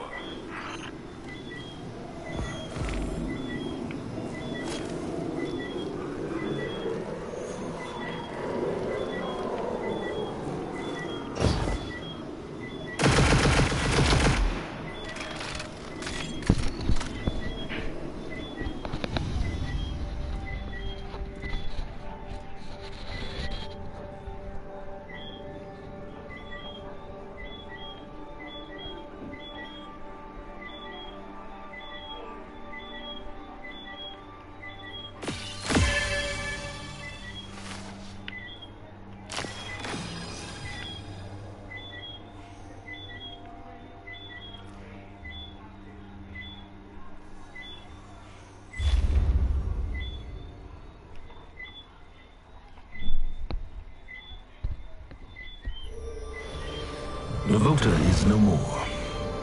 And you have continued to impress us with your ongoing successes, Guardian. With help from Guardians like you, we have come to a greater understanding of the truth. The darkness is not what we first assumed. Like the light, it is a powerful tool of paracausal energy. Despite my earlier misgivings, we have learned how to harness it to help humanity. Just as our enemies have found ways to wield the light against us. What we once thought was the darkness, the vile entity responsible for our great collapse, is now known to us as the Witness. For the first time in hundreds of years, the Traveler left the last city to directly confront it in Earth's orbit. And the Vanguard needs you now more than ever. Come see me for some important assignments, Guardian.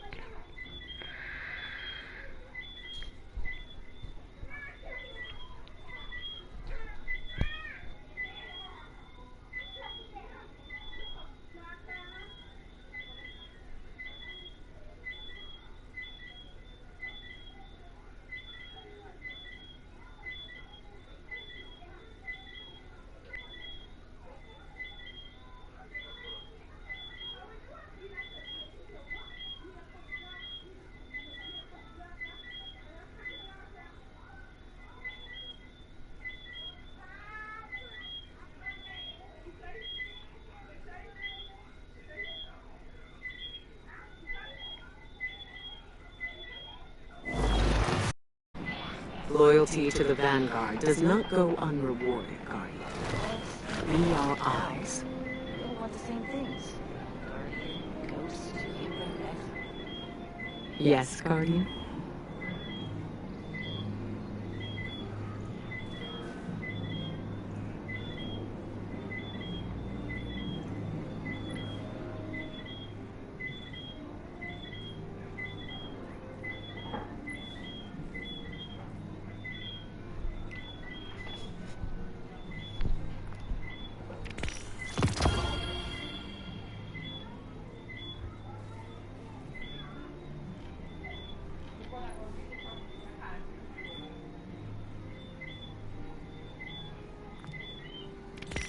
It's yours.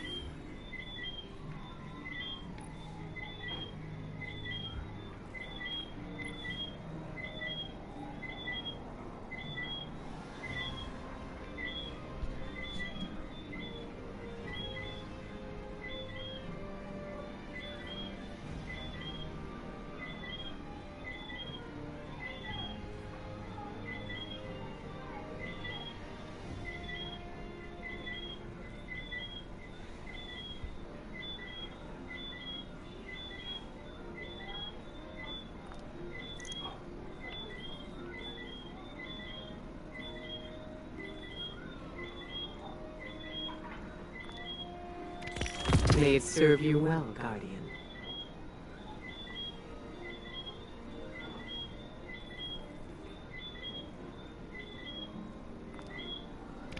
Then take it.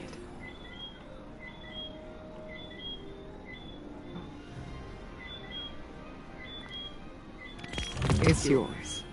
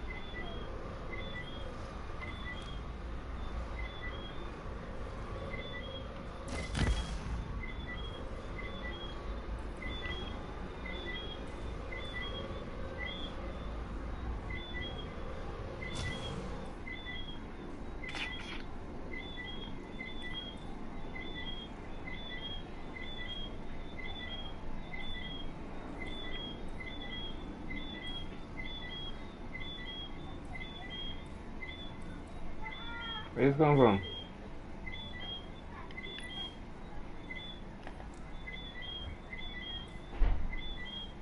Unlock that bitch.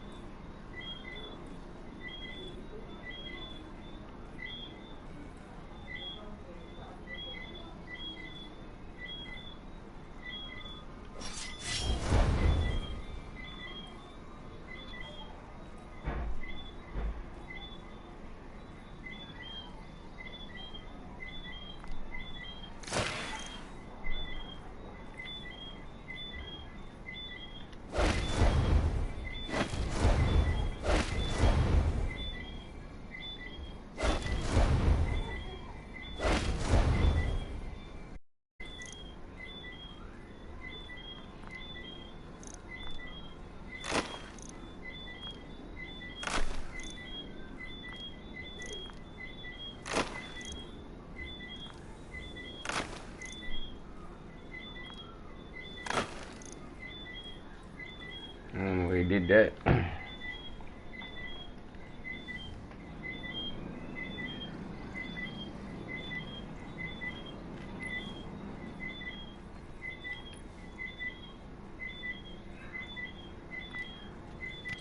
Very well.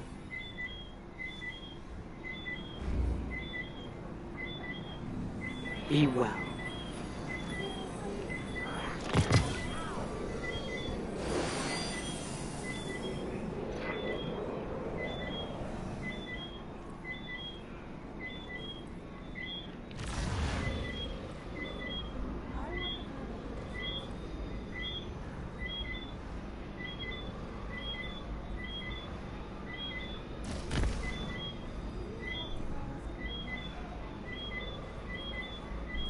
Your wilting loyalty to the Vanguard is not going unnoticed.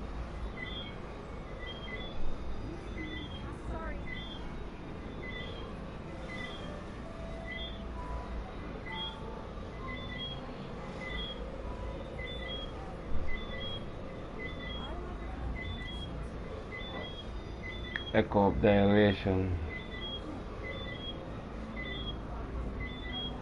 Keep it together, girl. Excuse me. What do you seek?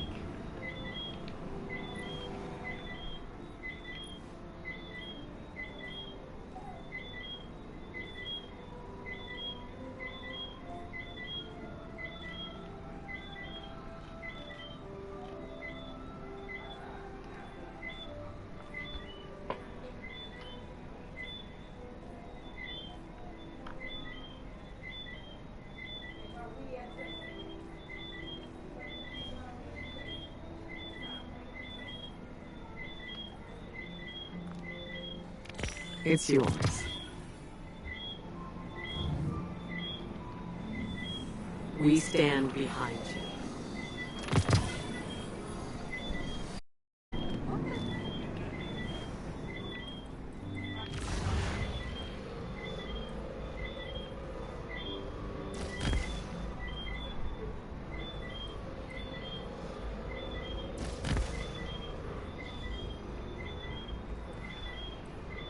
If you expect us to trust you, we expect you to do the same. It's that simple.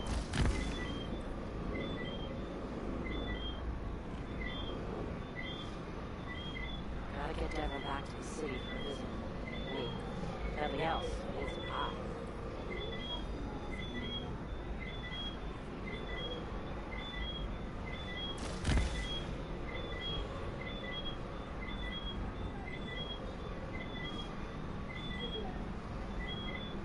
I know you are capable.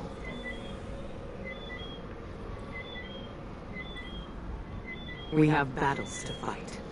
It can wait.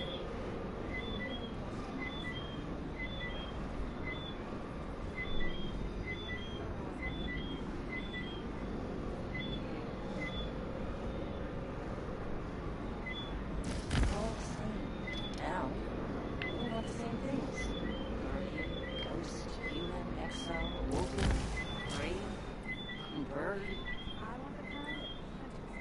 Loyalty to the Vanguard does not go unrewarded, Guardian. Be our eyes.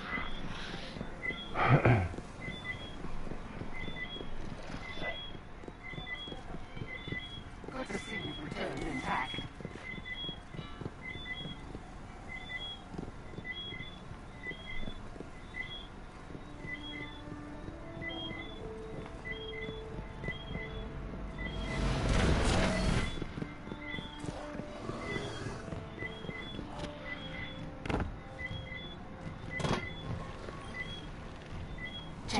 Checking.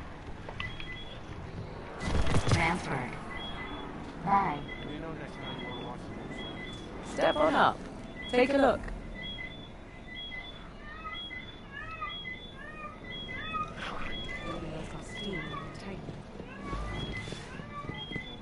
All security requests must be directed through central processing.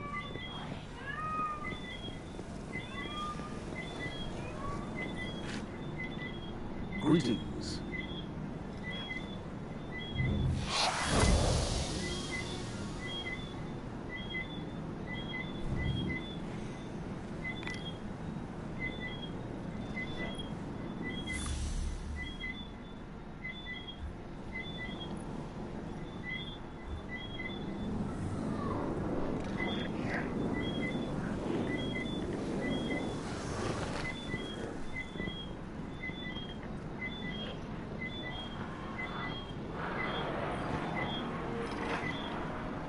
Why can't those rookies in the Crucible be more like you?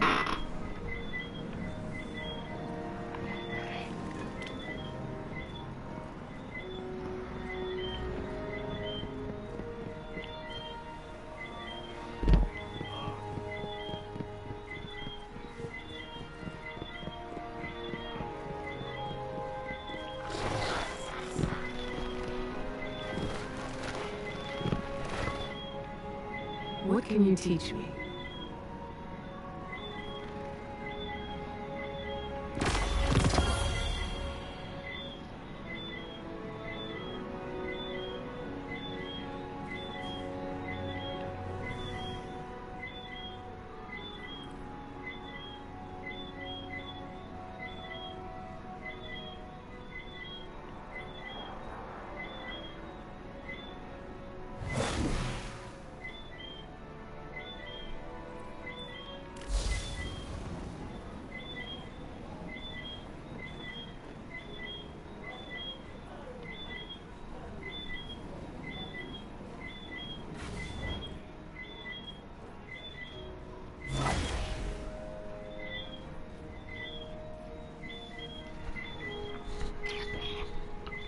Okay.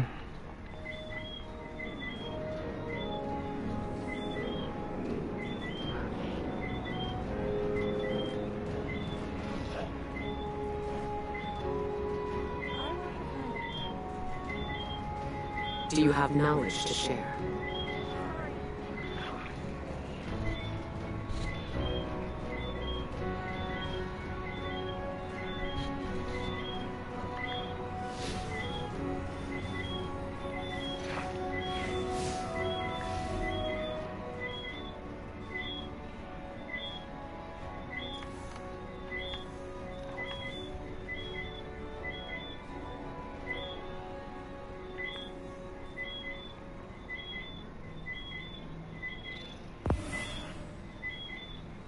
Loyalty to the Vanguard does not go unrewarded, Guardian. Be our eyes.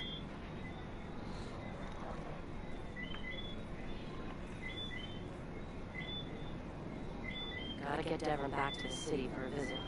I mean, nothing else. I need some time.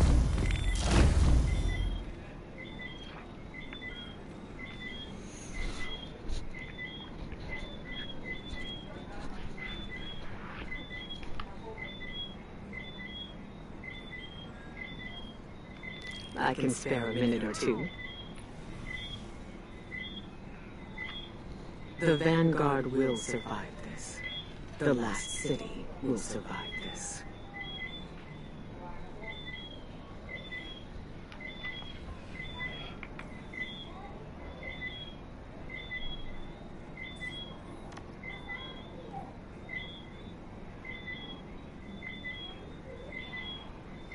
Is he looking at you funny? I think he was looking at you funny because you're a bird. Do you have knowledge to share? Sorry.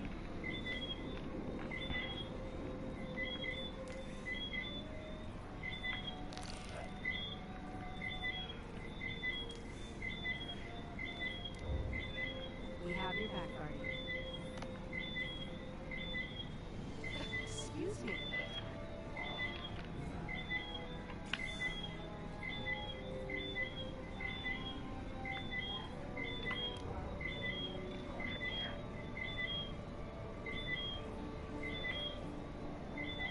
Hunter, tell me of the wilderness you've walked.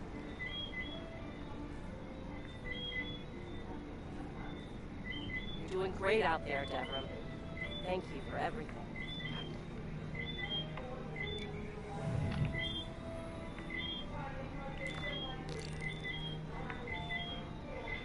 Risk runner.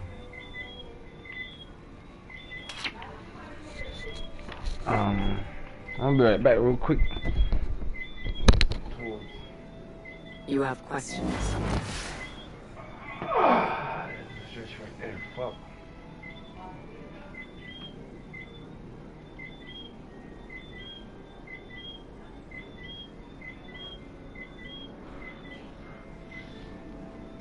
Gotta get Devram back to the city for a visit. Be right back. Need to smoke. Getting Nothing some else, tools. needs a pie.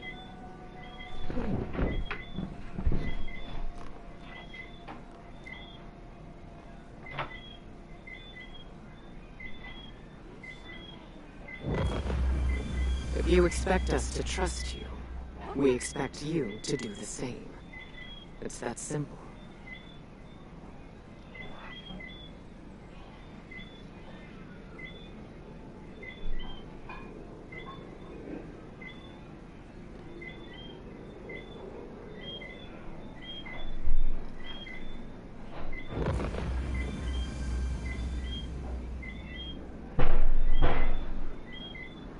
Stick close, Lewis. You don't want some trigger-happy Guardian looking at you over their sights. Good to see you. Sorry.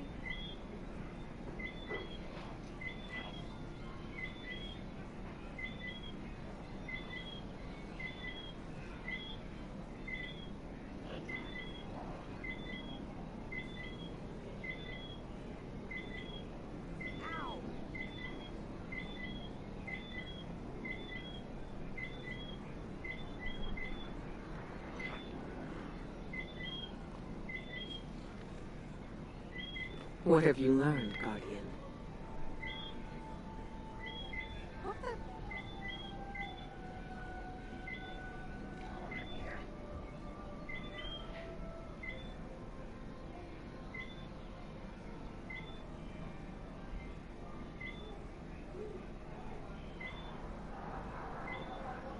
Excuse me.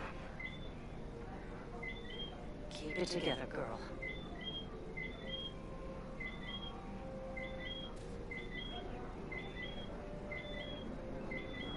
Your wilting loyalty to the Vanguard is not going unnoticed. Excuse me.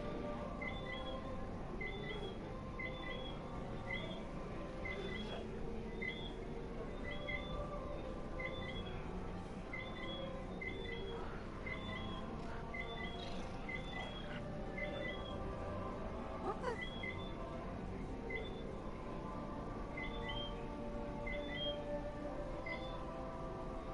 Is he looking at you funny? I think he was looking at you funny. What have you learned, Guardian? Sorry.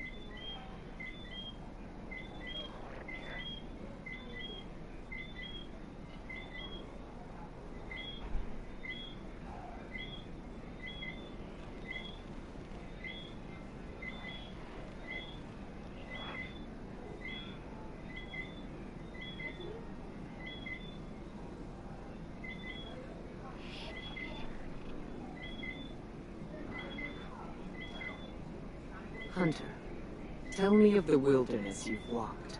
I appreciate what you're saying, Tyra. Thank you. Excuse me. Yes, we'll speak again tomorrow.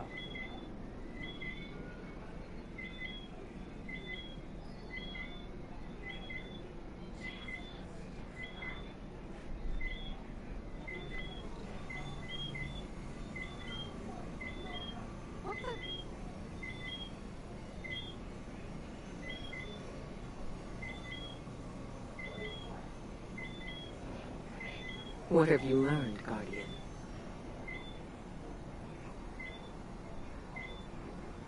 I am not afraid of the dark.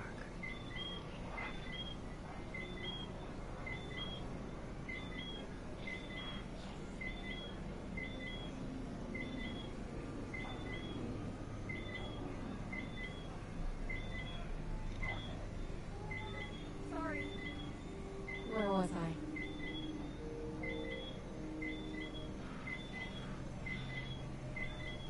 These people are friends. If you expect us to trust you, we expect you to do the same. It's that simple.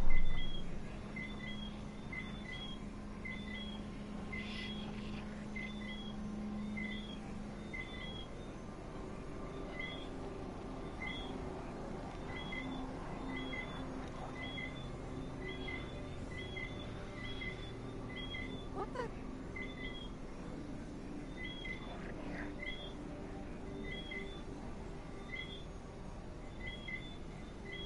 If you expect us to trust you, we expect you to do the same.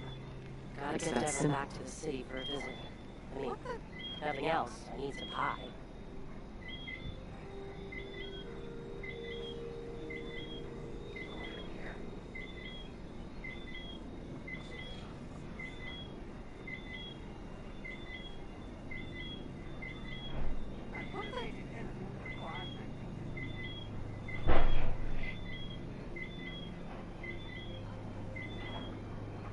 Still more questions, requiring still more answers. What the?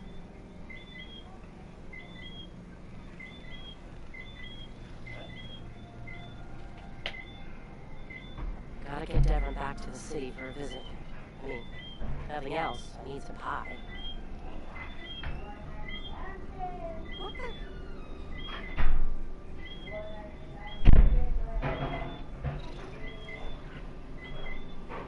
Loyalty to the Vanguard does not go unrewarded, Guardian. Be our eyes. Excuse me.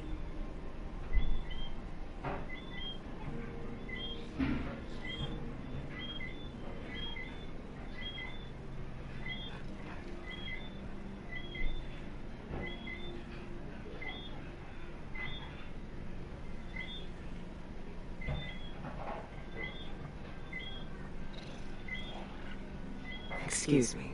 My mind was somewhere else. I appreciate what you're saying, Tyra. Thank you. Yes, we'll speak again tomorrow.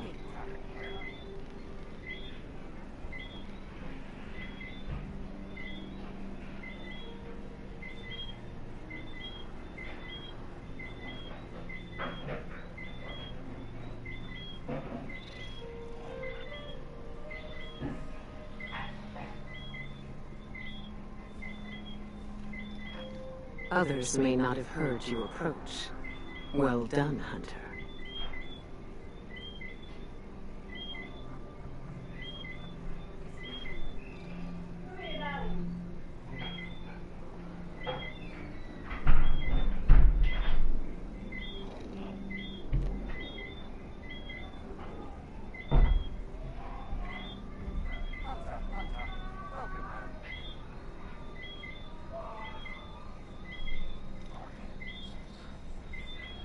What have you learned, Guardian? Hey, Bird, be careful. I swear, if you get sucked into a jet turbine, I I'm will gonna be so have mad. answers.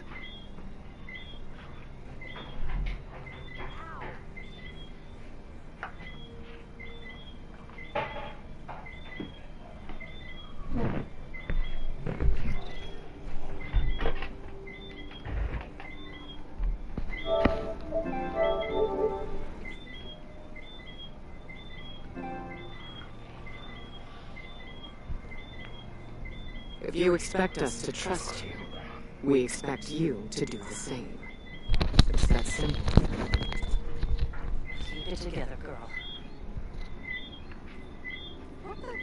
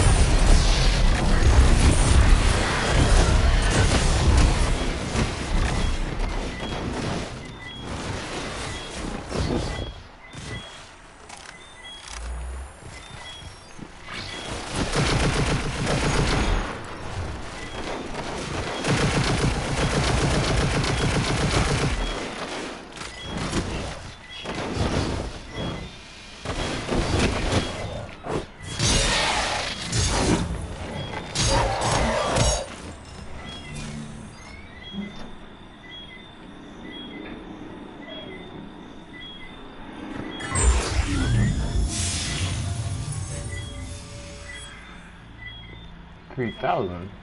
Dang.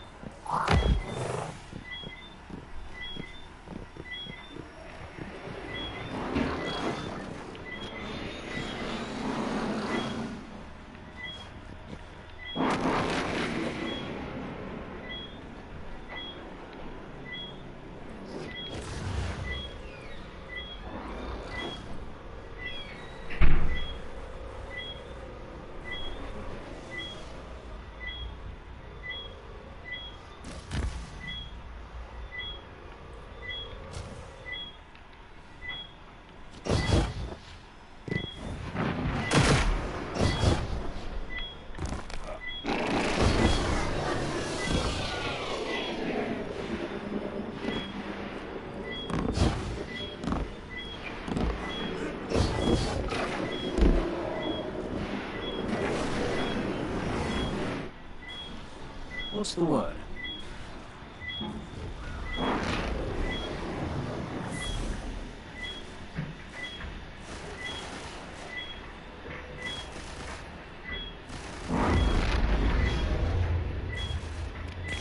Use it carefully.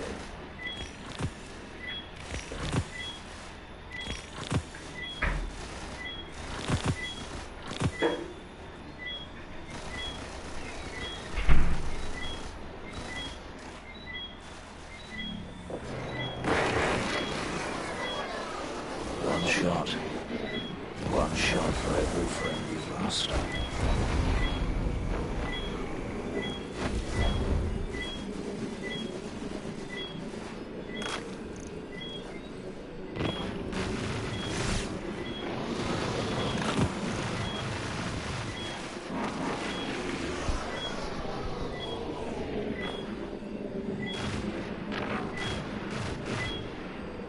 City boundaries are putting out some very elegant weaponry. Drop aside from 8,000 paces.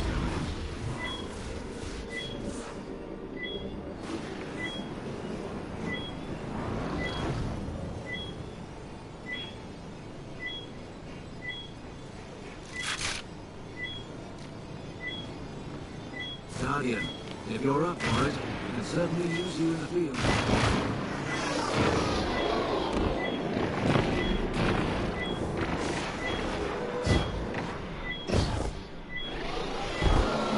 No, you gotta fight, do the Soviet thing, kill them with the bounties.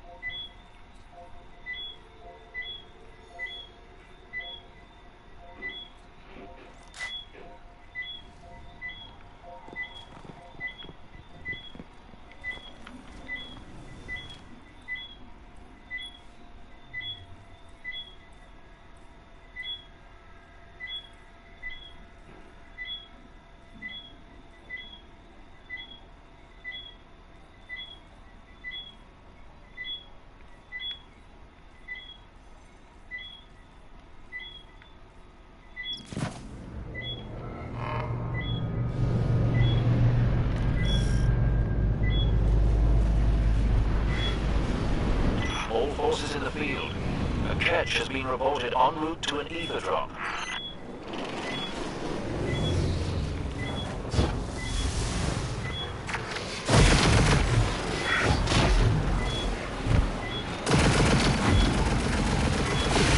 Look at those faults, acting like they own this place. Take down that servitor, and they stop.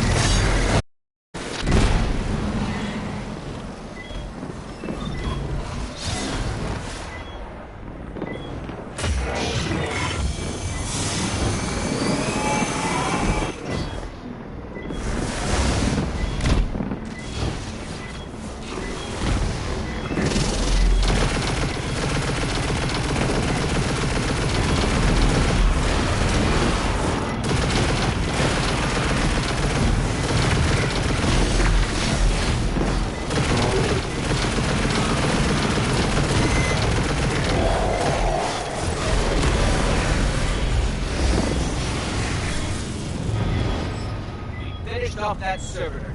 They were counting on those supplies. Well done.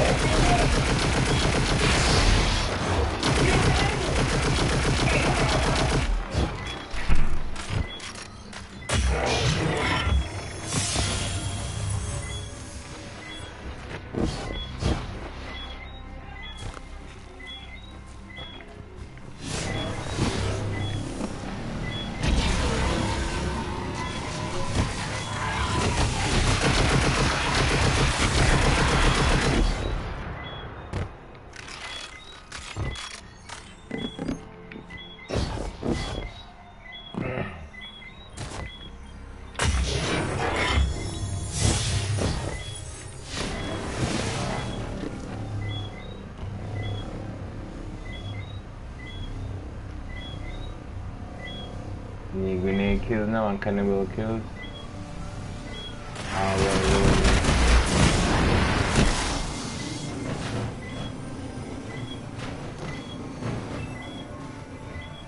What the fuck?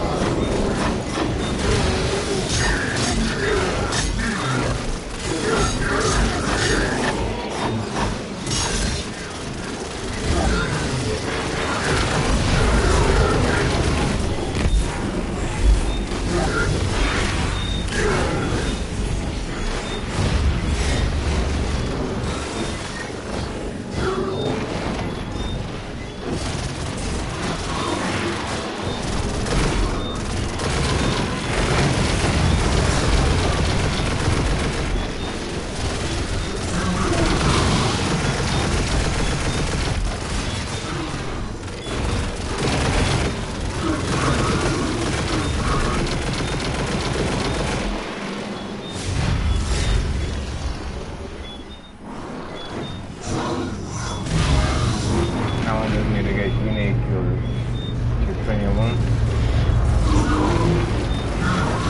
like the Fallen are bringing in a glimmer drill. Keep a sharp lookout.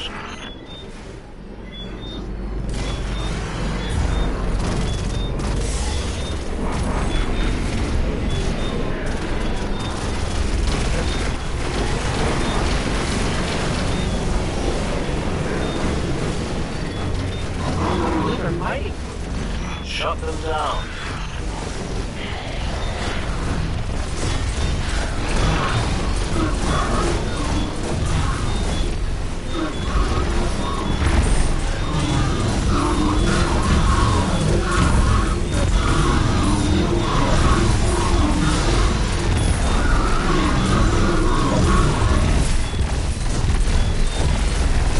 They're heading to another site.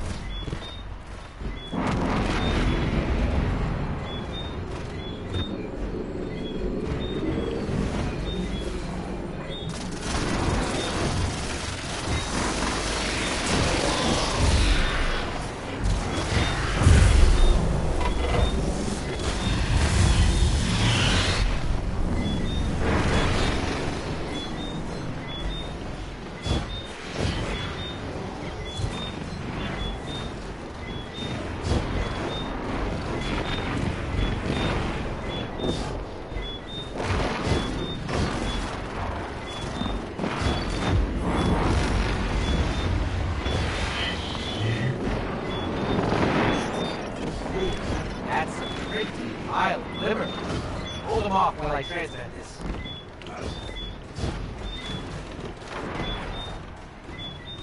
Come now. Speak your mind.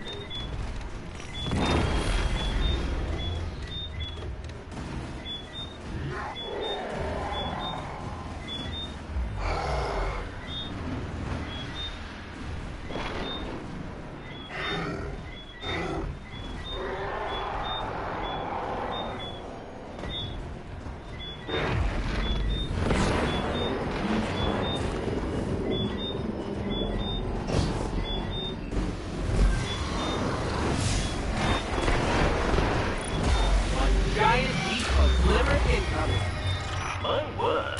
You'll have to keep some for yourself, you know.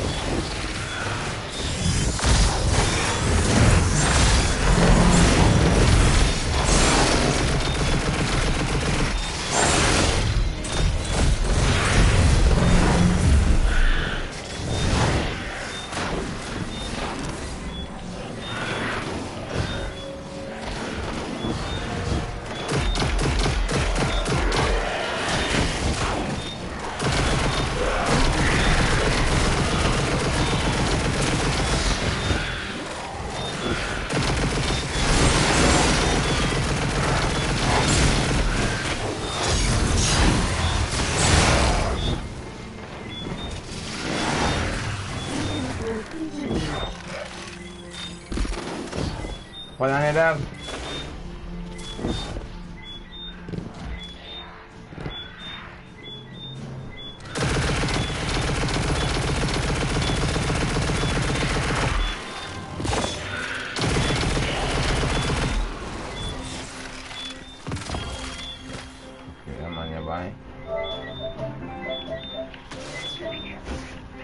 bad like old people need. Oh. So I cannot connect. I know that's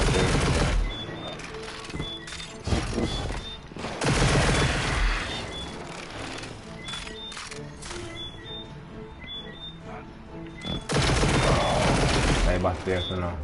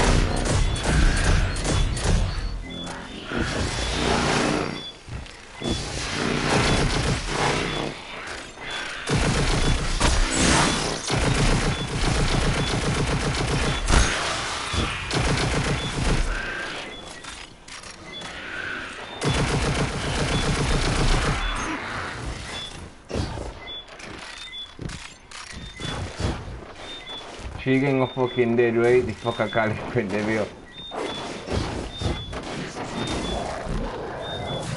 Don't forget you though. Don't forget you. And get it.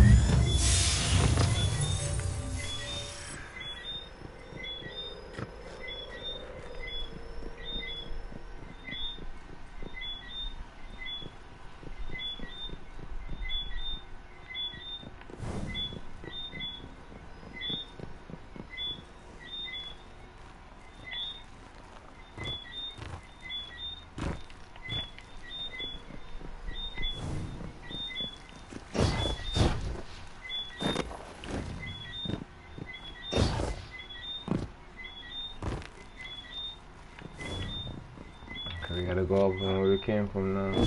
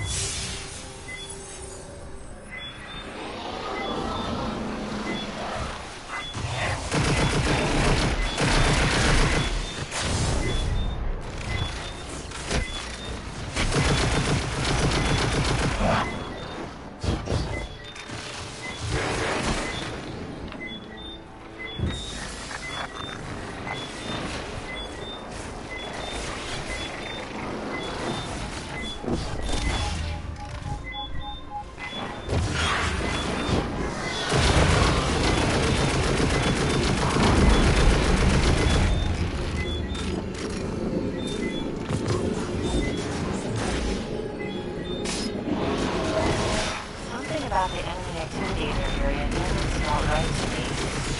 Think you could go sniff it out?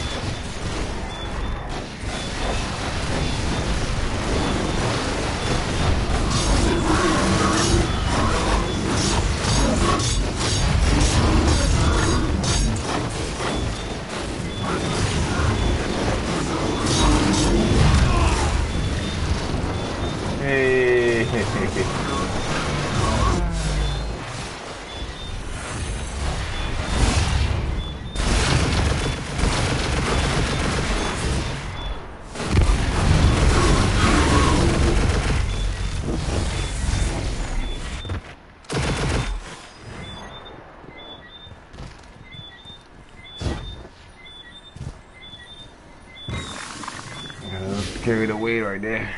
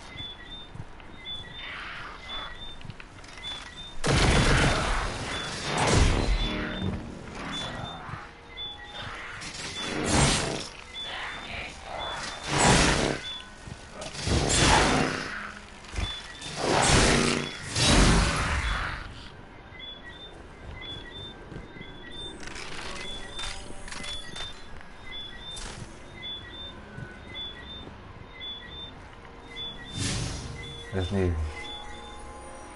Wow. Dann mal gehen wir.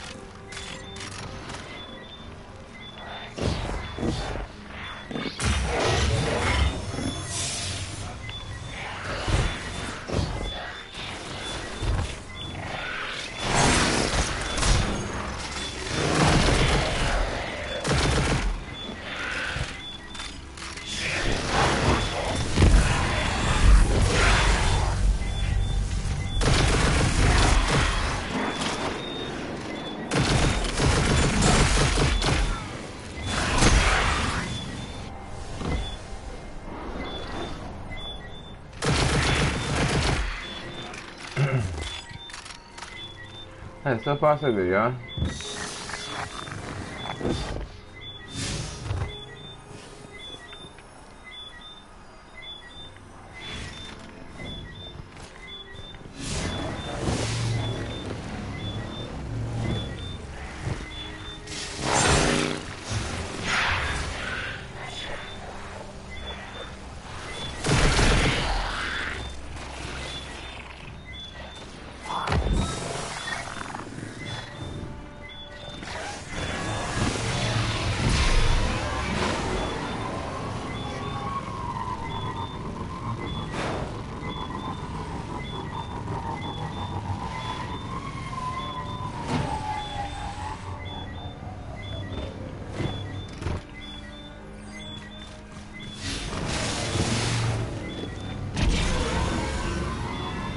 All forces in the field.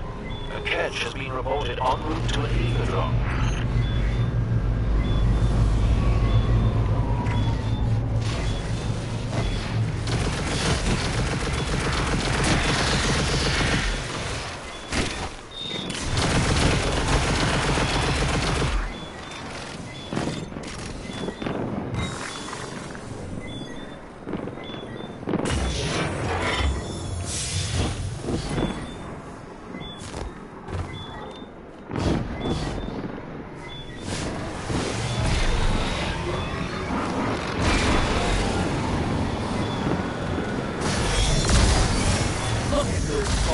Acting like they know. Head down that circular and they stop.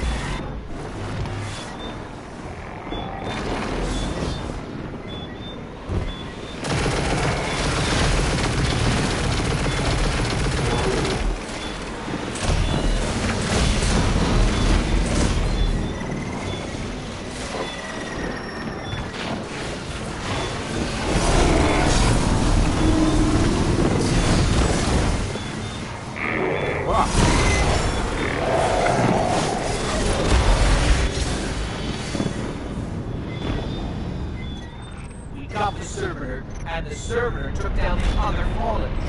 You smashed their hopes to powder again. Excellent.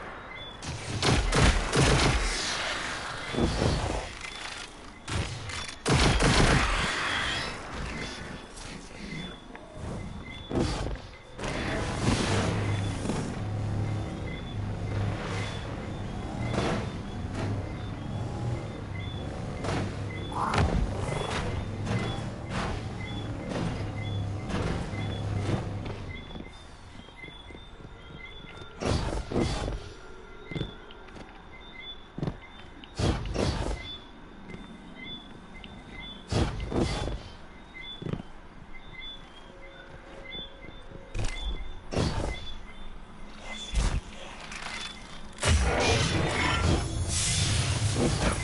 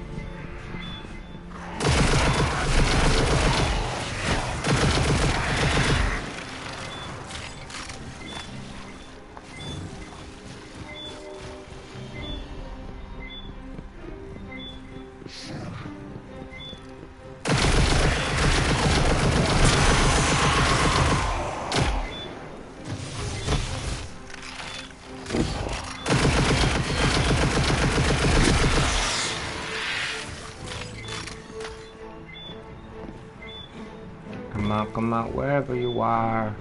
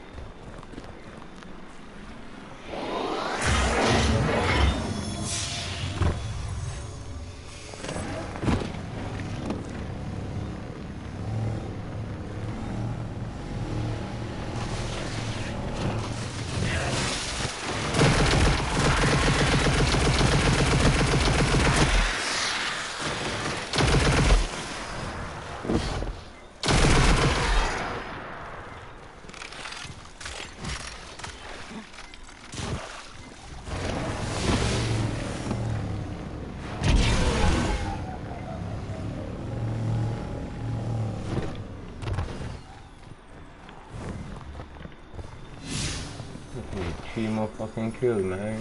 Come on.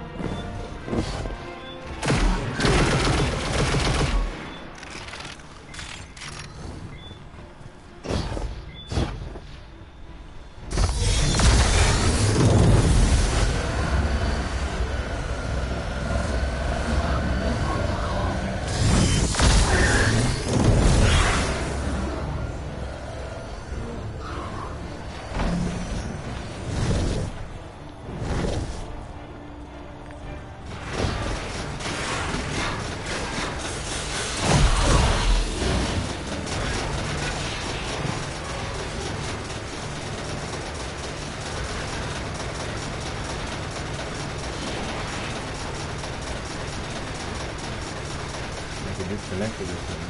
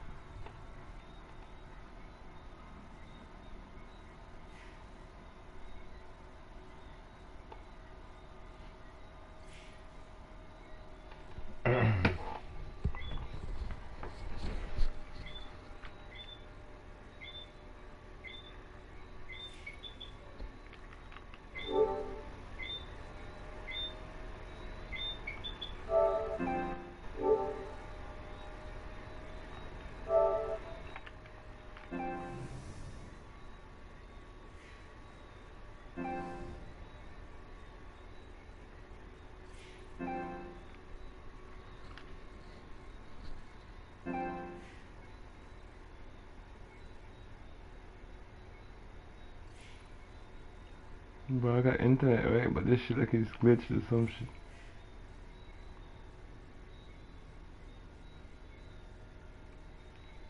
That's such a fucking lie.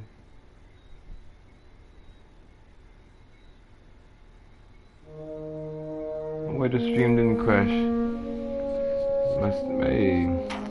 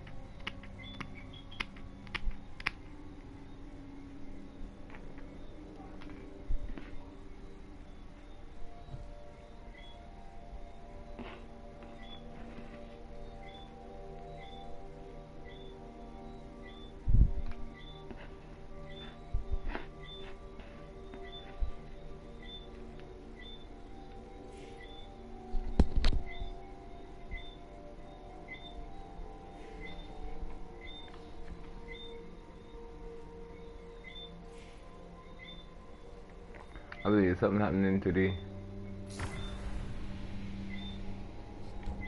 So let me know.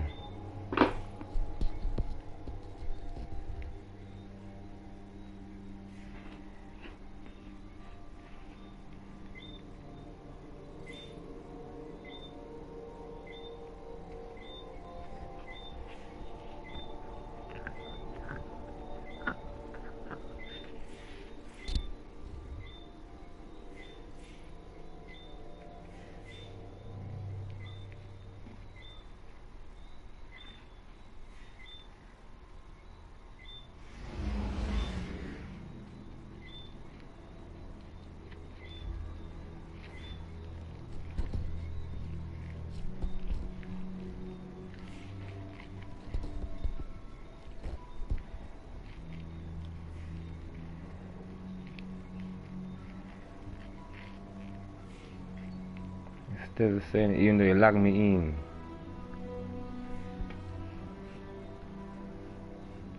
Fuck yeah, bye.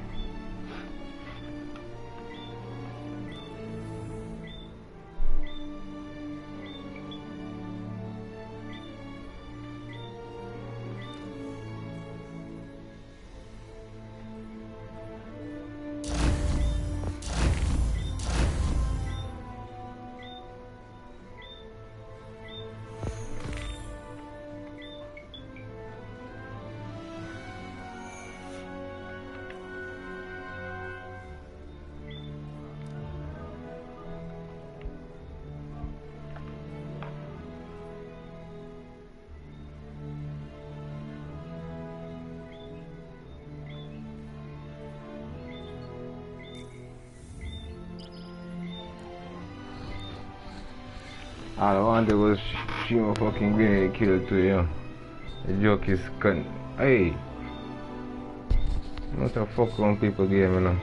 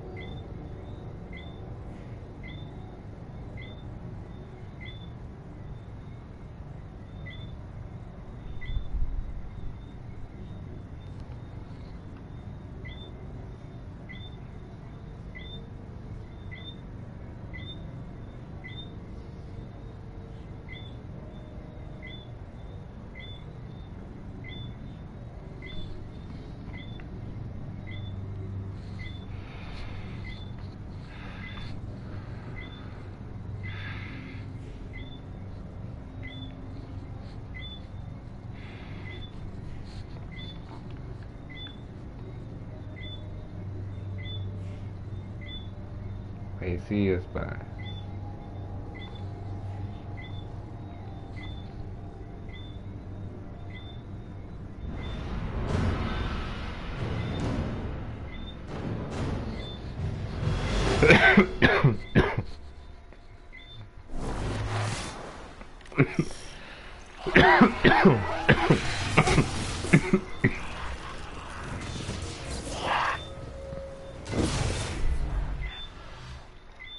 Fuck you.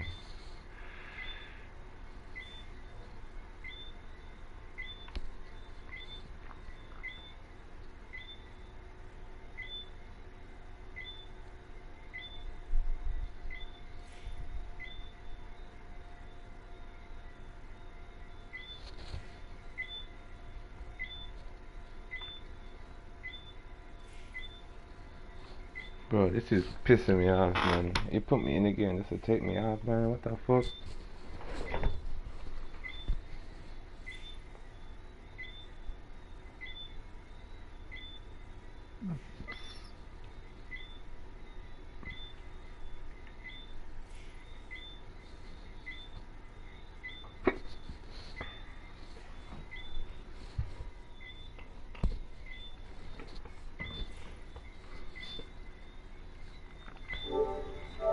I'm gonna do a quick internet test. Come back.